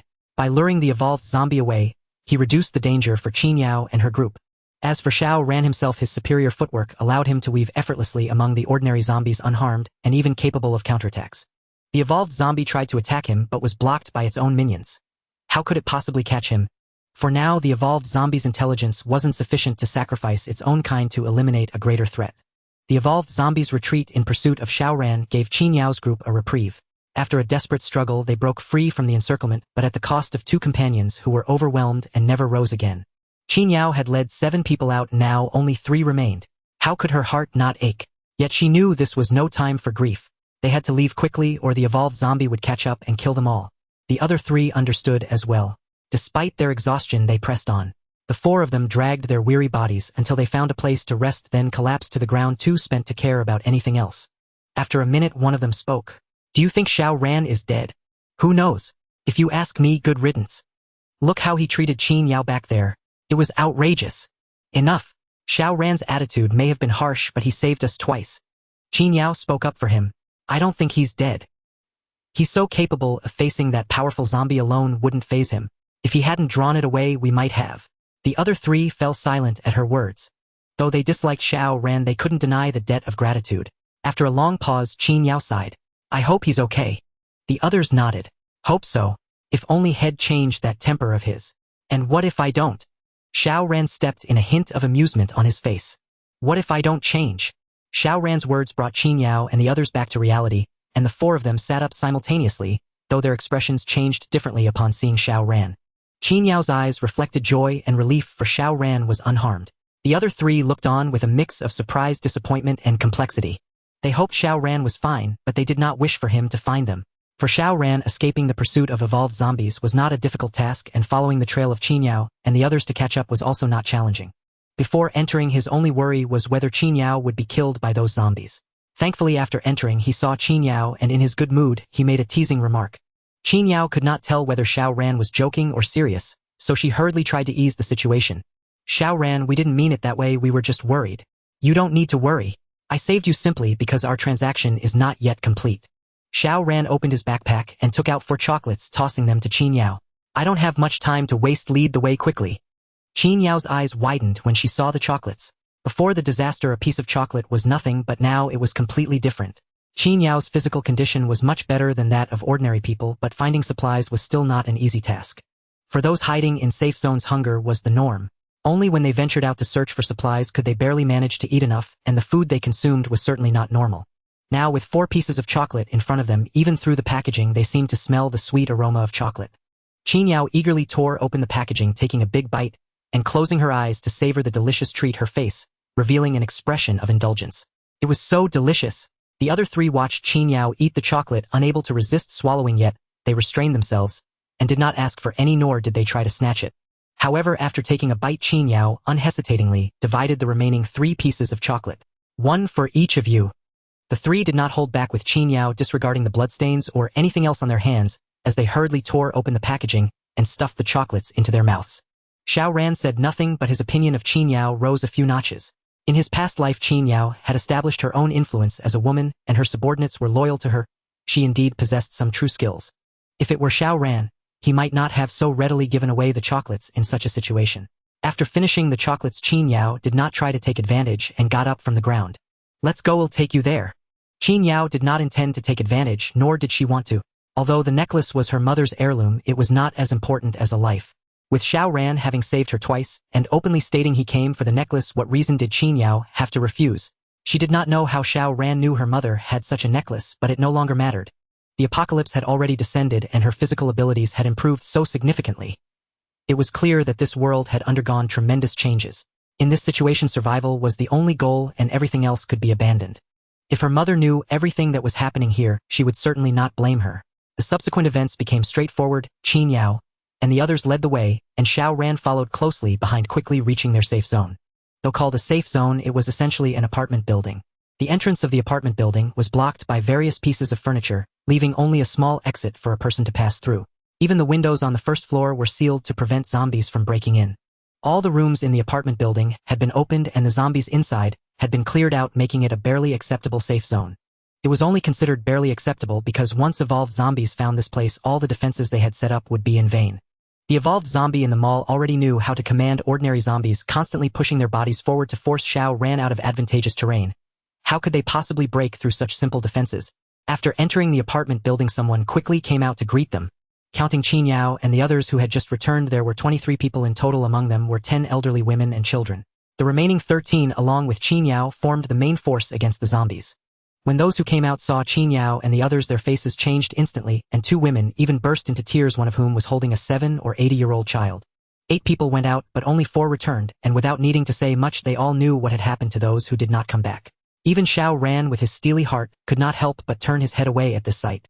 Others also displayed sorrow, for each person here was a companion. How could they not be heartbroken at the death of their companions? Qin Yao signaled to those inside to take the 2 women and the child back, then feigned a light-hearted demeanor, saying, "All right, everyone, don't be sad. We all know what the situation outside is like. Going out now is a life-threatening risk.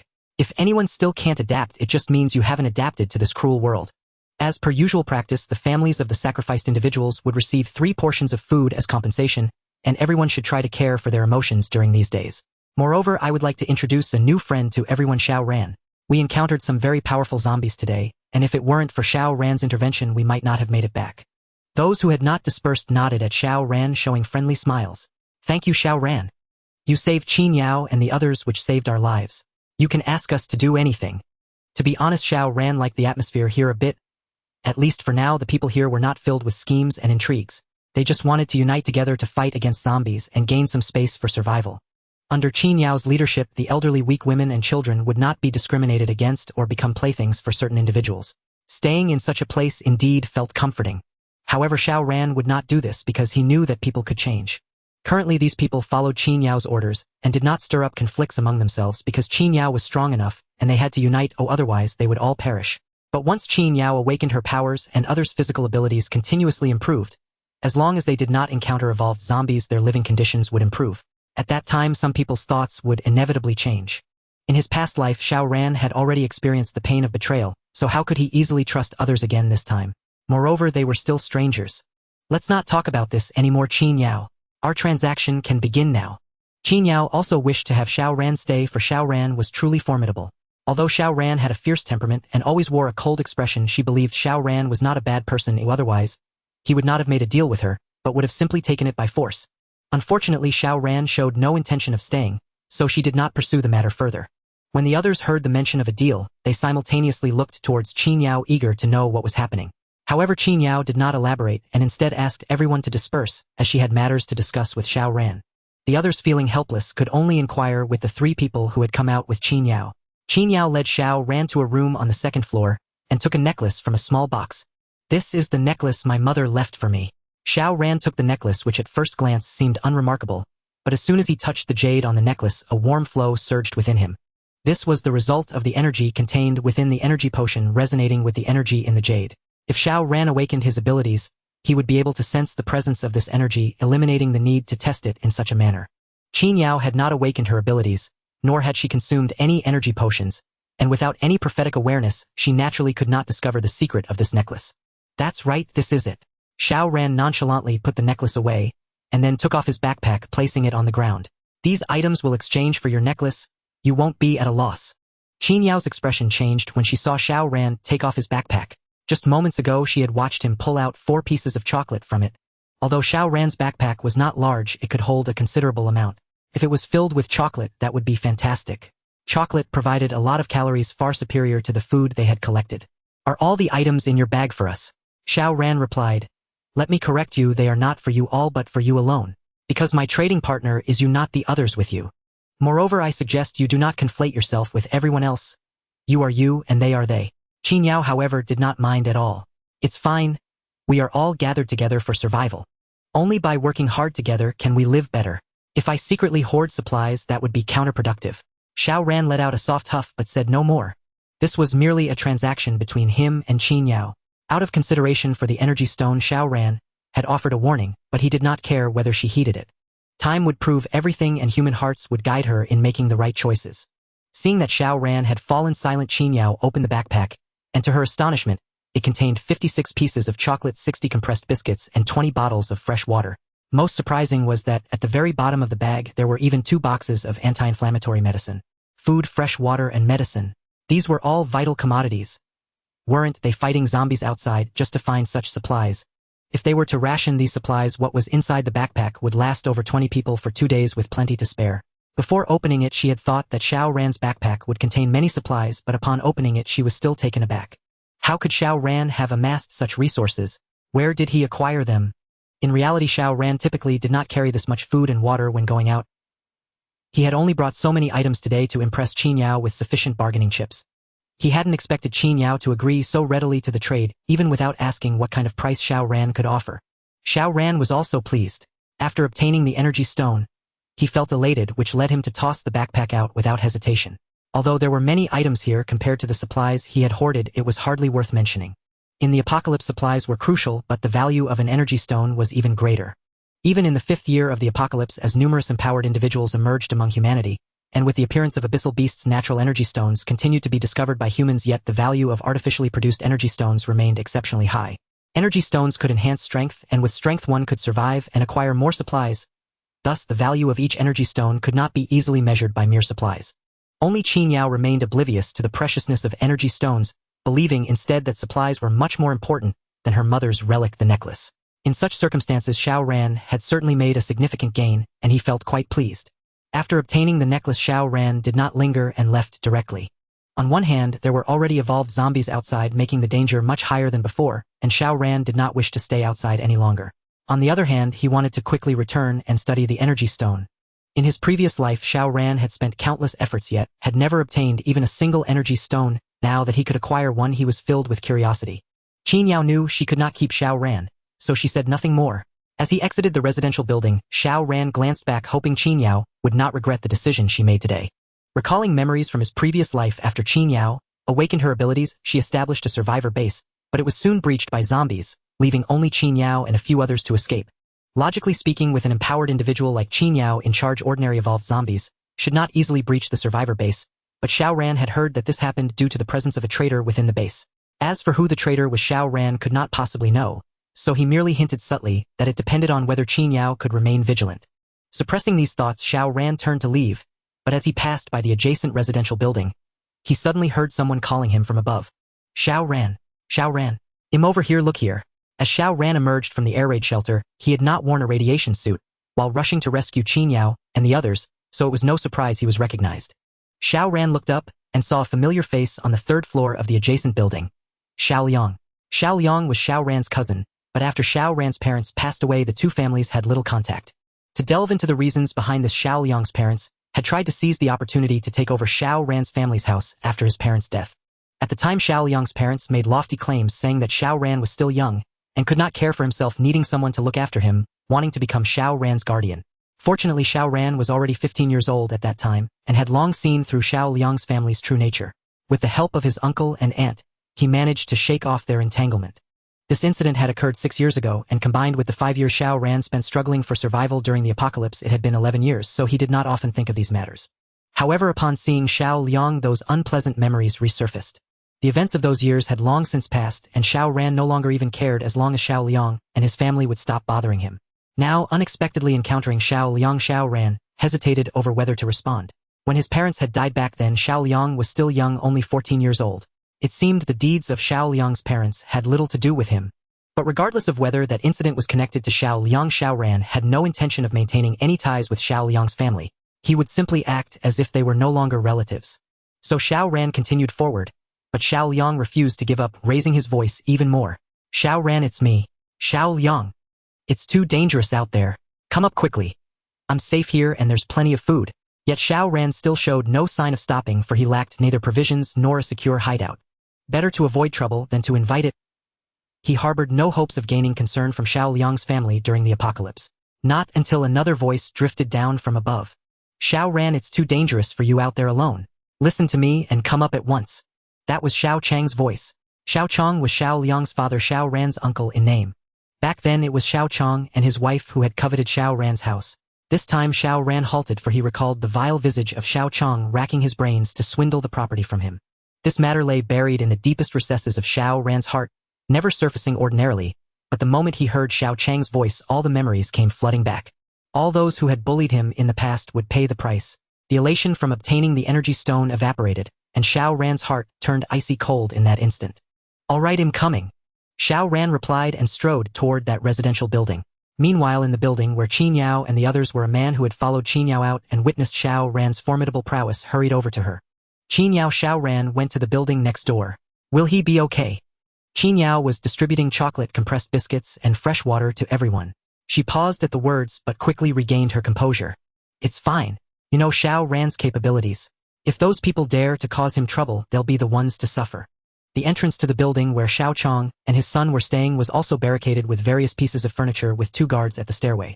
Having been notified, they eagerly cleared a passage for Xiao Ran as he approached. Go on, old Xiao is waiting for you in 402. Xiao Ran said nothing, but based on his experience, those 2 at the stairway were hardly decent folk. Their faces were lined with muscle, and their eyes harbored a savage ferocity. Had the disaster not struck, they would likely have been societal menaces. Not necessarily murderers or arsonists, but brawlers without a doubt. Especially as Xiao Ran walked past them, their hands never left the axes behind their backs, and they constantly adjusted their stances, ready to strike at any moment. Fortunately, they remained sensible enough not to act, or they would have already been dead. Since they made no move, Xiao Ran couldn't be bothered to engage. He ascended the stairs and soon arrived at the door of 402. Hearing the commotion, Xiao Liang opened the door in advance. Xiao Ran, come in. It's been years since we last met. Xiao Ran's face betrayed no emotion as he strode straight inside. Xiao Ran, I finally found you. Ever since the disaster struck, I've been worried sick about you. If I couldn't find you, how could I ever face your father again? Xiao Chang also approached, reaching out to grab Xiao Ran's arm, his face brimming with feigned emotion. An uninformed observer might have believed Xiao Chang harbored deep affection for Xiao Ran. Xiao Ran subtly sidestepped Xiao Chang's arm and said coldly, worried about me. More likely still coveting my house, aren't you? How can you talk like that, child? Xiao Chang's expression froze, but upon noticing the long sword and military crossbow hanging at Xiao Ran's waist, he forced a smile. I'm truly worried about you. I saw you earlier carrying a big backpack. Where did it go when you came out? Tell your uncle, did someone take it from you? Don't worry, I have some influence here. Anyone who dares to bully you is crossing our Xiao family. I'll settle the score with them. At these words, Xiao Ran finally couldn't help but laugh. So that was it. They had their eyes on the backpack Head brought. Such a large backpack could obviously hold quite a bit. Even a little food and water would tempt many.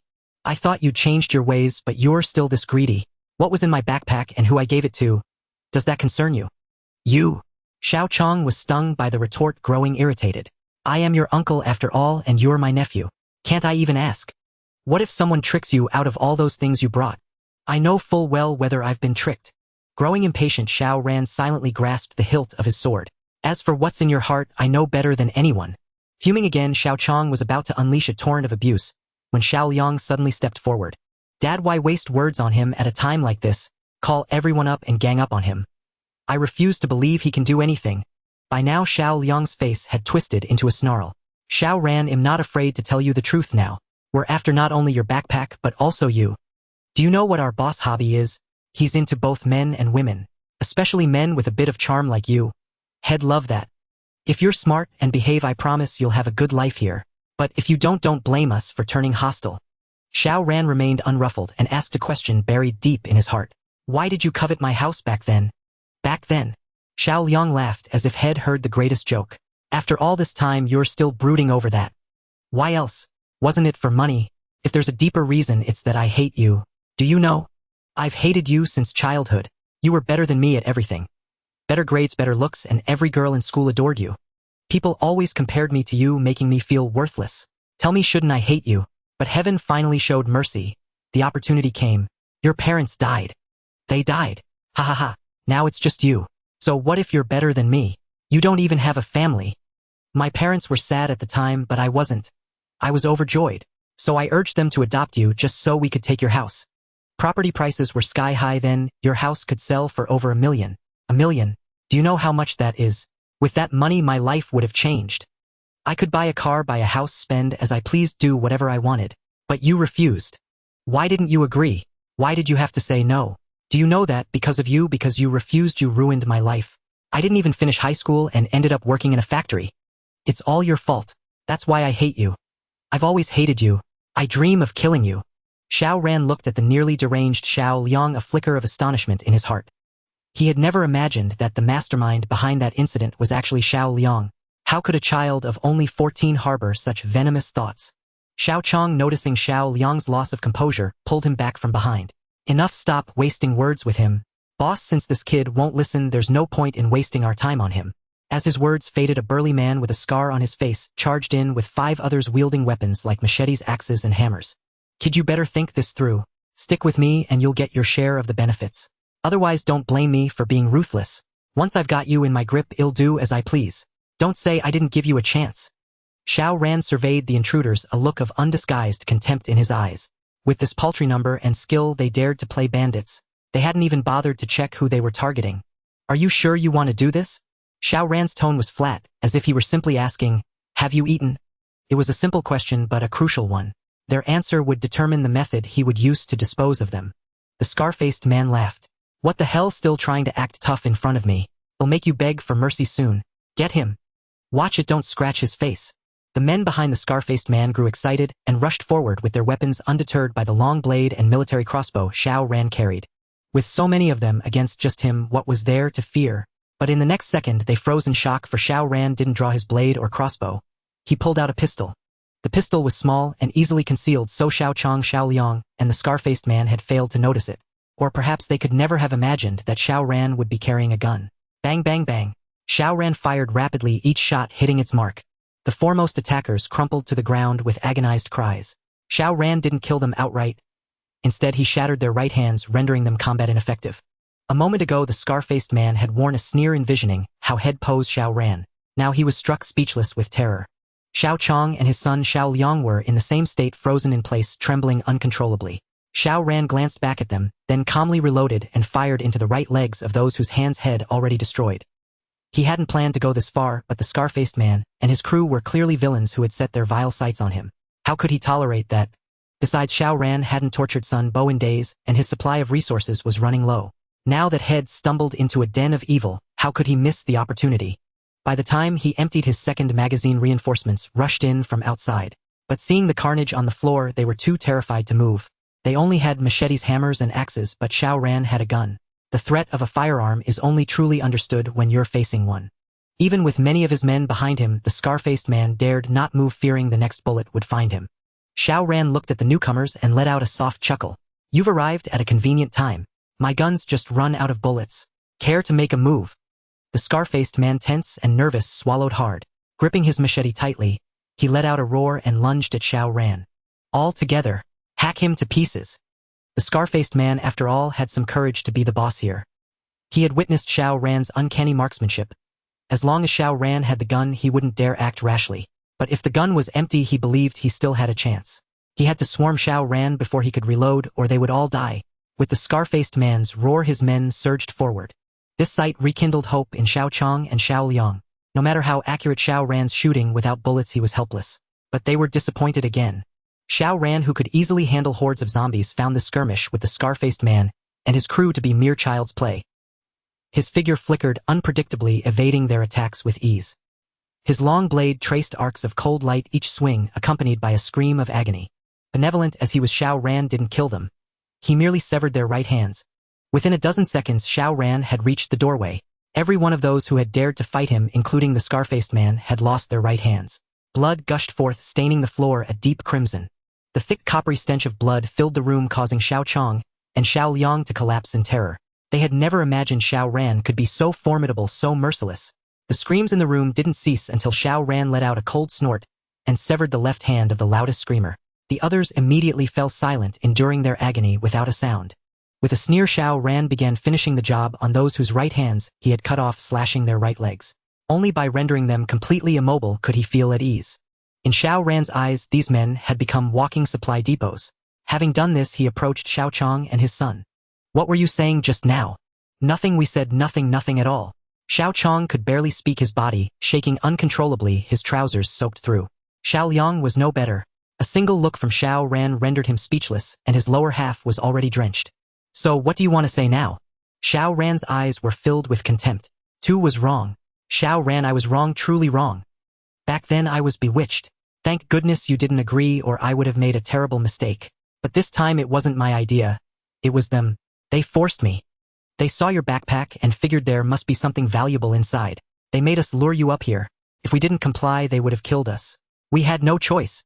Xiao Ran, we truly didn't mean it. Please, for your father's sake, spare us. You dare mention my father? Xiao Ran's voice turned icy in an instant, and he struck without hesitation. Still, he didn't take Xiao Chang's life. Instead, he drove his blade through Xiao Chang's right leg, pinning it to the ground. Ah! Xiao Chong let out a heart-wrenching scream. How could a man used to a life of luxury ever endure such torment? Xiao Ran couldn't be bothered to waste more words on the father and son. Whether they acted willingly or under duress, they had intended to kill him. He could not let them live. What use was that so-called blood relation in the apocalypse? A steamed bun or a gun was far more practical. But he wouldn't kill them outright. Putting their wasted lives to better use was the wiser choice. After his descent into darkness, Xiao Ran was never short of methods when it came to tormenting others. He counted the people in the room. 13 in total, including Xiao Chong, his son, and Scarface. And an idea struck him. Xiao Ran singled out Xiao Chong, Xiao Liang, and Scarface, then made the remaining 10 line up as he announced the rules of the game. Each of the 10 was to pick one of the three, Xiao Chong, Xiao Liang, or Scarface, and slash any part of their body. If the victim screamed, the slasher could go to the back of the line, or otherwise Xiao Ran would personally throw them out the window. To prevent Xiao Chong, Xiao Liang, and Scarface from dying too easily, Xiao Ran also decreed that no one was allowed to kill them. The one who did would have to take the victim's place and be slashed by others. Thus Xiao Chong, Xiao Liang, and Scarface became adversaries of the 10. To survive, the 10 had to strike hard but also exercise restraint. They could inflict pain but not death. Meanwhile, the 3 had to endure the agony, or their suffering would be endless until death. In truth, from the moment Xiao Ran set these rules, Xiao Chong and his companions were doomed. Yet no one wants to die, especially in despair. Even a glimmer of hope makes them cling to life. Xiao Ran exploited the psychology to make the 3 suffer more. As for the other 10, they were merely his tools. After all, Xiao Ran had transcended base pleasures. He preferred unique methods of torture. Once the rules were explained, Xiao Chong, Xiao Liang, and Scarface were terrified, especially Scarface. Despite his fierce appearance, Scarface was the most gravely wounded. His right hand severed, his right leg pierced, barely able to stand with blood still flowing. Even if no one touched him, he wouldn't last long. He feared death, but even more he dreaded more pain before dying. So after hearing the rules, he shouted, "Kill me! If you've got the guts, kill me now! Damn you! Ill!" A flash of cold light and Scarface's right arm was severed at the elbow, blood spurting again. "One more word and I'll do it myself." Scarface writhed in agony on the ground but dared not speak again. He realized Xiao Ran was a demon who killed without blinking. Falling into his hands, even death was a luxury. The quickest way out would be for someone to strike carelessly and end him.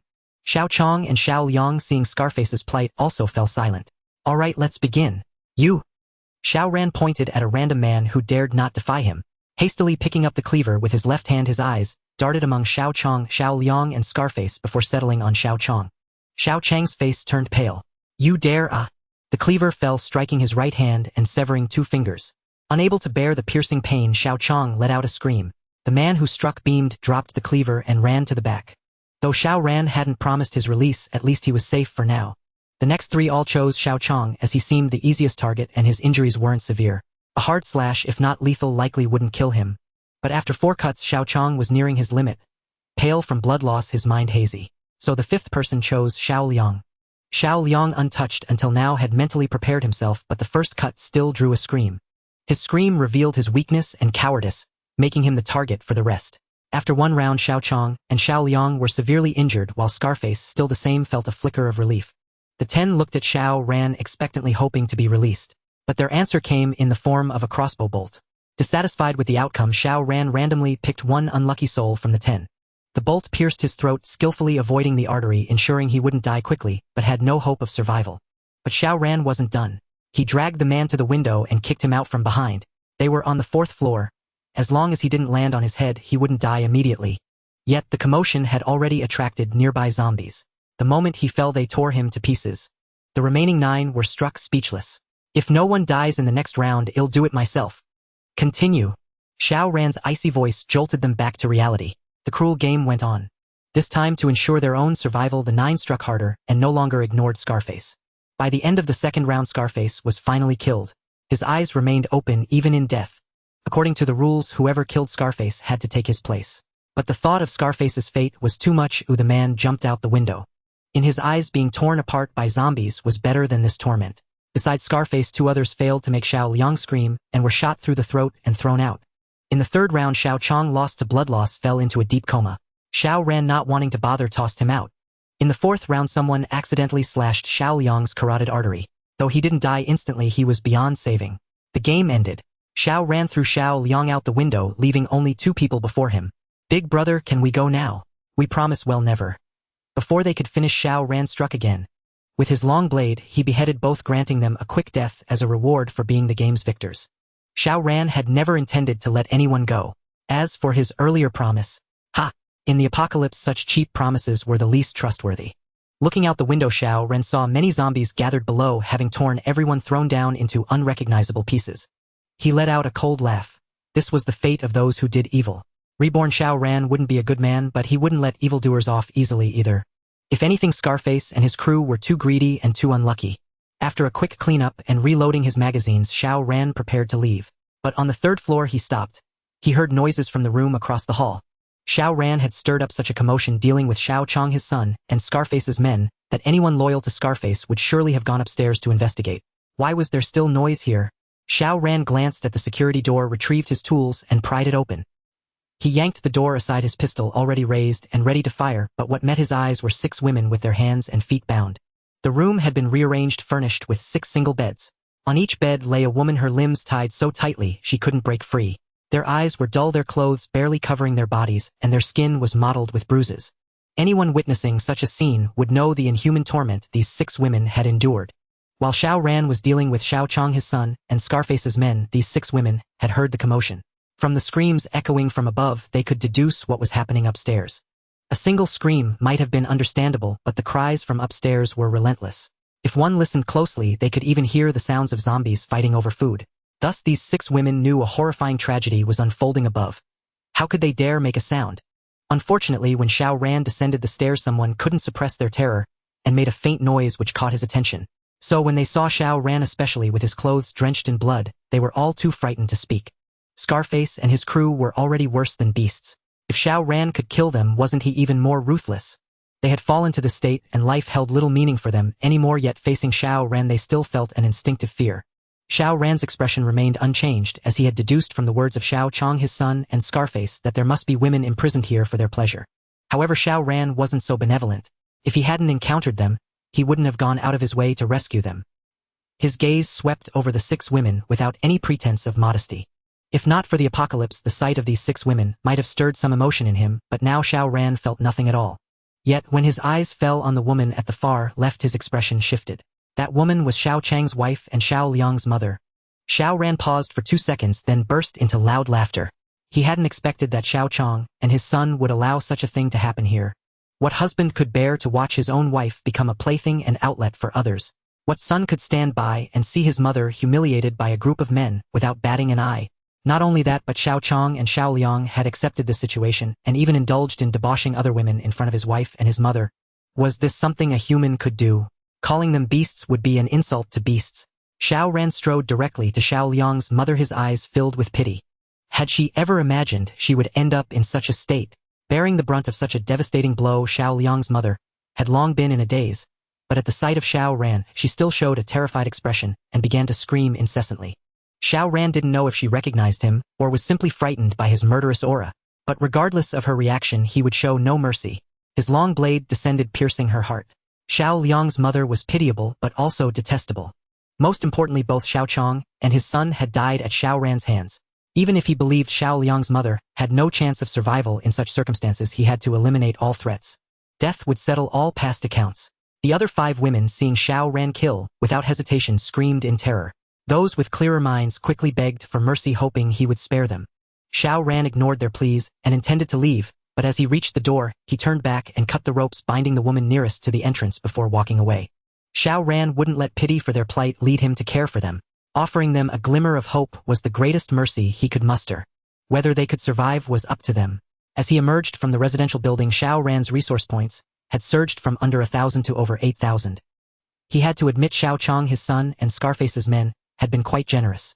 The zombies gathered outside the building spotted Xiao Ran and lunged at him simultaneously. Xiao Ran didn't bother to dodge. He charged at the zombies instead. Minutes later, a large number of zombies lay fallen, and Xiao Ran strode away triumphantly. On the other side, Qin Yao had been watching Xiao Ran's movements from her window. At first, she couldn't see anything, only hearing heart-wrenching screams that attracted hordes of zombies. Then people were thrown from the windows, and upon landing they were devoured by the zombies. Qin Yao initially feared that the one thrown down might be Xiao Ran, but the continuous screams from that direction reassured her. More and more people were tossed down and the zombies below feasted. Until 5 minutes ago the noise ceased and Qin Yao grew anxious again. Could something have happened to Xiao Ran? She wanted to rush over and check, but seeing the crowd of zombies gathered below, she maintained her rationality and refrained from taking the risk. After waiting another 2 minutes, she finally breathed a sigh of relief when she saw Xiao Ran emerge from the building. She knew those villains were no match for him. But when the zombies spotted Xiao Ran, Qin Yao hesitated no longer. She immediately mobilized her group, planning to go out and help him fight the undead. Yet just as they prepared and rushed out of the building, they saw Xiao Ran cutting down a swarm of zombies and leisurely walking away. Qin Yao, it seems Xiao Ran doesn't need our help. I can see that. Qin Yao's tone was sharp. She had finally mustered the courage to risk her life to aid him, only to find her efforts utterly futile. How could she be in a good mood? After a few seconds, Qin Yao took a deep breath. Come on, let's go check it out. She was curious about what Xiao Ran had done there and why Scarface and his men had screamed so miserably. Before they reached the 4th floor, everything seemed fine. Even seeing the 5 women didn't provoke much reaction from Qin Yao, as she understood the cruelty of the apocalypse. But when they arrived at the 4th floor and saw the floor of room 402 covered in blood, some places deep enough to submerge their souls, with severed hands scattered around and 2 bodies lying in pools of blood, they were all terrified. What had happened here? Was Xiao Ran a demon? Was Xiao Ran a demon? If he could, he would rather become a demon himself, for only demons could survive in the apocalypse. Returning to the vicinity of the air raid shelter, Xiao Ran discovered that the number of zombies had increased significantly. Moreover, they were no longer aimlessly wandering. Instead, they patrolled in groups of 5 near the shelter. Yes, patrolling. Witnessing this, a sense of unease crept into Xiao Ran's heart. The evolved zombie had expanded its territory to include the shelter area. Perhaps in a few days it would claim the shelter itself. Once the evolved zombie discovered the shelter's entrance, it would undoubtedly lead an attack. Ordinary zombies posed no threat. They couldn't breach the reinforced concrete walls. But an evolved zombie was a different matter. Xiao Ran had witnessed the terrifying power of the evolved zombie. If it continued to evolve, growing stronger and acquired a suitable weapon, it might actually break through the reinforced concrete walls. Without the shelter's protection, Xiao Ran might survive, but the vast stockpile of supplies he had amassed would be lost to him. Supplies meant survival. Xiao Ran absolutely would not allow this to happen. He had to find a way to eliminate the evolved zombie. Even though he had yet to awaken his abilities, Xiao Ran didn't act immediately. Instead, he decided to study the energy stone first. If he could awaken his powers quickly, he would strike afterward for a greater chance of success. If awakening remained impossible in the short term, Xiao Ran would resort to special measures, such as the mortar he had brought from the armory. Back in the shelter, Xiao Ran's first task was to take a hot bath. Having killed so many zombies and people in the residential building, his body was covered in blood. Not only was it uncomfortable, but the smell of blood would also attract zombies, so he had to clean up immediately. As for whether taking a hot bath was a luxury in the apocalypse, Xiao Ran couldn't care less. Did his enjoyment have anything to do with others? After bathing and eating a hearty meal, Xiao Ran felt much more comfortable. He sat before the computer, opened the surveillance feed, and studied the energy stone while monitoring the outside. Qin Yao's energy stone was tiny, no larger than a fingernail, but one should never underestimate the astonishing energy contained within. In his past life, this energy stone had been instrumental in Qin Yao's transformation from an ordinary person to an ability user. Although Xiao Ran now possessed the stone, he couldn't release the energy within it. Only ability users could sense and activate energy. Despite his enhanced physique and his ability to perceive energy through energy potions, Xiao Ran still couldn't stimulate the energy within the stone. Based on his past life experience, the only way for an ordinary person to absorb energy from an energy stone was to wear it close to the skin, allowing the energy to flow naturally. Intensifying physical training while wearing it yielded even better results. This necklace was a relic of Qin Yao's mother. Qin Yao must have worn it, often absorbing some energy and significantly improving her physique. Since Xiao Ran couldn't directly activate the energy, he had to resort to the slow method. He put the necklace around his neck, drank an energy potion, and began practicing the 5 animals fist. Xiao Ran had already mastered the ape form to a proficient level. To achieve mastery, he couldn't just practice alone. He needed to accumulate experience through countless battles and find the opportunity for a breakthrough. Thus, he started training in the bear form. The bear form represented strength. During training, it could stimulate the Bodhi's potential, unleashing even greater power. However, this didn't mean that practicing the bear form would grant him superhuman strength. Instead, it would enhance his power to a certain extent, and through practice enable him to mobilize every part of his body in combat, unleashing his maximum potential. To put it plainly, the bear form was a method to maximize one's own strength. Xiao Ran had witnessed the terrifying power of the tall evolved zombie. To kill it, his own strength had to be formidable, or otherwise, even if the zombie stood still, Xiao Ran might not be able to kill it. In his past life, Xiao Ran had never secretly learned the bear form, so he lacked experience. He had only practiced it a few times and studied the manual, so his progress was slow. Mastering the correct technique for generating power often required dozens or even hundreds of repetitions. Xiao Ran had accumulated extensive combat experience, emphasizing speed, precision, and ruthlessness. However, this experience was somewhat contradictory to the principles of the bear form. After all, striking quickly made it difficult to mobilize the entire Bodhi strength, usually only a portion. Therefore, while practicing the bear form, Xiao Ran had to overcome his ingrained combat habits. Training from afternoon until late at night, Xiao Ran barely managed to grasp a few correct power generation stances. Before ending his practice, Xiao Ran followed the bear form's method, guiding a surge of warmth from within his body and punching the ground with his right fist. With a thunderous boom, the blue stone floor shattered into pieces and the ground itself trembled. Xiao Ran was stunned. Was this the power he now possessed? In his pursuit of quality, he had laid blue stones over 30 centimeters thick, which should have been indestructible by human force. Yet with a single punch he had shattered them, demonstrating the immense force. If such a punch landed on a person, even if not fatal, it would cause severe injury. Excitement surged within Xiao Ran. This was only the beginning. If he could master the bear form to the entry proficient or even mastery level, the power he could unleash would be even more extraordinary. With this exhilaration, Xiao Ran went to see Sun Bo. Having endured 3 surgeries, Sun Bo was weak, so Xiao Ran had refrained from tormenting him, instead feeding him well to prevent him from losing hope. As a result, Sun Bo looked better and was in decent spirits. But when he saw the excitement on Xiao Ran's face, he became displeased. Xiao Ran, what are you so happy about? There was commotion outside today. My father and the police will find me.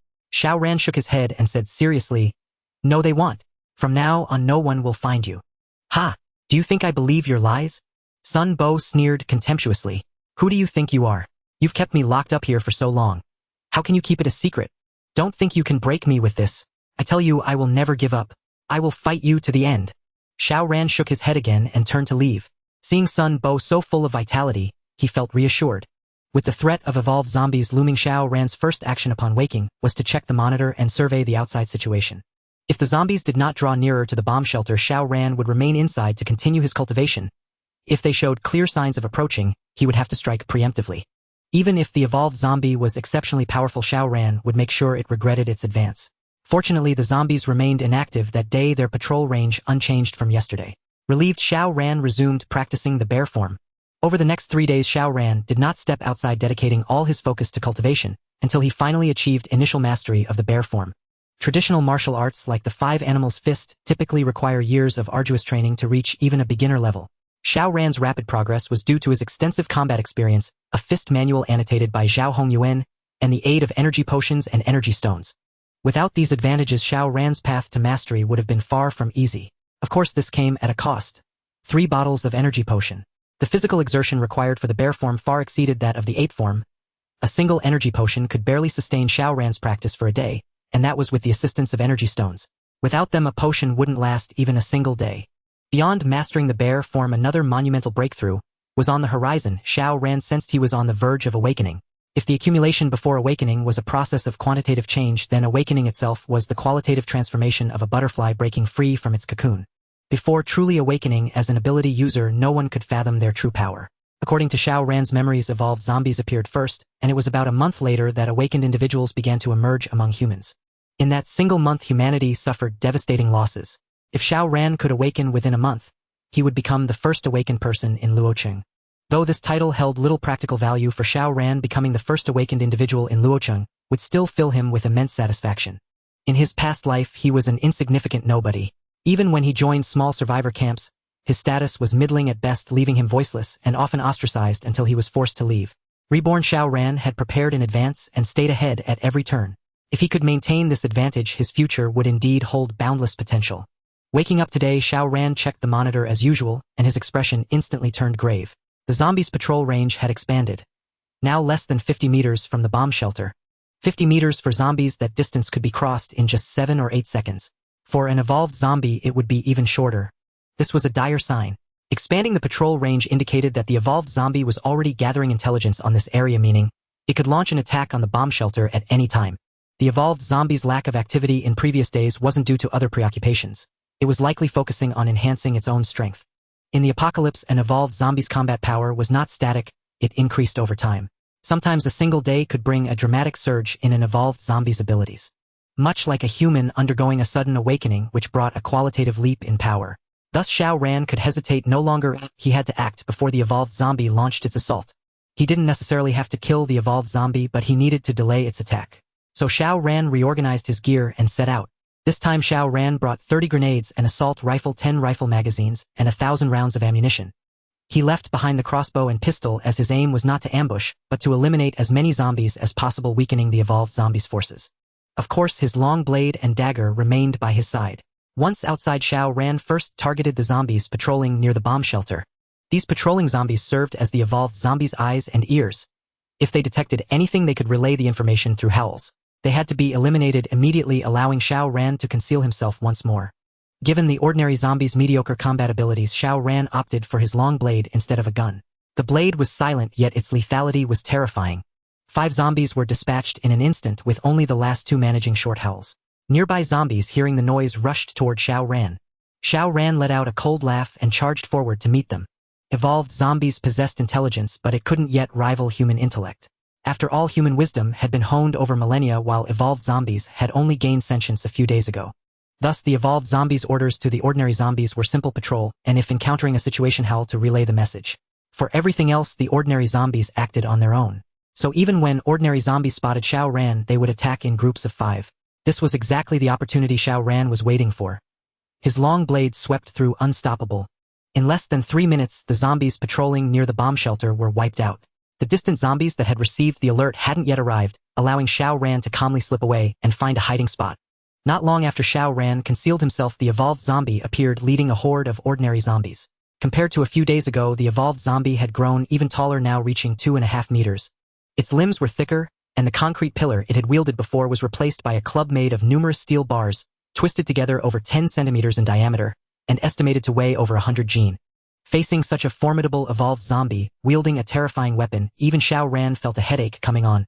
He dared not imagine what would happen if his long blade clashed with that steel club. He knew only one thing: he must never engage the evolved zombie heathen. Before the evolved zombie could spot him, Xiao Ran quietly pulled out a grenade, removed the pin, waited 2 seconds, and then hurled it with all his might. Never underestimate an evolved zombie's capabilities. In his past life, Xiao Ran had witnessed an evolved zombie use its weapon to bat a thrown grenade back, killing the thrower. And not just once. That was why in later times when humans used grenades against evolved zombies, they would always wait 2 seconds before throwing. This ensured the grenade detonated in midair for maximum damage and prevented the zombie from batting it back. Roar. The evolved zombie spotted the grenade instantly and let out a furious roar to warn the others, but it was too late. The grenade exploded in midair, sending shrapnel flying everywhere. It inflicted significant casualties on the ordinary zombies and even struck the evolved zombie with several fragments. Unfortunately, these fragments meant little to the evolved zombie.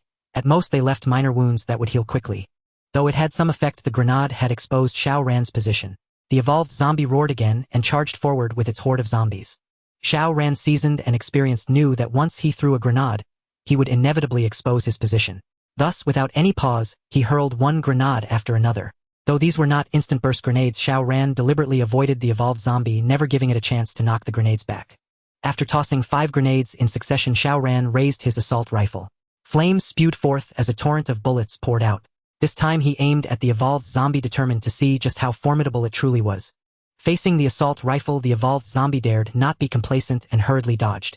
It could withstand the shrapnel from grenades, but it was uncertain against the assault rifle's fire. Under Xiao Ran's control, the bullets were more precise, easily locking onto the evolved zombie's vital points, such as its eyes and mouth. Even if it missed these, the rifle's terrifying rate of fire could unleash immense energy in a short time, forcing the zombie back or inflicting numerous wounds that severely hampered its combat ability. Thus, the evolved zombie had to dodge. But as it evaded, the ordinary zombies behind it suffered. Any single bullet could incapacitate them. By the time the first magazine was empty, Xiao Ran had already downed over a dozen zombies. Yet he dared not relax. Seizing the moment to reload, he quickly leaped from his hiding spot, retreating while firing. Not aiming to kill the evolved zombie, but merely to eliminate more ordinary ones. No matter how powerful the evolved zombie was, it relied on ordinary zombies. If too many of them perished, it would have to reconsider whether this assault was worthwhile. After all, with such a vast territory, it couldn't patrol personally and depended on ordinary zombies to guard it. This was also Xiao Ran's primary objective in this operation. The evolved zombie was too strong to kill before awakening his abilities, so it was better to change his approach. And so the evolved zombie chased while Xiao Ran fled. The poor ordinary zombies fell in droves without even touching his clothes. Seeing his minions constantly dying, the evolved zombie let out furious roars. Eventually, it ordered the ordinary zombies back and pursued Xiao Ran alone. Xiao Ran was unfazed. After all, what leader doesn't care for his underlings? The evolved zombie was no different. Leveraging his speed and agility, Xiao Ran even managed to circle back. You want to send the ordinary zombies back? Then he'll kill them instead. The ordinary zombies were slow, easily caught by Xiao Ran. He unleashed grenades and the assault rifle, simultaneously slaughtering over 20 more. The evolved zombie didn't hold back, but it simply couldn't catch Xiao Ran, leaving it roaring in frustration behind him. Xiao Ran understood the principle of not pushing too far. He merely taught the evolved zombie a lesson to stop it from targeting the bomb shelter, buying himself a peaceful transition period to awaken smoothly. If he truly enraged the evolved zombie, it might abandon its territory and relentlessly pursue him. In that case, Xiao Ran would have no choice but to flee. Being targeted by such a powerful evolved zombie was an absolute nightmare. So after killing over 20 more zombies, Xiao Ran suddenly stopped. He pointed toward the bomb shelter, and then at himself, signaling, "The bomb shelter is my turf. Stay out." The evolved zombie felt aggrieved but knew it could do nothing to Xiao Ran for now. It could only roar incessantly to vent its discontent. Xiao Ran paid it no mind, raising his assault rifle to aim at the ordinary zombies again. With a roar, the evolved zombie hastily signaled its agreement, vowing to keep the ordinary zombies away from the bomb shelter. Xiao Ran knew when to stop and slowly retreated. The evolved zombie also directed its minions back. The battle thus ended with Xiao Ran holding a clear advantage, but that didn't mean he was safe. He was well aware that after today's fight, the evolved zombie would view him as a thorn in its side. Once it gained its ability, it would surely return with a vengeance. Don't assume the 2.5-meter tall evolved zombie was the limit. Based on Xiao Ran's experience, after its first evolution, it would acquire an ability much like human awakening. Today, aside from immense strength and strong recovery, the evolved zombie showed no other traits. Thus Xiao Ran concluded its first evolution was incomplete. With each passing day, the evolved zombie's combat power would surge until it gained its ability. So Xiao Ran's actions today only delayed the evolved zombie's offensive to some extent. They couldn't truly eliminate the threat. Ultimately, Xiao Ran had to awaken his ability as soon as possible. Only then could he stand a chance in a direct confrontation with the evolved zombie. Time remained tight. For the first time since his rebirth, Xiao Ran felt immense pressure. After returning, Xiao Ran pondered deeply. Considering his progress in cultivating the 5 animals fist, he deemed it unlikely to awaken before the evolved zombie's attack. To kill it, he needed special measures. For instance, an anti-material sniper rifle. He had seen one at the military arsenal before, but didn't bring it back due to its bulk. Now it seemed he had to make another trip. Without delay, Xiao Ran ate to replenish energy, reorganized his gear, and set off again. Skirting the evolved zombie's territory, and avoiding the mall where another evolved zombie lurked, it took him an hour to reach the military camp. After some time away, the camp had undergone significant changes. First, the number of zombies had noticeably decreased, likely because many people had come seeking firearms and ammunition, killing the zombies in the process. Evolved zombies had only begun appearing recently and were still scarce. As long as none appeared in the camp, it remained relatively safe. Despite his familiarity with the camp's layout and his formidable strength, Xiao Ran still scouted the perimeter before entering. After confirming no humans or traces of evolved zombies nearby, he entered the camp and arrived at the arsenal's entrance. The alloy door of the arsenal bore numerous dense evidence of people who, lacking keys, vented their frustration and resentment upon it. Unfortunately, the alloy door was specially made impervious to ordinary weapons. They could only stare helplessly. Xiao Ran produced the key, opened the door with ease, and stepped inside. He had previously hauled away a large amount of ammunition, but the arsenal still held a considerable stock, including some anti-material sniper rifle rounds. After surveying the options, Xiao Ran chose an AMR-2 sniper rifle weighing under 10 kilograms, light for an anti-material weapon. For ammunition, he selected 50 armor-piercing rounds and 50 high-explosive rounds. It wasn't that he didn't want more, but armor-piercing and high-explosive rounds were far heavier than standard ones. 100 rounds weighed nearly 15 kilograms, and with the AMR-2, the total was about 25 kilograms. Any more would hinder his mobility. After packing up, Xiao Ran relocked the alloy door. As he stepped out, a loud bang echoed and his expression shifted. Gunfire. Although Wei Yun had yet to awaken the sacred flame, his physical constitution far surpassed that of an ordinary man. A baseball bat danced in his hands, flipping and twirling, and any zombie that drew near was sent flying back with a single swing. With steel nails embedded in the bat, its lethality was even more terrifying under the force of his immense strength. Every time Wei Yun struck, he tore away a large chunk of flesh from the zombies. With a powerhouse like Wei Yun leading the charge, the morale of those following behind surged. Amidst a chorus of roars, they continuously struck down or repelled the zombies that lunged at them. In less than 2 minutes, Wei Yun and his group had advanced to the armory. Wei Yun sent the zombie before him flying with a swing of his bat. Quickly! Everyone get inside. They'll hold the door. The others moved swiftly and soon entered the room. Wei Yun killed the zombie in front of him, hastily retreated, and together with the group, slammed the iron door shut, finally catching their breath. Xiao Ran did not rush to reveal himself. Instead, he quietly retreated to the dormitory building, stored the AMR-2 and ammunition separately in 2 rooms, removed his radiation suit, and then made his way back to the warehouse. After careful consideration, Xiao Ran decided to gift the key to the armory to Wei Yun. This was a decision he had made after thorough deliberation. Earlier, he had refused to let anyone else enter the armory out of fear that they might obtain firearms and threaten him. But as time passed, the alloy door of the armory would inevitably be breached. Rather than let the firearms in the armory fall into the hands of others, it was better to give them all to Wei Yun. At least Wei Yun and the official survivor base of Luocheng that he represented acted with integrity, refraining from any underhanded dealings, thus minimizing the threat those weapons posed to Xiao Ran. Since he intended to sell Wei Yun a favor, he had to make sure the other party felt that this favor was hard-won and invaluable. Especially given that Xiao Ran had already taken many items from the armory. If Xiao Ran appeared before Wei Yun carrying the AMR-2, Wei Yun would surely know that Xiao Ran had been able to enter the armory long before, and had taken an unknown quantity of goods. Regardless of what remained in the armory, Wei Yun would perceive it as nothing more than the leftovers Xiao Ran had picked over.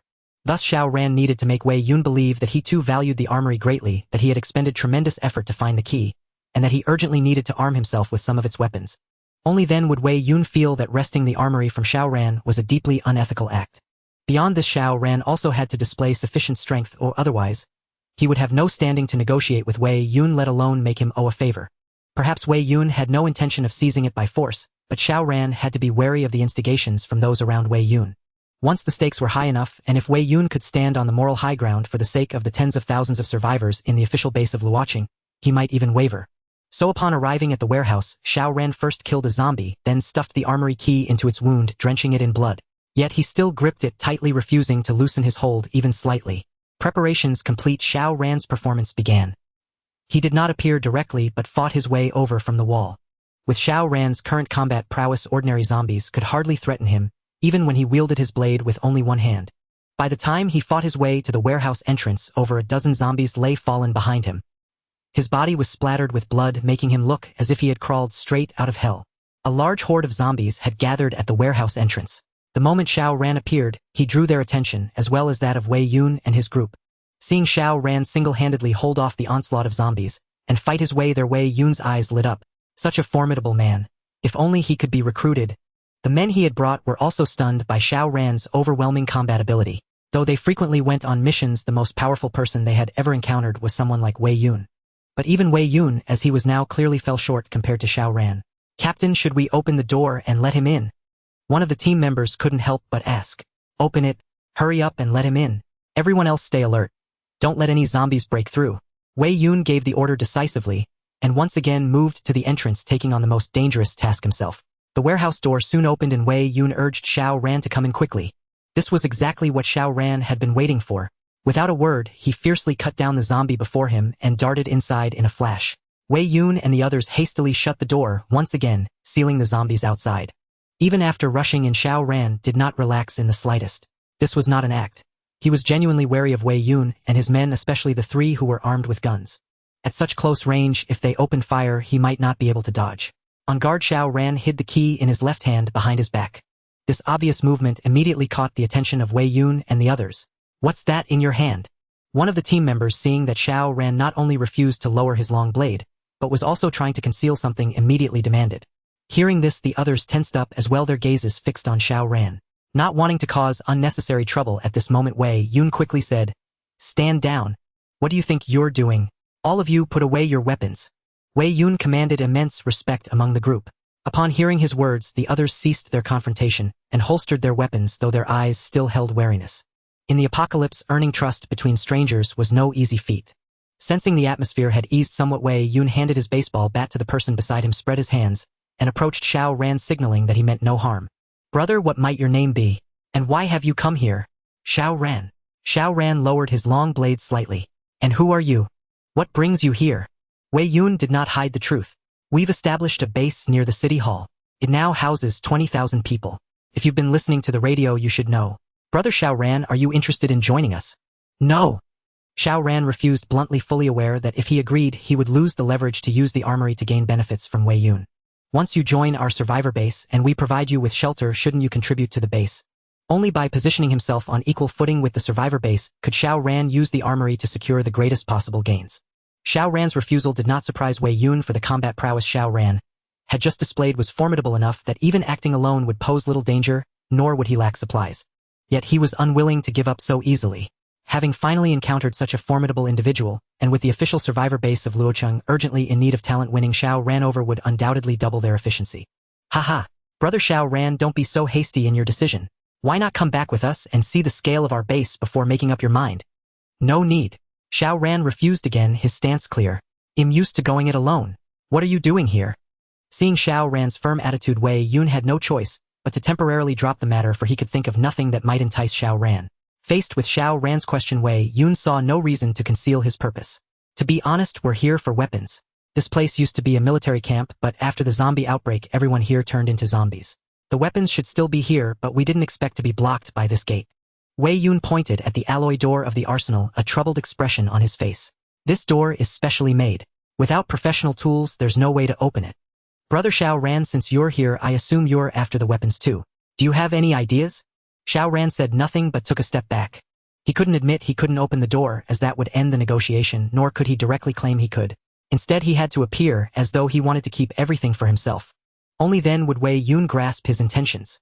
As expected, Wei Yun noticed Xiao Ran's subtle movement and guessed his thoughts. Brother Xiao Ran has concerns. Wei Yun felt he had discerned Xiao Ran's hesitation. To secure Xiao Ran's cooperation, he must first dispel those worries, otherwise with so many people on his side, Xiao Ran would never reveal his method even if he could open the door. Xiao Ran remained silent, but his attitude was clear. With so many of you and only me, even if I have something good, I can't just bring it out. Wei Yun added, Brother Xiao Ran, rest assured. I know what you're worried about, but I promise we are nothing like those you've encountered before. We have rules for everything. In our base, we largely maintain the social order from before the disaster. Anyone who commits crimes will be punished and expelled.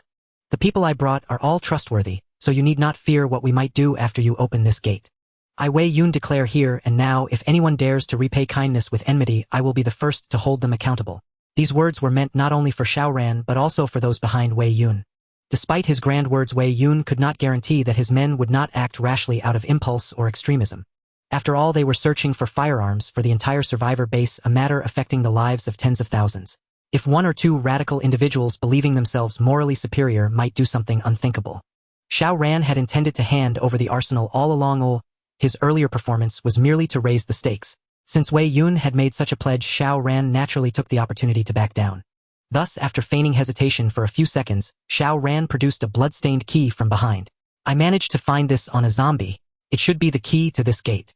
Several people behind Wei Yun stirred restlessly, clearly entertaining improper thoughts.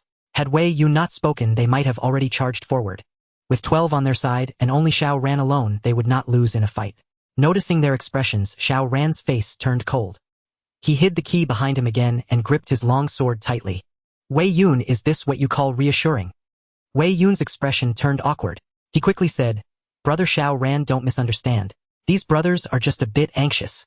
Our base is attacked by hordes of zombies every day, and without enough weapons we suffer heavy casualties. If we can get these weapons, we can not only fend off the zombies and protect tens of thousands, but also offer shelter to more people. Listen up, all of you. No one moves without my order. We are a rescue and supply retrieval squad, not bandits. Anyone who dares to act foolishly at this moment, don't blame me for turning ruthless. With these words from Wei Yun, the men behind him immediately calmed down. Xiao Ran's expression softened slightly, but he still did not produce the key again. Seeing this, Wei Yun turned and glared at those men. He then said, Brother Xiao Ran, let's be honest. This arsenal likely hasn't been opened yet. It's stocked with a vast amount of weapons and ammunition. You alone can't possibly use it all. At most you'll take a small portion. The rest would just go to waste. Why not let us have it? Well, make sure you don't lose out. Not lose out. Xiao Ran deliberately showed interest. What can you offer me? After a pause, he added, Don't try to fool me. I haven't been inside this arsenal yet, but there's definitely a lot in there. If you can't show enough sincerity, I won't agree. Wei Yun chuckled. Don't worry about that. Our base already has over 20,000 people and has accumulated a fair amount of supplies. If you're willing to open the gate, I'll authorize you to pick 500 kilograms of supplies from our warehouse. 500 kilograms of supplies. Xiao Ran barely suppressed a laugh. Was Wei Yun trying to fob him off with scraps? 500 kilograms of supplies and of uncertain quality. Perhaps just some unnutritious, unpalatable food, could hardly compare to an arsenal. Besides, Xiao Ran had hoarded vast quantities of supplies in the air raid shelter. What did he need 500 kilograms for? Of course, it wasn't that Wei Yun was being petty. In his view, 500 kilograms of supplies was already a significant price. At the official survivor base in Luocheng, each person received about half a kilogram of rations per day on average, with only those on missions getting extra. 500 kilograms of supplies amounted to a 3-year ration for one person. Especially now that zombies were evolving, finding supplies had become more difficult and cost more lives. So to Wei Yun, 500 kilograms truly represented full sincerity. After all, no matter how good the arsenal's contents were, they couldn't be eaten. Unfortunately, what he treasured was worthless in Xiao Ran's eyes. Xiao Ran shook his head. Forget it. 500 kilograms of supplies mean nothing to me. What did you say? A man behind Wei Yun finally lost his patience. Do you even know what 500 kilograms of supplies means? Our 10 supply retrieval squads risk their lives all day and might not find that much. Don't think that just because you have the key we have to listen to you. Do you know how many lives these weapons in the warehouse affect? Have you no compassion at all? Can you bear to watch so many people die at the hands of zombies? Xiao Ran sneered. Don't put on such a righteous act. What do your lives have to do with me? Is that so? The man behind Wei Yun was genuinely furious. I never thought you could be so selfish. Since you say our lives have nothing to do with you, then yours has nothing to do with me either. As he spoke, the man raised his pistol, but before he could pull the trigger, Xiao Ran acted first. Bang! Before anyone could react, the pistol in the man's hand was knocked away. Had Xiao Ran not intended to continue the deal with Wei Yun, that shot would have easily taken the man's life. Clang! The pistol hit the ground. The man who had been about to act stood frozen, sweat pouring from his forehead. He had never felt so close to death. The others were also terrified, their faces filled with shock. Even Wei Yun's gaze toward Xiao Ran grew wary. How could this kid's marksmanship be so uncanny? Regardless of the circumstances, the foremost prerequisite for engaging in business with any party is not resources but strength. Particularly when Xiao Ran stood alone, while Wei Yun represented the colossal behemoth that was the official survivor base of Luocheng. If Xiao Ran failed to demonstrate formidable strength, he would not even qualify to negotiate with Wei Yun. Though Wei Yun's words were fair-sounding, and his conduct seemingly upright, this did not mean he would not exploit Xiao Ran. At most, after deceiving him, they would offer Xiao Ran decent treatment. But that was absolutely not what Xiao Ran desired. Xiao Ran even suspected that the earlier provocation from that man was orchestrated by Wei Yun. Perhaps Wei Yun had no intention of killing Xiao Ran, merely wanting him to face reality. Yet Xiao Ran had to launch a powerful counterstrike and display strength that would instill fear in everyone. With just one gunshot, Wei Yun and his men were all terrified, though they outnumbered him and stood less than 3 meters away, close enough to rush him in under a second if conflict erupted. Xiao Ran's uncanny marksmanship would undoubtedly reduce their ranks by 2 to 3 before they could even reach him. Considering that Xiao Ran alone had fought his way out of a horde of zombies, even if they managed to close in, they might not gain the upper hand. If they failed to subdue Xiao Ran, and instead let him escape, it would spell immense trouble. The atmosphere grew tense, and Xiao Ran dared not be careless, for he did not know if Wei Yun would remain rational after his move. If negotiations truly fell through, Xiao Ran would have no choice but to kill Wei Yun and his men, then seek another opportunity to trade with the official survivor base of Luocheng. Fortunately, Wei Yun kept his wits. After witnessing Xiao Ran's formidable combat prowess, he reacted swiftly. "Stop! I said no one is to lay a hand on brother Xiao Ran. Are my words falling on deaf ears?" With anger etched on his face, Wei Yun kicked the man behind him to the ground, disregarding his feelings entirely. "Brother Xiao Ran, don't be angry. I will punish him severely when we return." Xiao Ran sneered inwardly but maintained appearances. "If this is how your men behave, there's no point in further negotiations." "No, absolutely not." After this test, Wei Yun had recalibrated his stance. The priority now was to obtain the key from Xiao Ran. Everything else could be settled. Seeing this, Xiao Ran produced the key again. "You can have the key, but you must agree to several conditions." "Name them." Wei Yun felt a measure of relief. He feared not Xiao Ran's exorbitant demands, but rather his refusal to state any terms. "First, after opening the armory, I will select some weapons first." In truth, Xiao Ran no longer lacked weapons, but to appear convincing he had to take some, otherwise Wei Yun would surely grow suspicious. "Of course. You obtained the key, so you have the right to pick first." Wei Yun agreed readily, thinking that no matter how vast the armory, one man could not possibly carry it all away. At most, he would take some individual weapons. The powerful artillery pieces were impossible to transport. Xiao Ran continued, "Second, you must provide me with 1 energy stone." "Energy stone?" Wei Yun was puzzled. "What is an energy stone? I've never heard of it." After Xiao Ran briefly explained, Wei Yun's face showed difficulty. "We don't have such a thing either." Xiao Ran said, "You don't need to give it now. If you ever obtain an energy stone in the future, you must give me one." Seizing the opportunity while Wei Yun remained unaware of the energy stone's value, Xiao Ran intended to drive a hard bargain.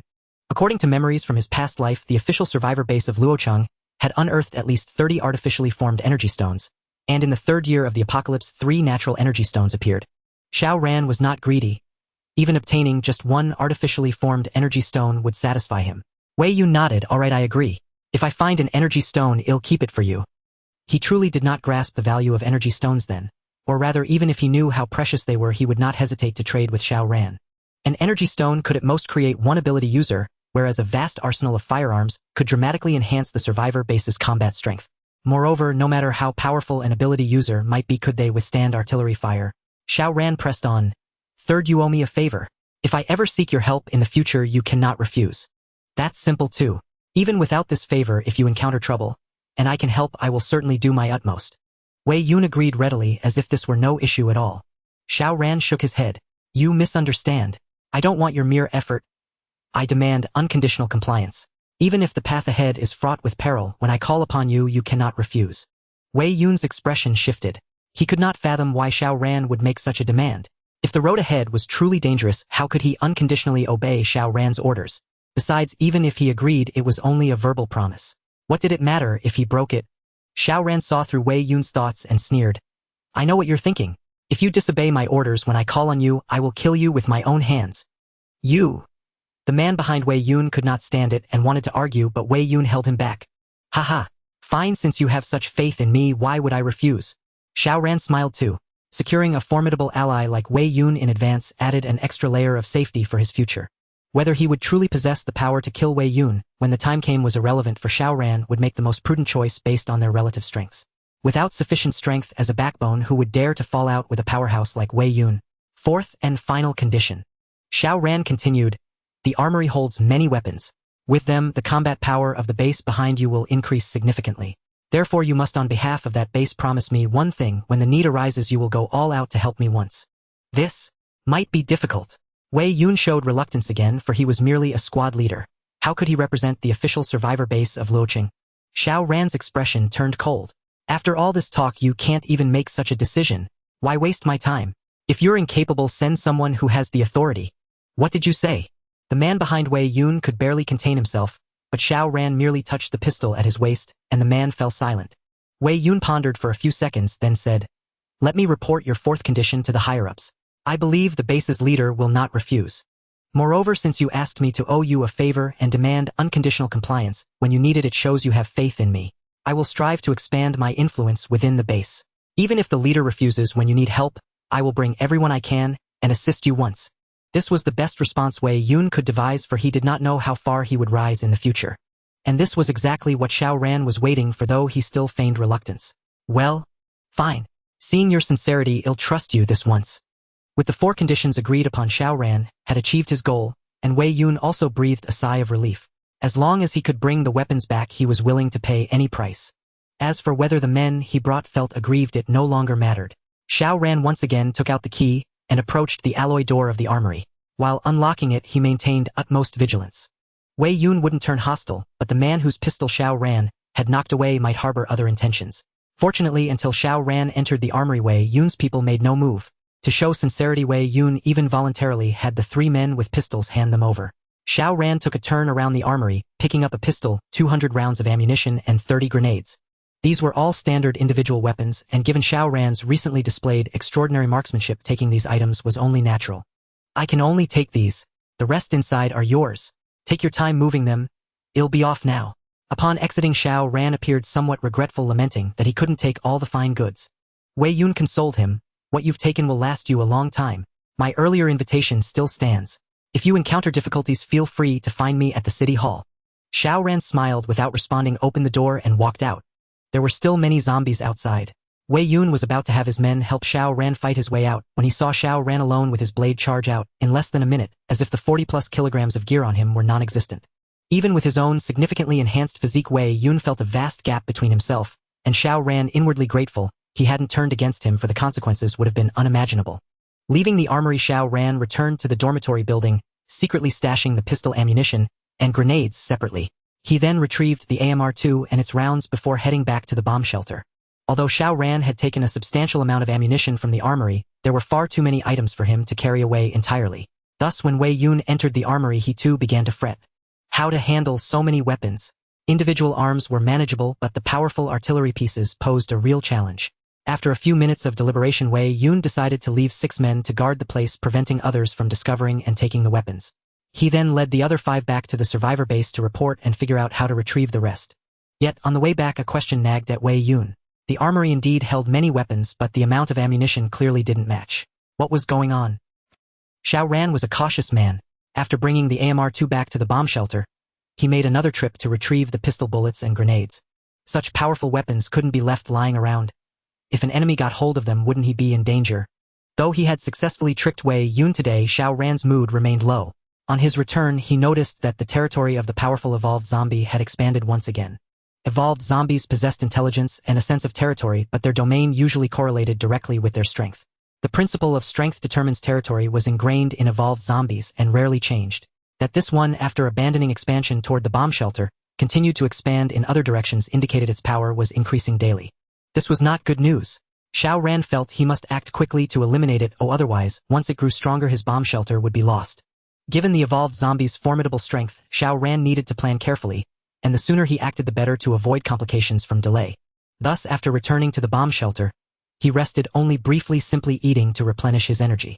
Then, armed with the AMR-2, a long blade, a dagger, a pistol, grenades, and some supplies, he set out. Of course, a radiation suit was essential. Though his enhanced physique made him less vulnerable to solar radiation, he wore it mainly to prevent his scent from escaping. He had fought the evolved zombie in the morning and tangled with Wei Yun at the military camp in the afternoon. By the time he emerged, it was dusk. Given his cautious nature, Xiao Ran usually avoided going out at night, but this situation was exceptional. Since he had chosen to snipe the evolved zombie with the AMR-2, he needed to act like a sniper. An excellent sniper must first endure loneliness, waiting patiently for the right moment to strike with a single fatal shot. Unaware of the evolved zombie's movement patterns, the best approach was to stake out near its lair. When would the evolved zombie be most off guard? Undoubtedly at night. Humans now understood the zombie's traits. Unless necessary, they never ventured out at night. Thus zombies became active after dark, and many human strongholds had fallen to nocturnal assaults. The evolved zombie knew this well, so once night fell it would surely relax. For this assassination, Xiao Ran had equipped a night vision scope. Alone, Xiao Ran entered the evolved zombie's territory. After scouting the area, he singled out a high-rise residential building. The building had 18 floors, possibly housing human survivors or trapped zombies. Thus Xiao Ran ascended with extreme caution, avoiding any noise. The night was utterly silent. The slightest sound could attract zombies and alert the evolved one. Fortunately, Xiao Ran had prepared, bringing a night vision device from the armory. Even in pitch darkness, he could see clearly. Upon reaching the rooftop, he first surveyed the terrain and planned an escape route. This wasn't a 3- or 4-story building where he could rappel down with a climbing rope if surrounded by zombies. This was 18 stories high. If he tried to jump, he might just end up in the 18th level of hell. After some preparation, Xiao Ran found an escape route using a climbing rope to descend from the roof to the 12th floor and exit from there. To ensure safety, he also set up obstacles on the stairwell from the 13th floor downward, effectively slowing any zombies that might rush up. With everything in place, Xiao Ran selected a suitable sniping position and began observing the surroundings, searching for traces of the evolved zombie. Sniper duty was indeed a task that tested one's patience. Xiao Ran had waited from 6 in the evening until midnight, yet still found no trace of the evolved zombie. However, the time was not wasted. Through his scope, Xiao Ran had thoroughly surveyed the territory of the evolved zombie, paying particular attention to every possible hiding spot. Though it was already April, the night still carried a chill. Had his physique not improved significantly, lying outside all night would have been unbearable. He ate a simple meal to replenish his energy and continued to wait for an opportunity. Finally, around 2 in the morning, a small squad of zombies emerged from a building. Xiao Ran observed carefully, but saw no sign of the evolved zombie, a flicker of disappointment crossing his mind. After waiting another half-hour, cries of terror suddenly echoed from a distance. Xiao Ran quickly adjusted his scope and discovered a human safe haven nearby. The safe haven was modest. A 5-story residential building housing no more than 10 survivors. They dared not venture out and had no access to additional supplies. When the zombies stormed in, the survivors were overwhelmed with little resistance. Yet instead of feeding immediately, the zombies herded the survivors out, seemingly intending to take them away. Witnessing this, Xiao Ran's expression darkened. Hunting. This behavior indicated the evolved zombie's intelligence had advanced, granting it greater control over its minions. Its ability to override the feeding instinct and bring back captives was a testament to its power. Though survivors had grown accustomed to such scenes by the second year of the apocalypse, it was only the end of the first month. The emergence of an evolved zombie with such intelligence and control was far from good news. Yet beyond surprise, Xiao Ran felt little turmoil. He had no intention of intervening now. His goal was to kill the evolved zombie, not to play the savior. He was only 200 meters from the captured humans. Any sound might not alert the zombies, but it would certainly draw the evolved zombie's attention. He could not move. Not only could he not move, but he also had to wait until the evolved zombie began feeding before striking. From his experience, both ordinary and evolved zombies were least alert while feeding, and they rarely moved during the act. If he could land a headshot at the right moment, he had at least a 70% chance of killing it instantly. So he had to wait. The captured survivors numbered 7. 5 men and 2 women. Terrified beyond reason, they were paralyzed, unsure how to react, and dared not make a sound. When a massive shadow nearly 3 meters tall loomed before them, they collapsed to the ground in meaningless screams. Ordinary zombies were already beyond their ability to handle, so a giant zombie of such stature was enough to shatter their sanity. Xiao Ran frowned. The reactions of the 7 confirmed the evolved zombie's arrival, but it stood in his blind spot, completely hidden. This complicated matters. If the evolved zombie fed in the blind spot, he would have no chance to strike. Reluctantly, he resolved to wait. If not this time, then the next. He refused to believe it would stay hidden forever. Suddenly, a claw the size of a wok shot out, grabbing a woman by the head and lifting her as if she were a kitten. On the verge of collapse, she flailed desperately, but to no avail. Then she was yanked into the blind spot. A brief, terrified scream was followed by silence. Crack, crack. Even from 200 meters away, Xiao Ran could hear the bone-chilling sounds. Soon a headless corpse was tossed out, and the surrounding zombies eagerly swarmed it. The remaining 6 were struck mute by terror, their bodies consumed by immense fear, as the nearly 3-meter giant zombie stepped into view. Another person was seized. The evolved zombie opened its maw and stuffed the victim's entire head inside. Crack. Crunch.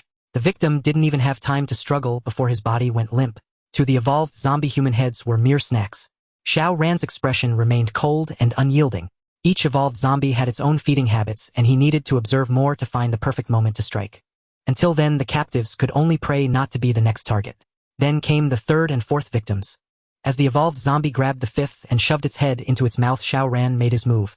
From his observations, when the zombie bit down on a human head, its body and head remained still, making it a stationary target and easiest to hit. Boom! A burst of flame erupted from the AMR-2's muzzle, its thunderous roar tearing through the night. The AMR-2's bullet traveled at over 800 meters per second, far exceeding the speed of sound. By the time the sound reached the evolved zombie, it had already been struck. The high-velocity spiraling bullet hit the zombie's neck, tearing through flesh and bone in a shower of gore. But the evolved zombie did not die. The shot had only ripped away half of its neck, the other half remained intact. Such a wound would be fatal to a human, but the evolved zombie's resilience meant it was merely grievously injured. Given time, it could recover. Roar. Enraged and gravely wounded, the evolved zombie let out a furious howl. The surrounding zombies abandoned their prey, roaring in unison, as a tide of undead surged from nearby buildings, all charging toward Xiao Ran. The evolved zombie was no fool. From the bullet's trajectory and sound, it deduced the attacker's approximate location. It immediately retreated into the blind spot while commanding its minions to attack. It didn't expect the ordinary zombies to kill Xiao Ran, only to buy time and pinpoint his exact position. Seeing the horde pouring from surrounding buildings, Xiao Ran felt a headache coming on. He had underestimated the evolved zombies' power. The number of zombies here likely exceeded 1,000. If they trapped him on the rooftop, even he couldn't guarantee an escape. Despite the headache, Xiao Ran remained prone on the roof, waiting to see if he could get off another shot before the horde reached him. Xiao Ran was quite frustrated that his first shot didn't accurately hit the evolved zombie's head, but the result was actually quite satisfactory. In his past life, Xiao Ran had little experience with sniper rifles, barely achieving over 90 accuracy within 100 meters. Now, with the evolved zombie over 200 meters away, it was already an extraordinary feat to blow half its neck off with a single shot. Even professional soldiers who could hit every target within 300 meters were considered exceptional. Those legendary snipers who could take out a head from 800 meters away were probably at the level of a war king. Thus Xiao Ran continued seeking an opportunity to remedy the situation, remaining undeterred, even as hordes of zombies charged toward him. In moments like these, calmness was paramount. Seeing that the ordinary zombies had completely surrounded the residential building, Xiao Ran knew time was pressing, and he could wait no longer. He aimed at the blind spot where the evolved zombie had taken cover and fired. This shot was not random. Based on the evolved zombie's height, Xiao Ran aimed at the position of its head. Boom! The bullet easily pierced the concrete wall, but whether it struck the evolved zombie afterward, Xiao Ran couldn't tell. However, the evolved zombie let out a furious roar, indicating the shot hadn't been in vain. But he could only fire one more shot, as the evolved zombie would surely not stay there and would seek cover. Xiao Ran then put away the AMR-2, tied it with a climbing rope, and dropped it from the rooftop, suspending it midair. The AMR was powerful enough but inconvenient to carry. Leaving it there risked destruction by zombies, so he had to hang it in the air, planning to retrieve it after dealing with the evolved zombie. Then Xiao Ran returned to the stairwell. Such excellent terrain would be a waste not to utilize. Before long, Xiao Ran heard the zombies' roars. Estimating they were about to climb up, he dropped a grenade. In the night, the explosion's blaze was especially dazzling, sending the foremost zombies flying. The subsequent battle was relatively simple. As long as the evolved zombie didn't approach, Xiao Ran could hold off the zombies using the advantageous terrain of the stairwell. Unless these ordinary zombies could, like the ones Xiao Ran encountered in the mall, use their comrades' bodies as shields and advance little by little. But clearly this evolved zombie's evolution path was physical enhancement with insufficient brain development. It couldn't devise such a solution in a short time. Moreover, the evolved zombie, severely wounded by Xiao Ran, dared not show itself easily, let alone personally command the ordinary zombies to attack. Thus the battle here reached a stalemate. On the other side, the two remaining survivors were utterly stunned, unable to believe such a massive turn of events. They had survived. Taking advantage of the evolved zombies' hiding and the ordinary zombies' assault on Xiao Ran, the two finally mustered courage, scrambled up from the ground, and fled in panic. Xiao Ran was entirely focused on dealing with the zombies, paying no heed to those two. However, the battle on the rooftop ceased after just a few minutes as the ordinary zombies stopped attacking and instead guarded the stairwell, preventing Xiao Ran from leaving. It seemed the evolved zombie had arrived and begun commanding personally. Though it couldn't devise a breakthrough, it could surround Xiao Ran with zombies. Starving for a few days would be enough to kill him.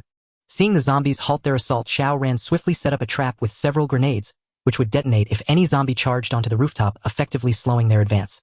Meanwhile, he hurriedly descended using the climbing rope.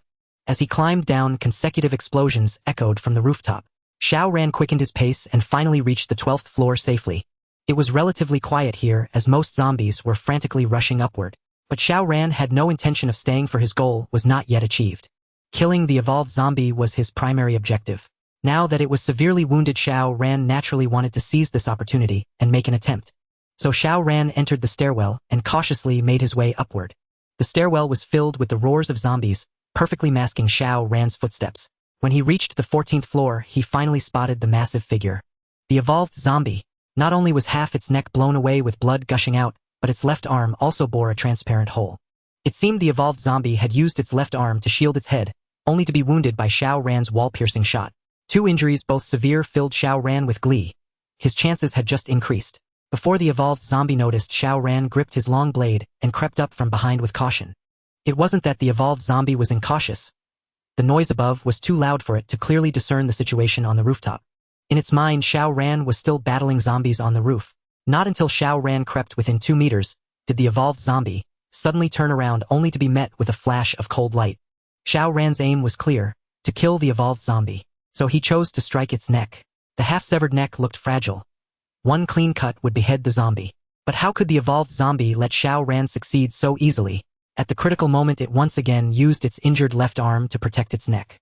Xiao Ran put all his strength into that strike, even channeling the insights he had gained from practicing the bear style, pouring the surging heat within his body entirely into his hands. The 5 animals boxing was a traditional martial art born from the relentless battlefield struggles of ancient warriors, and refined through dozens of generations in Zhao Hongyuan's sect, far from mere flashy moves. The energy potion and the energy stone hanging on Xiao Ran's chest were also extraordinary. Combined, they unleashed immense power in this single blow. Even though the evolved zombie's body was tough, its bones harder than steel, under Xiao Ran's full-force strike its left arm was severed.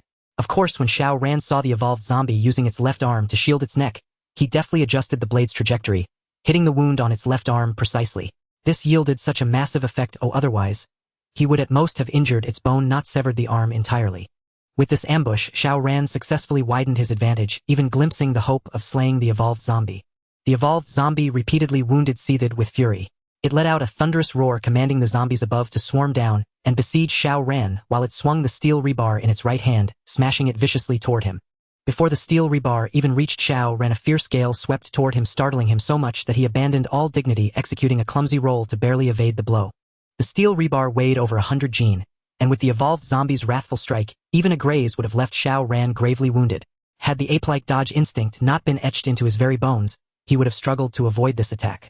Seizing the moment as the evolved zombie, having lost its left arm and missed its hate-fueled strike, lost its balance, Xiao Ran scrambled to his feet, drew the pistol from his waist, and pulled the trigger without hesitation. Ordinarily, a pistol's power would be negligible against an evolved zombie, but now it bore 2 glaring wounds. One on its neck and the other on its severed left arm, which became Xiao Ran's targets. At such close range, how could Xiao Ran's pistol shots miss? 3 consecutive bullets struck the wound on the evolved zombie's severed left arm, causing more blood to gush out and further enraging it. The ordinary zombies, heeding the evolved zombie's roar, finally charged down. The narrow stairwell offered little room to dodge. Once surrounded by the horde, Xiao Ran would be trapped. He had to retreat. Xiao Ran fought as he retreated, hurling a grenade at every turn in the stairwell to hold back the pursuing ordinary zombies. Thus, with pursuit and escape, when he reached the 6th floor, the ordinary zombies finally gave up. Or rather, the evolved zombie gave up. Having lost its left arm and half its neck with blood streaming endlessly, the evolved zombie's severe injuries forbade it from engaging in high-intensity combat. It merely ordered the ordinary zombies to drive Xiao Ran down, while it stealthily retreated to the rooftop. After waiting a while without seeing the evolved zombie, a bad feeling crept into Xiao Ran's heart. This evolved zombie was likely trying to hide. How could that be allowed? Today he had finally pushed the evolved zombie to such a brink. If it escaped, finding another such opportunity would be nearly impossible. But charging alone through a siege of over 1,000 ordinary zombies to fight the evolved zombie was far too risky. What should he do? After a moment's thought, Xiao Ran actually went downstairs. Since charging straight up wouldn't work, he would try a different approach. Today's battle had likely terrified the evolved zombie. Until its wounds healed, it would probably stay on the rooftop, afraid to descend or confront Xiao Ran directly. That being the case, Xiao Ran had no need to wait below. He could adopt another method to deal with the evolved zombie, such as using a mortar. He had brought 2 mortars from the arms depot, initially considering them useless, but now they proved invaluable. The distance to the bunker wasn't far, and the nearby zombies were all minions of the evolved zombie, now gathered on the rooftop to protect it. The route was safe, and Xiao Ran retrieved the 2 mortars in just over 10 minutes. The 18-story residential building was too tall for easy aiming, so Xiao Ran chose the rooftop of an adjacent 18-story building. Setting up the 2 mortars, Xiao Ran used night vision goggles to observe the activity on the opposite rooftop. The evolved zombie's massive form was conspicuously visible at a glance. Locking onto the target, he adjusted the mortar's angles and fired 2 shells simultaneously. Boom! Boom! 2 consecutive explosions sent dazzling sparks across the opposite rooftop, flinging a multitude of zombies into the air with the powerful shockwaves. The evolved zombie was robust, but with the explosion right beside it, how could it remain unscathed? The potent shockwave mixed with countless shrapnel sprayed in all directions, not only forcing the evolved zombie to stagger backward, but also tearing dozens of horrific wounds across its body. Its massive body was an advantage, but at this moment it became a liability. Xiao Ran showed no intention of stopping, quickly fine-tuning the mortar's angles and firing 2 more shells. To ensure the evolved zombie's demise, Xiao Ran had brought 10 shells. If not for their weight and bulk, he would have brought all 20. After 10 consecutive shells, the opposite rooftop had completely collapsed. Countless zombies lay mutilated or dead, their remains scattered, suffering heavy casualties. The evolved zombie fared no better. Already severely wounded, it endured 10 explosions, in just over 10 seconds, sustaining over 100 wounds, with more than a dozen shrapnel fragments lodged in its bones. Torrents of blood flowed from its wounds, turning the evolved zombie into a bloody giant. It roared again, trying to summon ordinary zombies to protect it, but to little effect. With the ordinary zombies decimated and most buried beneath the rubble, none could respond to its command. Through the night vision goggles, Xiao Ran clearly saw the evolved zombie's weakness and decisively charged downstairs. Strike while the iron is hot. The 18-story building was no longer a challenge for Xiao Ran. 3 minutes later, he reached the 13th floor of the building where the evolved zombie was. He stopped there because he encountered ordinary zombies. The continuous explosions had severely impaired the ordinary zombie's hearing. Those slightly farther from the evolved zombie couldn't even hear its roars. This was good news for Xiao Ran. Drawing his long blade, he fought his way upward. Without the evolved zombie's command, ordinary zombies were mere cannon fodder before him. He didn't need to kill every zombie. He just had to reach the rooftop swiftly and eliminate the evolved zombie. The remaining ordinary zombies would then scatter on their own. Advancing rapidly, Xiao Ran finally reached the 18th floor in a few minutes. Due to the relentless bombardment, the 18th floor rooftop had partially collapsed, and even the stairwell was severely damaged. Xiao Ran had to climb up cautiously. He had feared an attack from the evolved zombie while climbing, but upon reaching the top, he realized his worries were unfounded. The evolved zombie wasn't dead yet, but it was close. With hundreds of wounds and severe blood loss, the shrapnel embedded in its body had critically damaged its tissues, making even the slightest movement agonizingly difficult. With such grave injuries, how could the evolved zombie still fight? Yet Xiao Ran didn't let his guard down. He drew his pistol from a few meters away. Bang, bang, bang. Emptying a magazine, every bullet struck the evolved zombie's eyes. No matter how powerful its body, its eyes couldn't withstand bullets. The high-velocity spinning bullets not only shattered the evolved zombie's eyeballs, but also churned its brain to pulp. Thus the evolved zombie, the greatest threat to Xiao Ran, was dead. The moment the ordinary zombies sensed the evolved zombie's death, they scattered in panic, vanishing swiftly. Though unevolved, they still possessed instincts. A powerful evolved zombie had fallen here, meaning something terrifying lurked, so they naturally fled. Watching the ordinary zombies flee, Xiao Ran finally breathed a sigh of relief, but then a system notification rang in his ears. Congratulations, host, for killing a first-stage evolved zombie. The supply mall is now upgrading, estimated completion time 6 hours. Xiao Ran's heart leaped with joy.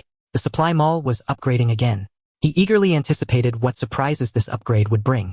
Evolved zombies were formidable.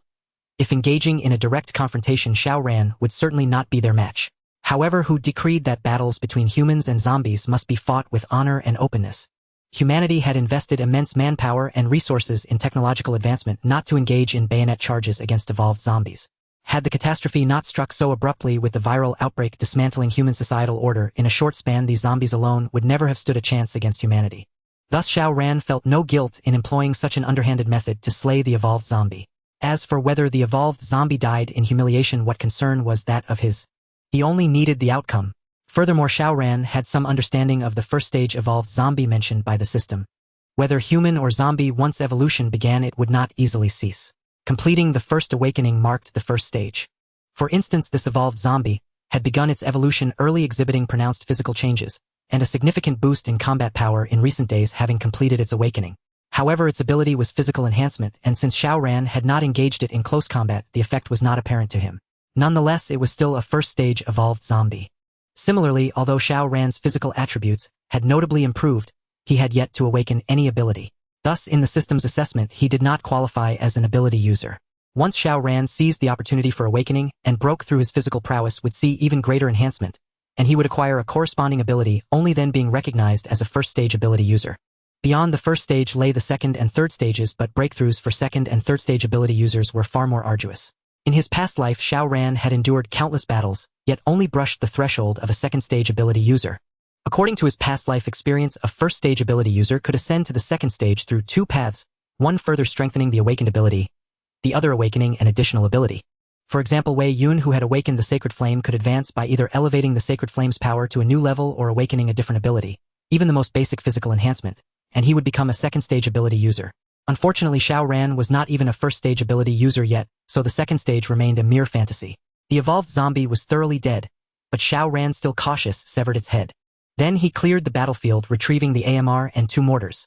It was past 4 in the morning, and Xiao Ran intended to return for a good rest. However, he encountered 2 people downstairs, a man and a woman, the very pair who had narrowly escaped the evolved zombie's grasp. Originally a group of 7, they had been captured and lost all hope, never expecting that someone would launch a surprise attack at the critical moment, severely wounding the evolved zombie. Seeking vengeance, the evolved zombie had commanded all ordinary zombies to besiege Xiao Ran, granting them the opportunity to flee. Normally, after escaping, they would have hidden away, waiting for dawn to find a way out. But who could ignore the commotion Xiao Ran had stirred tonight? Grenades aside, as they were small area weapons, the mortar's power and roar were impossible to overlook. Moreover, Xiao Ran had fired 10 shells in succession to ensure a kill. With such a ruckus, how could the 2 not hear it? They hid in a dark room, witnessing the rooftop where the evolved zombie had been subjected to such ferocious bombardment, convinced it must be dead. Yet, even without the evolved zombie, the ordinary ones were beyond their ability to handle. So after a discussion, they decided to try their luck here. If they could find the one who killed the evolved zombie, they might have a chance at survival. It must be said they possessed considerable courage and luck, successfully meeting Xiao Ran. Upon seeing them, Xiao Ran instinctively tightened his grip on his blade. A closer look revealed their identities and their intentions. But was Xiao Ran the sort to be soft-hearted? Move aside. The man and woman, visibly tense, hastily stepped away. After Xiao Ran had walked a few steps, the man gathered his courage and said, "Brother, can we follow you? Well, do anything. Whatever you say, well obey. Brother, I'll do whatever you ask her, am willing to do anything." The woman quickly chimed in, thrusting out her chest as if to win his favor. But Xiao Ran continued on as if he hadn't heard. The man and woman exchanged glances and followed him. They reasoned that since he hadn't objected, it was tacit agreement. Following such a formidable figure, even if they had to sacrifice something, was better than dying at the hands of zombies. Having witnessed the evolved zombie devour the heads of 5 people like snacks, how could they be free of psychological trauma? These very traumas taught them how to survive in the apocalypse. "Stop! Don't follow me." Xiao Ran's tone was icy. He had no intention of taking in 2 strangers. Even Chen and his roommate for 3 years hadn't been allowed into the shelter. What qualifications did they have? "Brother, we..." A flash of cold light and Xiao Ran's blade was at the man's throat. "Follow me again and you die." Nothing was more effective than a direct threat to life. In this situation, no matter how much Xiao Ran said, the 2 wouldn't give up, knowing that following him meant survival. Thus Xiao Ran had to threaten them with death. If they disobeyed, this statement would not be a threat but the last words they ever heard. The man was instantly terrified, recalling that even the evolved zombie had been killed by this person. How dared he act rashly? The woman, losing her nerve, dared not move. Xiao Ran snorted coldly and turned away. The man and woman remained rooted to the spot, afraid to follow, for they had truly sensed the killing intent. Only after Xiao Ran had distanced himself did the man's expression ease, though resentment was evident on his face. "Pfft! What a pretentious act! Isn't it just killing a few zombies with guns and cannons? Give me those weapons and I could do it too. Just wait and see." The woman chimed in, "Exactly. What a selfish bastard. No inclination to help others. Someone like that deserves to be killed by zombies." The man added, "If he didn't have a gun, would I be afraid of him? Damn it, when have I ever been scared in all these years?" A zombie's roar echoed nearby, startling the man into a shudder. He even hid behind the woman. "Let's run." Xiao Ran acted with caution, taking a longer detour before returning to the air raid shelter to see if the 2 individuals had given up. Fortunately, those 2 were all bark and no bite. Once back in the shelter, Xiao Ran's first priority was still to eat and replenish his energy, followed by bathing and sleeping. To slay the evolved zombie, Xiao Ran had set out at dusk and only returned at 5 in the morning, exhausting nearly 12 hours of immense mental and physical effort, so he naturally needed a good rest. He did not wake until noon, by which time the supply mall had finished upgrading. Xiao Ran quickly opened it to inspect the changes. First, the exchange for food and fresh water had changed, no longer limited to 10 resource points per portion. There were now multiple options, even various dishes, though the prices were significantly higher, with the cheapest costing 20 resource points. If Xiao Ran ever had an abundance of resource points, he might consider exchanging for some dishes. Secondly, the weaponry section had also undergone a major transformation, introducing the option to exchange for first-tier weapons. First-tier weapons included cold steel, such as blade swords, spears, daggers, and crossbows. During exchange, one could modify the weapon according to personal preference, though its quality and power remained unchanged. Notably, first-tier weapons did not include firearms, which caught Xiao Ran somewhat off guard. In his previous life, some individuals had awakened special abilities, and based on the principles of firearms, crafted powerful energy-based weapons with terrifying lethality. Thus, when he saw the first-tier weapon exchange, Xiao Ran had naturally assumed there would be energy-based firearms, but the result left him disappointed. Yet upon reflection, it seemed quite normal. Such powerful energy weapons required energy stones as a foundation, and energy stones were exceedingly precious. If the supply mall offered first-tier firearms, wouldn't Xiao Ran be able to obtain energy stones through resource points? Alternatively, even if first-tier firearms did appear, Xiao Ran simply couldn't afford them.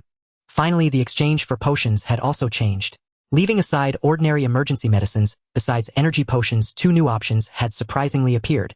Recovery potion, which allows one to rapidly heal injuries.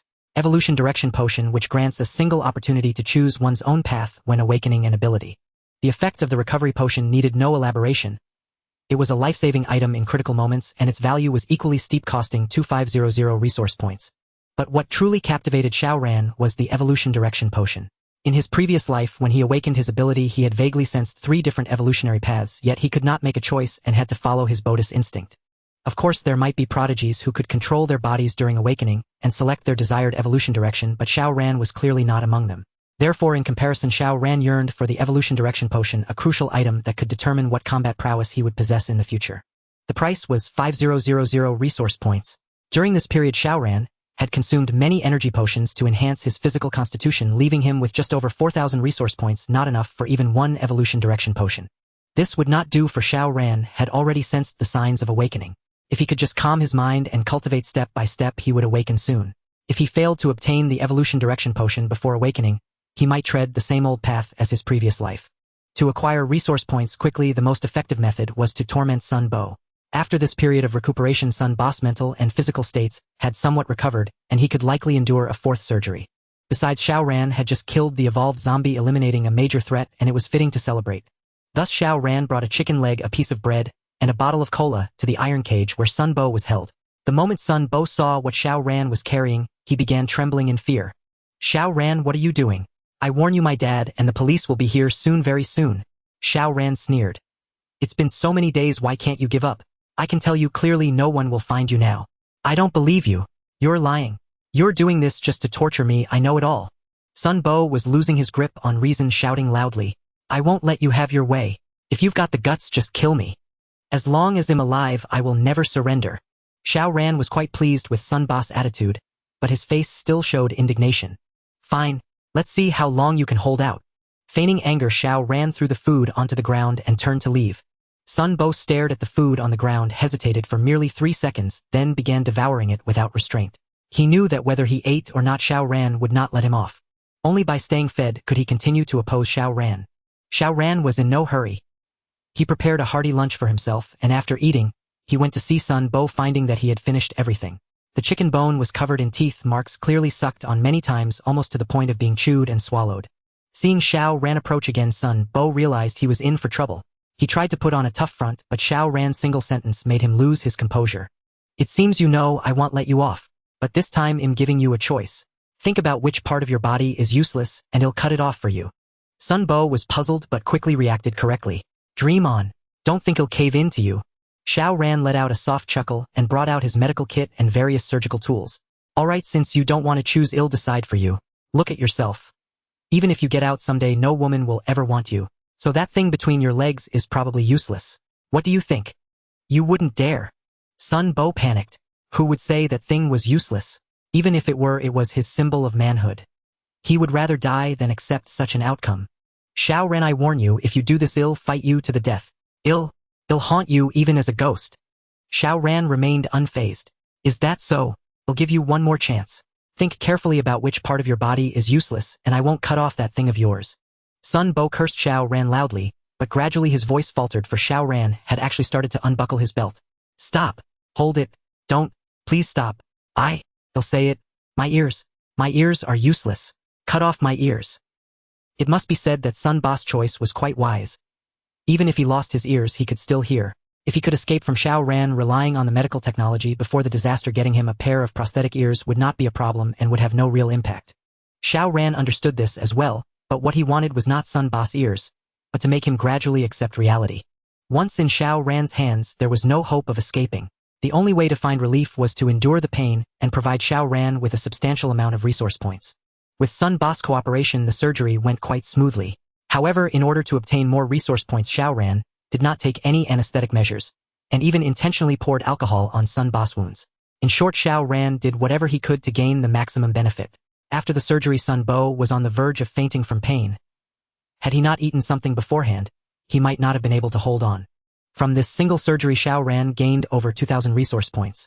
According to Xiao Ran's experience, while Sun Bo's body endured immense pain, the greater torment was within his heart. Having been trapped here for so long and tormented by Xiao Ran, how could he not want to escape? He longed day and night for Sun Rue to save him, but aside from a little activity a few days ago that gave him hope, nothing else had happened since. Thus he was in great mental anguish, uncertain whether to continue enduring or to simply end it all. The greater the conflict within him, the more intense his suffering became as Xiao Ran tormented him. However, this was exactly what Xiao Ran wanted to see. With the over 2,000 resource points just acquired, Xiao Ran now had nearly 7,000 resource points. He decisively exchanged for the evolution direction potion and kept it on him at all times, ensuring that whenever he awakened, he would have absolute initiative. After the exchange, less than 2,000 resource points remained, and Xiao Ran began to worry again. Previously, Xiao Ran thought that with Sun Bo continuously providing him resource points, it would be sufficient. However, with the 2 upgrades of the resource mall, the prices of items had risen sharply and resource points began to dwindle. This was still Xiao Ran being frugal. If he had enough resource points, he would definitely exchange for a suitable weapon. The current long knife was adequate for dealing with ordinary zombies, but against evolved zombies it felt lacking. Especially when he thought of the steel pipe in the hands of the evolved zombies, it made Xiao Ran feel a pang in his gut. He did not expect his weapon to reach that weight class, but it must be sharp and sturdy, ideally capable of slicing through a steel pipe. Thus the long knife must be replaced, yet the long knife offered in the resource mall required 3,000 resource points, double the cost of the military crossbow he had previously exchanged. However, considering that this exchange was for a first-tier weapon, Xiao Ran felt the price was worth it. Therefore, his next steps were clear: first, awaken his ability; second, gather resource points. The awakening of abilities could not be rushed. Unless Xiao Ran was willing to continue risking his life against powerful evolved zombies, he could only grind slowly, so he had to find ways to gather resource points. However, resource points were not easily obtained, as Xiao Ran had to bring pain to others to acquire them. Killing was not a problem, but Xiao Ran was merely darkened and cold-blooded, not a bloodthirsty killer. After thinking it through, he wished there could be more people like Sun Bo. At this moment, Xiao Ran regretted shooting Sun Rue dead with a single shot back then. If he had brought Sun Rue along, locking the father and son together, he believed he could have gained more resource points. Just as Xiao Ran was worrying about how to gather resource points, the intercom he had left on the table suddenly rang. Xiao Ran, can you hear me? Xiao Ran's expression changed. He had wanted to bring Chun An along, as having a trustworthy brother after the apocalypse was a great comfort. However, Chun An had refused at that time because he had developed feelings for the female police officer Yi Jin. Xiao Ran, concerned for Chun An's safety, left him an intercom, so he could seek help if he encountered danger or trouble. Now nearly a month had passed since that incident, and Chan An had never contacted Xiao Ran, who had almost forgotten about it. Now that Chun An's voice came through the intercom, it reminded Xiao Ran of that matter. Chun An's tone was quite urgent. He must be in a hurry. Xiao Ran picked up the intercom. I heard you, Chun An. What happened over there? Yi Jin has been captured. She is in danger. Xiao Ran, you must have a way to save her, right? Chun An was clearly panicking. Xiao Ran felt a tightness in his chest. Yi Jin was quite attractive, or else Chen and would not have fallen for her at first sight.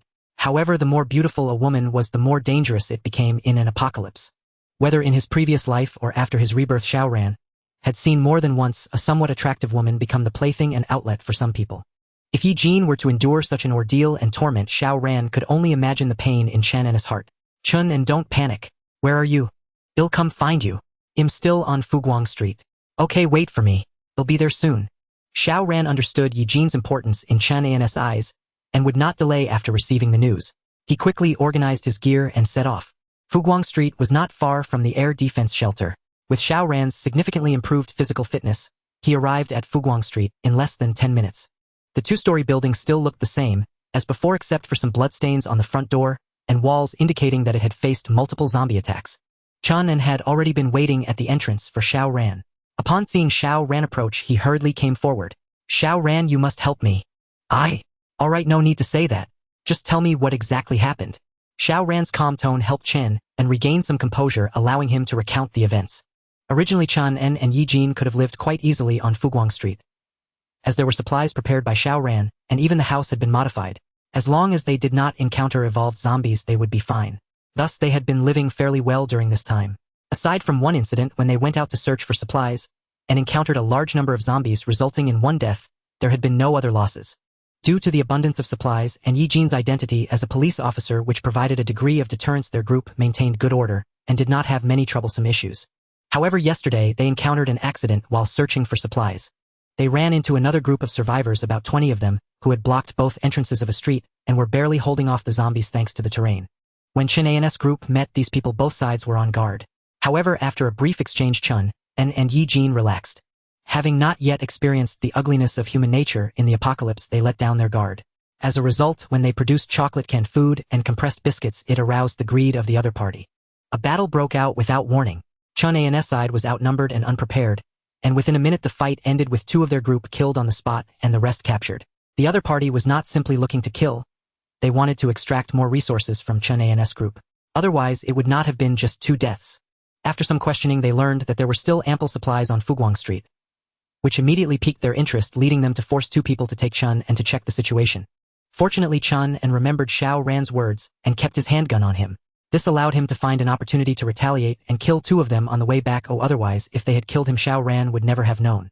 After escaping, Chen and realized that he could not possibly take on so many people alone, which is why he actively sought Xiao Ran's assistance.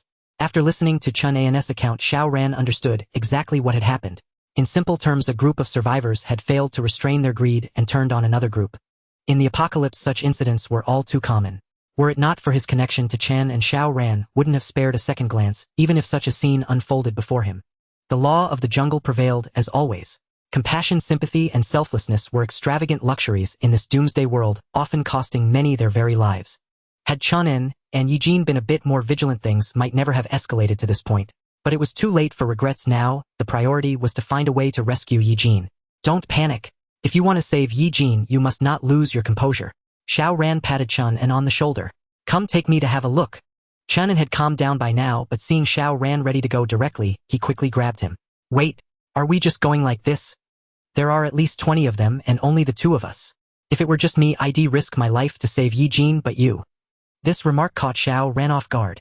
He had thought Chen-An's mind was solely on rescuing Yi Jin, not on worrying about his safety. "It's fine. 20 or so people are nothing I can't handle." Seeing Xiao Ran's confident demeanor and recalling Yi Jin's mention of his exceptional marksmanship, Chen-An felt a surge of reassurance. "You mean using a gun?" Xiao Ran said. "Stop guessing. You'll see when we get there. If you don't hurry, it might be too late." "All right, let's go." Having dispelled his doubts, Chen-An's anxiety for Yi Jin's safety returned. Actually, Xiao Ran's words weren't spoken lightly. They were a preemptive warning for Chen-An. Having struggled through 5 years in the apocalypse in his past life, no one understood the depravity of human nature better than he did. The people who had captured Yi Jin were likely no better than beasts. After the apocalypse, their inner malice would be magnified, infinitely reducing them to something even less than human. What would a pack of such inhuman creatures do to a woman like Yi Jin? Even a child could figure that out. It had been over an hour since Yi Jin and the others were taken. In that time, countless things could have already happened. So Xiao Ran had to prepare Chen and mentally to prevent him from being overwhelmed by what they might witness upon arrival. Chen-An, driven by urgency, practically ran all the way. Upon reaching their destination, he was gasping for breath, while Xiao Ran remained calm and composed as if he had merely been strolling. "Thighs is the place. Their people are all inside that street. There are guards at the entrance. We need to be careful and sneak in." As Chen-An spoke, Xiao Ran's expression turned peculiar, for he recognized the street. Before the catastrophe struck, he had come here with his property deed to seek out a private lending agency desperate for money. Not just after his rebirth, but in his past life, this street had gained some notoriety early in the disaster. It was a gathering place for fearless street thugs and ruthless loan sharks. They had quickly banded together when the apocalypse began, forming a force of considerable scale. Later, before the zombies evolved, they scoured the area for supplies, hoarding everything they could find and taking over the entire street. Using their stockpiles to recruit talent, they managed to thrive over the next few months, at one point amassing over 300 people. However, due to their inherently corrupt nature, the survivor base they established was steeped in a dark, oppressive atmosphere with rigid hierarchies dividing the people. An ordinary person might survive there, but only at the cost of enduring endless torment. For women especially, there was no alternative but to sell themselves completely to stay alive. If this were the second year after the apocalypse, Xiao Ran would have to tread carefully, coming here alone, as powerful ability users would have emerged. But now, only a month into the disaster, how could these street thugs stand a chance against him? No need. Well, go straight in. A chill crept into Xiao Ran's heart, for he suspected that Yi Jin had already met with misfortune at the hands of such people. It wasn't that he hadn't acted quickly enough. By the time Chen and contacted him, it was already too late. Seeing Xiao Ran's confidence, Chen and hastily drew his pistol and followed. Although Xiao Ran hadn't pulled out his gun, Chen and knew he must have one, who otherwise he wouldn't have casually given him a pistol earlier. Their arrival soon caught the attention of the two guards at the street entrance. Halt! Who are? Bang! Bang! Before they could finish their sentence, Xiao Ran fired. Even Chen and couldn't see how he had drawn his weapon so swiftly. The two guards were shot in the head before they even understood what was happening, dead beyond any doubt. Xiao Ran, you! Chen and was stunned.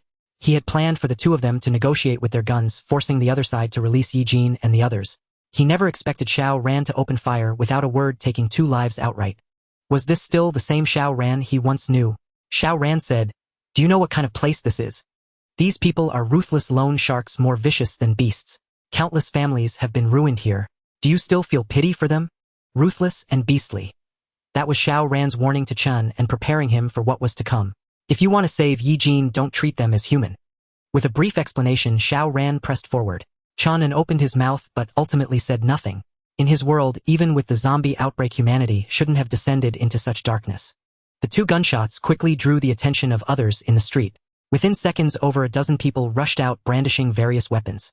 Chen tensed up at the sight. He was just a student after all. Even after the apocalypse, he hadn't grown much. Facing so many adversaries, he couldn't help but feel nervous. But Xiao Ran was different. He pulled the trigger again and 6 people crumpled to the ground. He reloaded and continued firing without a moment's pause. The dozen or so people who had just emerged from the surrounding shops were terrified by the display. They dared not remain in the street and scrambled back inside. As a result, Xiao Ran's second volley only hit 4 of them. Of course, he only wounded them, not killed them outright, because the amount of supply points he could earn depended on how much they could endure. Seeing Xiao Ran show mercy at this moment, Chen was puzzled. "Xiao Ran, didn't you say not to hold back?" Xiao Ran let out a cold laugh. Sometimes death isn't the worst thing. Seeing those people all hide inside the storefronts, Xiao Ran felt not the slightest bit of urgency. He pulled a grenade from his belt and tossed it over. Boom! The grenade exploded, shattering quite a few panes of glass on the neighboring storefronts. Chen was instantly terrified. He had thought it was already impressive that Xiao Ran could produce a pistol, but he never expected him to possess an even more powerful weapon. Where on earth did Xiao Ran get these things? Was this still the same roommate he had known for 3 years? Those who had fled into the surrounding storefronts were instantly stunned by the blast. They were nothing but street thugs, at most skilled at collecting debts and brandishing weapons to intimidate people. Even the few who had actually dared to act and had blood on their hands had never witnessed such a spectacle. This was utterly terrifying. After the grenade, Xiao Ran did not immediately press the attack. Instead, he stood in the middle of the street and shouted loudly, "Listen up, you people inside. I'll give you 1 minute to come out and surrender. Otherwise, when I come looking for you, you'll be in for a world of trouble." A voice came from one of the storefronts. "Ha! Who the hell do you think you are? Surrender to you. If you've got the guts, come in here and Before he could finish his bluster, Xiao Ran fired his gun. Although the man was hiding inside the storefront, Xiao Ran had locked onto his position by the sound of his voice.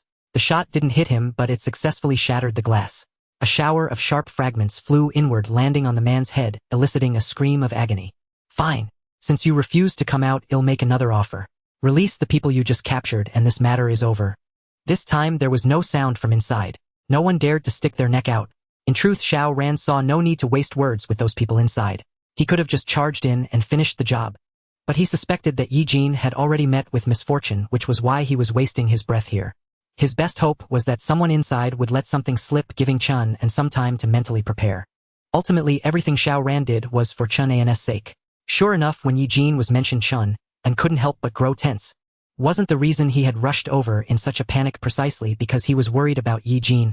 Unfortunately, after waiting for over 10 seconds with no one speaking from inside, Chun-N's heart slowly sank. Seeing this, Xiao Ran became even more certain of his guess. Chun and you stay here. Don't let a single one escape. Having said that, Xiao Ran walked in alone. He had done all he could, the only remaining solution was to resort to violence. It wouldn't take long for Xiao Ran to search all the dozens of storefronts on this one street.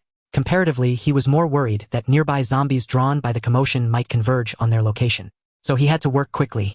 Starting with the nearest storefront, the moment he saw anyone, regardless of whether they showed intent to fight, Xiao Ran showed no mercy, firing 2 shots directly.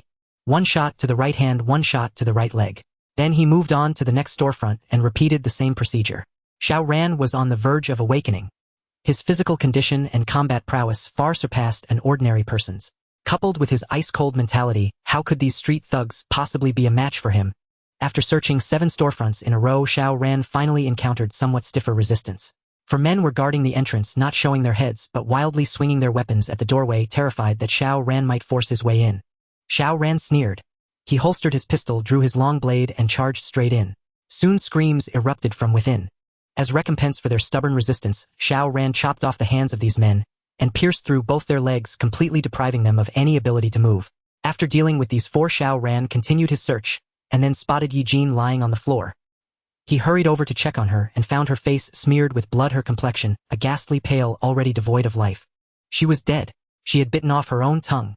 Looking at her clothes, though they were somewhat disheveled, they hadn't been completely torn off. A scene played out in Xiao Ran's mind. After falling into these men's hands, Yi Jin had fought desperately. In her despair and helplessness, she had chosen to bite her tongue to preserve her chastity. Xiao Ran's expression was complex. He couldn't judge whether Yi Jin's action was right or wrong. In the apocalypse, many women made tremendous sacrifices to survive, some even offering themselves willingly. Whether coerced or voluntary, it almost always ended that way. So when Xiao Ran saw Yi Jin's fierce resolve, preferring death to dishonor, he felt a tremor in his heart. He had originally thought that falling into these men's hands, Yi Jin would at most suffer humiliation and abuse but not face mortal danger.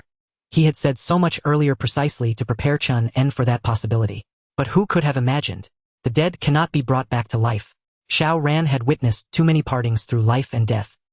He quickly composed himself, left the storefront, and continued his search. However, in the subsequent searches, Xiao Ran's actions grew noticeably more ruthless.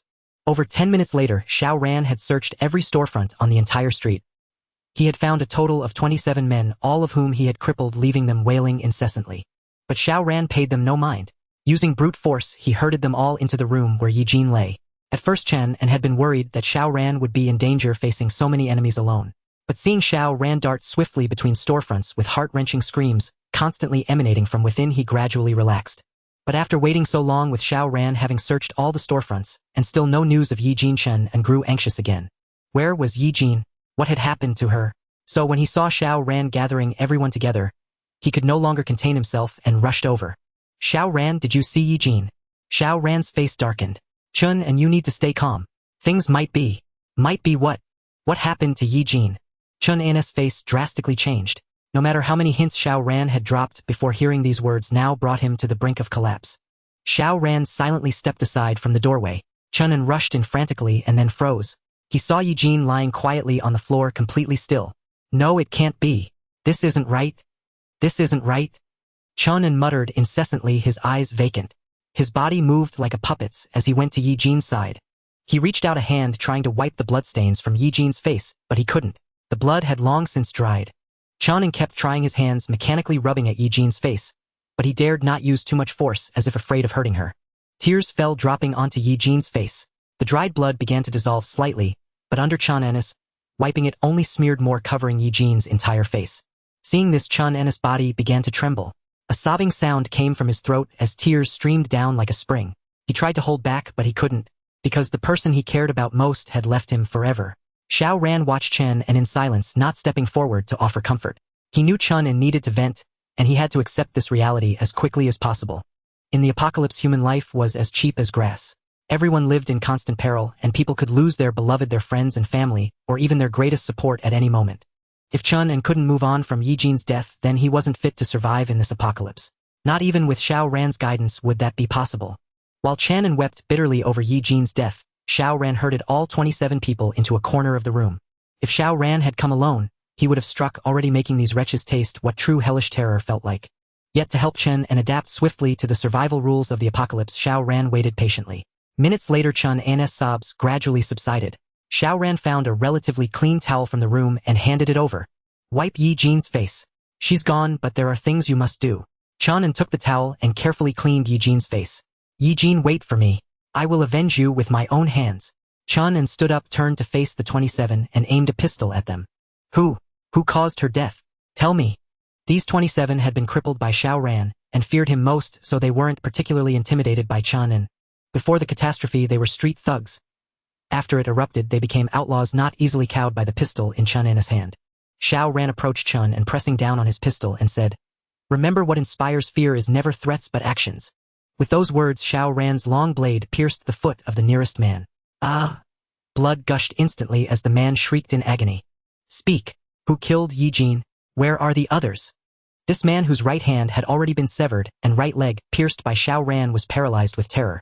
Now, with his foot stabbed through, his mind teetered on the brink of collapse. How could he dare resist? Ill talk. It was Boss Zhao. He tried to force himself on her, and when she refused, that's what happened. Everyone else is dead. Boss Zhao killed them all. No sooner had he spoken than a figure in the crowd began trembling violently. Chen lunged forward. It's you. Boss Zhao's hands had been chopped off by Xiao Ran, and his legs pierced through with the blade, leaving him utterly helpless. Despite his struggles, Chen dragged him out swiftly. Spare me, boss. I was just messing around with her. I never thought she'd kill herself. It's not my fault. I didn't want this either. I'll kill you. Chen raised the pistol again, aiming at Boss Zhao's head, causing the man to wet himself on the spot, a stench of urine wafting through the air. Fortunately, Xiao Ran was quick. He pressed down on Chen-an's hand once more. Don't rush to kill. Let me teach you another lesson. Killing an enemy is the greatest mercy you can show them. If you truly want to avenge Yi Jin, do as I say and let him live. Hearing this, Boss Zhao shuddered, a chill seeping from the depths of his soul. He understood all too well what Xiao Ran meant. Before the disaster, he had countless ways to make debtors wish for death, yet unable to die, never stopping until their families were ruined. Now, with the catastrophe upon him and over 20 lackeys at his command, he indulged his every wicked impulse, pushing his darkest desires to the extreme. Without exaggeration, the evils he had committed here since the apocalypse surpassed those of his previous 30-plus years, and were far more heinous. Driving Yi Jin to her death was merely the least of them, and it was precisely because of this that he grasped the bone-chilling weight of Xiao Ran's words. Xiao Ran took the pistol from Chen and fetched climbing rope from his pack and bound Boss Zhao tightly. He even found a rag and stuffed it into Boss Zhao's mouth.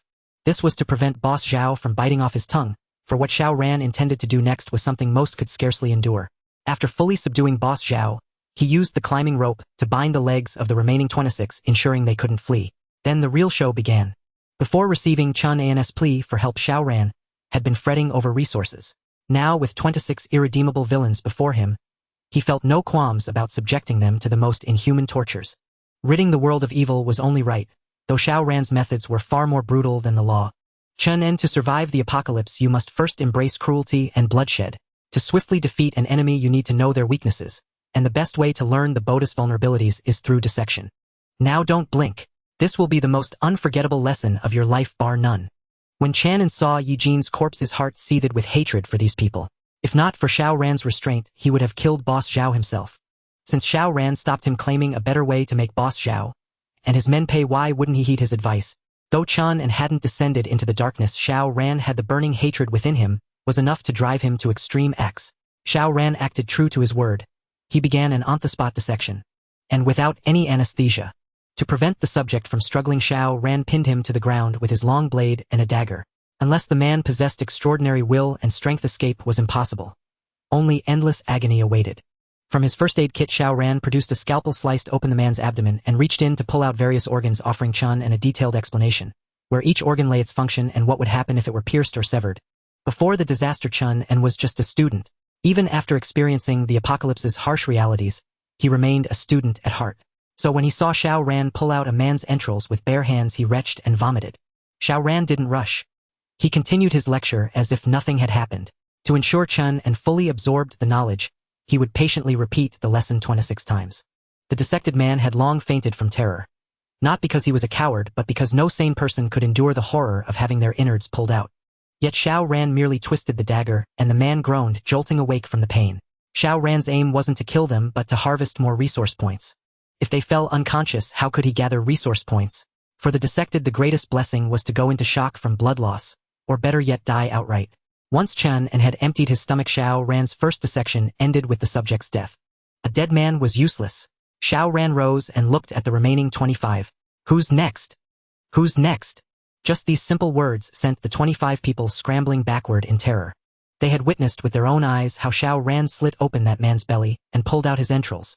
The sheer impact of that scene would haunt them forever. At last they understood why Xiao Ran said that killing an enemy was the greatest mercy one could show. Xiao Ran was not human. He was a demon. Chen-an looked at the bloodied corpse on the ground, a pang of reluctance in his heart. But recalling that Yi Jin had died at the hands of these people, his heart turned to ice. Xiao Ran was right. To survive in the apocalypse, one must learn to face cruelty and bloodshed and grow strong. Not only must he grow strong, but he also must not let Xiao Ran's kindness go to waste. So he cherished this chance to learn from Xiao Ran's live demonstration. Xiao Ran's dissection continued. The chosen victim had no power to resist, and many even tried to bite off their tongues before being cut open, but Xiao Ran stopped them all. How could someone as cautious as Xiao Ran let his soon-to-be-gained resource points slip away? Though these 26 people were disposable conservatively, they would net him several thousand resource points. Zhao Laoda, witnessing Xiao Ran's cold-blooded, almost perverse behavior, felt his heart turn to ice. He dared not imagine the torment he would suffer if he fell into Xiao Ran's hands. Had he known that behind Chen-an and Yi Jin stood such a demon, he would never have dared to harm Yi Jin. But it was too late to say that now. Now he only wished for a quick death, praying that Xiao Ran would not use those twisted methods on him. Unfortunately, Xiao Ran would not give him that chance. Throughout the dissection, Xiao Ran kept a close watch on Zhao Laoda. At the slightest sign of trouble, he would take immediate emergency measures. The wounds on Zhao Laoda's leg and wrist had been carefully bandaged, and Xiao Ran had even given him antibiotics and anti-inflammatory drugs to ensure he wouldn't die. The screams in the room continued for 2 full hours before finally quieting down. But by the time it was over, the room had become a scene straight out of hell. Without a strong stomach, even a single glance from outside would cause nightmares for days. Even Chen-an, whose heart was already filled with hatred, couldn't hold back and vomited several times. Only Xiao Ran remained cold-faced throughout, his expression unchanged. When it was done, he calmly put away his scalpel and turned to look at Chen-an. "Did you remember everything I said?" Chen-an nodded. "I remember. I'll never forget it." Xiao Ran smiled. "Good. When we get back, I'll teach you other things, like how to make a person suffer immense pain without causing too much harm." Zhao Laoda's face had lost all color. Hearing Xiao Ran's words, fear filled his heart again. Chen-an pointed at the barely recognizable bodies in the room. "What about these?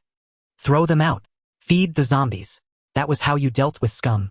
Then Xiao Ran carried the tightly bound, immobile Zhao Laoda on his back, while Chen-an carried Yi Jin, and they left the place. The base at Fuguang Street was only a temporary shelter, far less secure than the bomb shelter.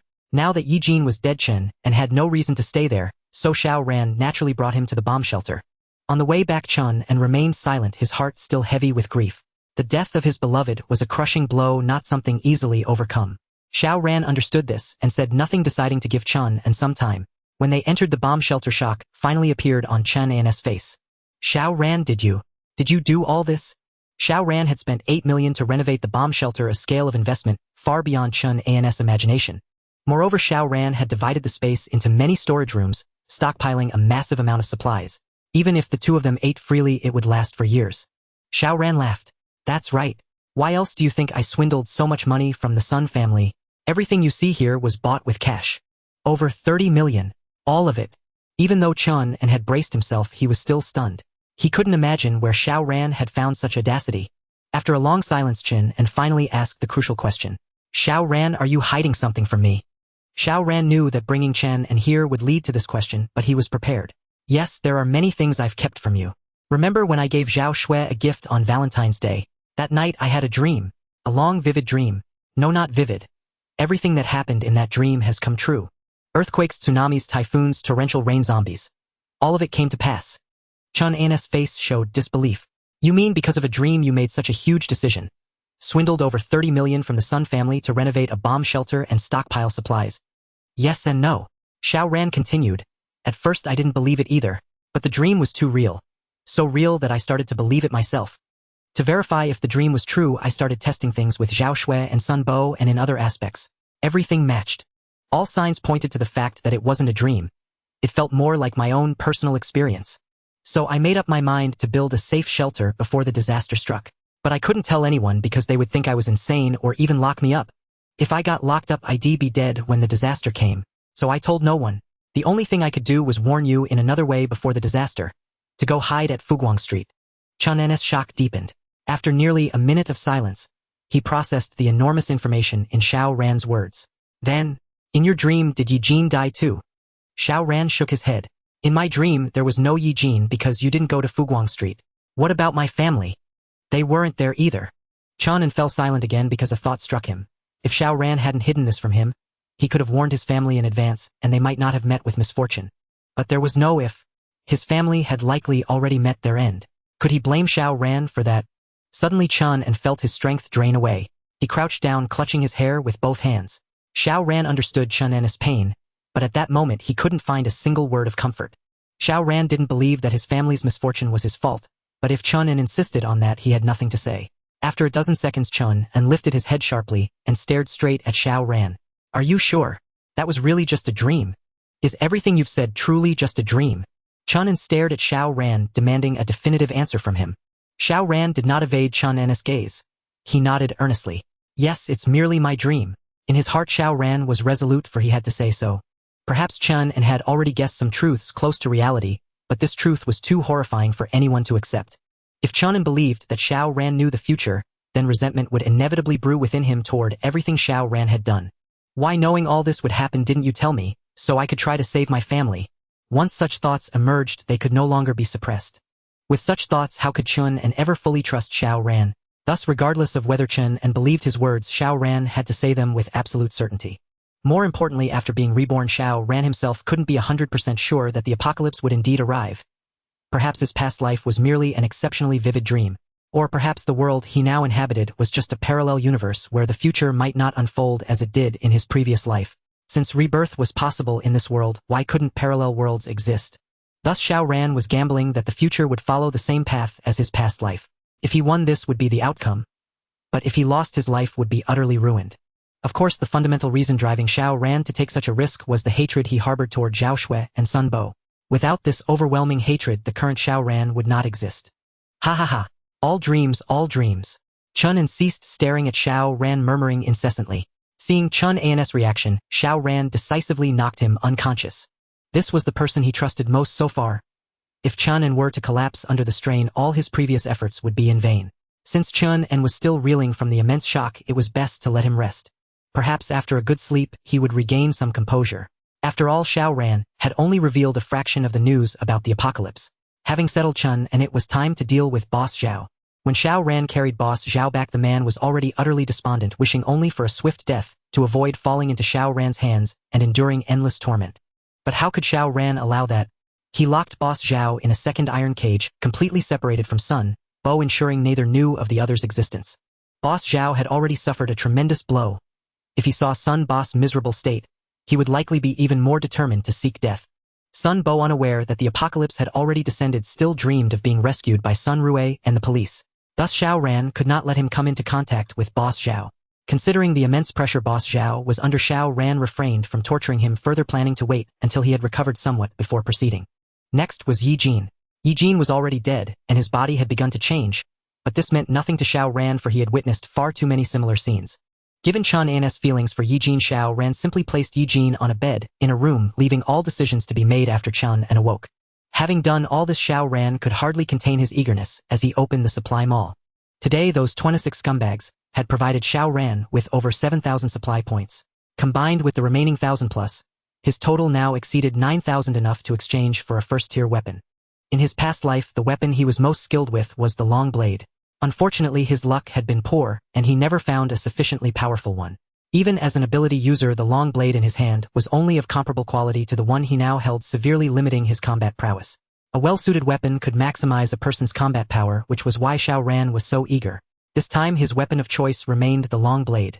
After selecting the purchase, an option appeared before Xiao Ran, allowing him to customize the blade's appearance to his liking. Glancing at the long blade in his hand, he disdainfully tossed it aside. Though he had spent 200,000 to forge this blade, the limitations of materials and craftsmanship meant its design could not fully satisfy him. Now that he had the chance to choose anew, how could Xiao Ran pass it up? As for the blade's design, he had already made up his mind, the Tang Hengdao. The Tang Hengdao with its complex forging process and meticulous material selection combined sharpness and hardness capable of easily piercing armor. It was a pinnacle of forging craftsmanship, immensely powerful. As a first-tier weapon from the supply mall, its quality would far surpass that of ancient master forgers. Thus Xiao Ran was certain that once he wielded this Tang Hengdao, his combat power would see a marked improvement. After adjusting the design to match the Tang Hengdao style, a sharp blade suddenly appeared in Xiao Ran's hand. It measured 128 centimeters in total length, with a blade length of 90 centimeters, a handle of 38 centimeters, a blade width of 3.6 centimeters, and a blade thickness of 0.95 centimeters. Its total weight exceeded 10 jin. Feeling the weight of the Tang Hengdao, Xiao Ran was somewhat surprised. Although he had deliberately extended the blade and handle and increased the thickness and width, the weight should not have reached 10 jin. Presumably the material used for this Tang Hengdao was far from ordinary, hence its considerable weight. This was good news for Xiao Ran. If the weapon he exchanged for 3,000 supply points was still made of materials available to humanity, wouldn't that be a terrible loss? 10 jin was nothing to Xiao Ran. In battle, it facilitated chopping and increased power. Gently swinging the Tang Hengdao, it produced a sound of cutting through the air. Applying a bit of force as he struck the ground, the bluestone beneath split with a crack over 3 centimeters deep, yet the blade remained utterly unscathed. This was achieved with minimal effort. If Xiao Ran took an energy potion and used the 5 animal fists to stimulate the heat within his body, unleashing his full power, how terrifying would the effect be? If Xiao Ran had possessed such a formidable weapon when battling evolved zombies, why would he have resorted to ambushes with AMRs and mortars? In a fair fight, Xiao Ran would not back down. Of course, for a fine weapon to unleash its full potential, it required meticulous maintenance, or otherwise it would quickly deteriorate. Xiao Ran had experience in this regard. He promptly retrieved various materials from the warehouse and busied himself. The night passed silently, and Xiao Ran awoke from his bed. The Tang horizontal saber lay beside the bed within arm's reach. No matter where or when, Xiao Ran never placed his weapon more than a meter away. He rose and checked the arrangements he had made before sleeping. There were no footprints on the floor, the dust on the doorknob remained undisturbed, the partition was just as it had been yesterday, and the specially installed infrared alarm system had not been triggered. All evidence that no one had entered his room while he slept. Xiao Ran would never disclose these precautions to Chan En, for his vigilance extended far beyond Chun and alone. In the future, anyone worthy of his trust who entered the shelter would become someone he must guard against. Trusting someone was one matter, and trusting them with one's life was an entirely different affair. Beyond this, Xiao Ran had an important matter to discuss with Chun En today, and Chen An's attitude would determine whether he could remain. If their philosophies clashed, no matter how reluctant Xiao Ran felt, he could not allow Chun En to stay. Stepping out of his room, Xiao Ran saw Chen En standing alone at the door of Yi Jin's room, his expression despondent, utterly devoid of the vitality one would expect from a man in his 20s. Awake! What do you want to eat? Whatever. Chun En's voice was listless. Xiao Ran frowned. Chun En could not continue in this state. From the storeroom he retrieved 2 bottles of beer and a bag of boiled peanuts. Without bothering with a table or chairs, he simply sat cross-legged on the floor. Come have some. In his grief, Chen En did not refuse. He opened the beer and downed half the bottle in one gulp, then followed Xiao Ran's example and sat on the ground. It's been ages since I last drank. I didn't expect you to have stocked up so much. Xiao Ran took a sip and asked, Then do you know why I stockpiled all these things? Because you saw the apocalypse in your dream. And now it is the apocalypse. You still know this is the apocalypse. Xiao Ran's tone suddenly sharpened. In the apocalypse, everyone is in peril, living in constant uncertainty. Do you think that spending a fortune to renovate this shelter and hoarding all these supplies makes us safe? I tell you, it's impossible. You have no idea how terrifying the apocalypse truly is. Yi Jin is dead, and your former companions are all dead. Now I ask you, what do you plan to do from now on? Will you wallow in despair, or will you pull yourself together and live up to Yi Jin's expectations? At the mention of Yi Jin, a flicker of change appeared in Chan En's eyes as he finished the remaining half of his beer. What's the use of saying all this? Yi Jin is dead. She's dead. I couldn't protect her. If I hadn't left, if I had chosen to stay by her side, maybe she wouldn't have died. What nonsense are you talking? Xiao Ran raised his hand and knocked the bottle from Chun En's grip. With your meager skills, staying there would have only meant dying with her. Do you think you could have killed Boss Zhao and the others with a single gun and rescued Yi Jin? Stop dreaming. Then I would have chosen to. Chun En's eyes were bloodshot. I promised to protect her for a lifetime. No matter what difficulties came, I would never abandon her. If I couldn't protect her, I would rather die before her. Seeing Chun En so agitated, Xiao Ran realized that his feelings for Yi Jin were genuine, but that only made matters more difficult. After a pause, Xiao Ran said in a low voice, Have you considered what would happen to your family if you died? Family? Do I still have a family? Chun En grew even more dejected. When disaster struck, I wasn't by my family's side. When danger came, I wasn't by Yi Jin's side either. I truly deserve to die. What's the point of living? Xiao Ran paused and asked, what are your family members' names? Perhaps I saw them in my dream or heard their names. Chun-N's head snapped up, light suddenly gleaming in his eyes. A sign of rediscovered hope. Are you serious? Xiao Ran said, it's worth a try. What if I did see them in my dream? Chun-N nodded vigorously. My dad is Chun Quan, my mom is Lu Ying, and I have a younger sister, a freshman this year named Chun Wei. Have you heard their names? Xiao Ran adopted an expression of recollection, then said after a long moment, I think I've heard the name Chun Wei. She's in Luo City, isn't she? Chun-N immediately grew excited. Yes, she's in Luo City too, but not at my school. Her school is in the suburbs more than 20 kilometers from ours. When did you hear her name? She's still alive, right? Xiao Ran quickly pressed a hand on Chan, and to calm his excessive excitement. Let me think. Chun Wei. Is she around 20 years old, about 1.65 meters with short hair, and rather beautiful eyes? Chun-N's eyes dimmed instantly. No, Xiao Wei loves wearing a ponytail. She would never change her hairstyle. Are you sure? Is it possible that Chun Wei was forced to cut her hair short? You know what the apocalypse is like. If she kept her long hair, it would be dangerous. Xiao Ran spoke in a tentative tone, though he knew Chun Wei preferred a ponytail, having seen her during video calls between Chun-N and his sister. But if Xiao Ran described Chun Wei's features too accurately, Chun-N might suspect he was being lied to. That this was merely a ploy to give him a reason to live. So Xiao Ran deliberately altered her hairstyle and kept other details vague.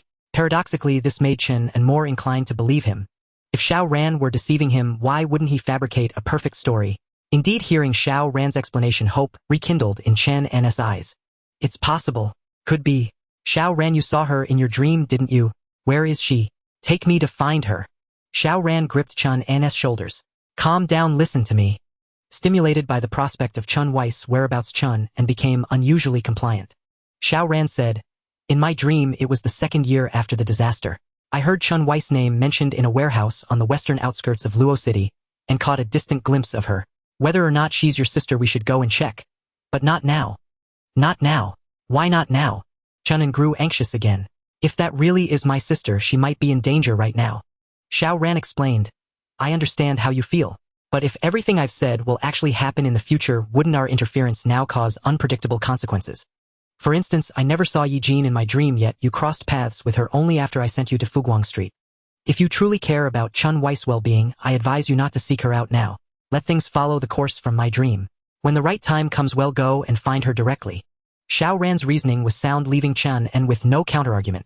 He was deeply worried about Chun Wei's safety, but even more afraid that their intervention might trigger unforeseen changes that could ultimately harm her. All right, I'll do as you say. When the time is right, you must take me to find her. Good. I promise. Xiao Ran gave his solemn vow, even though he had never encountered Chun Wei in his past life. Xiao Ran had never met Chun Wei, but to give Chun-N a reason to live, he had to do this. Otherwise, Chun-N would be ruined. As for whether they could find Chun Wei a year later when he brought Chun-N there, that was a matter for another day. After all, Xiao Ran had never claimed that the person he saw was Chun Wei. It was merely a vague hope. He believed that after a year of reprieve, Chun-N would be able to move on from Yi Jin's death. But did Chun-N really believe Xiao Ran's words? The answer was uncertain. He chose to believe only because Xiao Ran's lie contained the promise of his family. Even knowing it was a lie, even knowing the chances of finding his family were exceedingly slim, Chun-N was willing to let this faint hope numb himself and give him a reason to persevere. Chun-N finally calmed down. He turned to look at Yi Jin lying on the bed, his eyes filled with deep reluctance and guilt. Xiao Ran said, she's gone, but she certainly wouldn't want to see you wallow in despair, so you must pull yourself together. Do you understand? Chun-N nodded vigorously. Yes, I understand. I will definitely pull myself together. Then what do you plan to do next? How will you bury Yi Jin? Xiao Ran asked a critical question. Chun-N said she would rather die than let those beasts touch her. She must have cherished cleanliness. I don't want anyone to disturb her in the future, so cremation is best. They'll bury her ashes nearby so I can talk to her when I miss her. Xiao Ran nodded and fetched the charcoal and gasoline he had stockpiled in the storeroom. Come on, let's go outside. With me here, neither humans nor zombies will disturb your farewell with Yi Jin. Before long, Xiao Ran and Chun-N carried Yi Jin's body outside the bunker, arranged the charcoal, doused it with gasoline, and lit it. The flames surged upward and the scent carried by the heat quickly dispersed. Soon Xiao Ran heard the sound of zombies running. He swiftly drew his Tang saber, a cold smirk on his lips. Perfect timing. He was eager to test the power of the Tang saber. Chun-N also saw the zombies charging from a distance, but he didn't flinch, trusting that Xiao Ran would not disappoint him. The evolved zombie had already been killed by Xiao Ran. Now only ordinary zombies remained nearby, posing no threat to him. With just a little force, Xiao Ran effortlessly cleaved the leading zombie in two at the waist. The fluidity of the motion exceeded his imagination. This blade was incredibly powerful, so this was a first-tier weapon. In his past life, Xiao Ran had struggled for 5 years without obtaining such a formidable weapon. With the Tang saber in hand, Xiao Ran felt he could stride unopposed through all of Luoqing. Though Chen entrusted Xiao Ran, he still showed a hint of worry as the zombies charged. Then he saw Xiao Ran cut a zombie in two with a single stroke and was utterly stunned. Was this guy even human? Xiao Ran was human, but in another sense he had embarked on the path of an evolved human. If he seized the opportunity and grew stronger, he might soon transcend the bounds of humanity. With Xiao Ran there, no matter how many zombies charged, they couldn't touch Chen. Minutes later, dozens of zombies lay dead at Xiao Ran's hands. A roar echoed from a distance, and the remaining ordinary zombies began to retreat. Seeing this, Xiao Ran's expression changed. Had another evolved zombie appeared? He had expended so much effort yesterday to kill that powerful one. How could another emerge today? Suddenly Xiao Ran recalled a conclusion from his past life. After in-depth research on zombies, on average one evolved zombie would emerge from every 1,000 ordinary zombies. Once an evolved zombie appeared, it would suppress the evolution of ordinary ones to secure its position. But after an evolved zombie died, the remaining ordinary zombies would seize the chance to evolve and become the new leader. However, if an evolved zombie evolved further from first tier to second tier, it would relax its suppression and allow 1 or 2 first-tier evolved zombies to emerge, bolstering the group's combat power. The previous evolved zombie had controlled over 1,000 ordinary zombies. After its death, it was normal for another evolved zombie to appear. But this new evolved zombie's combat power was clearly low, which was why it chose to stay back and test Xiao Ran. Realizing ordinary zombies were no match for Xiao Ran, it ordered them to retreat. Xiao Ran sneered. He had heard the evolved zombie's roar and had no intention of letting it escape. Any evolved zombie held infinite potential. If given time to grow, it could become a monumental problem. But after glancing back at Chen, he hesitated. If he went after the evolved zombie, other ordinary zombies might target Chen was just an ordinary person physically, and even with a gun, he couldn't fend off too many zombies. Reluctantly, Xiao Ran decided to give up for now and deal with the evolved zombie later. After all, it had just begun evolving, whether in brain or body, so its combat power wouldn't be high in the short term, making it relatively easy to handle. An hour later, Yi Jin's body was fully cremated. Chen carefully collected the ashes and buried them in a spot near the bunker. Afterward, Xiao Ran led Chen back into the bunker. Chen, this matter with Yi Jin is over. I don't want to see you wallow in her death again. Since I brought you here, I want you to see what I've prepared and what kind of person I really am. Aren't you just Xiao Ran? What kind of person could you be? Chen was dismissive. They had been roommates for 3 years. Didn't he know Xiao Ran? Xiao Ran chuckled. Think about it. Could an ordinary college student do what I do? Chen's expression froze. He recalled how Xiao Ran had dissected all 26 people in that hellish room.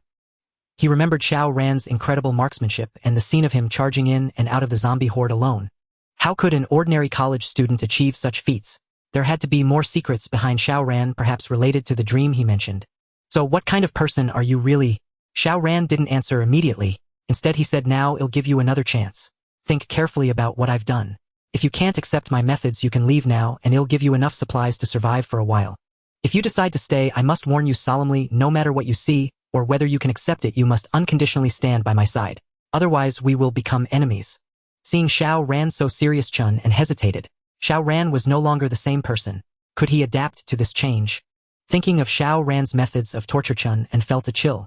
For a normal person, staying far away from Xiao Ran would be best. But after Yi Jin's death, the only thing keeping Chen alive was the hope of finding Chen Wei. To find Chen Wei, he had to follow Xiao Ran, even if it meant walking a dark path. Chen said solemnly, I've made up my mind. No matter what you become, I'll stand by you. Xiao Ran nodded. Good. Follow me. Xiao Ran first brought Chen to the iron cage holding Sun Bo. The moment Chen saw Sun Bo, shock instantly spread across his face. He's Sun Bo. If not for the fact that Sun Bo's face was still relatively intact, he wouldn't have dared to recognize him. Sun Bo's right hand, right foot, and ear were all gone. His left foot bore obvious wounds. His spirit was utterly broken. How could this be the same man who once strutted through school with such arrogance? That's right, it's Sun Bo. Xiao Ran explained, in my dream Zhao Xue. And Sun Bo conspired against me, costing me a terrible price. So I captured him. I don't intend to kill him, but to torment him endlessly, making his life a living hell, a fate worse than death. The more he suffers, the greater my satisfaction. Chen's expression shifted, for the Xiao Ran before him truly resembled a deranged individual. Xiao Ran continued, Remember one thing, Sun Bo is my prey. No one else is to touch him. I will grind down his will and hope bit by bit reducing him to a complete wreck, even a creature driven by nothing but instinct. An animal. Your hatred for Boss Zhao is the same as my hatred for Sun Bo. So set aside your sympathy. His deeds deserve none, and do not even think of granting him release. Chun-en nodded. I understand. Xiao Ran then led Chun-en to the iron cage holding Boss Zhao. When you face him, what thoughts come to mind? The moment Chun-en saw Boss Zhao, his eyes turned bloodshot. If not for the iron bars, he would have killed the man on the spot. I want him dead. He must die. Xiao Ran shook his head. I've told you killing him would be the greatest mercy. I will treat him just as I treat Sun Bo. Besides Sun Bo and Boss Zhao, I have prepared more iron cages. Everyone who has betrayed me will pay the price. Boss Zhao had only lost his hands. His spirit was still intact. Seeing Xiao Ran and Chen, and he struggled violently. Had a gag not been stuffed in his mouth, he would have spewed curses. Xiao Ran found Boss Zhao's reaction somewhat intriguing. Yi Jin was killed by Boss Zhao. Would you like to collect some interest from him first? Yes. What should I do? Facing Boss Zhao, Chun-en also seemed to lose his composure. Overhearing their conversation, terror flooded Boss Zhao's face. He had deliberately struggled and made muffled sounds, hoping to enrage Xiao Ran into killing him. But that was not the outcome. Xiao Ran was always more composed than he. Xiao Ran opened the iron cage and stepped before Boss Zhao. Boss Zhao is a smart man. He knows that falling into my hands means a fate worse than death. So we must prevent any chance of suicide. Starting by cutting out his tongue. Boss Zhao frantically shook his head, his eyes filled with pleading, but Xiao Ran paid him no heed. Chun-en, will you do it yourself, or shall I help you? Chun-en recalled Yi Jin's despair before death and made his decision. I'll do it. Good. Xiao Ran retrieved a medical kit and handed a scalpel to Chun-en. He adjusted Boss Zhao's position to prevent blood from flowing back into the windpipe after the tongue was cut, which would have granted him a swift death. What followed was relatively straightforward. Though it was Chun-en's first time with Xiao Ran's guidance, the procedure went smoothly, aside from causing Boss Zhao some extra pain. Although Chun-en was the one who acted, Xiao Ran still reaped over 300 supply points from Boss Zhao. Leaving the cage, Xiao Ran asked, Do you still think him a freak? Chun-en hesitated. A little. Not a little. I am a freak. Xiao Ran suddenly laughed. Not only a freak, but cold-blooded, ruthless, devoid of sympathy, and utterly selfish. Even with all the supplies I've hoarded, if someone were starving before me, I wouldn't bat an eye, let alone share a single scrap. Before the catastrophe, someone like me would be universally despised. But I don't care, because this is the only principle that lets me survive in this apocalypse. Even though Chun-en had braced himself, hearing these words was still hard to stomach. Xiao Ran continued, I know it's difficult for you to accept these ideas. So you can keep your own principles and boundaries, but you cannot defy my decisions. Can you do that? Chun-en struggled. You want me to abandon the moral code I've cultivated through over a decade of education? Exactly. Because those things are no longer relevant. Xiao Ran's tone was resolute. Society has completely collapsed. Humanity faces an unprecedented crisis. In such times, you can never imagine the depths of human depravity. To survive, you must discard those old values, or you'll pay the price sooner or later. Chun-en paused for a few seconds. But in the very situation you describe, shouldn't we humans unite even more? Only by standing together can we fight the zombies and rebuild social order. Xiao Ran smiled again, mocking Chun-en's naivety. You're oversimplifying things. If society hadn't collapsed, what you say might be possible. But look at the reality now. The military and political systems in Luo City disintegrated in an instant. People lost contact with one another. Who has enough power to force humanity to maintain the old order? Take Boss Zhao, for instance. He was just a lone shark, but when disaster struck, he gathered over 20 people to loot and pillage, indulging their beastly desires without fear of legal consequences. As time passes, more people like Boss Zhao will emerge, their influence and power growing. Even if a strong official force rises in Luo City, would Boss Zhao and his ilk willingly return to the fold? Human ambition is ever expanding, and that ambition ensures that perfect unity is impossible. Only endless scheming and conflict. What I'm doing isn't about competing for dominance. It's simply about surviving and making my life better. But Chun-en wanted to argue but found no words. There are no buts. Xiao Ran cut him off. This is the reality. Think of Yi Jin and the others. If they had possessed my resolve when they met Boss Zhao, would they have died? Chun-en shook his head, then his gaze grew resolute. Yi Jin's fate was still fresh in his mind. What more was there to understand? Xiao Ran perceived the shift in Chun-en's expression and knew that his resolve had begun to waver, and this was merely the start. There were many things that Chun-en could not comprehend simply through Xiao Ran's words. Only through personal experience would he gain a deeper understanding. Take Xiao Ran, for instance. In his past life he was a complete doormat and a bleeding heart, but after his rebirth, he learned from his mistakes and transformed into the person he was now. Even if Chun and still harbored some doubts, it did not matter. Once he had experienced more of the darkness of human nature in the apocalypse, he would naturally come to understand. What followed was straightforward. Xiao Ran produced the 5 Animals Fist manual and instructed Chun and to begin his cultivation. When he had obtained the manual from Zhao Hongyu, and Xiao Ran had promised to find a worthy successor for him, now passing it on to Chun and was perfect. As for whether Chun and was the most suitable candidate, Xiao Ran could not care less. He would never consider Zhao Hongyuan's feelings. He only cared about his own intentions. Upon receiving the manual, Chun and could not help but ask, 5 Animals Fist, are you sure this is useful? It won't turn out to be a mere flashy trick like those of the so-called masters, will it? Xiao Ran said nothing. He simply punched the ground in front of Chun and the strike seemed unremarkable, but the large blue stone beneath his fist cracked instantly, leaving Chen and utterly astonished. This is the effect of my 5 Animals Fist cultivation, and I haven't even used my full strength. The manual is yours now. Whether you want to practice, it is up to you. I'll do it. I'll practice. Chun and his eyes lit up immediately. That punch from Xiao Ran was simply incredible, almost like the martial arts from wuxia novels. Ask any man who grew up under the influence of wuxia novels and films, who among them does not harbor a martial arts dream. Now that the opportunity was right before him, how could he not be tempted? According to Xiao Ran's plan, Chun and would not only practice the 5 Animals Fist, but also learn swordsmanship and marksmanship. Before Chun and awakened his abilities, a gun would undoubtedly be the best weapon for survival, bar none. However, firearms also posed a threat to Xiao Ran himself. Thus he would need to observe Chun and for a few more days before deciding whether to allocate a substantial amount of ammunition for his shooting practice. If during this process Chun and displayed any shortcomings or proved himself unworthy of trust, his fate would be no different from Sun Boss. Cultivating the 5 Animals Fist required immense time and perseverance. Xiao Ran left Chun and alone in the bunker to practice while he gathered his gear and headed out. He had not forgotten the evolved zombie that had appeared earlier that day. If it had not been for his concern over Chun and his safety, he would have gone after it immediately. Leaving Chan in the bunker gave him the perfect opportunity to search for traces of the evolved zombie and eliminate it before it could cause further trouble. Chun-en, stay here and practice the 5 Animals Fist. I'm going out for a while. Chun-en paused. Going out now? Do you want me to come with you? No need. Since you're staying, I want to take the keys. I've brought food and water. If I'm not back by 6 in the evening, don't wait for me. It'll be fine out there. Xiao Ran was not going out for leisure. Facing an evolved zombie, even one that had just begun its transformation, required extreme caution. Bringing Chun-en along would only make him a burden. Chun-en, aware of the gap between them, did not insist. Emerging from the bunker, Xiao Ran headed toward the direction where he had heard the sounds that morning. Ever since Xiao Ran had slain the massive evolved zombie, the number of zombies near the bunker had noticeably decreased. Any remaining zombies were scattered and disorganized. Either the newly evolved zombie had yet to gather them, or it was deliberately doing so to mislead Xiao Ran. If it was the former, everything would be manageable. But if it was the latter, things could become troublesome, as it would mean the newly evolved zombie was a brain-type evolution, just like the one Xiao Ran had encountered at the shopping mall. Brain-evolved zombies were generally far more difficult to deal with than physically evolved ones.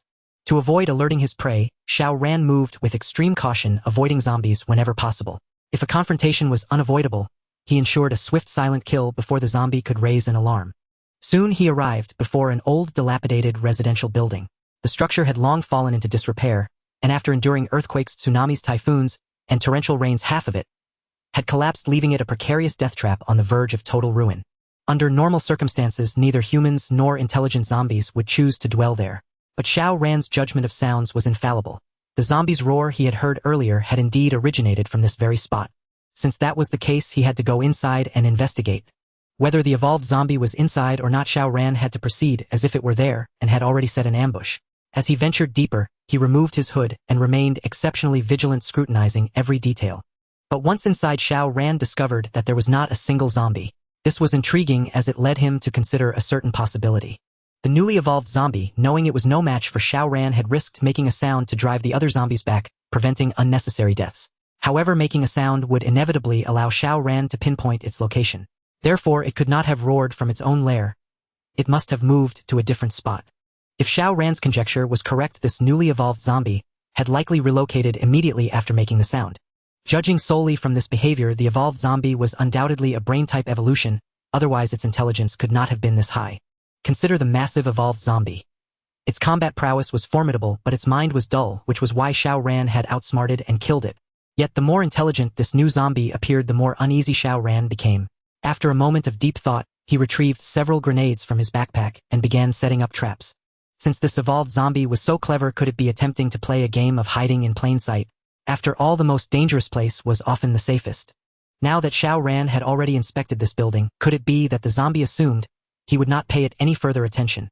Thus, after Xiao Ran left, the evolved zombie could boldly take shelter here, confident that he would never return to search a second time. Xiao Ran was counting on precisely this kind of highly intelligent evolved zombie. If it dared to try such a trick, the traps he had laid here would deliver a lesson it would never forget. After emerging from that half-collapsed old residential building, Xiao Ran deliberately made some noise before picking a random direction to continue his search. The afternoon passed quickly. Aside from killing a few dozen zombies, Xiao Ran's search yielded nothing. Seeing the sky darken, he had no choice but to return to the air raid shelter. Knowing that an evolved zombie of high intelligence lurked nearby was far from reassuring. Arriving at the shelter entrance, Xiao Ran knocked and greeted the camera. "Chen, and open up. I'm back." Though his words were casual, Xiao Ran's left hand had already moved to his waist, ready to draw his pistol at any moment. Despite bringing Chen and back and revealing all the shelter's secrets to him, Xiao Ran still didn't fully trust him.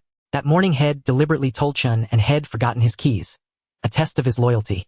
If Chen and harbored selfish intentions and tried to seize the shelter while Xiao Ran was away, he wouldn't show any mercy. After all, Xiao Ran was always cautious, since he didn't fully trust Chen, and why would he truly leave without his keys? Besides this door, there was another exit. That second exit was extremely well hidden. Unless Xiao Ran revealed it, Chen and would never find it. Fortunately, Chen and soon opened the door unarmed. "Why are you back so late? It's almost dark." Xiao Ran chuckled. "No worries. I'm strong enough. Even at night, ordinary zombies can't threaten me. Only evolved ones." Evolved zombies? Chen and was intrigued by the new term. "Are you saying zombies can evolve?" "Of course they can." Xiao Ran casually closed the door. "Not just zombies, humans too. Why else do you think I'm so powerful? Do you really believe a mere 5 animals fist manual could create a superhuman? Don't be ridiculous." Chen grew excited again. "Then tell me, how do humans evolve?" Xiao Ran didn't explain radiation or immune systems. Instead, he said that after the catastrophe, the world's environment had changed. As long as one persisted in physical training, their body would continuously strengthen, naturally leading to evolution. Without energy potions or energy stones, the only path to human evolution was relentless physical exercise to fortify the body. He also briefly explained zombie evolution, preparing Chen and mentally for evolved zombies, so he wouldn't panic when encountering one. Motivated by the prospect of evolution, Chen and devoted himself even more to practicing the 5 animals fist, desperately hoping to awaken, so he could protect Chen Wei. That night, Xiao Ran consumed another bottle of energy potion. With the energy stone's aid, he felt he was just one step away from awakening. Yet the more critical the moment, the more he couldn't afford to slack off. He continued practicing the bare form of the 5 animals fist, striving to unleash even greater power. Though both practiced the same form, Xiao Ran's aura far surpassed Chen An's. Compared to Xiao Ran, Chen An's movements were nothing but a decorative facade. Each of Xiao Ran's punches carried a gust of wind. Even from several meters away, Chen and felt immense pressure. Watching Xiao Ran train, Chen and eventually stopped his own practice. Traditional martial arts are difficult to master through self-study alone. One needs patient guidance or first-hand combat experience. Chen lacked both, so he could only glean experience by observing Xiao Ran's movements, hoping to gain some insight. At first, he could keep up with Xiao Ran's pace, but as Xiao Ran's strikes grew faster and his presence more formidable, Chen fell behind. Xiao Ran too had reached a critical point. A steady stream of heat surged within him as if he possessed boundless strength. Previously, he had struggled with certain aspects of the bear form, but as he continued practicing, those obstacles dissolved effortlessly. The heat coursing through his body brought an indescribable sense of exhilaration. As he persisted in the bear form, Xiao Ran entered a state of complete absorption. With the accumulating heat, his complexion grew rosy, and his punches produced visible ripples in the air. Witnessing this, Chen was startled anew. This was too incredible. As the heat surged through Xiao Ran's body, the bear form channeled it toward his fists. With a thunderous shout, he struck the ground with both fists, causing the earth to tremble. Chen stumbled back. Looking closely, he saw that the large bluestone slab Xiao Ran had struck was completely shattered. Not merely cracked, utterly fragmented. An 8 cm square bluestone slab had been reduced to pieces no larger than a fist. What terrifying power! Chen was utterly stunned. If such a blow struck a person, their body would surely be crushed. How fearsome! Emerging from his trance, Xiao Ran looked at the shattered stone and recalled the moment, feeling immense satisfaction. Was this the full force of the bear form? Incredible! Yet what delighted him even more was the change in his own body. He was about to awaken. Drawing from his past life experience, Xiao Ran knew the signs before awakening. First, power gathered within him, condensing like a fist. It struck a mysterious point within, unleashing a chain reaction that opened the switch to awakening, granting him an ability. As the power began to coalesce, Xiao Ran quickly consumed the evolution direction potion and waited patiently. He speculated that his intense practice of the bear form had released the inner heat, triggering changes that pushed his already borderline body over the threshold. As the gathered power exploded within him, Xiao Ran entered a special state. In this state, he could perceive his evolution directions but couldn't discern what each represented. In his past life, he'd have to choose blindly and leave it to fate. But this time prepared a chill surge to his brain, revealing the meaning of all three directions. The first direction represented agility, the ability he had chosen in his previous life. That ability, combined with the half-baked 8-form head stolen from Zhao Hongyuan, had allowed him, a first-tier awakener, to survive 5 years with Zhao Xue, without the protection of a strong survivor base. But reborn Xiao Ran didn't want to settle for a mediocre ability that couldn't maximize his combat potential. The second direction represented strength. Choosing it would triple his power, and with exceptional talent it could even increase 5-fold or 10-fold. In his past life, Xiao Ran had heard of a strength ability awakener, whose power multiplied by a terrifying 10 times, making him formidable enough to hold his own against multiple evolved zombies. But this ability had clear limitations. Without extraordinary talent, a mere 3-fold increase wouldn't significantly boost combat prowess. Frankly, strength ability was common. It was only that one awakener's immense talent that gave it such a high ceiling. Xiao Ran didn't consider his own talent exceptional, so strength wasn't his first choice. Dismissing the first two, he turned his attention to the third. A sudden dash, moving a short distance in a specified direction, within an extremely brief moment. This was the third ability that appeared before Xiao Ran. It may not seem as direct as agility or strength, but it still sparked a glimmer of excitement in Xiao Ran's eyes. The essence of the dash lies in its suddenness. It can be used not only for offense but also for dodging or escaping, making it a versatile ability. In comparison, agility and strength can be gained through training, especially since Xiao Ran has a resource mall that allows him to continuously exchange for energy potions. This means Xiao Ran's physical fitness will improve at a rate far exceeding that of an ordinary person. After awakening, Xiao Ran could sense the flow and change of energy within him, and could strengthen himself by absorbing energy. Theoretically, as long as Xiao Ran put in enough effort, his physical fitness could continuously improve, ultimately surpassing those who possess agility or strength abilities. Thus Xiao Ran did not hesitate and chose the dash ability. In that instant of choice, the scene before Xiao Ran rapidly dissipated, and a surge of energy flowed into his body, enhancing his physical fitness, while also granting him the ability to dash. Although this all sounds lengthy, in reality it was merely a moment. In Chen En's eyes, Xiao Ran seemed to shatter the large blue stone, and without a pause burst into inexplicable laughter. "Xiao Ran, what's wrong?"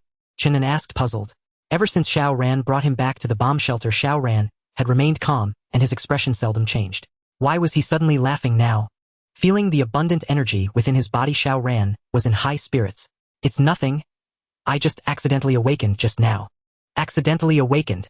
Chen En was again bewildered. Didn't Xiao Ran just tell him that awakening was extremely difficult for humans? Without sufficient accumulation, it was impossible to awaken, yet in the blink of an eye Xiao Ran had awakened right in front of him. What was going on? "You weren't lying to me, were you?" Xiao Ran asked. "Do you remember what I said about the characteristics of those who awaken?" "I remember. After awakening, physical fitness has a significant improvement and one can master a specific ability." "Watch closely." Xiao Ran's body flickered, and before Chen En could react, he appeared 3 meters away. Chen En gaped in astonishment. This was incredibly powerful. In an instant, he covered 3 meters, leaving no time for a reaction. Those who understood the implications of such an ability knew its potential significance in battle. While 3 meters may not seem like much, one must remember that even a 10-centimeter deviation in combat can determine victory or defeat, life or death. Xiao Ran was quite satisfied with the dash ability. He had only used 60% of his strength to dash 3 meters. If he used his full strength, the maximum distance should be 5 meters, and there was no cooldown for this ability. As long as his stamina and energy were sufficient, he could use it as often as he liked. This meant that as long as the conditions were met, Xiao Ran could continuously use the dash to escape. It could be offensive or defensive, showcasing the terrifying versatility of the dash ability. At this moment, Chen En looked at Xiao Ran with deep envy. Just 2 months ago, they were still living in the same dormitory. Who would have thought that in just 2 months Xiao Ran had transformed into a superhuman, while he struggled to find his footing in the apocalypse? Both being classmates, how could the gap be so vast? "I must also strive to train hard and awaken as soon as possible." In addition to awakening, Xiao Ran discovered that his bear-style training had also reached a proficient level. Xiao Ran was unsure whether he had first mastered the bear style or awakened first, but he believed that there must be a synergistic relationship between the two. while practicing the heat flowing within him guided him correctly, ultimately allowing him to fully release energy through the bear-style training, thus achieving the opportunity for awakening. Meanwhile, when awakening occurred, a large amount of energy entered his body, causing physical changes, leading to a deeper understanding of the bear style, without him realizing it, which allowed him to elevate from novice to proficient in one go. Perhaps it was something like this. Although Xiao Ran couldn't fully comprehend, he wouldn't delve too deeply. After all, he had gained tremendous benefits. Just as Xiao Ran was feeling happy, the system's prompt sounded again. Congratulations, host, for completing awakening and evolving into a first-tier ability user. Energy pool function unlocked. Energy pool. Xiao Ran's heart stirred, and he quickly checked the introduction of the energy pool. The purpose of the energy pool is simple. It can store energy which Xiao Ran can draw upon whenever needed, either for combat or training. There are two ways for the energy pool to store energy. One is for the energy pool to passively absorb from the surroundings, which requires no effort from Xiao Ran, but is slow. The other is by killing evolved zombies. Evolved zombies contain a large amount of energy. When they die, this energy will dissipate quickly. Once the energy pool detects the dissipated energy, it will rapidly absorb it. Upon seeing the energy pool's description, Xiao Ran seemed to understand the system's intention. It was encouraging him to kill evolved zombies. Yet Xiao Ran felt he could not refuse. Only after becoming an ability user can one truly understand how vital energy is. Imagine two ability users fighting fiercely for hours, both nearing their limits with their internal energy depleted. At this moment, the one who manages to replenish energy first can secure victory. The existence of the energy pool provides Xiao Ran a way to replenish energy anytime, anywhere. The more energy accumulated in the energy pool, the more confidence Xiao Ran would have. Thus, the next morning at dawn, Xiao Ran took Chun-An out to hunt zombies. If it had been before his awakening, Xiao Ran would never have taken Chun-An out to risk danger, as Chun-An would have been a burden to him. In dangerous situations, Xiao Ran wouldn't dare claim he could ensure Chun-An's safety. But now, as a first-tier ability user with an energy pool and dash ability, his combat strength had significantly improved. There was only one newly evolved zombie nearby, and Xiao Ran did not believe he would encounter any situation he couldn't handle. This was also a good opportunity to allow Chun-An to train properly. No matter how well Xiao Ran provided opportunities, if Chun-An did not personally engage in combat with zombies, it would merely be theoretical training with little effect. Only by allowing Chun-An to fight more against zombies could he grow rapidly. To achieve this goal, Xiao Ran gave Chun-An the long knife he had used previously, urging him to use it against zombies, and not to resort to firearms unless absolutely necessary. While searching for evolved zombies, whenever they encountered ordinary zombies, Xiao Ran would leave a few for Chun-An to handle. Although Chun-An's combat power was not on par with Xiao Ran's, he had experienced some situations with Yi Jin and the others. He faced an ordinary zombie without much pressure, and after a few battles he could even manage to take on 2 or 3 zombies simultaneously. This progress was already considerable. As long as he continued to strengthen his training, Chun-An would grow rapidly. In the apocalypse, every human striving to survive has the potential to evolve. In this aspect, it was quite fair. After Chun-An killed the last zombie, Xiao Ran was about to move forward, when he suddenly heard an explosion coming from the old residential building they had visited yesterday, instantly alerting him. That clever evolved zombie seemed to have taken the bait. Yesterday, Xiao Ran did not think too much while setting up traps. He simply had a try-and-see attitude, not expecting the results to be remarkably good. When Xiao Ran arrived at the old residential building, it had completely collapsed with dozens of zombies trapped beneath it, while in the distance more zombies were fleeing. The zombie at the forefront was clearly more agile than an ordinary zombie. It was confirmed it was an evolved zombie, and it had undergone brain region evolution. However, the evolved zombie was also injured, with its right arm drenched in blood and hanging limply. It seems this evolved zombie was quite cautious. Before deciding to hide in this residential building, it first sent ordinary zombies to scout the situation, and then triggered the trap, which is why its injuries were not severe. However, this is no longer important. Now that Xiao Ran has seen it, its fate is sealed. After awakening, Xiao Ran's physical abilities had increased by at least double, and his full-speed burst was not something this newly evolved zombie could compare to. He instructed Chun-An to stay put and not wander around, then chased after the zombie. The evolved zombie sensed Xiao Ran catching up and did not pause at all.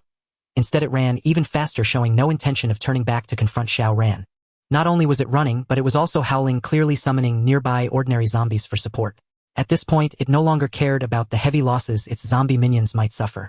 Of course, it prioritized preserving its own life. Xiao Ran quickly caught up, and with a swift swing of his blade, he cut the last 2 ordinary zombies in half. The evolved zombie let out an angry roar, and immediately 5 zombies halted and attacked Xiao Ran from different directions. Xiao Ran smirked, realizing it was finally resisting. But he was already a first-tier ability user. Even if 5 ordinary zombies came at him, they wouldn't stand a chance. With a flurry of blade shadows, within 3 seconds the 5 zombies were slain, and at this moment Xiao Ran was less than 10 meters away from the evolved zombie. Roar! The evolved zombie issued another command, and the remaining 8 zombies around it simultaneously stopped and lunged at Xiao Ran. Xiao Ran was unfazed, swinging his long knife again, but suddenly felt a force restraining his right hand, preventing him from swinging the knife. What was happening? Xiao Ran's expression changed as he realized this was the awakened ability of the evolved zombie.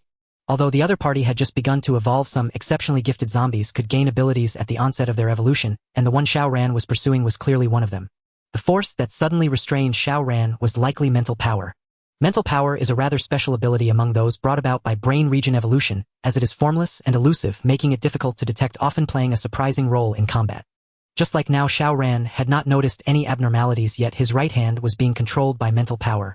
Even though the evolved zombie strength was not very strong, and its mental power was limited, as long as it could control Xiao Ran's right hand for a short period, it could cause significant trouble for him. Because while the evolved zombie unleashed its mental power, the 8 zombies simultaneously lunged at Xiao Ran. If it had been yesterday facing such a situation, Xiao Ran would have surely been hit and injured. If the nearby ordinary zombies had rushed over quickly, he might have even fallen here. But now Xiao Ran had completed his awakening.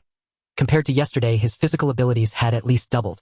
Although he could not quickly break free from the evolved zombie's mental power restraint, his left hand was still free. Drawing his gun, he shot in one fluid motion. 8 bullets, none missing, or in an instant all 8 zombies were shot in the forehead and fell dead on the spot. If it weren't for the magazine having only 8 bullets, Xiao Ran would surely have aimed a shot at the evolved zombie as well. The evolved zombie, seeing its ordinary minions killed in an instant, panicked as its mental power, which could have held on for a few more seconds, was forcibly broken by Xiao Ran. Upon seeing this, Xiao Ran was not in a hurry. He continued to chase while changing magazines, shooting continuously at the evolved zombie. Bang, bang, bang. The bullets flew out but failed to injure the evolved zombie, as they were all blocked by its mental power. Xiao Ran had anticipated this, so without pausing, he quickly emptied the second magazine and changed to another one. He wanted to see how long the evolved zombie could hold out. Xiao Ran took his time while the evolved zombie sensed the threat to its life and continually roared, trying to summon nearby zombies. However, it had overestimated its own cleverness. When it realized Xiao Ran had come looking for it again, it made a bold decision to send most of the ordinary zombies to distract Xiao Ran. It only took a dozen zombies to a place it deemed safe to hide, resulting in falling into Xiao Ran's trap. Now the ordinary zombies were far from it. How could they rush over in such a hurry? Or rather, with Xiao Ran so close to the evolved zombie, even if the ordinary zombies could arrive, what could they do? Xiao Ran unleashed his full strength. With his current power, speed, and first-tier Tangheng knife, it was truly not difficult to kill the evolved zombie. The reason he was not in a hurry to attack was that he wanted to see if he could capture this evolved zombie. On one hand, it could serve as a training partner for Chen, and or on the other, with the presence of this evolved zombie, Xiao Ran wouldn't have to worry about a second evolved zombie appearing near the air defense cave, thus solving the problem once and for all. The evolved zombie was nearly in tears. Clearly the zombies were the predators, and it was the evolved one among them possessing special mental power.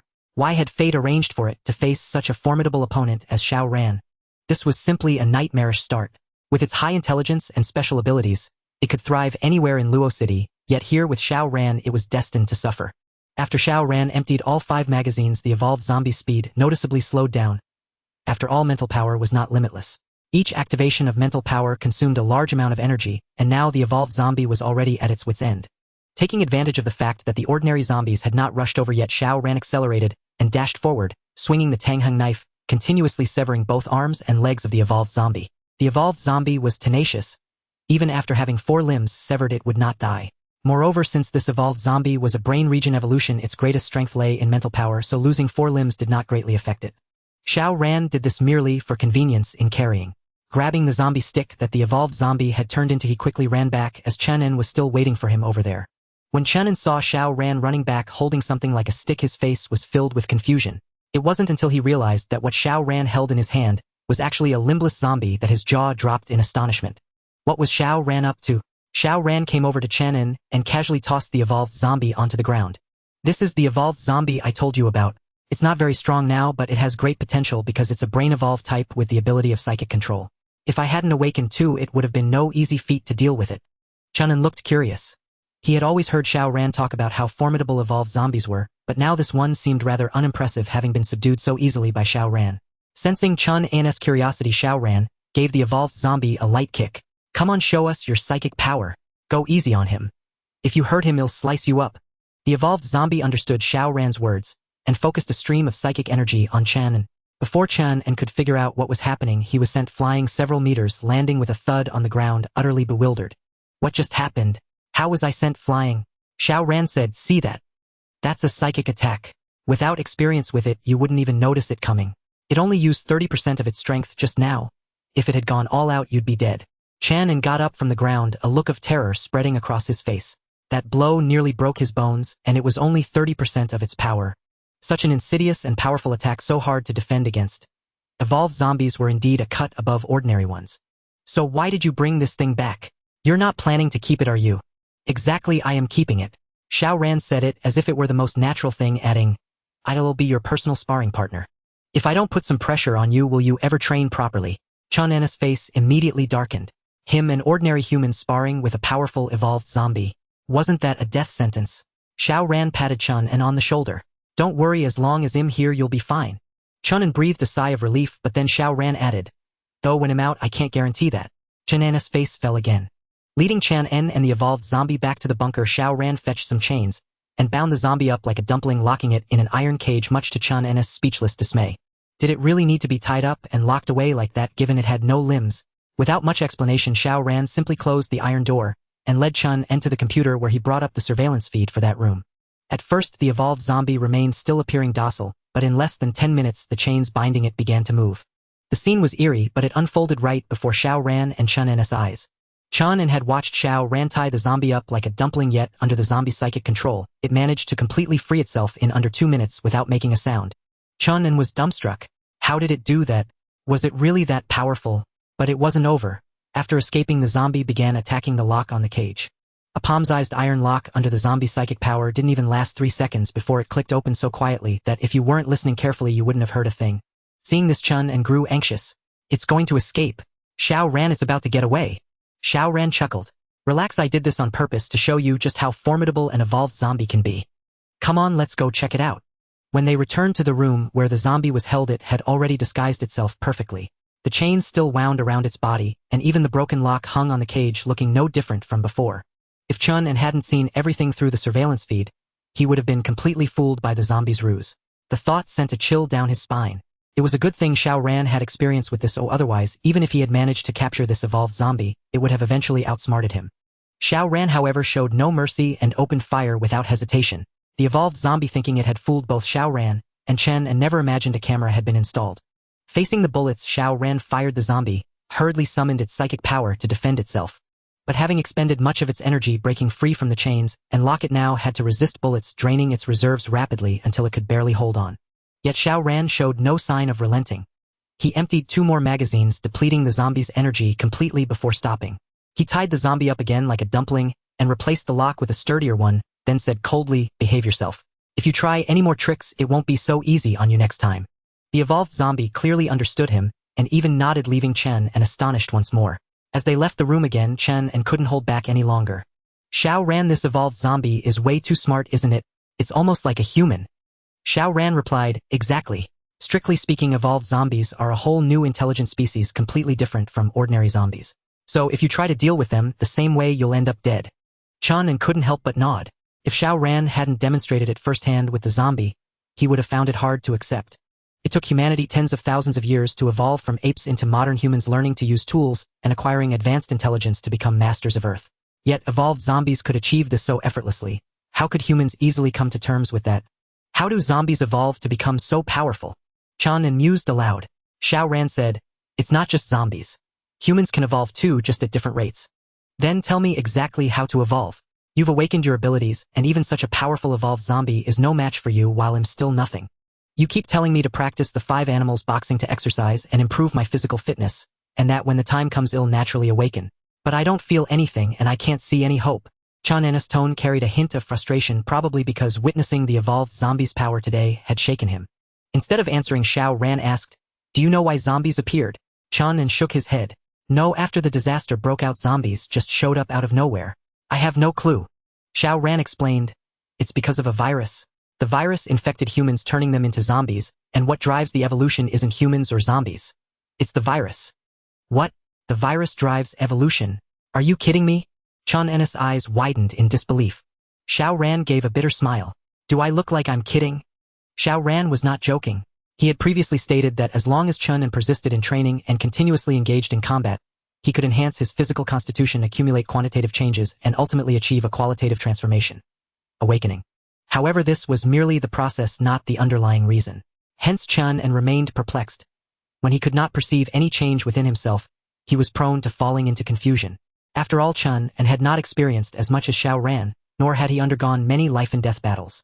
Now that Chen had raised his doubts, Xiao Ran naturally took the time to provide a thorough explanation. The radiation from the solar anomaly weakened human immunity, allowing viruses released from melting polar glaciers to invade the human body more easily. As a result, over 80% of humanity turned into zombies. Logically, the virus was humanity's greatest enemy and humans should do everything to eradicate it. Yet the virus possessed another peculiar trait: it could absorb energy floating in the air. It sounded absurd that a virus could absorb energy while humans could not. But the truth was that before awakening, humans could not even sense energy, let alone absorb it. If humans could not, then zombies, transformed from humans, naturally could not either. But do not forget that the virus was pervasive. Those whose immune systems were severely compromised, who lacked resistance when invaded by the virus, turned into zombies. Did that mean those who did not become zombies were free of the virus? Of course not. It was merely that their immune systems were less damaged, capable of resisting the viral invasion, and they would not turn into zombies for the time being. Thus a problem arose: zombies had a higher viral load, absorbing more energy, so they evolved before humans, gaining greater combat power. Infected humans, though not turned into zombies, still harbored the virus within. The energy absorbed by this virus entered their bodies, paradoxically strengthening their physical constitution. In this way, a battlefield formed within the human body.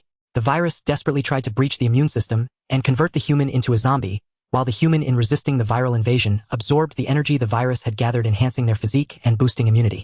If the immune system fell to the virus, first all the energy previously gained by the human would be wasted, serving only to strengthen the zombie. Conversely, if the human could absorb enough energy to awaken before the virus broke through their defenses, then all the virus efforts would be in vain. It would have done the work for the human's benefit. Although the virus had brought catastrophic disaster upon humanity, pushing it to the brink of extinction, Xiao Ran had to admit that the virus also offered an opportunity for evolution. In his past life, many even believed the virus emergence was a good thing, for only thus could humanity spontaneously undergo survival of the fittest, ultimately evolving into a more perfect form.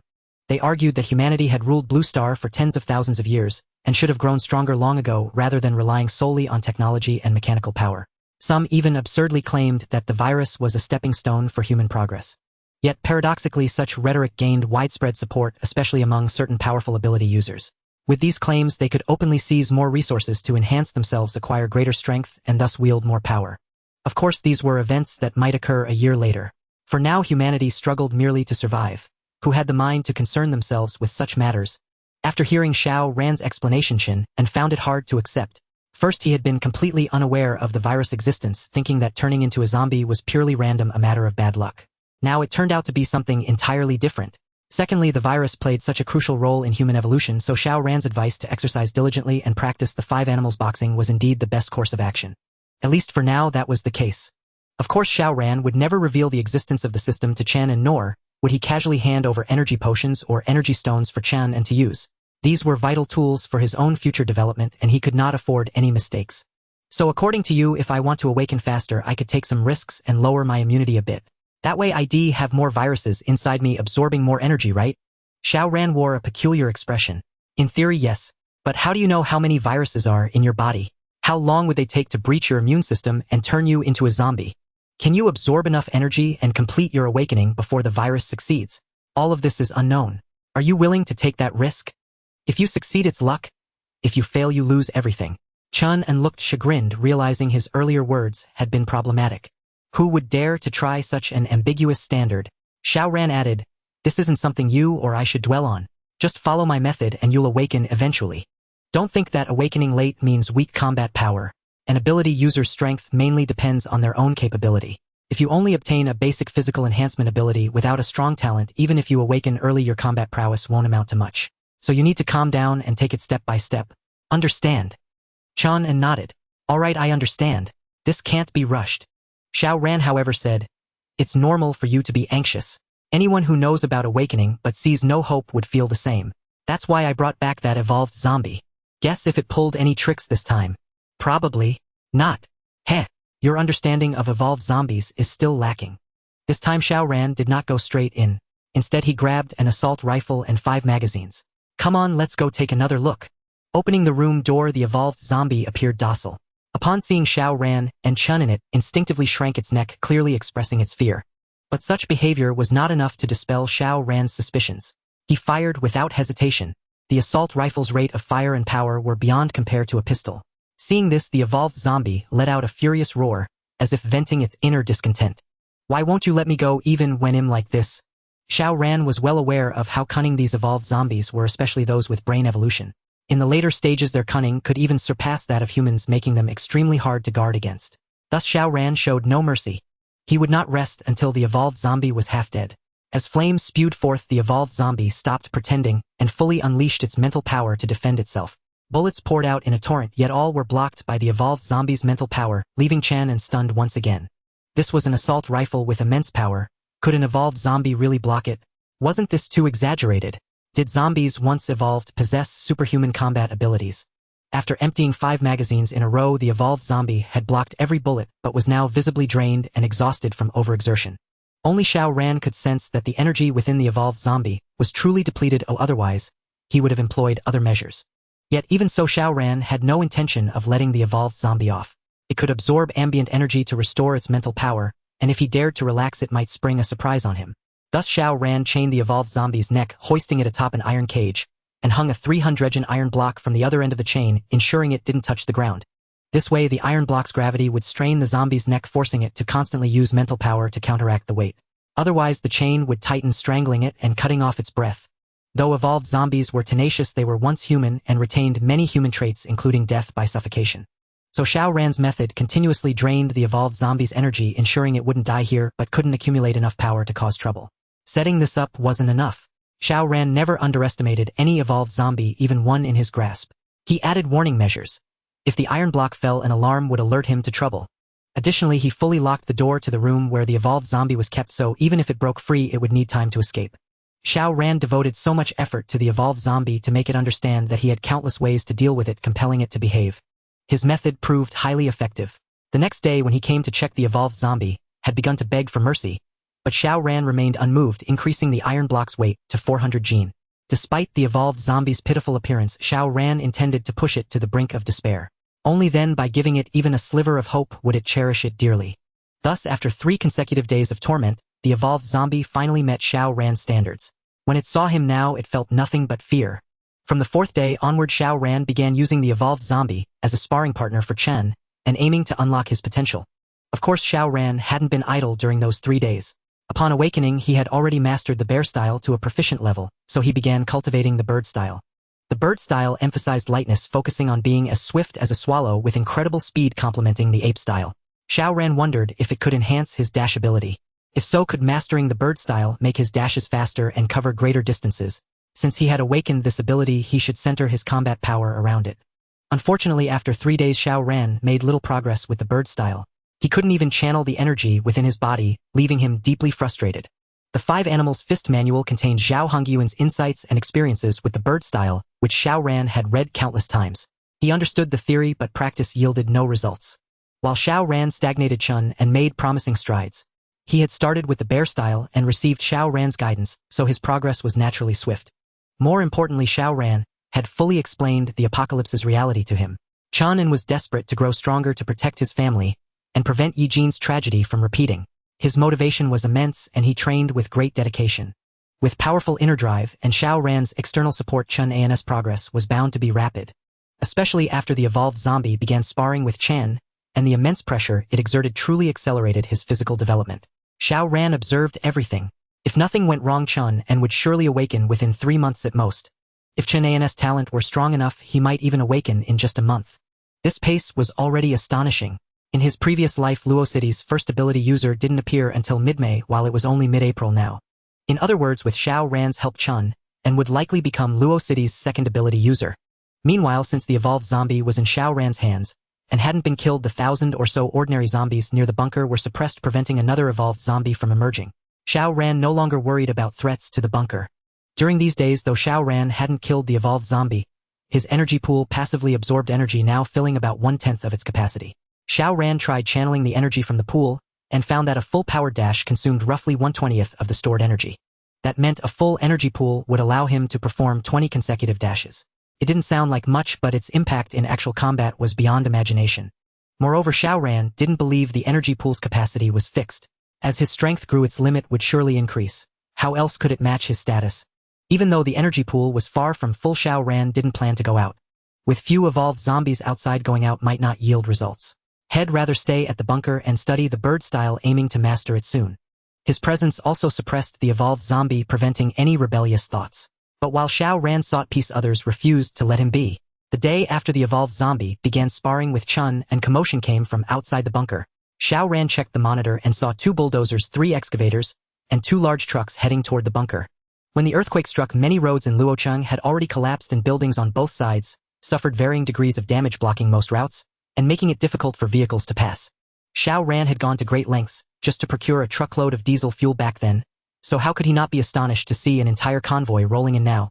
The rumble of vehicles would attract nearby zombies, and the bulldozers and excavators were far from fast, making them easy targets to be surrounded. To reach the vicinity of the air raid shelter, they must have endured countless battles. This was evident from the bloodstains smeared across the bulldozers, excavators, and trucks. Of course, it also showed that this convoy was no pushover. More importantly, the convoy was clearly heading straight for the air raid shelter. The 2 large trucks were packed with people. A rough count revealed over 50 individuals, each with a steely gaze devoid of any fear or hesitation, a clear sign they had killed many zombies. A flicker of displeasure crossed Xiao Ran's face. The air raid shelter was his territory, and no matter who they were, he would not yield. Since they had come knocking, they left him no choice but to teach them a lesson. Xiao Ran immediately summoned the evolved zombie and ordered it to gather all the ordinary zombies near the shelter to attack the convoy. Xiao Ran did not want to show himself. Not because he feared them, but simply to avoid trouble. The evolved zombie, terrified of Xiao Ran, dared not defy his command and hastily roared toward the firing port. Though the evolved zombie's roar was not loud, the sound waves could travel far, reaching ordinary zombies within a kilometer and summoning them swiftly. As the evolved zombie let out its roar, the convoy came to an abrupt halt. Stop! Did you hear that? There seems to be a zombie sound from the air raid shelter. So what if there's a zombie sound? Haven't we killed plenty of zombies already? That's not what I mean. This air raid shelter was originally renovated by us. Boss Xiao spent over 8 million yuan turning it into a fortress that zombies could never breach. That's why we set our sights on it. But now a zombie sound is coming from there. Don't you find that strange? What's so strange about it? Maybe Boss Xiao knew the zombie outbreak was coming and renovated the shelter in advance. Even the authorities had no warning. How could he have known? If you ask me, he's probably living inside and has turned into a zombie himself. He heard us approaching and made that noise. Well, I hope that's the case. The speaker's words were cut short by a shout from behind. Trouble! Zombies are chasing us! Zombies! The 2 who spoke earlier paled and quickly looked back, only to see hundreds of zombies charging at them with reckless abandon. The bulldozers and excavators were slow, and it wouldn't be long before they were surrounded by the ordinary zombies, turning the situation perilous. Even though they had fought many battles against zombies, each encounter cost them dearly to escape. Everyone, prepare for battle! At the shout, the 2 bulldozers began to turn, and the trucks and excavators adjusted their positions, using their bodies to form a defensive line and keep the zombies at bay. The convoy, clearly experienced in dealing with zombies, quickly repositioned. The 2 bulldozers flanked the sides, while 3 excavators and 2 trucks alternated positions, barely forming a circular defensive ring. The zombies surged forward at that moment, launching a fearless assault. The 2 bulldozers slowly rolled out, crushing any zombie in their path without mercy. As the bulldozers advanced, people rushed to fill the gaps they left behind. The 3 excavators swung into action, using their massive buckets to strike the zombies, while many on the trucks attacked from above. For the moment, there was no immediate danger. But Xiao Ran knew this was only temporary, as they had yet to realize how many zombies lurked nearby. Once the gaps created by the bulldozers faltered, it could spell the beginning of their total collapse. As for the 2 bulldozers, they seemed formidable but were fraught with peril. With their pitiful speed, if zombies breached the cabs, the drivers would face certain death. Yet the convoy had not grasped this. If they had chosen to flee decisively instead of stopping to fight, upon spotting the zombies, there might have been a chance to turn things around. Alas, they made the wrong choice.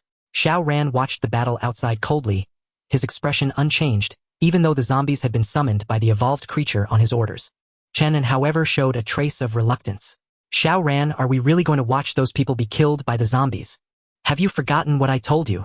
Xiao Ran's voice was icy. They came here in force, clearly targeting the air raid shelter. Do you expect me to hand it over to them? Have you forgotten what I told you? Xiao Ran's voice was icy. They came here in force, clearly targeting the air raid shelter. Do you expect me to hand it over to them? Chun fell silent, recalling the words Xiao Ran had spoken when they first arrived at the shelter. Since he had agreed then, he could not go back on it now. Moreover, the shelter and its supplies were all prepared by Xiao Ran. What right did he have to make decisions on his behalf? Seeing Chun An's reaction, Xiao Ran felt a measure of relief. When Xiao Ran first saw the convoy, he was not overly concerned about the threat it posed, for he was already an ability user and had stockpiled plenty of weapons. If it came to a fight, he was confident he could wipe out the entire convoy single-handedly. What truly worried him was Chun An's stance. No matter how well Chun An had spoken before, the real test lay in his actions when faced with the actual situation. If Chun An could not set aside his moral scruples and insisted on rescuing them, or even sharing supplies, Xiao Ran would not hesitate to act. Fortunately, Chun An did not do so. The battle outside raged on, and the convoy proved unexpectedly tenacious. The two bulldozers did not venture far, but circled clockwise around the convoy, effectively disrupting the zombies' attack formation. Xiao Ran also noticed that the doors and windows of the bulldozers, excavators, and trucks had all been reinforced with steel bars, as thick as 10 centimeters, making them impenetrable to ordinary zombies. Thus, as long as those holding the gaps did not falter, the zombies might struggle to break the convoy. But could they truly hold those two gaps? Especially as time wore on, with members of the convoy getting injured or even dragged away by zombies, morale began to waver. Though formidable, the convoy only numbered about 50. They had to defend not only the two gaps but also prevent zombies from climbing the trucks and excavators. The battle was far from favorable. Just as another person was dragged off, chaos erupted at the left gap, allowing more zombies to surge through. The convoy's situation grew precarious. But at that moment, a figure burst out from the left gap unarmed, and with nothing but his fists drove back the advancing zombies. When Xiao Ran spotted that figure, his interest was piqued. It was Zhao Hongyuan. Zhao Hongyuan had practiced the five animals fist for over 30 years, granting him a physique far superior to ordinary people.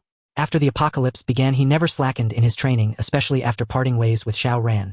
Enduring numerous battles against zombies alone, his body had begun to evolve, his physical prowess increasing markedly, and his combat strength was now beyond compare. Thus, upon charging out, he quickly alleviated the pressure from the zombies, stabilizing the left flank of the convoy.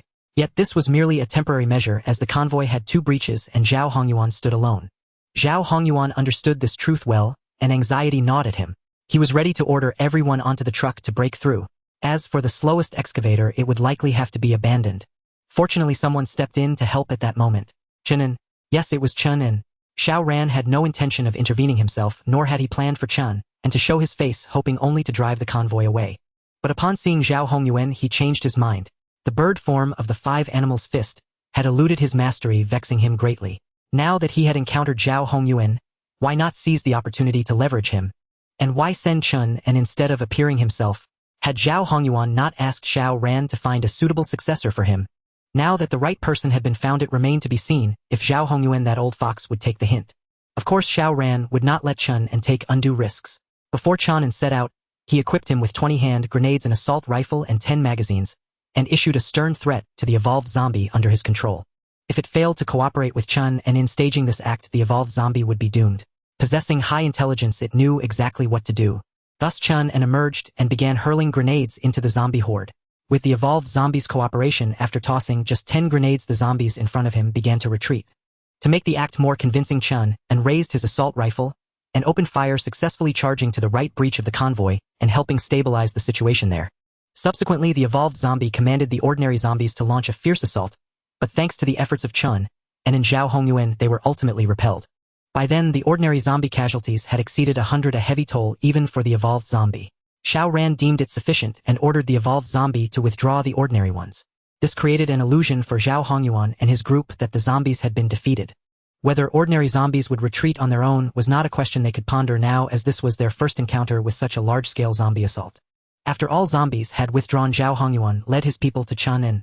From his posture, speech, and position, it was clear that Zhao Hongyuan held a high status in the convoy, likely its leader. "Young friend, what is your name? Thank you so much for your help just now. If not for you, we would have had to break through by vehicle." Chun An replied, "No need to be polite. Anyone in such a situation would lend a hand."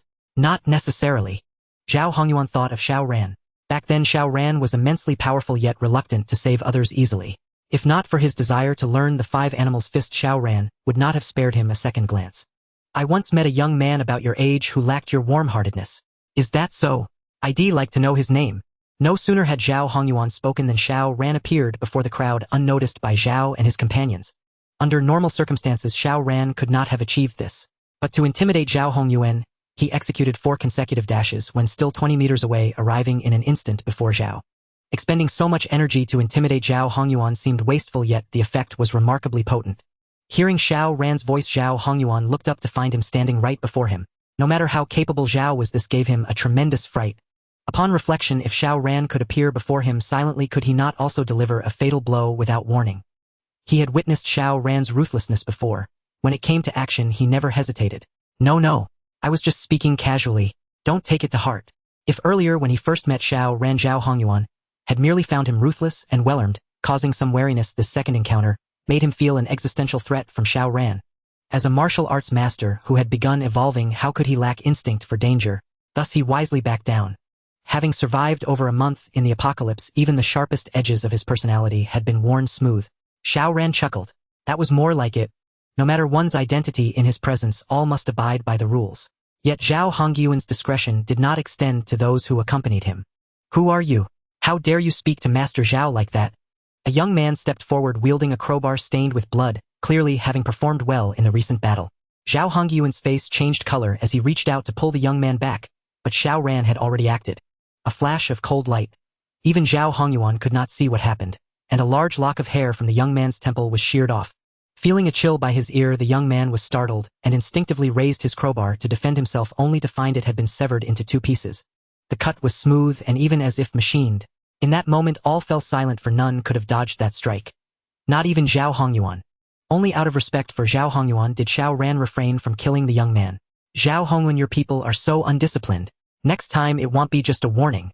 Zhao Hongyuan, also terrified, quickly pulled the young man back. He's young and inexperienced. Don't take it to heart. Xiao Ran gave a light laugh and did not press the issue further, for in his eyes the impulsive young man was utterly insignificant. Last time you asked me to find a suitable successor. I have found one. Chun, and come here. This is Master Zhao Hongyuan, whom I told you about. I learned the 5 animals fist from him. Now that you've found the true master, come and pay your respects as a disciple. When Zhao Hongyuan heard that Xiao Ran had found him a suitable successor, his first thought was one of delight. He knew Xiao Ran's standards were high, and someone who caught his eye must be commendable. He could assess the candidate before deciding whether to accept them as a disciple. But who could have anticipated that Xiao Ran would bypass him entirely and directly have Chun and pay homage as a disciple? What was the meaning of this? Did Xiao Ran's decree that Chun and become his disciple mean he had to accept it unconditionally? A disciple-paying ceremony. Shouldn't it require the master's consent? Who did Xiao Ran think he was? Yet recalling how Xiao Ran had suddenly appeared before him, cleaving a crowbar in two and shaving off the young man's sideburn with a single blade stroke, it seemed Xiao Ran was disciplining the youth, but in hindsight, wasn't he also giving Zhao Hongyuan a veiled threat? In the time they'd been apart, Xiao Ran had grown so formidable. Did Zhao Hongyuan even have the right to refuse? If he dared to reject, he might escape unscathed, but those who came with him would likely suffer. Given Xiao Ran's ruthless nature, such an outcome was all too plausible. In that moment, Zhao Hongyuan regretted ever passing on the 5 animals fist to Xiao Ran. Why had he been so foolish as to ask Xiao Ran to find him a worthy successor? Hadn't he practically handed Xiao Ran a perfect pretext? Within seconds, Zhao Hongyuan grasped the crux of the matter and adjusted his mindset accordingly. Is that so? Then I must take a good look. Is the Chun and you speak of the young man who rushed out to save us earlier? Chun and heard Xiao Ran's voice and approached Zhao Hongyuan. Before stepping out, Xiao Ran had made it clear to obtain the complete inheritance of the 5 animals fist, the best course was to formally become Zhao Hongyuan's disciple. Though the notion of becoming a disciple felt foreign and distant to Chen, and the thought of accelerating his cultivation of the 5 animals fist, rapidly enhancing his strength, and even awakening sooner, left him with no hesitation. In the apocalypse, strength reigns supreme. All else is secondary. Only with formidable power could he protect his family. Thus Chun and agreed without much deliberation. After Xiao Ran laid the groundwork, he dropped to his knees with a thud. Disciple Chun and pays respects to master. Zhao Hongyuan's face lit up with joy. Rise. In times like these, let's dispense with formalities. The moment I saw you, I knew you possessed extraordinary bone structure and a natural talent for martial arts. Even if you hadn't spoken, I would have passed on the 5 animals fist to you. Brother Xiao Ran, you've truly found me an excellent disciple this time. Zhao Hongyuan, as shrewd as an old fox, figured that if everyone was putting on a show, why not play along? After all, from what he knew of Xiao Ran, cooperating would bring its own rewards. As for the rule against passing sect teachings to outsiders, he had already broken that rule by teaching Xiao Ran. What difference would one more transgression make? Besides, even if he refused to take Chen, and as a disciple, would Xiao Ran refrain from passing on the 5 animals fist to him? When Chen and made his move earlier, Zhao Hongyuan had observed him closely. In every gesture, Chen and already bore traces of the bear form's characteristics. In other words, Chen and had begun cultivating the 5 animals fist before Zhao Hongyuan's arrival. His insistence on tradition meant nothing in the face of Xiao Ran. Yet Zhao Hongyuan's reaction stirred discontent among the convoy's younger members. As a martial arts master with formidable combat prowess, many young people in the convoy had sought to become his disciple and learn the five animals fist. After all, mastering an extra skill meant a greater chance of survival. But Zhao Hongyuan had refused, everyone citing the rule of not passing teachings to outsiders. Now Chen had come and paid homage, and Zhao Hongyuan accepted him with evident delight. How could those who had longed for such an opportunity accept this? They were indignant. Why should Chen receive the treatment they had dreamed of? Yet with Xiao Ran standing by Chen aside, and the memory of his uncanny blade work fresh in their minds, they chose prudence. After all, Xiao Ran had warned that anyone who dared stir trouble again would face more than a mere warning. Xiao Ran was pleased with Zhao Hongyuan's attitude. It seemed the man had weathered many trials and grown far more pragmatic. Since you're satisfied, begin teaching him the five animals fist. Chen voiced the issues you've encountered in your training. Master Zhao Hongyuan will surely resolve them. Zhao Hongyuan felt as if he were being pushed onto a stage against his will, yet he had no choice but to comply. Wait, let me prepare. He called over a few people from behind and gave some instructions. Soon the entire convoy began to move. They were on an open patch of ground which Zhao Hongyuan deemed dangerous. If a horde of zombies attacked again, they might not withstand it. He could teach Chen and the five animals fist here, but the convoy needed to relocate. Whether his precaution was against zombies or Xiao Ran was irrelevant to the latter. Soon the convoy departed, but two young men stayed behind. Since he was teaching anyway, he might as well select two from the convoy to learn the five animals fist. Though Zhao Hongyuan genuinely believed these two lacked talent, he had to do this to appease the others in the convoy. Otherwise, how would he explain his actions upon returning? That he'd rather pass the five animals fist to an outsider than to his comrades who had fought alongside him. A lack of talent didn't matter. With diligent practice and his guidance, they might still achieve something respectable. Xiao Ran paid no heed to Zhao Hongyuan's petty schemes. His true aim in having Chen become a disciple was to have Zhao Hongyuan meticulously explain the cultivation and initiation of the crane form. Thus, once Zhao Hongyuan was ready, Xiao Ran made no effort to leave. Instead, he watched with anticipation. Cultivating through self-exploration and under guidance were entirely different experiences. Through Zhao Hongyuan's explanations, Xiao Ran could identify flaws in his own practice and further elevate his combat prowess. Seeing Xiao Ran like this, Zhao Hongyuan could only sigh inwardly and grumble to himself. This time with Chen as the disciple and Xiao Ran backing him, Zhao Hongyuan had to prioritize Chen's concerns and address his doubts in cultivation. Chen, aware of the rare opportunity, promptly laid out all the issues he had encountered while practicing the five animals fist, focusing mainly on the bear form. From Chen's questions, Zhao Hongyuan could tell he had been diligently training and had made tangible progress. The resentment in his heart gradually dissipated. After all, his true wish was to see the five animals fist passed down. How it was transmitted no longer mattered. As for the two young men from the convoy, they understood nothing and could only stand by, utterly bewildered. After spending some time together, Zhao Hongyuan grew quite satisfied with Chen, and not only because Chen possessed a certain talent and practiced the five animal exercises with exceptional diligence, refusing to slack off in the slightest, but also because he could discern that Chen was different from Xiao Ran. Xiao Ran's coldness emanated from within, a true reflection of his inner self, whereas Chen's coldness was more of a deliberate facade. In reality, his heart still retained warmth. Thus Zhao Hongyuan hoped that practicing the five animal exercises would awaken the chivalrous spirit deep within Chen's heart, preventing him from following Xiao Ran down a path of no return. An hour later, Zhao Hongyuan had addressed all of Chen's questions regarding the bear form practice. Chen felt greatly enlightened and began to cultivate according to Zhao Hongyuan's guidance. Seizing this opportunity, Zhao Hongyuan started to teach the five animal exercises to the two young men who had come from the convoy. Unfortunately, these two lacked talent and had no prior exposure to the five animal exercises. They couldn't even remember the basic movement essentials, let alone practice them. Seeing this, Zhao Hongyuan grew anxious. Xiao Ran let out a cold snort. Don't waste your time on these useless fellows. Let's make another trade. They'll give you some supplies and you tell me the key points of the bird form practice. Who are you calling useless? One of the young men retorted on the spot, unable to bear the insult. Are you not useless? Xiao Ran's tone was dismissive, showing no regard for the other. Zhao Hongyuan quickly pulled him back. Xiao Sun, don't be impulsive. Xiao Sun glared hatefully at Xiao Ran but ultimately held back. Xiao Ran couldn't be bothered with Xiao Sun and casually took off his backpack, tossing it to the ground. These are yours. Zhao Hongyuan's eyes flickered as he opened the backpack. It was full of canned fish. Even before opening a can, Zhao Hongyuan could almost smell the aroma of fish, and he couldn't help but swallow. It had been over a month since the disaster struck. Not only had he not eaten meat or fish, but even having a full stomach was rare. Now seeing so many cans of fish, how could he not be tempted? Xiao Sun and the other young man felt the same, their eyes filled with anticipation and longing. Zhao Hongyuan quickly sealed the backpack, fully aware of how much envy these items could provoke. Xiao Ran claimed these were all for him, but could he truly keep them for himself? With so many people in the convoy, once he brought the backpack back, the canned fish would surely be divided, especially since Xiao Sun and the other had already seen them. At that moment, Zhao Hongyuan's heart wavered with conflict. He actually began to think that Xiao Ran's previous actions might have been somewhat justified. When he had nothing, he could stand on the moral high ground and accuse Xiao Ran of selfishness and lack of compassion. But now, holding a backpack full of canned fish and realizing these precious items would soon no longer be his, a pang of pain struck his heart. These were more valuable than gold. Xiao Ran coughed twice. Master Zhao Hongyuan, we can begin.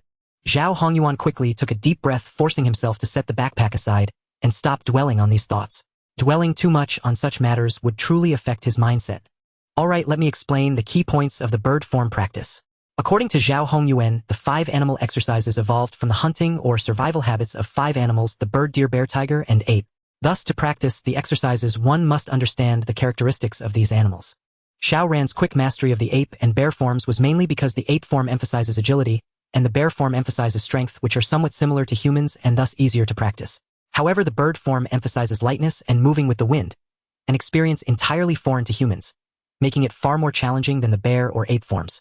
When Zhao Hongyuan first practiced the bird form, he spent half a year observing the flight paths and movements of birds in the sky. Through observation, he imagined himself as a bird and then practiced the form, barely achieving a basic level. Even though Zhao Hongyuan had practiced the 5 animal exercises for over 30 years, his proficiency in the bird form was merely at an expert level. Apart from the bird form, the deer form also posed some difficulty, but since Xiao Ran had not yet reached that form, Zhao Hongyuan only briefly mentioned it. After listening to Zhao Hongyuan's explanation, Xiao Ran fell into thought. Perhaps he truly needed to imagine himself as a bird. Only by genuinely experiencing the sensation of a bird soaring freely in the sky could he grasp the essence of the bird form. But he was human. How could he possibly soar through the air?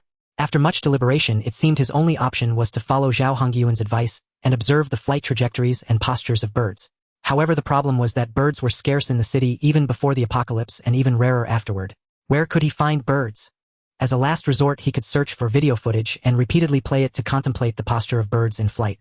In addition, Zhao Hongyuan personally demonstrated the bird form several times for Xiao Ran, which did yield some insights. Unknowingly, 3 hours had passed and it was noon. Xiao Ran asked Zhao Hongyuan to pause. He and Chen needed to return for lunch and would continue afterward. Zhao Hongyuan smiled bitterly.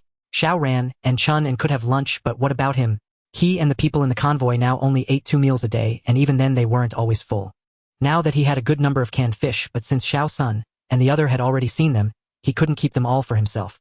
He could only offer suggestions on how to distribute the fish, not make the final decision. After Xiao Ran and Chen left, Xiao Sun and the other young man quickly approached Zhao Hongyuan. Master, can we have lunch too? Even someone as capable as Zhao Hongyuan dared not claim he could eat his fill, let alone the 2 of them. Being older and more perceptive, Zhao Hongyuan chose not to indulge alone at this moment. Eating alone might be satisfying, but being discovered would be awkward. Awkwardness was trivial before the disaster people would forget in a few days. But in the apocalypse, it could easily morph into other emotions. Jealousy, even hatred. Why should you get to eat alone? Those things belong to us. How dare you eat them without permission? You ate my share and I won't let it go. With this helplessness, Zhao Hongyuan picked up the backpack and led Xiao Sun and the other back to the convoy. At this moment, no one knew what was going through Zhao Hongyuan's mind, nor whether today's events would have any impact on his future. Before returning to the bomb shelter, Xiao Ran picked up the evolved zombie he had pinned to the ground with a steel spike. That's right, pinned to the ground. Since both Xiao Ran and Chen had left the shelter, how could they possibly leave the evolved zombie inside? The evolved zombie possessed a high level of intelligence. If it were to cause any trouble inside, Xiao Ran might suffer the consequences. Thus, the best course of action was to bring it out and keep it under control. The evolved zombie, aware that its abilities were no match for Xiao Ran, chose to cooperate obediently. Even though Xiao Ran had pinned it to the ground, it dared not utter a single complaint, let alone resist. Yet even so, after bringing the evolved zombie back, Xiao Ran showed no mercy and launched an attack on it. The Tang saber was incredibly sharp, and Xiao Ran held nothing back, forcing the evolved zombie to hastily summon its mental energy to defend itself. After a dozen exchanges, the evolved zombie was on the verge of collapse before Xiao Ran finally stopped. He would not rest easy until the evolved zombie's internal energy was completely drained. Chen, in observing Xiao Ran's treatment of the evolved zombie, was not surprised in the least. Instead, he gained a deeper appreciation for the zombie's strength. He knew all too well how sharp Xiao Ran's Tang saber was and how immense his strength was. The fact that the evolved zombie could use its mental energy to block Xiao Ran's attacks was a testament to its formidable power. If not for Xiao Ran's presence, the evolved zombie could have easily killed him. Even with Zhao Hongyuan and the others, they would have stood no chance against it. Hurry up and eat. After the meal, you'll continue learning the 5 animals fist from Zhao Hongyuan. We won't let them leave for the next few days. You need to find a way to extract everything Zhao Hongyuan knows. Chunin chuckled. Isn't this a bit too much? Too much. Xiao Ran snorted coldly. Don't be fooled by Zhao Hongyuan. He's a sly old fox now. Otherwise, why would he have changed his expression so quickly when he saw me? Also, in warning, you don't harbor any sympathy for Zhao Hongyuan's group. There are too many of them. With so many people, you get all sorts. Today's just the first contact, and you might not see it yet, but in a few days you'll understand. We're eating well and sleeping well here. Do you think they're not jealous? Before they turn on us, you need to squeeze every bit of value out of Zhao Hongyuan. Do you understand? Chunin nodded, then asked, if things go south, would you kill them all? Xiao Ran let out a soft chuckle, offering no reply. The question needed no answer. Xiao Ran was not one to flip the table after a meal, but if anyone dared to covet the bomb shelter or his hoarded supplies, they could not blame him for showing no mercy. Today he gave face to Zhao Hongyuan, but he held back. Once Zhao Hongyuan had outlived his usefulness, why should he continue to show him any respect? While Xiao Ran and Chen and feasted heartily, Zhao Hongyuan returned to the convoy with a backpack full of fish cans, only to find himself unable to rejoice. For one thing, the fish cans he brought back were distributed equally among everyone. He had put in so much effort to obtain those fish cans, yet, when it came to deciding how to divide them, no one was willing to speak up for him. Even if they had given him just one extra can, he might not have felt this way. But they didn't. Everyone was only concerned with their own interests, ignoring his feelings. Of course, Zhao Hongyuan was a traditional martial arts master with a chivalrous heart. He was displeased but didn't show it. What truly worried him was the reaction of the convoy members when they saw the fish cans. Fish cans? Xiao Ran actually has such good stuff. I say this little bit is nothing to Xiao Ran. He must have even better things, otherwise why would he casually give us so many fish cans? Makes sense. He's so powerful with guns and grenades, zombies are nothing to him. He can have whatever he wants. What are a few fish cans? How about we go to Xiao Ran? He has so much stuff, why can't he share some with us? Exactly, why can't he give us some? Doesn't he see we can't even get enough to eat? Let's all go together. I don't believe he can stand against so many of us. If he has any conscience, he won't let us starve. Let's go. All of us. Many had already devoured their fish cans, feeling refreshed. Hearing the suggestion and thinking of the delicious cans, they suddenly found Xiao Ran's Tang Saber not so terrifying. No matter how formidable he was just one man. They had numbers, vehicles, and Zhao Hongyuan. Why should they be afraid? If anything, Xiao Ran should be the one fearing them. Seeing the crowd's reaction, Zhao Hongyuan quickly stood up. Stop. No one is going anywhere. Are they out of their minds? If it were anyone else hoarding so many supplies, Zhao Hongyuan might have joined in to see if he could get a share. But recalling Xiao Ran's ruthless methods, he dared not entertain such thoughts. Why can't we go? Sun Fu stepped forward. He held considerable sway in the convoy, and the apprentice Zhao Hongyuan had just taken Little Sun was Sun Fu's son. In truth, Little Sun had no talent, but Zhao Hongyuan had taken him on to save face for Sun Fu.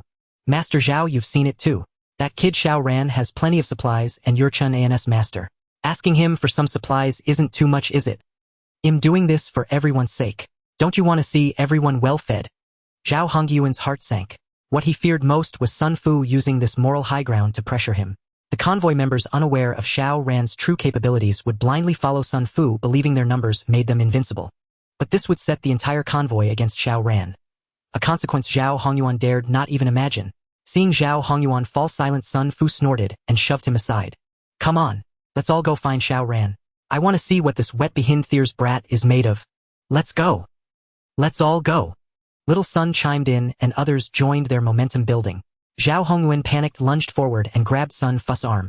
Sun Fu, are you trying to get everyone killed? Me? Get everyone killed? Sun Fu laughed. Zhao Hongyuan, do you even know what you're saying? I'm leading everyone to claim what's rightfully ours. Why are you stopping us? Zhao Hongyuan was furious. Those were Xiao Ran's possessions. How had they become rightfully ours? Seeing Sun Fu about to lead the group out, he couldn't help but shout. Can any of you block Xiao Ran's guns and grenades? Sun Fu suddenly halted, finally recalling that Xiao Ran possessed a gun and grenades. No matter how many of them there were, facing firearms and grenades meant certain death. At this moment, Sun Fu finally calmed down. Master Zhao, what do you suggest we do? Zhao Hongyuan shook his head.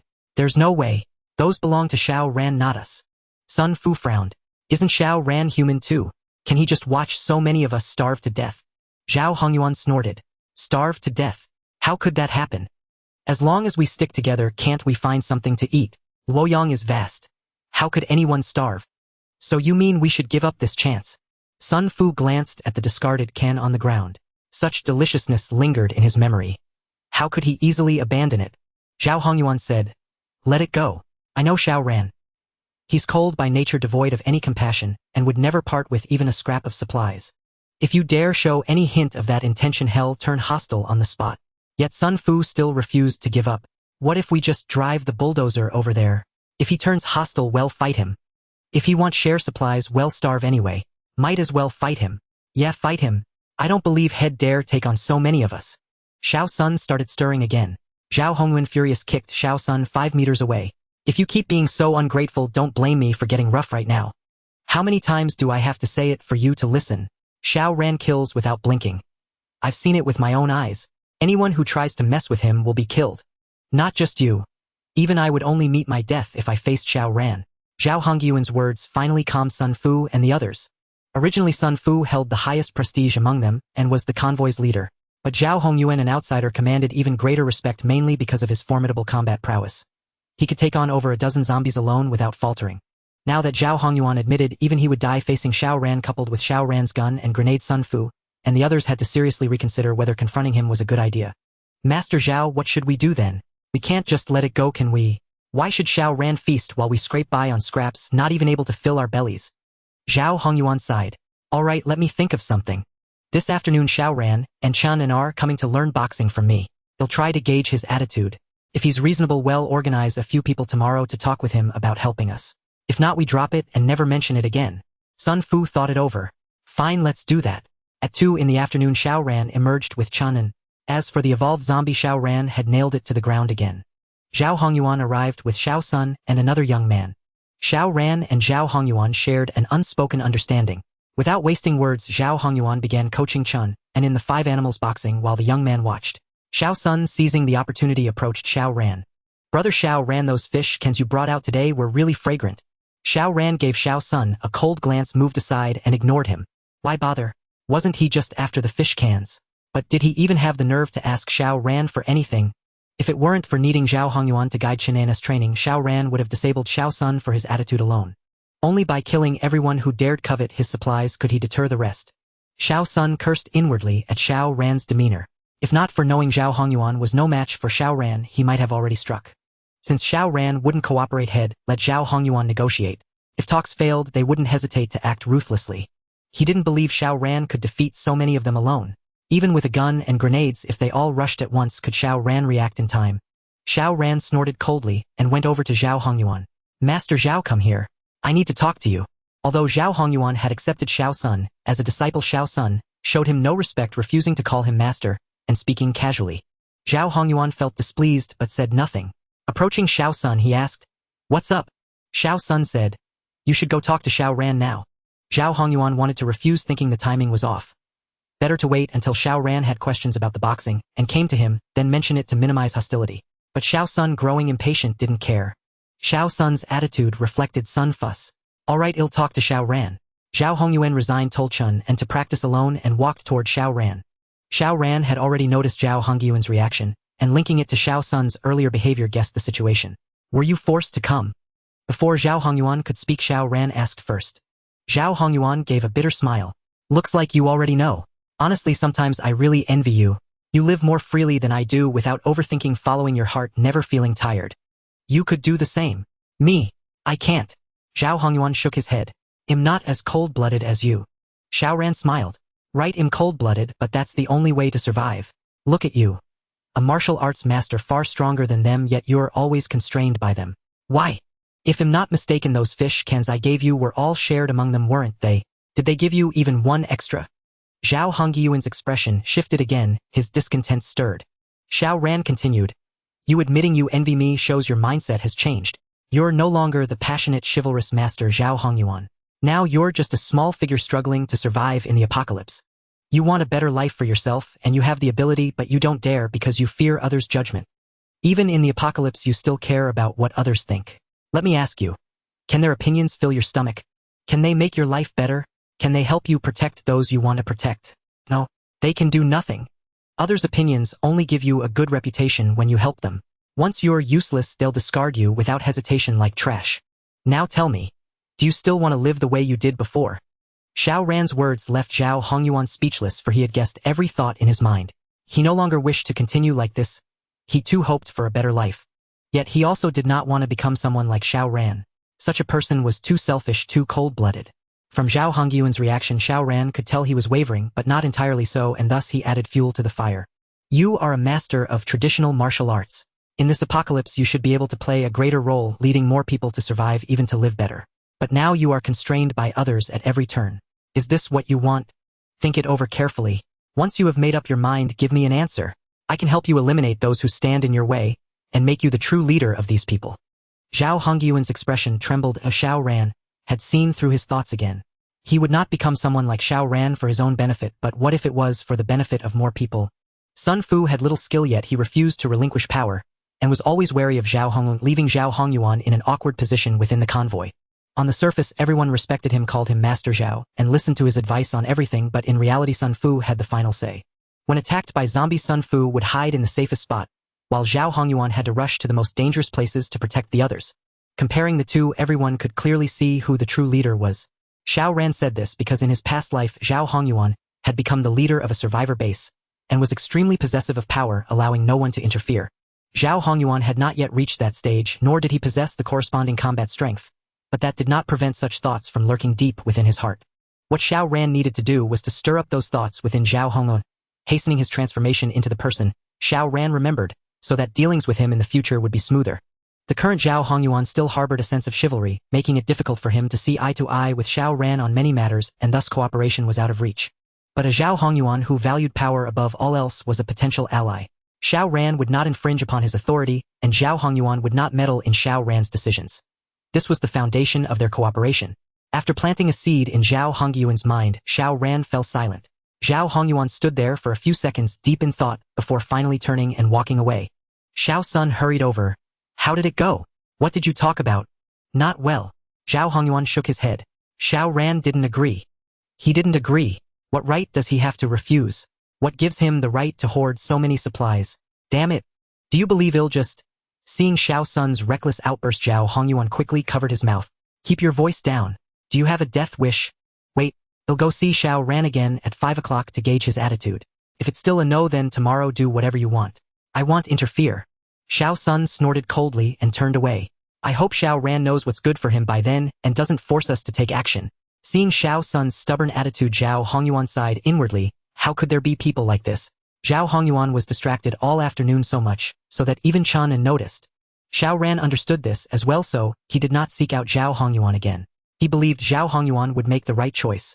No capable person willingly remains subordinate to others, and Zhao Hongyuan was no exception. The fact that Zhao Hongyuan had not yet made such a decision today was not because he could suppress his inner desires, but because the external stimuli were insufficient. Sure enough, by 4:30, 2 more people came from the convoy specifically looking for Zhao Hongyuan. Zhao Hongyuan's expression darkened after meeting them, for these two were sent by Sun Fu to pressure him into confronting Xiao Ran immediately. Their words carried a threatening tone, as if they held no regard for the martial arts master. If even Sun Fu's underlings behaved this way, what must Sun Fu himself think? Perhaps in Sun Fu's eyes he was merely a hired thug. Just as Xiao Ran had said, as long as he could fight the zombies, Sun Fu treated him with courtesy. But once he became useless, he would surely be discarded like trash. So why should he continue striving for such people? If he truly wanted to protect more people, why couldn't he make everyone in the convoy follow his lead? He believed in his own abilities and even more in the moral boundaries deep within his heart. If he were in charge, he would certainly do a better job than Sun Fu. Once such a thought emerged, it could no longer be suppressed. After sending away the 2 men sent by Sun Fu, Zhao Hongyuan took the initiative to visit Xiao Ran. He had no choice. Sun Fu had given the order, and he had to comply or he wouldn't be able to explain himself back at the convoy. Xiao Ran did not ask what the 2 men sent by Sun Fu had said. He simply asked, "Have you made up your mind? If you have, speak. If not, don't say a word." With just that one sentence, all the prepared words Zhao Hongyuan had in mind were swept away. After a long silence, he finally spoke. "Are you really going to help me?" Xiao Ran smiled. "The 5 animals fist has 5 forms. I've only mastered 2 so far and am stuck on the crane form. The tiger and deer forms are still ahead. Who's to say my training will go smoothly?" Zhao Hongyuan nodded. Xiao Ran indeed had this need, so keeping him alive aligned with Xiao Ran's interests. And if Xiao Ran took the initiative to help him, it meant Zhao Hongyuan owed him a favor which would have to be repaid in the future. Alright, Sun Fu and his people are too greedy. They divided up all the canned fish you gave me, and want you to hand over even more supplies. They originally planned to come directly to you, but I stopped them. You shouldn't have stopped them. I know, but at the time I didn't want to see them walk to their deaths. And now. Zhao Hongyuan chuckled bitterly. Does my opinion still matter? Sun Fu just sent someone to pressure me again. He insists I confront you. Don't give me that. Let me tell you, if you want to live long, don't play these little games with me. Xiao Ran dismissed Zhao Hongyuan's excuses with contempt. Your intentions are what matter most, your abilities are merely a tool. Now you're telling me you were forced. Are you joking? Zhao Hongyuan forced a bitter smile, then quickly composed himself. Fine, I admit it. I want to be the leader of those people. But as long as Sun Fu is around, I can't, even though I'm stronger than him. Only under my leadership can they survive. Following Sun Fu, they're all going to die. Xiao Ran nodded. This was the attitude he wanted from Zhao Hongyuan. Good. Tomorrow have Sun Fu bring his trusted men to negotiate with me. He'll take care of them. Then he'll come looking for trouble with your group. You know what to do then, don't you? Zhao Hongyuan stared at Xiao Ran for several seconds before finally nodding and turning away. Xiao Ran was no master manipulator. He simply knew what kind of man Zhao Hongyuan had been in his past life and thus made such arrangements. Returning to the bomb shelter, Xiao Ran as usual first slashed the evolved zombie dozens of times, depleting all the energy within its body, before beginning to cultivate the bird form. Though he had barely cultivated all day, he had been observing Zhao Hongyuan instruct Chun and had still gained insights. Now back in the shelter, it was the perfect time to cultivate and digest these gains. Chun and with Zhao Hongyuan's guidance, had finally cultivated the bear form to the beginner level. The reason he achieved this in mere days was not due to exceptional talent or the significance of Zhao's guidance, but primarily because Chun and had begun to evolve. His physical constitution was constantly improving, making it slightly easier for him to master the bear form compared to an ordinary person. Had it been before the disaster struck, mastering the bear form would have taken Chun and at least 2 to 3 months of practice. Zhao Hongyuan returned to the convoy, and Sun Fu immediately had his men surround him. Master Zhao, how did your talk with Xiao Ran go? Zhao Hongyuan had already discussed the strategy with Xiao Ran, and now knew exactly what to do. Not well. Xiao Ran still refuses. He says those items were bought by him and have nothing to do with us. If it weren't for the fact that I can still teach him the 5 animals fist, he would have turned against me today. Humph. Useless. Sun Fu no longer showed Zhao any respect. You can't even handle such a trivial matter. You've disappointed us all. All of us were counting on those canned fish to fill our stomachs. Now you've come back empty-handed. Tell me, how am I supposed to explain this to everyone? Despite Zhao Hongyuan's forbearance and good temper, he was infuriated by Sun Fu's words. How had he never noticed before how shameless Sun Fu could be? Could following such a man lead to a good life? Even if he possessed immense skills, what use would they be? Fortunately, he had already made the right decision. I've exhausted all options. Tomorrow you go and negotiate with Xiao Ran yourself. Me? Negotiate with Xiao Ran? Sun Fu's expression shifted. Didn't you say Xiao Ran has guns and grenades? Are you sending me to my death? Zhao Hongyuan sneered, suddenly raising his voice. Then what do you suggest? You want the canned fish, but you're unwilling to take any action yourself. Do you expect to get something for nothing? Although shielded by Sun Fu's men, Zhao Hongyuan still held considerable prestige in the convoy. His return had drawn attention, and his raised voice now captured everyone's focus. Sun Fu felt humiliated and argued back.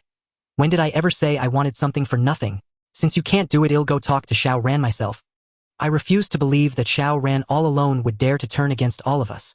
Little Sun, who also harbored resentment toward Xiao Ran, quickly chimed in. That's right. Tomorrow we'll all go to him. I want to see just how ruthless this man can be. Yes.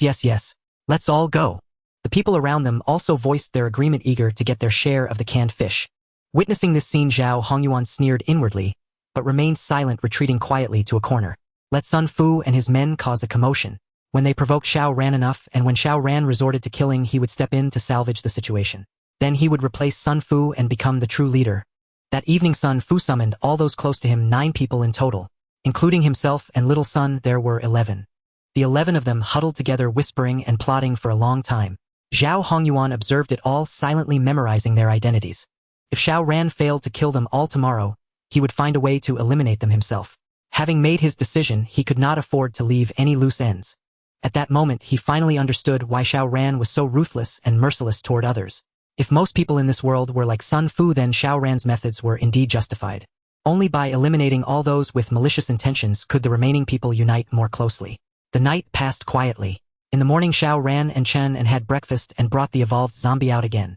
Poor evolved zombie. Though it had been well behaved, it was nailed to the ground for the third time. Before setting out, Xiao Ran informed Chen and of his agreement with Zhao Hongyuan, ensuring that Chen and would not be caught off guard when he made his move. Chen and was visibly stunned by the news. He hadn't expected Zhao Hongyuan to discuss such a major matter with Xiao Ran so quickly without him knowing anything about it. So are you really going to deal with Sun Fu and his men? Of course. Those canned fish are the catalyst. Xiao Ran explained, originally I gave Zhao Hongyuan those canned fish as part of our deal, but instead of showing gratitude, Sun Fu took them all and distributed them. Not only did Zhao Hongyuan receive no special treatment, but they now want even more from me. No, not take but rob under the guise of moral righteousness. They preach benevolence and righteousness while acting like bandits. Tell me, don't such people deserve to die? If they truly intend to rob you of your stockpiled supplies, then yes, they deserve to die. Unknowingly, Chen-An's mindset had also begun to shift. In the past, he might have pitted Sun Fu and his men, even urging Xiao Ran to help them. But after experiencing so much and seeing the true faces of Sun Fu and his cronies, he no longer felt that Xiao Ran's actions were excessive. Good.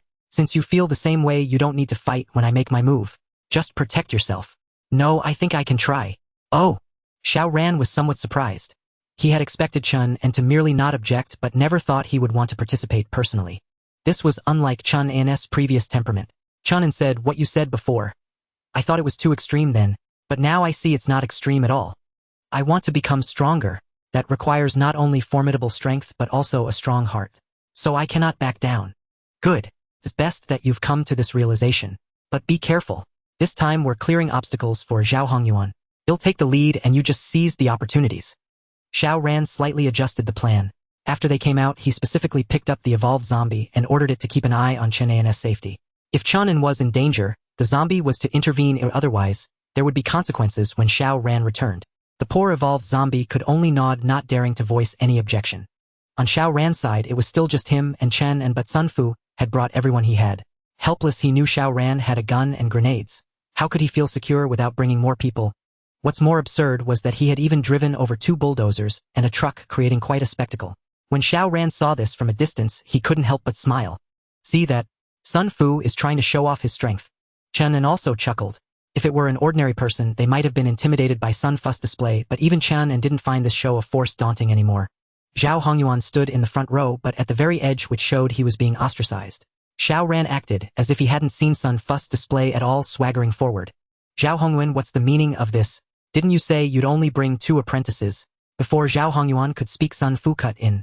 Brother Xiao Ran, I've come to discuss something with you. Who do you think you are? Did I give you permission to speak? Xiao Ran showed Sun Fu no respect, snapping back immediately. Sun Fu, humiliated, looked discomfited until his son Xiao Sun stepped forward. And who do you think you are, daring to speak to my father like that? Bang! Before Xiao Sun could finish, Xiao Ran had already acted. This time he used a pistol. Though less powerful at such close range, it was enough to kill Xiao Sun. A blood hole appeared in Xiao Sun's forehead, and his body slowly crumpled. He had never imagined Xiao Ran would be so ruthless, not giving him even a moment's chance. The gunshot silenced everyone. Apart from Zhao Hongyuan and Chen, and none could believe Xiao Ran had actually resorted to violence over a mere verbal clash. In truth, Xiao Ran had long harbored resentment toward Xiao Sun, who had insulted him the day before, today daring to jump out again. Did he think Xiao Ran wouldn't act? My son. Sun Fu, stunned for 2 seconds, rushed to his son's corpse, wailing loudly, then lifted his head, glaring at Xiao Ran. You actually, bang, another shot. But this time Xiao Ran didn't kill Sun Fu outright. With masterful marksmanship, the bullet entered Sun Fu's left cheek and exited through the right. That shot left Sun Fu speechless. Though he had brought many men, and even 3 vehicles to bolster his presence, after 2 shots from Xiao Ran their momentum vanished instantly. At that moment they recalled Zhao Hongyuan's earlier words. Xiao Ran was merciless, cold-blooded, and formidable. Even Zhao Hongyuan would be doomed facing him. These people were no match for Xiao Ran. They hadn't believed it before, but now they had no choice. For one thing, Xiao Ran's godlike marksmanship alone was beyond their ability to resist. Anyone who dared charge forward now would surely die. Xiao Ran, unflinching, asked, anyone else have something to say? The crowd fell silent, not daring to make a sound. Apart from Sun Fu's wails, the scene was quiet. Xiao Ran snorted coldly, weren't you after my supplies? Why are you afraid to speak now? I made it clear yesterday, no one is to covet what's mine. Did you all take my words for wind? The crowd remained silent. Xiao Ran sneered, tossing his backpack forward. revealing cans of fish inside. Isn't this what you wanted? Simple, whoever tells me how many people were with Sun Fu yesterday plotting against me gets a can of fish. The sight of the cans stirred the crowd, but no one dared step forward. Xiao Ran's earlier behavior had been too extreme. He fired at the slightest provocation. How could they know he wasn't baiting them out to kill them? The 9 who had conspired with Sun Fu and his son grew tense, sweating silently, warning those behind not to come forward. If they could just get through this, they swore they'd never trouble Xiao Ran again. But then Zhao Hongyuan stepped forward. I know. Is that so? Xiao Ran, seeing Zhao Hongyuan's eagerness to perform, decided to play along. Then tell me, who are they? Zhao Hongyuan took a few steps forward, adopting a posture of representing everyone. If I tell you, will you spare the others? Spare them? Why should I? Xiao Ran's tone was icy. They came with Sun Fu to rob me. You play the bandit and I'm supposed to forgive you. Dare to make conditions and he'll kill you right now. Zhao Hongyuan showed no fear, stepping forward again. With your temper, if you truly wanted me dead, you'd have acted already. Why waste words? I taught you the 5 animals boxing, you're far from mastering it. Would you dare kill me? Today's affair was entirely Sun Fu's doing. The others followed out of hunger and confusion. Deep down they disapproved of his methods. Xiao Ran snorted, clearly unconvinced by Zhao Hongyuan's reasoning. As for being tempted and coming along in a daze, Xiao Ran knew well that everyone who followed Sun Fu had become his lackeys, even if they didn't realize it yet. If not for the crowd, would Sun Fu have dared to challenge Xiao Ran? Zhao Hongyuan cursed inwardly. Hadn't Xiao Ran agreed to cooperate? Why was he dropping the ball at the critical moment? Resigned, Zhao Hongyuan added, Brother Xiao Ran, I know you're angry. How about this? Ill name everyone who conspired with Sun Fu against you. In the future, whenever you're stuck with the 5 animals boxing, you can ask me freely. I'll share all I know. Besides, we all owe you a favor. If there's ever something you'd rather not handle yourself, come to us. They'll make sure it's done. Xiao Ran's expression softened slightly. Such terms were acceptable. At least he wouldn't lose out. Moreover, if he granted Zhao Hongyuan face too easily and let the others off, they might later see through the ruse. Since they were putting on an act, it had to be convincing. How could it work without making Zhao Hongyuan pay a price? At least you're showing some sincerity. Xiao Ran felt it was sufficient, as there was nothing valuable on Zhao Hongyuan. The only gain was making Zhao Hongyuan owe him a favor. Once Zhao Hongyuan became the leader of the convoy and established a new survivor base, with his power steadily growing, this favor would prove useful. Alright, keep Sun Fu's men here and take the rest with you. After I've handled things, you can come back to teach Chun and the 5 animals boxing. Fine. Zhao Hongyuan quickly agreed, afraid that Xiao Ran might cause more trouble. Thus the 9 men who had conspired with Sun Fu against Xiao Ran the previous night were left behind. Though some tried to slip away with the others, Zhao Hongyuan remembered every one of them and pulled them out one by one. During this process, these men hurled insults at Zhao Hongyuan, completely forgetting that he had once saved their lives. Not only that, but even those Zhao Hongyuan was taking with him showed discontent, feeling that his actions were equivalent to betraying their own people. Xiao Ran only had a single pistol. Why were they so cowardly, lacking even the courage to resist? It wasn't until Xiao Ran suddenly struck, cleaving a cursing man in half with a blade, blood splattering through the air as the bisected man let out a harrowing scream, that they abruptly remembered. What difference did a single pistol make? The blade in Xiao Ran's hand was far more terrifying than any gun. Moreover, the seemingly obedient Chen, and had yesterday scared off hundreds of zombies with an assault rifle and a dozen grenades. Were such ruthless individuals truly something their mere dozens could contend with? The piercing screams invaded their ears, jangling their nerves, and the faint-hearted began to tremble. Seeing this, Zhao Hongyuan urgently shouted, "Don't look back. Those people brought this on themselves. They're not our kind." But no matter what Zhao Hongyuan said, his people couldn't help stealing glances at the scene. Once Xiao Ran made his move, how could the remaining 8 not know their fate? Yet don't forget, they had all fought zombies and weren't lacking in ferocity. Since Xiao Ran had no intention of letting them live, what more was there to say? Fight for their lives. So the 8 roared in unison and charged at Xiao Ran. At that moment, Zhao Hongyuan's people looked over and witnessed a horrifying sight they would never forget. 8 attacked from different directions. Theoretically, no matter how Xiao Ran reacted, he would be hit. But in reality, he handled it with ease. Xiao Ran's figure suddenly vanished, reappearing behind the 8 men. As their attacks missed, they discovered in terror that their bodies had been severed in 2. Another bisection, and this time 8 at once. This time not only the ordinary people with Zhao Hongyuan, but even Zhao Hongyuan himself was terrified. Despite his enhanced physique, years of martial arts training, and keen eyesight surpassing ordinary men, he couldn't even track Xiao Ran's movements. In his view, Xiao Ran vanished and reappeared, and then the 8 were bisected. How did he do it? The Tang broadsword in Xiao Ran's hand, though longer than usual, had its limits, and the 8 stood in a fan formation. Impossible for a single strike to reach them all. So what exactly happened? Could it be that Xiao Ran had moved to several positions and struck multiple times in an instant, his speed exceeding the limits of the naked eye, making it impossible to see? This was utterly terrifying. Zhao Hongyuan felt sweat trickling down his back. He had already overestimated Xiao Ran's strength, yet when Xiao Ran acted he was wrong again. If Zhao Hongyuan felt this way, the ordinary people with him were even more speechless with fear. In that moment only dread and relief remained in their hearts. They had once dared to oppose Xiao Ran. It was nothing short of seeking death. Against such an inhuman monster they wouldn't even know how they died. Thankfully Zhao Hongyuan had stepped up at the critical moment and spoken for them, otherwise they too would have been bisected and killed by Xiao Ran. Thinking of the agony of being cut in half, they couldn't help but shudder. Perhaps Xiao Ran hadn't expected that his experiment with the dash technique on these 8 would inadvertently help Zhao Hongyuan. Chun stood beside Xiao Ran watching him effortlessly bisect all 9 men and shrugged with an innocent expression. "Didn't you promise to let me get my hands dirty? Why did you kill them all?" In the distance, the evolved zombie pinned to the ground was also terrified. It had planned to escape when Xiao Ran wasn't looking, but after witnessing the power of his dash it abandoned that thought. Are you kidding? Could it run faster than Xiao Ran's dash? Could its psychic power rival the Tang broadsword in motion? When Xiao Ran had captured it, he clearly hadn't used his full strength. If he hadn't kept it alive for a purpose, it would have died then. As the saying goes, a wise man submits to circumstances. The evolved zombie, now highly intelligent, knew what to do and what not to. So it quickly activated its psychic power, pressing the steel spikes that had already loosened back down. Xiao Ran sheathed his Tang broadsword, ignoring the 9 wailing on the ground. These 9 wouldn't die anytime soon. This was Xiao Ran's special treatment.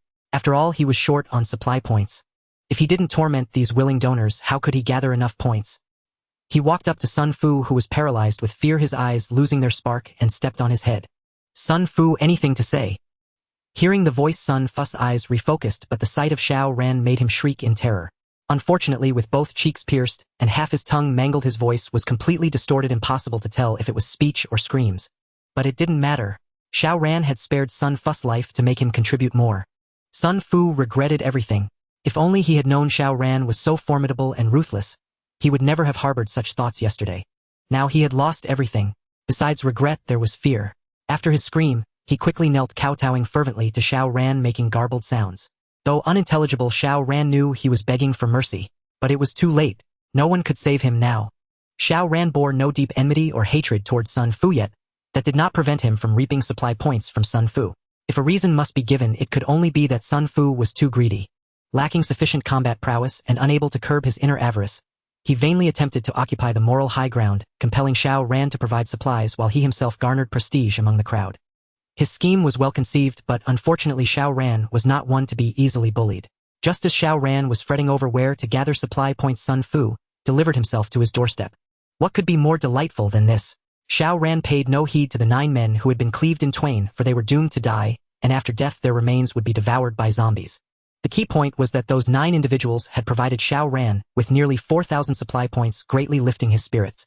With Sun Fu in tow and Chen and dragging Xiao Sun's corpse, Xiao Ran returned to the bomb shelter. As they passed by the evolved zombie, Xiao Ran snapped his fingers. Only then did the evolved zombie fully unleash its psychic power, pulling out the steel spike and levitating its own body to follow behind Xiao Ran. Chun was once again terrified at the sight. Could the evolved zombie free itself? Then why did it not flee? Was it out of fear? Xiao Ran, however, was not surprised in the least, for he knew that although evolved zombies possessed high intelligence, they were remarkably similar to wild beasts in other aspects. Now that Xiao Ran had demonstrated overwhelming power, easily capable of killing the evolved zombie, it chose to protect itself by not only refraining from any act of defiance, but also willingly becoming Xiao Ran's pet, much like a tamed beast. Of course, it remained to be seen whether Xiao Ran would accept such a pet. Sun Fu was also startled to see a limbless zombie floating in the air. He thought he had seen many zombies, but never one so peculiar. The evolved zombie, irritated by Sun Fu's stare, unleashed its psychic power and slapped Sun Fu across the face. Slap. The sound was loud and crisp, even bringing off a few scraps of flesh. It was inevitable. Xiao Ran's gunshot had already inflicted severe damage on Sun Fu, and his wounds had not yet been cleaned. It was only natural that such a slap would tear away some flesh. Sun Fu was stunned. He had seen nothing, so how had he been struck? Xiao Ran glared at the evolved zombie. Behave yourself. The evolved zombie immediately lowered its head, feigning docility. Sun Fu was bewildered again. What had he just witnessed? Was the zombie so obedient to Xiao Ran? Back inside the bomb shelter, before Xiao Ran could act, the evolved zombie voluntarily crawled into the iron cage, used its psychic power to lock the chain around its own neck, and then levitated the 400-pound iron block connected to the chain outside the cage. If only the evolved zombie could speak, it would certainly have uttered some flattering words to Xiao Ran. Xiao Ran snorted, lightly ignoring the evolved zombie. Instead, he threw Sun Fu into another iron cage, took out a first aid kit, and began cleaning the wound on Sun Fu's face. Xiao Ran did this solely to prevent Sun Fu from dying too easily here, for he intended to harvest more supply points from him. Poor Sun Fu, still unaware of his fate, saw Xiao Ran personally tending to his wound, and began to mumble incoherently, trying to express his loyalty and offer his services to Xiao Ran. Xiao Ran let out a cold laugh, grabbed a bottle of alcohol, and poured it all over Sun Fu's wound. A scream erupted, rising to a crescendo before gradually fading into silence. After that, Sun Fu became docile. Once the wound was dressed, Xiao Ran tossed Xiao Sun's corpse into the iron cage, as well then shut the door and walked out without another glance. Chunin was puzzled. Xiao Ran, what are you planning? Xiao Ran asked. They say even a tiger will not eat its own cubs. But tell me, when a person is starving, will they still care about such things? Chunin was instantly stunned. He slowly turned his head to look at the room where Sun Fu was imprisoned, a chill creeping into his heart. He thought he had witnessed much of humanity's darkness, yet Xiao Ran's words still terrified him. Would it really come to that? Although they had fought with Sun Fu's men outside, not much time had passed. It was only 9 in the morning. So Xiao Ran sent Chunin out to continue learning the 5 animals fist from Zhao Hongyuan, while he remained alone in the bomb shelter to practice the crane form. After his awakening, Xiao Ran could sense the flow and changes of surrounding energy. While practicing the 5 animals fist, he also attempted to absorb ambient energy to strengthen himself, but the effect was not very pronounced. This was the same as in his previous life, revealing that Xiao Ran's talent was not exceptional, merely average. Someone with truly high talent would absorb energy far more efficiently than he did. Based on this understanding, Xiao Ran still consumed energy potions during his training. Only thus could he maintain a leading edge in physical fitness. With Zhao Hongyuan's guidance and his own insights over the past 2 days, when he began practicing the crane form again, Xiao Ran felt he had made some progress. His body did feel lighter, yet he still could not channel the energy within his body while performing the form. Unable to release energy, Xiao Ran could not use its feedback to correct his practice method. He had to grope his way forward, slowly making little headway. He trained until noon with no significant improvement, which greatly frustrated him. Did he have to observe the flight paths and postures of birds in person to make any gains? But the problem was, after the disaster struck Luoqing, where could any birds be found? Perhaps the zoo. Xiao Ran's eyes lit up. There was a zoo in the western suburbs of Luoqing, usually packed on weekends and holidays. However, the disaster had not occurred on a weekend or holiday, so there should not be too many zombies there. If fortunate, the animals inside might have survived. Especially birds. They could fly and were agile, not easily caught. At this thought, Xiao Ran grew restless. After all, he had awakened and possessed formidable combat power. Even evolved zombies posed no concern. Even if he encountered an exceptionally powerful evolved zombie, he could rely on his dash ability to escape, so safety was not an issue. So why not go out and have a look? Besides visiting the zoo, Xiao Ran could also take this opportunity to investigate Zhao Xue's whereabouts. He was still displeased that Zhao Xue had gotten away last time. Unfortunately, he had not yet awakened his abilities then, and could not conduct a thorough search. Now that he had the power, what reason was there not to seek her out? How could Xiao Ran rest easy without bringing that bitch Zhao Xue back to torture her properly? But before setting out, he had to consider one issue: what to do with the evolved zombie. Chunin lacked the capability to confront an evolved zombie. Though the creature now appeared docile, once Xiao Ran departed, it would inevitably turn hostile, and Chunin would perish faster than anyone else. Thus Xiao Ran had to either bring the evolved zombie to the zoo or kill it. Killing the evolved zombie was simple, but afterward another would soon appear near the bomb shelter, potentially more troublesome than this one. Moreover, if he killed it, who would serve as Chunin's sparring partner? After all, such a cooperative evolved zombie was rare. After much deliberation, Xiao Ran decided to take the evolved zombie along. He wouldn't linger at the zoo long. Just capture a few birds and bring them back to observe their postures and flight paths within the shelter. Thus, if he moved swiftly, he could depart at dawn and return before dusk. Without needing to stay overnight, taking the evolved zombie posed no great burden. Having made his decision, Xiao Ran began preparations. What preparations? Naturally acquiring resource points. Many evolved zombies had already emerged outside. Even though Xiao Ran had awakened and possessed formidable combat power, he dared not claim he could handle all of them. Hence, accumulating more resource points before departure was essential. As usual, he started with Sun Bo. He had paid little attention to Sun Bo in recent days, and the latter's condition had deteriorated. Sun Bo was deeply disappointed that Sun Rue had yet to find him after such a long wait. When Xiao Ran entered with meat bread and cola, Sun Bo's face twisted in terror, and his body trembled involuntarily. He was all too familiar with this scene. Xiao Ran placed the food before Sun Bo and said gently, "Eat well. While you eat, think about which of your body parts are useless. It'll come back for you later." Sun Bo was on the verge of tears. Every part of his body was useful. After leaving Sun Bo, Xiao Ran went to see Boss Zhao. Boss Zhao, lacking Sun Boss awareness, whimpered at the sight of Xiao Ran. Had Xiao Ran not cut out his tongue, he would have cursed aloud. But Xiao Ran paid no heed. Taking advantage of Boss Zhao's decent physical condition, he set to work immediately. He fully immobilized Boss Zhao's left foot and began slicing off the flesh piece by piece with a blade. Throughout the process, Xiao Ran's hands remained steady, ensuring each slice was as thin as a cicada's wing and uniform in size. Yet this tormented Boss Zhao. His screams never ceased and his body thrashed violently, but to no avail. Xiao Ran, as if oblivious to Boss Zhao's agony, continued cutting with utter concentration. With each slice, he neatly arranged it on a plate, and the system chimed. Host's darkening causes Boss Zhao to suffer. Pain value 10 resource points, gain 10. One slice equaled 10 resource points. How could Xiao Ran not be meticulous? With sufficient skill, Boss Zhao's left foot alone could yield over 1,000 resource points. As for Sun Fu, he would be left alone for now.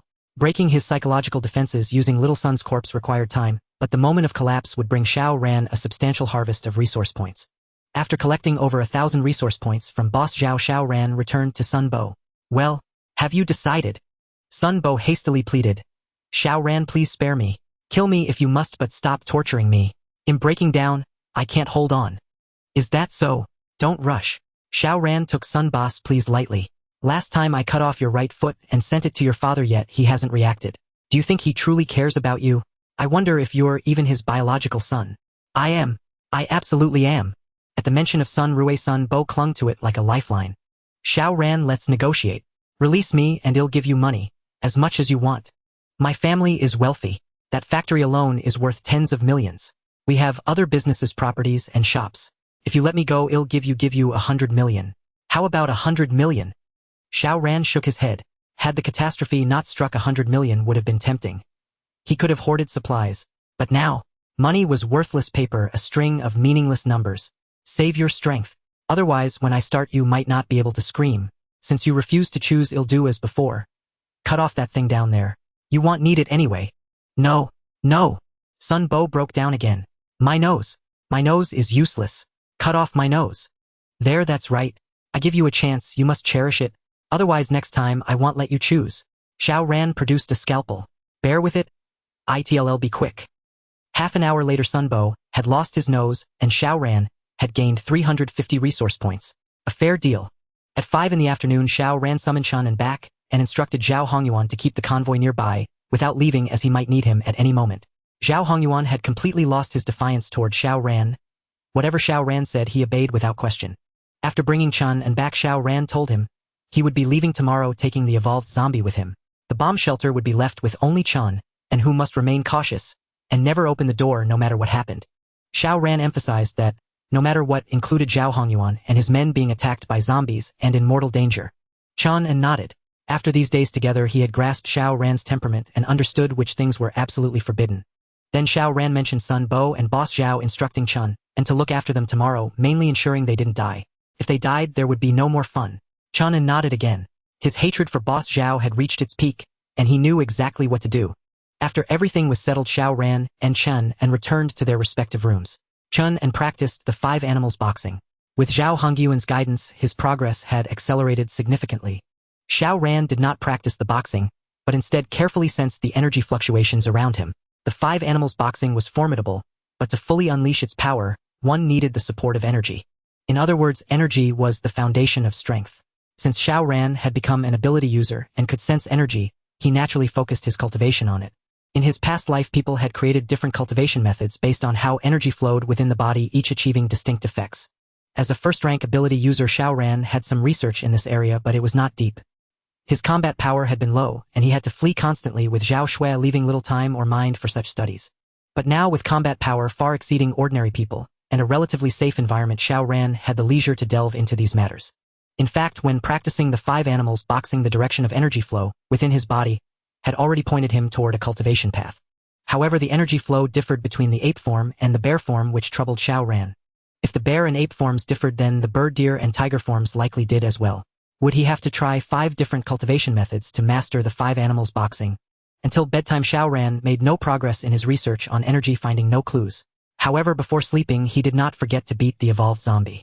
The evolved zombie was constantly absorbing energy, and its combat power was steadily increasing. Before going to sleep, Xiao Ran naturally had to check how much energy the evolved zombie had recovered. He intended to consume all that energy to ensure safety. At the break of dawn the next day, Xiao Ran rose. First he inspected his room to confirm no one had intruded, then washed up, ate breakfast, organized his gear, and set out with the evolved zombie. After Xiao Ran left Chun and quickly locked the door, and stayed alone in the bunker to practice the 5 animals fist. Once outside, Xiao Ran tied the evolved zombie with a rope to prevent it from running wild. The rope was not sturdy and the zombie could break free at any time, but it dared not. Obediently following behind Xiao Ran was a show of submission. This time Xiao Ran deliberately brought his phone fully charged. The purpose was not to contact anyone, but because his phone contained photos of Zhao Xue. Back when he was a simpering admirer of Zhao Xue, he had filled his phone with her pictures, and now those photos proved somewhat useful. The zoo was in the western suburbs, 25 kilometers away. Even though Xiao Ran had awakened, walking there would take about 2 hours, and any incidents on the way would delay him further. Considering the high risk of spending the night outside with the evolved zombie, Xiao Ran quickened his pace. However, whenever he encountered a relatively intact building along the way, he would stop to observe, checking for signs of human survivors. If there were any, he would enter to investigate, hoping to find clues about Zhao Xue. After walking about 2 kilometers, he spotted a KTV.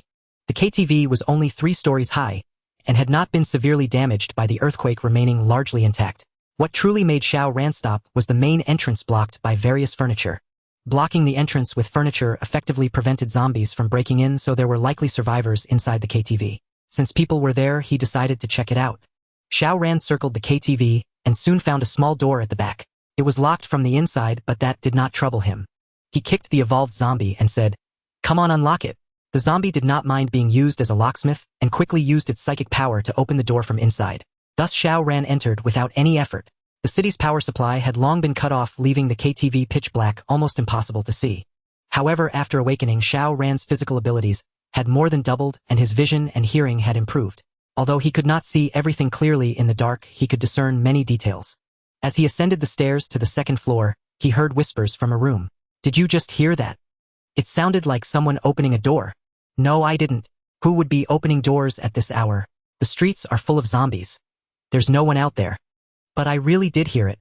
It wasn't a door opening. It was the sound of a lock being undone. Could it be that the small door on the 1st floor was opened?" "Stop scaring yourself. Remember, we locked that door together. There's no way to open it from outside." "But..." "No buts. Stop talking. Save your breath and rest instead. That way you might last a few more days." "Okay." The voices fell silent and Xiao Ran reached the door of their room. Judging by the voices, there were only 2 people inside, both women likely around 20 years old. Xiao Ran did not barge in immediately. Instead, he checked the corridor and the 3rd floor, confirming that the 2 women were the only ones in the KTV. Then he returned and knocked on the door. "Knock, knock, knock." The 2 women screamed simultaneously. "Ah!" Xiao Ran frowned. He had tried to be polite for once, but they were uncooperative. Left with no choice, he had to break the door down. With a single kick, the wooden door flew open, revealing the 2 women huddled in the farthest corner, trembling in fear. But when they saw that the intruder was a human, not a zombie, their expressions eased slightly. The woman on the left gathered her courage and asked, "Who are you?" "We locked the door. How did you get in?" Xiao Ran did not answer, but instead surveyed the room.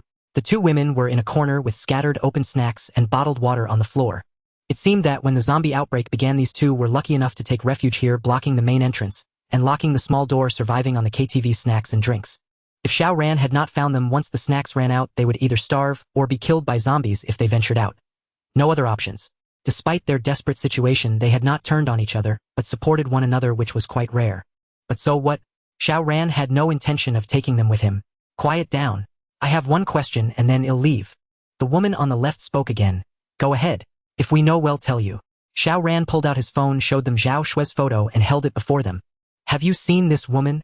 The 2 women stared at the photo for a few seconds and then nodded simultaneously. "Yes, you have." Xiao Ran was surprised.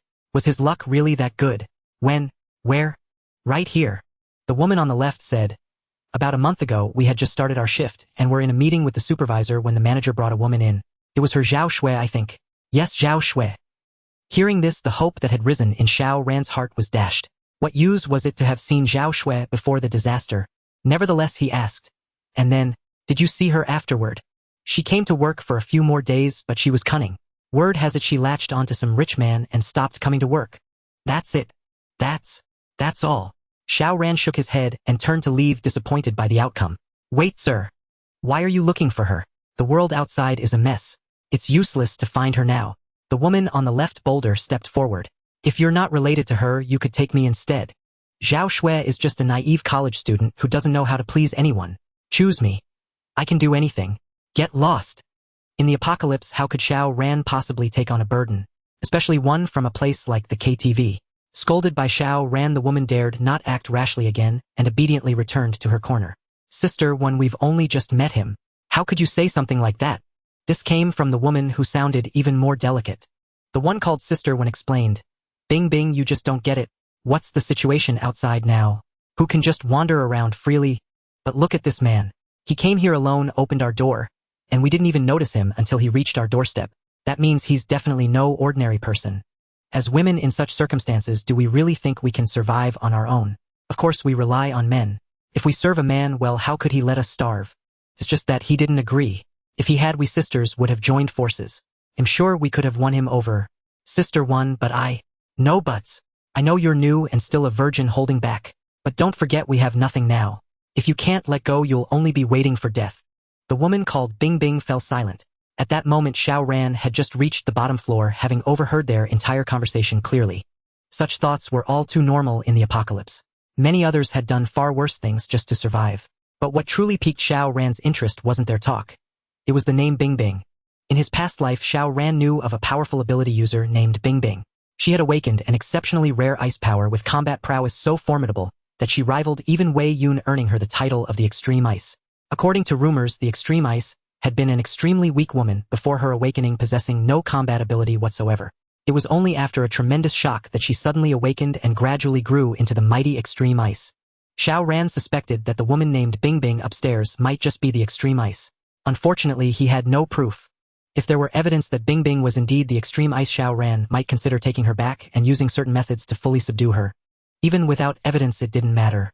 Xiao Ran had noticed earlier that Bing Bing and sister, when had little food and water left, they would soon taste the pangs of hunger.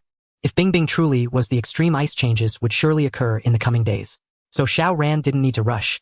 He could simply check on the situation every day. With a basic plan in mind, Xiao Ran left.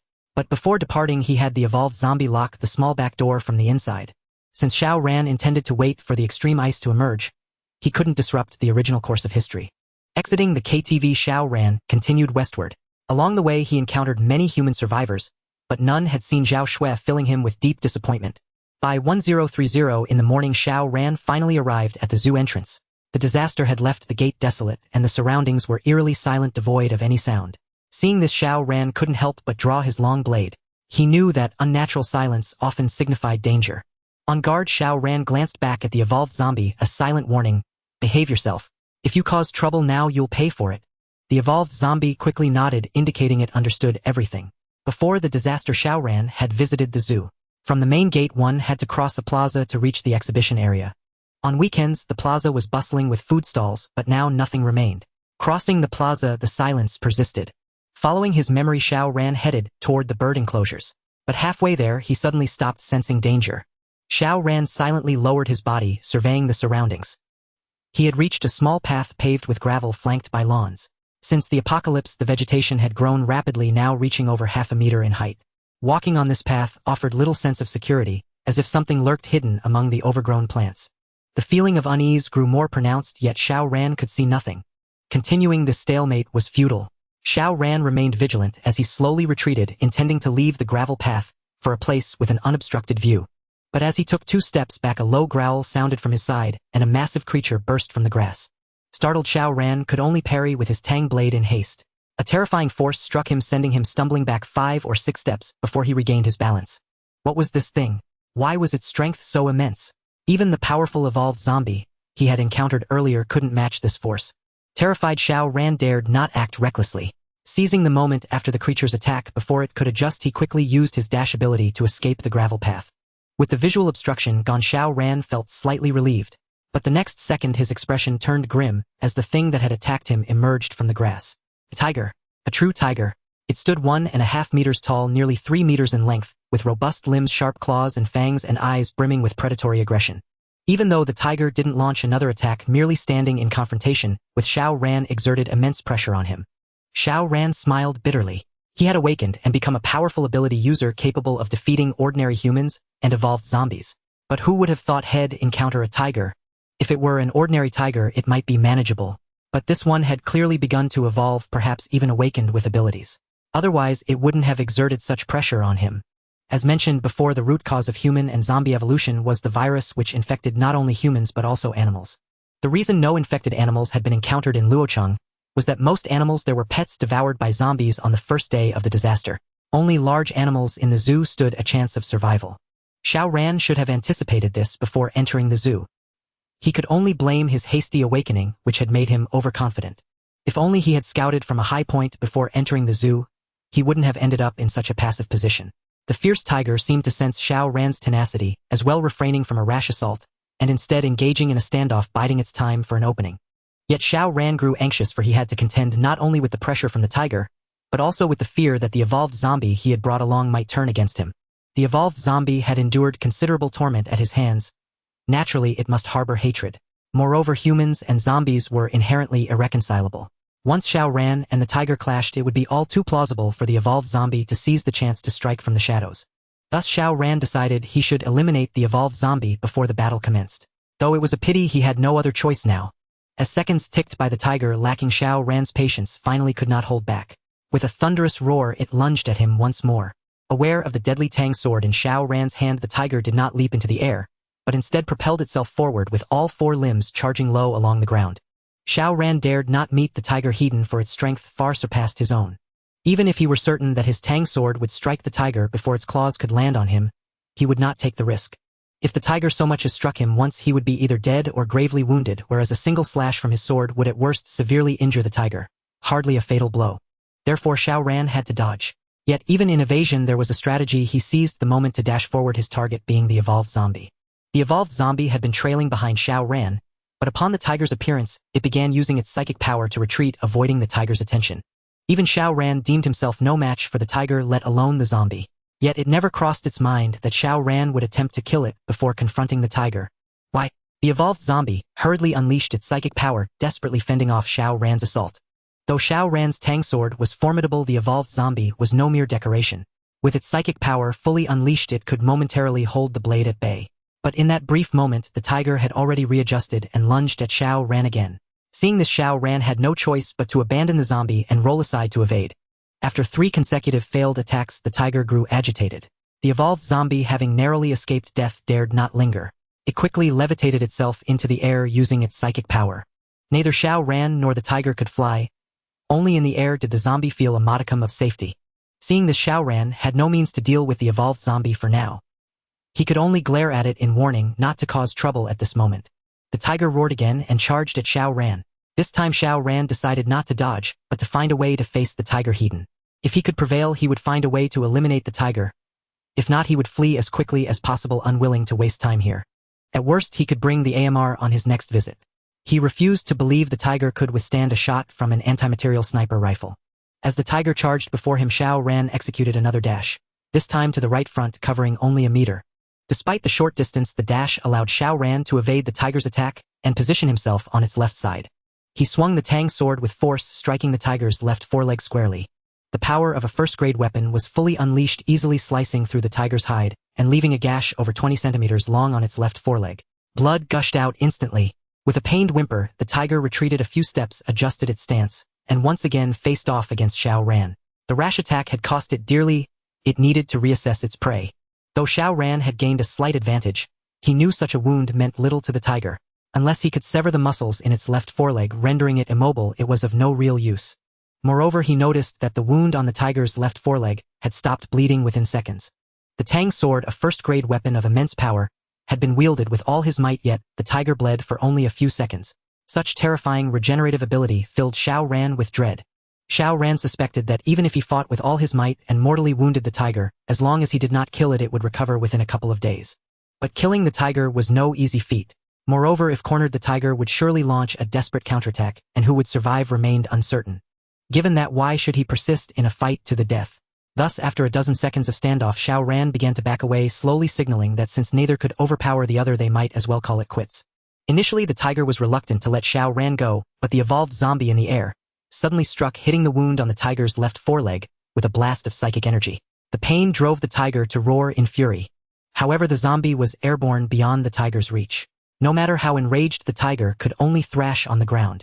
Yet it was not foolish. Upon seeing the apparent alliance between Xiao Ran and the zombie, it wisely chose to retreat. Xiao Ran was already a formidable opponent. With the zombie launching occasional sneak attacks, the tiger would be at a disadvantage, perhaps even meet its end here. It had come out to hunt, not to die. Since this prey was too troublesome, it would simply find another. Xiao Ran did not relax even after seeing the tiger leave. He observed for a while longer, confirming that the tiger had truly gone far before finally letting out a sigh of relief. Having been attacked by Xiao Ran moments ago, the evolved zombie was still hesitant to descend. It kept making sounds from the air, as if trying to communicate with him. Xiao Ran glanced at the zombie and gave the rope in his hand a flick, signaling for it to come down as before. Only then did the zombie cautiously descend, using its psychic power to bind itself with the rope. Of course, as before, the rope was useless. It merely symbolized the zombie's submission to Xiao Ran. He did not ask why it had helped him against the tiger, knowing it acted out of self-preservation. Though the evolved zombie could fly, the zoo also housed flying creatures such as eagles. If a tiger could evolve, why not an eagle? The evolved zombie could defend itself against ground-based beasts, but if it encountered an evolved eagle, it would almost certainly be doomed. Only by staying with Xiao Ran could it survive. Yet Xiao Ran had clearly intended to kill it just moments ago. Thus it had to demonstrate its value to him to earn a chance to live.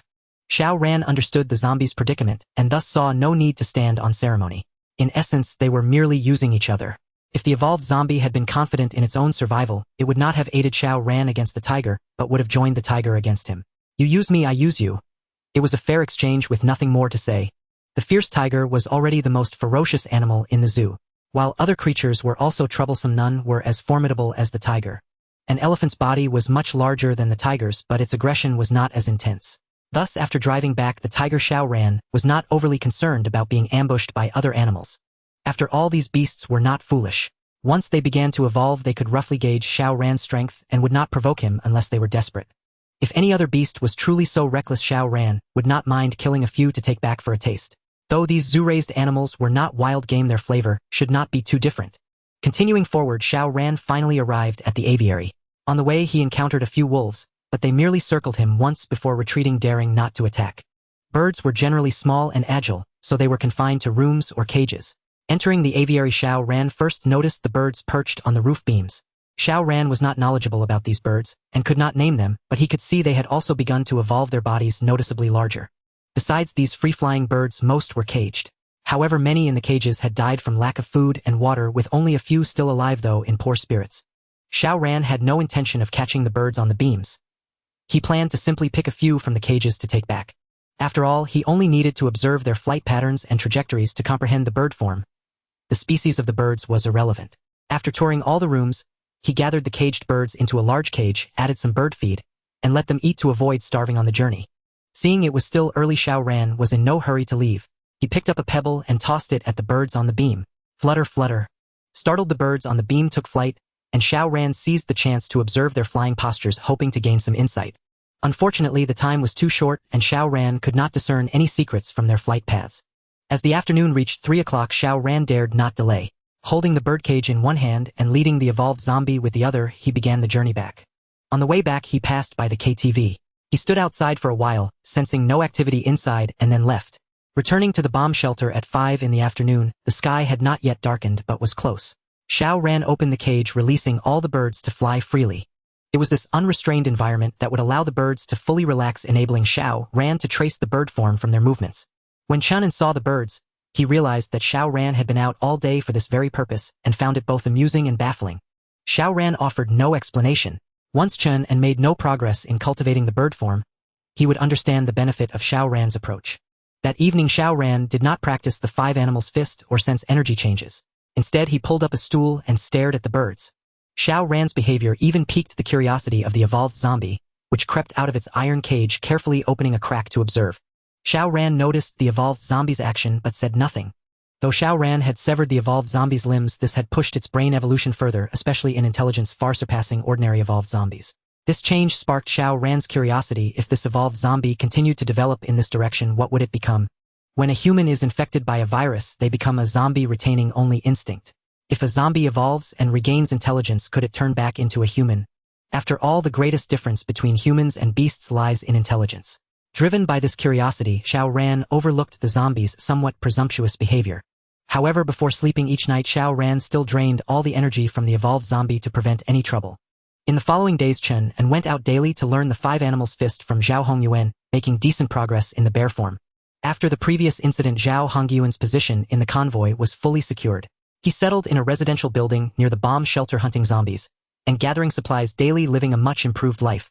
As for Xiao Ran, aside from necessary cultivation, he spent all his time observing the birds' flight paths and postures. Zhao Hongyuan had not deceived him. Through observation and continuous attempts to mimic the birds' flying postures during practice, Xiao Ran made significant progress. The most notable change was that when Xiao Ran practiced the bird form, the energy within his body was finally stirred. This confirmed that his cultivation direction was correct. By constantly adjusting his movements according to the flow of energy within, he would perfect the bird form tailored to him. After activating the energy, Xiao Ran found his body noticeably lighter. Where he once could only step about 1 meter with the bird form, he could now cover 2 meters in a single stride. This was just the beginning. Once he mastered the bird form, taking 3 or even 4 meters per step would be no problem. With increased lightness, speed was the most affected. Now when Xiao Ran sprinted at full power, he could cover 100 meters in just 5 seconds, 20 meters per second. Such a feat was previously unimaginable. Indeed, energy is the foundation of strength, and the 5 animals fist is the direct manifestation of combat power. With a solid foundation, the better the manifestation, the higher the combat power. Additionally, Xiao Ran tested his lunge ability. With the bird form's enhancement, his lunge distance had broken through to 7 meters. As for whether his speed had increased, Xiao Ran could not tell, as his lunge was already incredibly fast. Having achieved initial mastery of the bird form, Xiao Ran was in high spirits and did not bother Sun Bo or old Zhao for several days. However, Sun Fu could no longer hold back. When Xiao Ran went to check, despite the many gruesome changes to Little Sun's corpse, it was still evident that certain parts were missing. Indeed, the saying that a tiger does not eat its own cub does not hold true in certain circumstances. Yet, as Sun Fu committed these heinous acts, Xiao Ran received a system notification over 600 supply points had been credited. Seeing this prompt, Xiao Ran became reluctant to dispose of Sun Fu too quickly.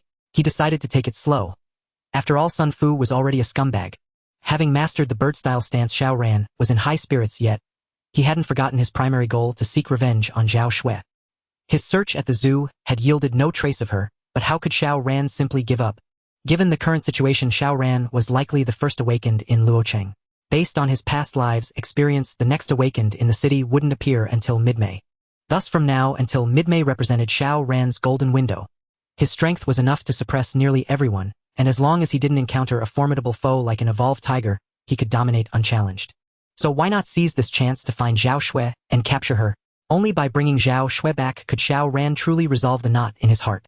Therefore, on the morning after mastering the bird-style stance, Xiao Ran once again gathered his gear and prepared to set out. Chun, and understanding Xiao Ran's intentions, offered no words of dissuasion. Even Sun Bo, who had merely hooked up with Zhao Xue, had been tormented beyond recognition by Xiao Ran, a testament to the depth of Xiao Ran's hatred for her. Unless he vented this hatred, Xiao Ran's obsession would never ease. Just like last time, Xiao Ran brought the evolved zombie along.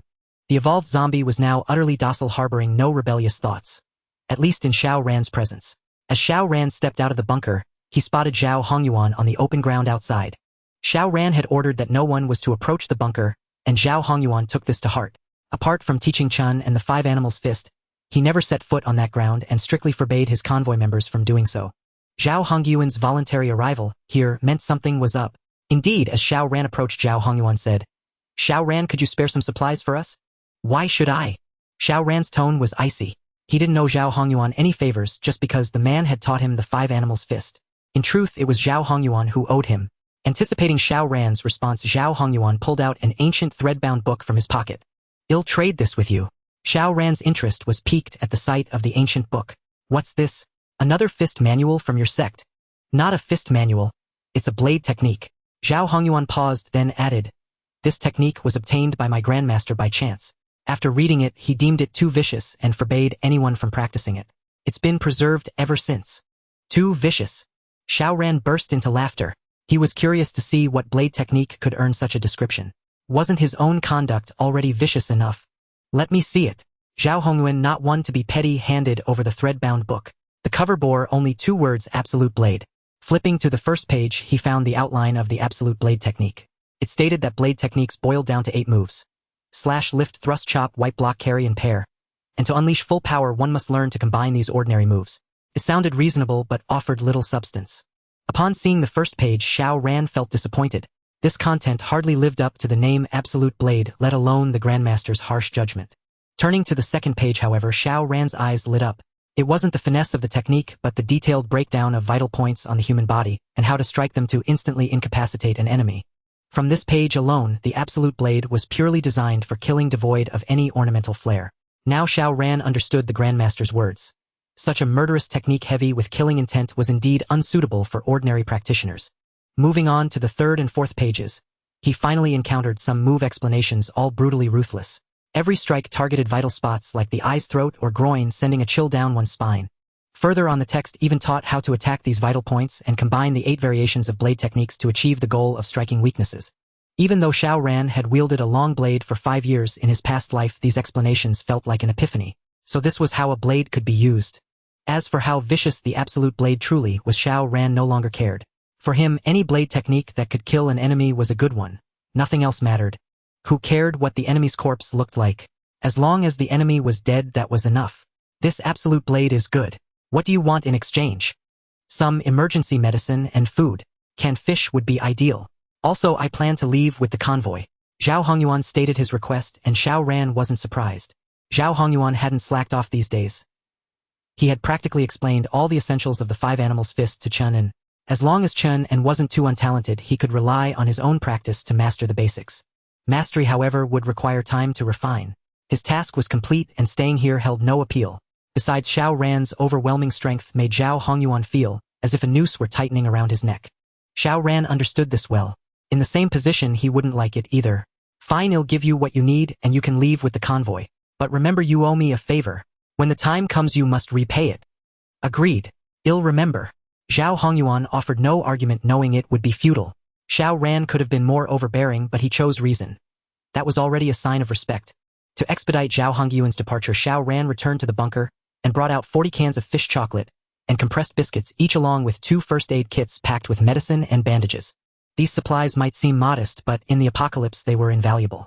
If Xiao Ran hadn't been so impressed with the Absolute Blade, he would never have offered so much. After all, as time passed, resources would grow scarcer. Countless people would fight, even kill their own kin, for a single meal. Zhao Hongyuan was well aware of this. After receiving the supplies, he hurried back. He truly didn't want to stay near Xiao Ran, whose oppressive aura grew stronger by the day. Even without a word, Xiao Ran's presence exerted immense pressure. Though Zhao Hongyuan didn't approve of Xiao Ran's methods, he had to admit, the man's talent was extraordinary. In truth, Xiao Ran was also reluctant to let Zhao Hongyuan remain at the air raid shelter. Since Chen En had already learned the 5 animals' fist, Zhao Hongyuan's utility had been exhausted, and keeping him there any longer would only pose a threat. At any moment, Zhao Hongyuan might seize an opportunity to strike when Xiao Ran was away from the shelter. Those 2 bulldozers and 3 excavators were no mere decorations. Although the shelter Xiao Ran had spent 8 million to renovate was sturdy, it could not withstand forced demolition. Sending Zhao Hongyuan away aligned with Xiao Ran's interests. Arriving again at the KTV, Xiao Ran stood outside and observed for a while, finding nothing particularly unusual. Based on his past life experience, other ability users would not appear until mid-May, and it was now only late April. Xiao Ran concluded that even if the woman named Bing Bing inside was the ultimate ice wielder, she would not awaken for some time yet. Since that was the case, there was no rush. Finding Zhao Xue was more urgent. This time Xiao Ran had a clear goal to head to Lucheng's official survivor base. The number of survivors there had already exceeded 10,000, perhaps even 20,000. Even if he couldn't find Zhao Xue inside, he might at least encounter someone who had seen her. As long as he could find a trace of Zhao Xue, Xiao Ran would personally take action to bring her back. So Xiao Ran turned from the KTV and headed straight for the city hall. Ever since Wei Yun brought back a large stockpile of weapons from the military camp, his status in the city hall had risen steadily. He had now been promoted from squad leader to group leader. The title group leader might not sound impressive, but it carried immense authority. Under his command were 5 squads, each consisting of 12 people, totaling 60 individuals. Beyond these 5 squads, he also effectively controlled 6 residential buildings housing over 2,000 survivors. Given that the entire base's human survivors numbered fewer than 30,000, this illustrated just how high Wei Yun's standing had become. Of course, aside from his significant contributions, Wei Yun's personal combat prowess was also a crucial factor. As Wei Yun continuously led his squads on supply runs and rescued other survivors, his physical abilities improved rapidly. Now taking on over a dozen zombies alone was no challenge, making him a formidable presence in the entire survivor base. At that moment Wei Yun was in his office, handling various matters, such as the distribution of food and fresh water among the survivors in the 3 residential buildings under his control, deciding what jobs these people could do, and how to fully utilize their potential. Liu Cheng's official survivor base guaranteed everyone's right to survival but also required survivors to contribute labor and jointly build the base. The base would show no mercy to those who sought to reap without sowing. After Wei Yun finished planning the areas around the 3 residential buildings and had his assistant distribute the orders, he couldn't help but stretch. Although becoming a group leader had brought many improved benefits, he still preferred leading squads on supply runs. Going out for supplies and rescuing other survivors required less deliberation. At worst a fight with zombies, which was no big deal. But handling these daily affairs truly gave him a headache. Seizing a moment of leisure, he decided to go outside for a walk, or perhaps find a few zombies to stretch his muscles. But just as he stepped out of his office, he saw over 100 people gathered near the base entrance, making a ruckus, shouting something unclear. Wei Yun frowned. Although the survivor base was large, housing 18,000 survivors with nearly 1,000 fighters and plenty of firearms, so zombie attacks were not a concern. Such a large gathering would still attract nearby zombies. If it drew powerful evolved zombies, they could be repelled, but at a cost. Go check it out and disperse them. Yes. The assistant acknowledged and hurried over, but soon ran back with a strange expression, glancing back repeatedly as if drawn by something. Seeing this, Wei Yun grew curious. This assistant, whom he had personally selected, was absolutely competent and received adequate rations for food and water. Logically, there shouldn't be anything in the base that could captivate him, so. Yet the assistant reacted this way. How could Wei Yun not be curious? What's going on over there? Didn't I tell you to disperse them? The assistant said, Group Leader Wei, the situation is a bit special. It might not be possible to disperse them now. What do you mean, impossible? Wei Yun snorted coldly. Tell me what's attracting them so much that they disregard the city hall's rules.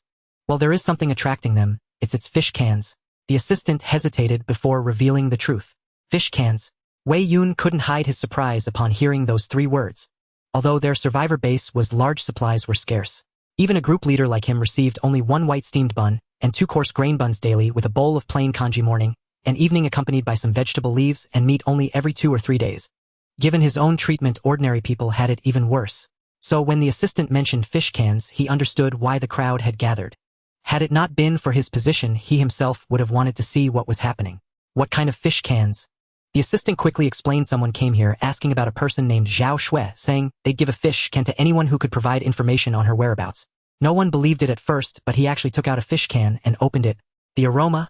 At this point, the assistant couldn't help swallowing saliva. Not out of greed, but because he hadn't had a decent meal in a very long time. Wei Yun understood now someone was using precious supplies to trade for information about a person named Zhao Xue. He snorted coldly. Let's go and see. This is City Hall territory. Whoever it is, whatever their background, gathering so many people near the entrance is against the rules. Exactly. Against the rules. Group Leader Wei, this time you must confiscate all those fish cans. This person is too audacious, causing trouble here. They clearly don't respect you. Wei Yun suddenly stopped and shot a meaningful glance at his assistant.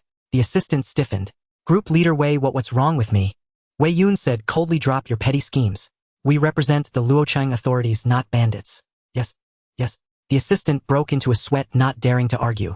Wei Yun said no more and strode quickly to the crowd, shouting loudly, everyone listen up. According to City Hall regulations, no one may gather near the entrance. Violators will be dealt with under the Wartime Management Code. You have 10 seconds to disperse immediately. The Wartime Management Code was extremely strict, ranging from hard labor assignments to summary execution with no leniency. Yet even so, the people did not immediately scatter. They still surrounded a young man, hoping to get a fish can from him. Wei Yun furrowed his brows. This situation was truly unexpected. Were these people so desperate for fish cans? Just as he hesitated whether to intervene with force, the young man at the center of the crowd suddenly acted. A flash of cold light, and a person who had just received a fish can and was about to leave in delight felt a chill at his neck. His large head slid off his shoulders, blood spraying over 3 meters high. The surrounding people screamed in terror and hastily retreated, no longer daring to stay. Wei Yun was stunned. Someone dared to kill arbitrarily right at the City Hall. Was there no law anymore? Regardless of whether the victim had violated City Hall rules, that was their internal affair, unrelated to outsiders. Whoever dared to touch their people, he would demand justice. With this thought, Wei Yun snorted coldly and walked toward the young man. But halfway there, he suddenly froze. That person looked somewhat familiar. Xiao Ran's expression was icy cold. With a deft flick of his tang saber, he caught the fish can that had yet to hit the ground, landing it precisely in his left hand. Listen up, I'm here to find Zhao Xue. If any of you truly have news of her, tell me, and he'll give you a fish can. But anyone who thinks they can fish for false information here will end up like that man. Xiao Ran was no fool. These were all strangers he had never dealt with before. How could he easily trust the information they provided? Thus, no matter who offered news about Zhao Xue, Xiao Ran would analyze it carefully, only rewarding those whose information he could find no fault with. However, tempted by the fish cans, too many liars had stepped forward. Left with no other choice, Xiao Ran singled out an obvious liar with an exceptionally stubborn mouth, gave him a can, and then killed him with a single stroke to serve as a warning to others. True enough, after that strike the crowd fell silent, and hardly anyone dared to come forward. The fish can was tempting, but who would risk their own life? They might end up like that man, losing their life. Seeing this, Xiao Ran felt a twinge of disappointment. Just as he was about to move elsewhere, he heard a voice from a distance. Stop! Curious, Xiao Ran turned around and saw Wei Yun, his face stern. Wei Yun, the Arbiter, would later become the iconic combat force of Liu Cheng's official survivor base. But for now, he remained unawakened, merely possessing a physique slightly stronger than an ordinary person's. What? You want to stop me? Xiao Ran didn't take Wei Yun seriously. At least not the current Wei Yun, who was no match for him, even with a pistol holstered at his waist. Wei Yun's heart was conflicted. As the leader of the survivor base team, he had to demand an explanation from Xiao Ran. Yet upon meeting Xiao Ran's gaze, he felt an immense pressure, as if the man before him was a ferocious beast capable of tearing him apart. This is the municipal hall's territory. Killing here violates its regulations, and I have the authority to arrest you. Xiao Ran laughed. You? Wei Yun took a deep breath but stepped forward a few paces to confront him. That's right, me. Seeing the situation turn dire, the assistant dared not linger and hurried back to summon reinforcements. This was the municipal hall, Wei Yun's domain. 3 squads were out on missions, but 2 remained inside resting. The assistant had to bring them quickly to prevent any mishap to Wei Yun. Xiao Ran sized up Wei Yun and said, "You're no match for me. Don't do anything foolish." Wei Yun replied, "I know I'm not your opponent, but I must stop you. It's my duty. These people came to the municipal hall, and it's my obligation to ensure their safety. They may have erred, but it's our responsibility to punish them, not yours. So today I will seek justice for everyone here and for the municipal hall." Is that so? Xiao Ran had long noticed the assistant's departure, but made no move to stop him. How can you be sure that your actions will bring them justice, and not simply lead to all your people dying here? In the face of absolute power, your persistence is a joke. Wei Yun's face darkened, for Xiao Ran made no effort to hide his contempt. The crowd that had encircled Xiao Ran, sensing the tension between him and Wei Yun, quickly retreated, fearing they might be caught in the crossfire. A commotion arose in the distance as the assistant returned with the 2 squads. Wei Yun breathed a slight sigh of relief. He believed that while Xiao Ran was formidable, he couldn't possibly stand against so many. When they had met at the military camp, Xiao Ran was only slightly stronger, with his greatest threat being his marksmanship. But now, with numerical superiority, Xiao Ran was no longer a concern. Xiao Ran caught Wei Yun's reaction and guessed his thoughts, letting out a cold sneer. A frog at the bottom of a well. Nothing more. Before the words faded, Xiao Ran activated his charge, his body vanishing in an instant. When he reappeared, he was beside Wei Yun, the Tang saber pressed against his neck. With just a little force, the Arbiter Wei Yun would cease to exist. Wei Yun's face turned pale. He never imagined Xiao Ran could subdue him in the blink of an eye, leaving him no chance to react. The 2 squads that had just rushed out were also stunned. Their seemingly invincible team leader had been captured so effortlessly, it was almost too hard to accept. Xiao Ran said, "You can continue to resist, but then everyone you brought here will die." Wei Yun hesitated. He was not afraid of death, but he couldn't doom his teammates. "Xiao Ran, what exactly do you want?" Xiao Ran replied, "I've already told you I'm looking for Zhao Xue. If you can provide information, I'll not only overlook this incident, but also give you a fish can." A single fish can now sounded more like a mockery from Xiao Ran. Yet Wei Yun dared not take it lightly. Is it really just about finding Zhao Xue? You're not here to cause trouble. Xiao Ran shook his head. Why would I come here to cause trouble? Don't forget you once owed me a favor, and the municipal hall you represent also owes me one. Until I collect those favors, why would I stir up trouble? Wei Yun nodded slightly, finding Xiao Ran's words reasonable. Then why did you kill someone? Some people tried to fool me. Wouldn't you have done the same? Xiao Ran countered, then added, "Fish cans are precious. If they want such a good thing from me, they have to give something in return. Otherwise they break my rules. Was I wrong to kill him?" Wei Yun was speechless. With Xiao Ran in control, anything he said was futile. Xiao Ran continued, "How about this? Use your influence to help me search for Zhao Xue within the municipal hall. If you get definite news, I'll give you all the fish cans." All the fish cans. Wei Yun's eyes lit up as he glanced at the backpack behind Xiao Ran. From its shape, it must contain dozens of cans. But remembering the killing Wei Yun hesitated. I can't decide this alone. I need to consult the other team leaders and the administrator before giving you an answer. Fine, I'll wait here. Come find me when you have news. Xiao Ran sheathed his Tang saber, unconcerned that Wei Yun might try any tricks.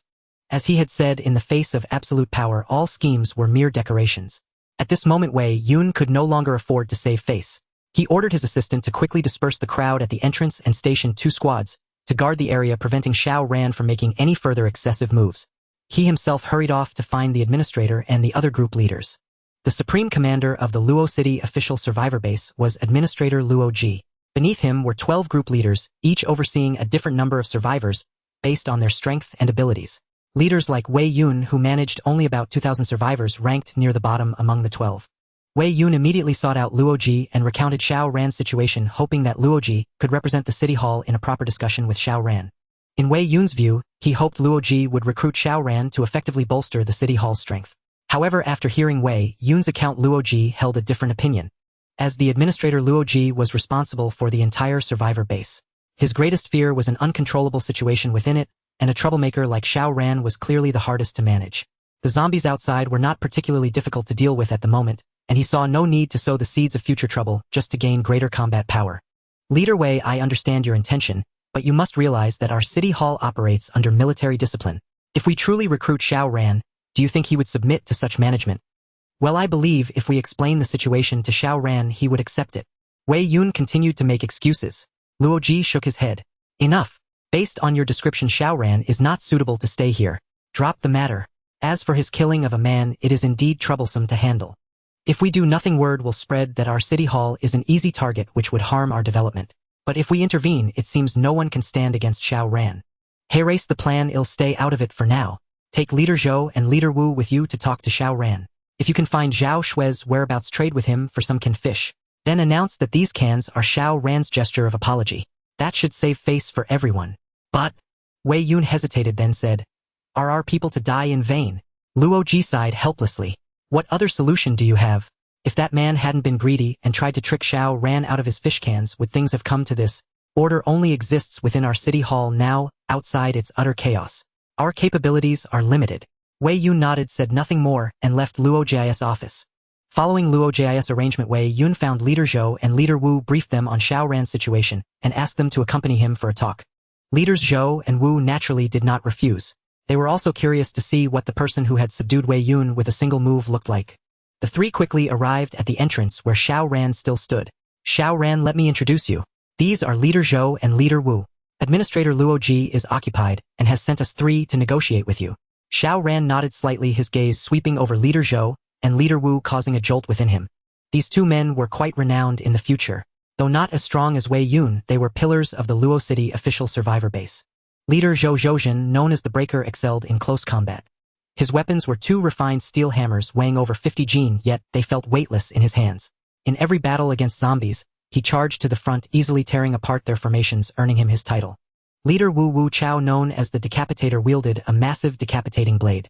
In combat, he delighted in beheading zombies with a single stroke, once cleaving a first evolution zombie in one blow. His combat prowess was no less than that of the Breaker Zhoujin. Thus it was evident that Luo Ji valued Xiao Ran highly, dispatching 3 group leaders at once. As for Luo Ji himself, he was quite famous in the previous life, even more so than Wei Yun Zhoujin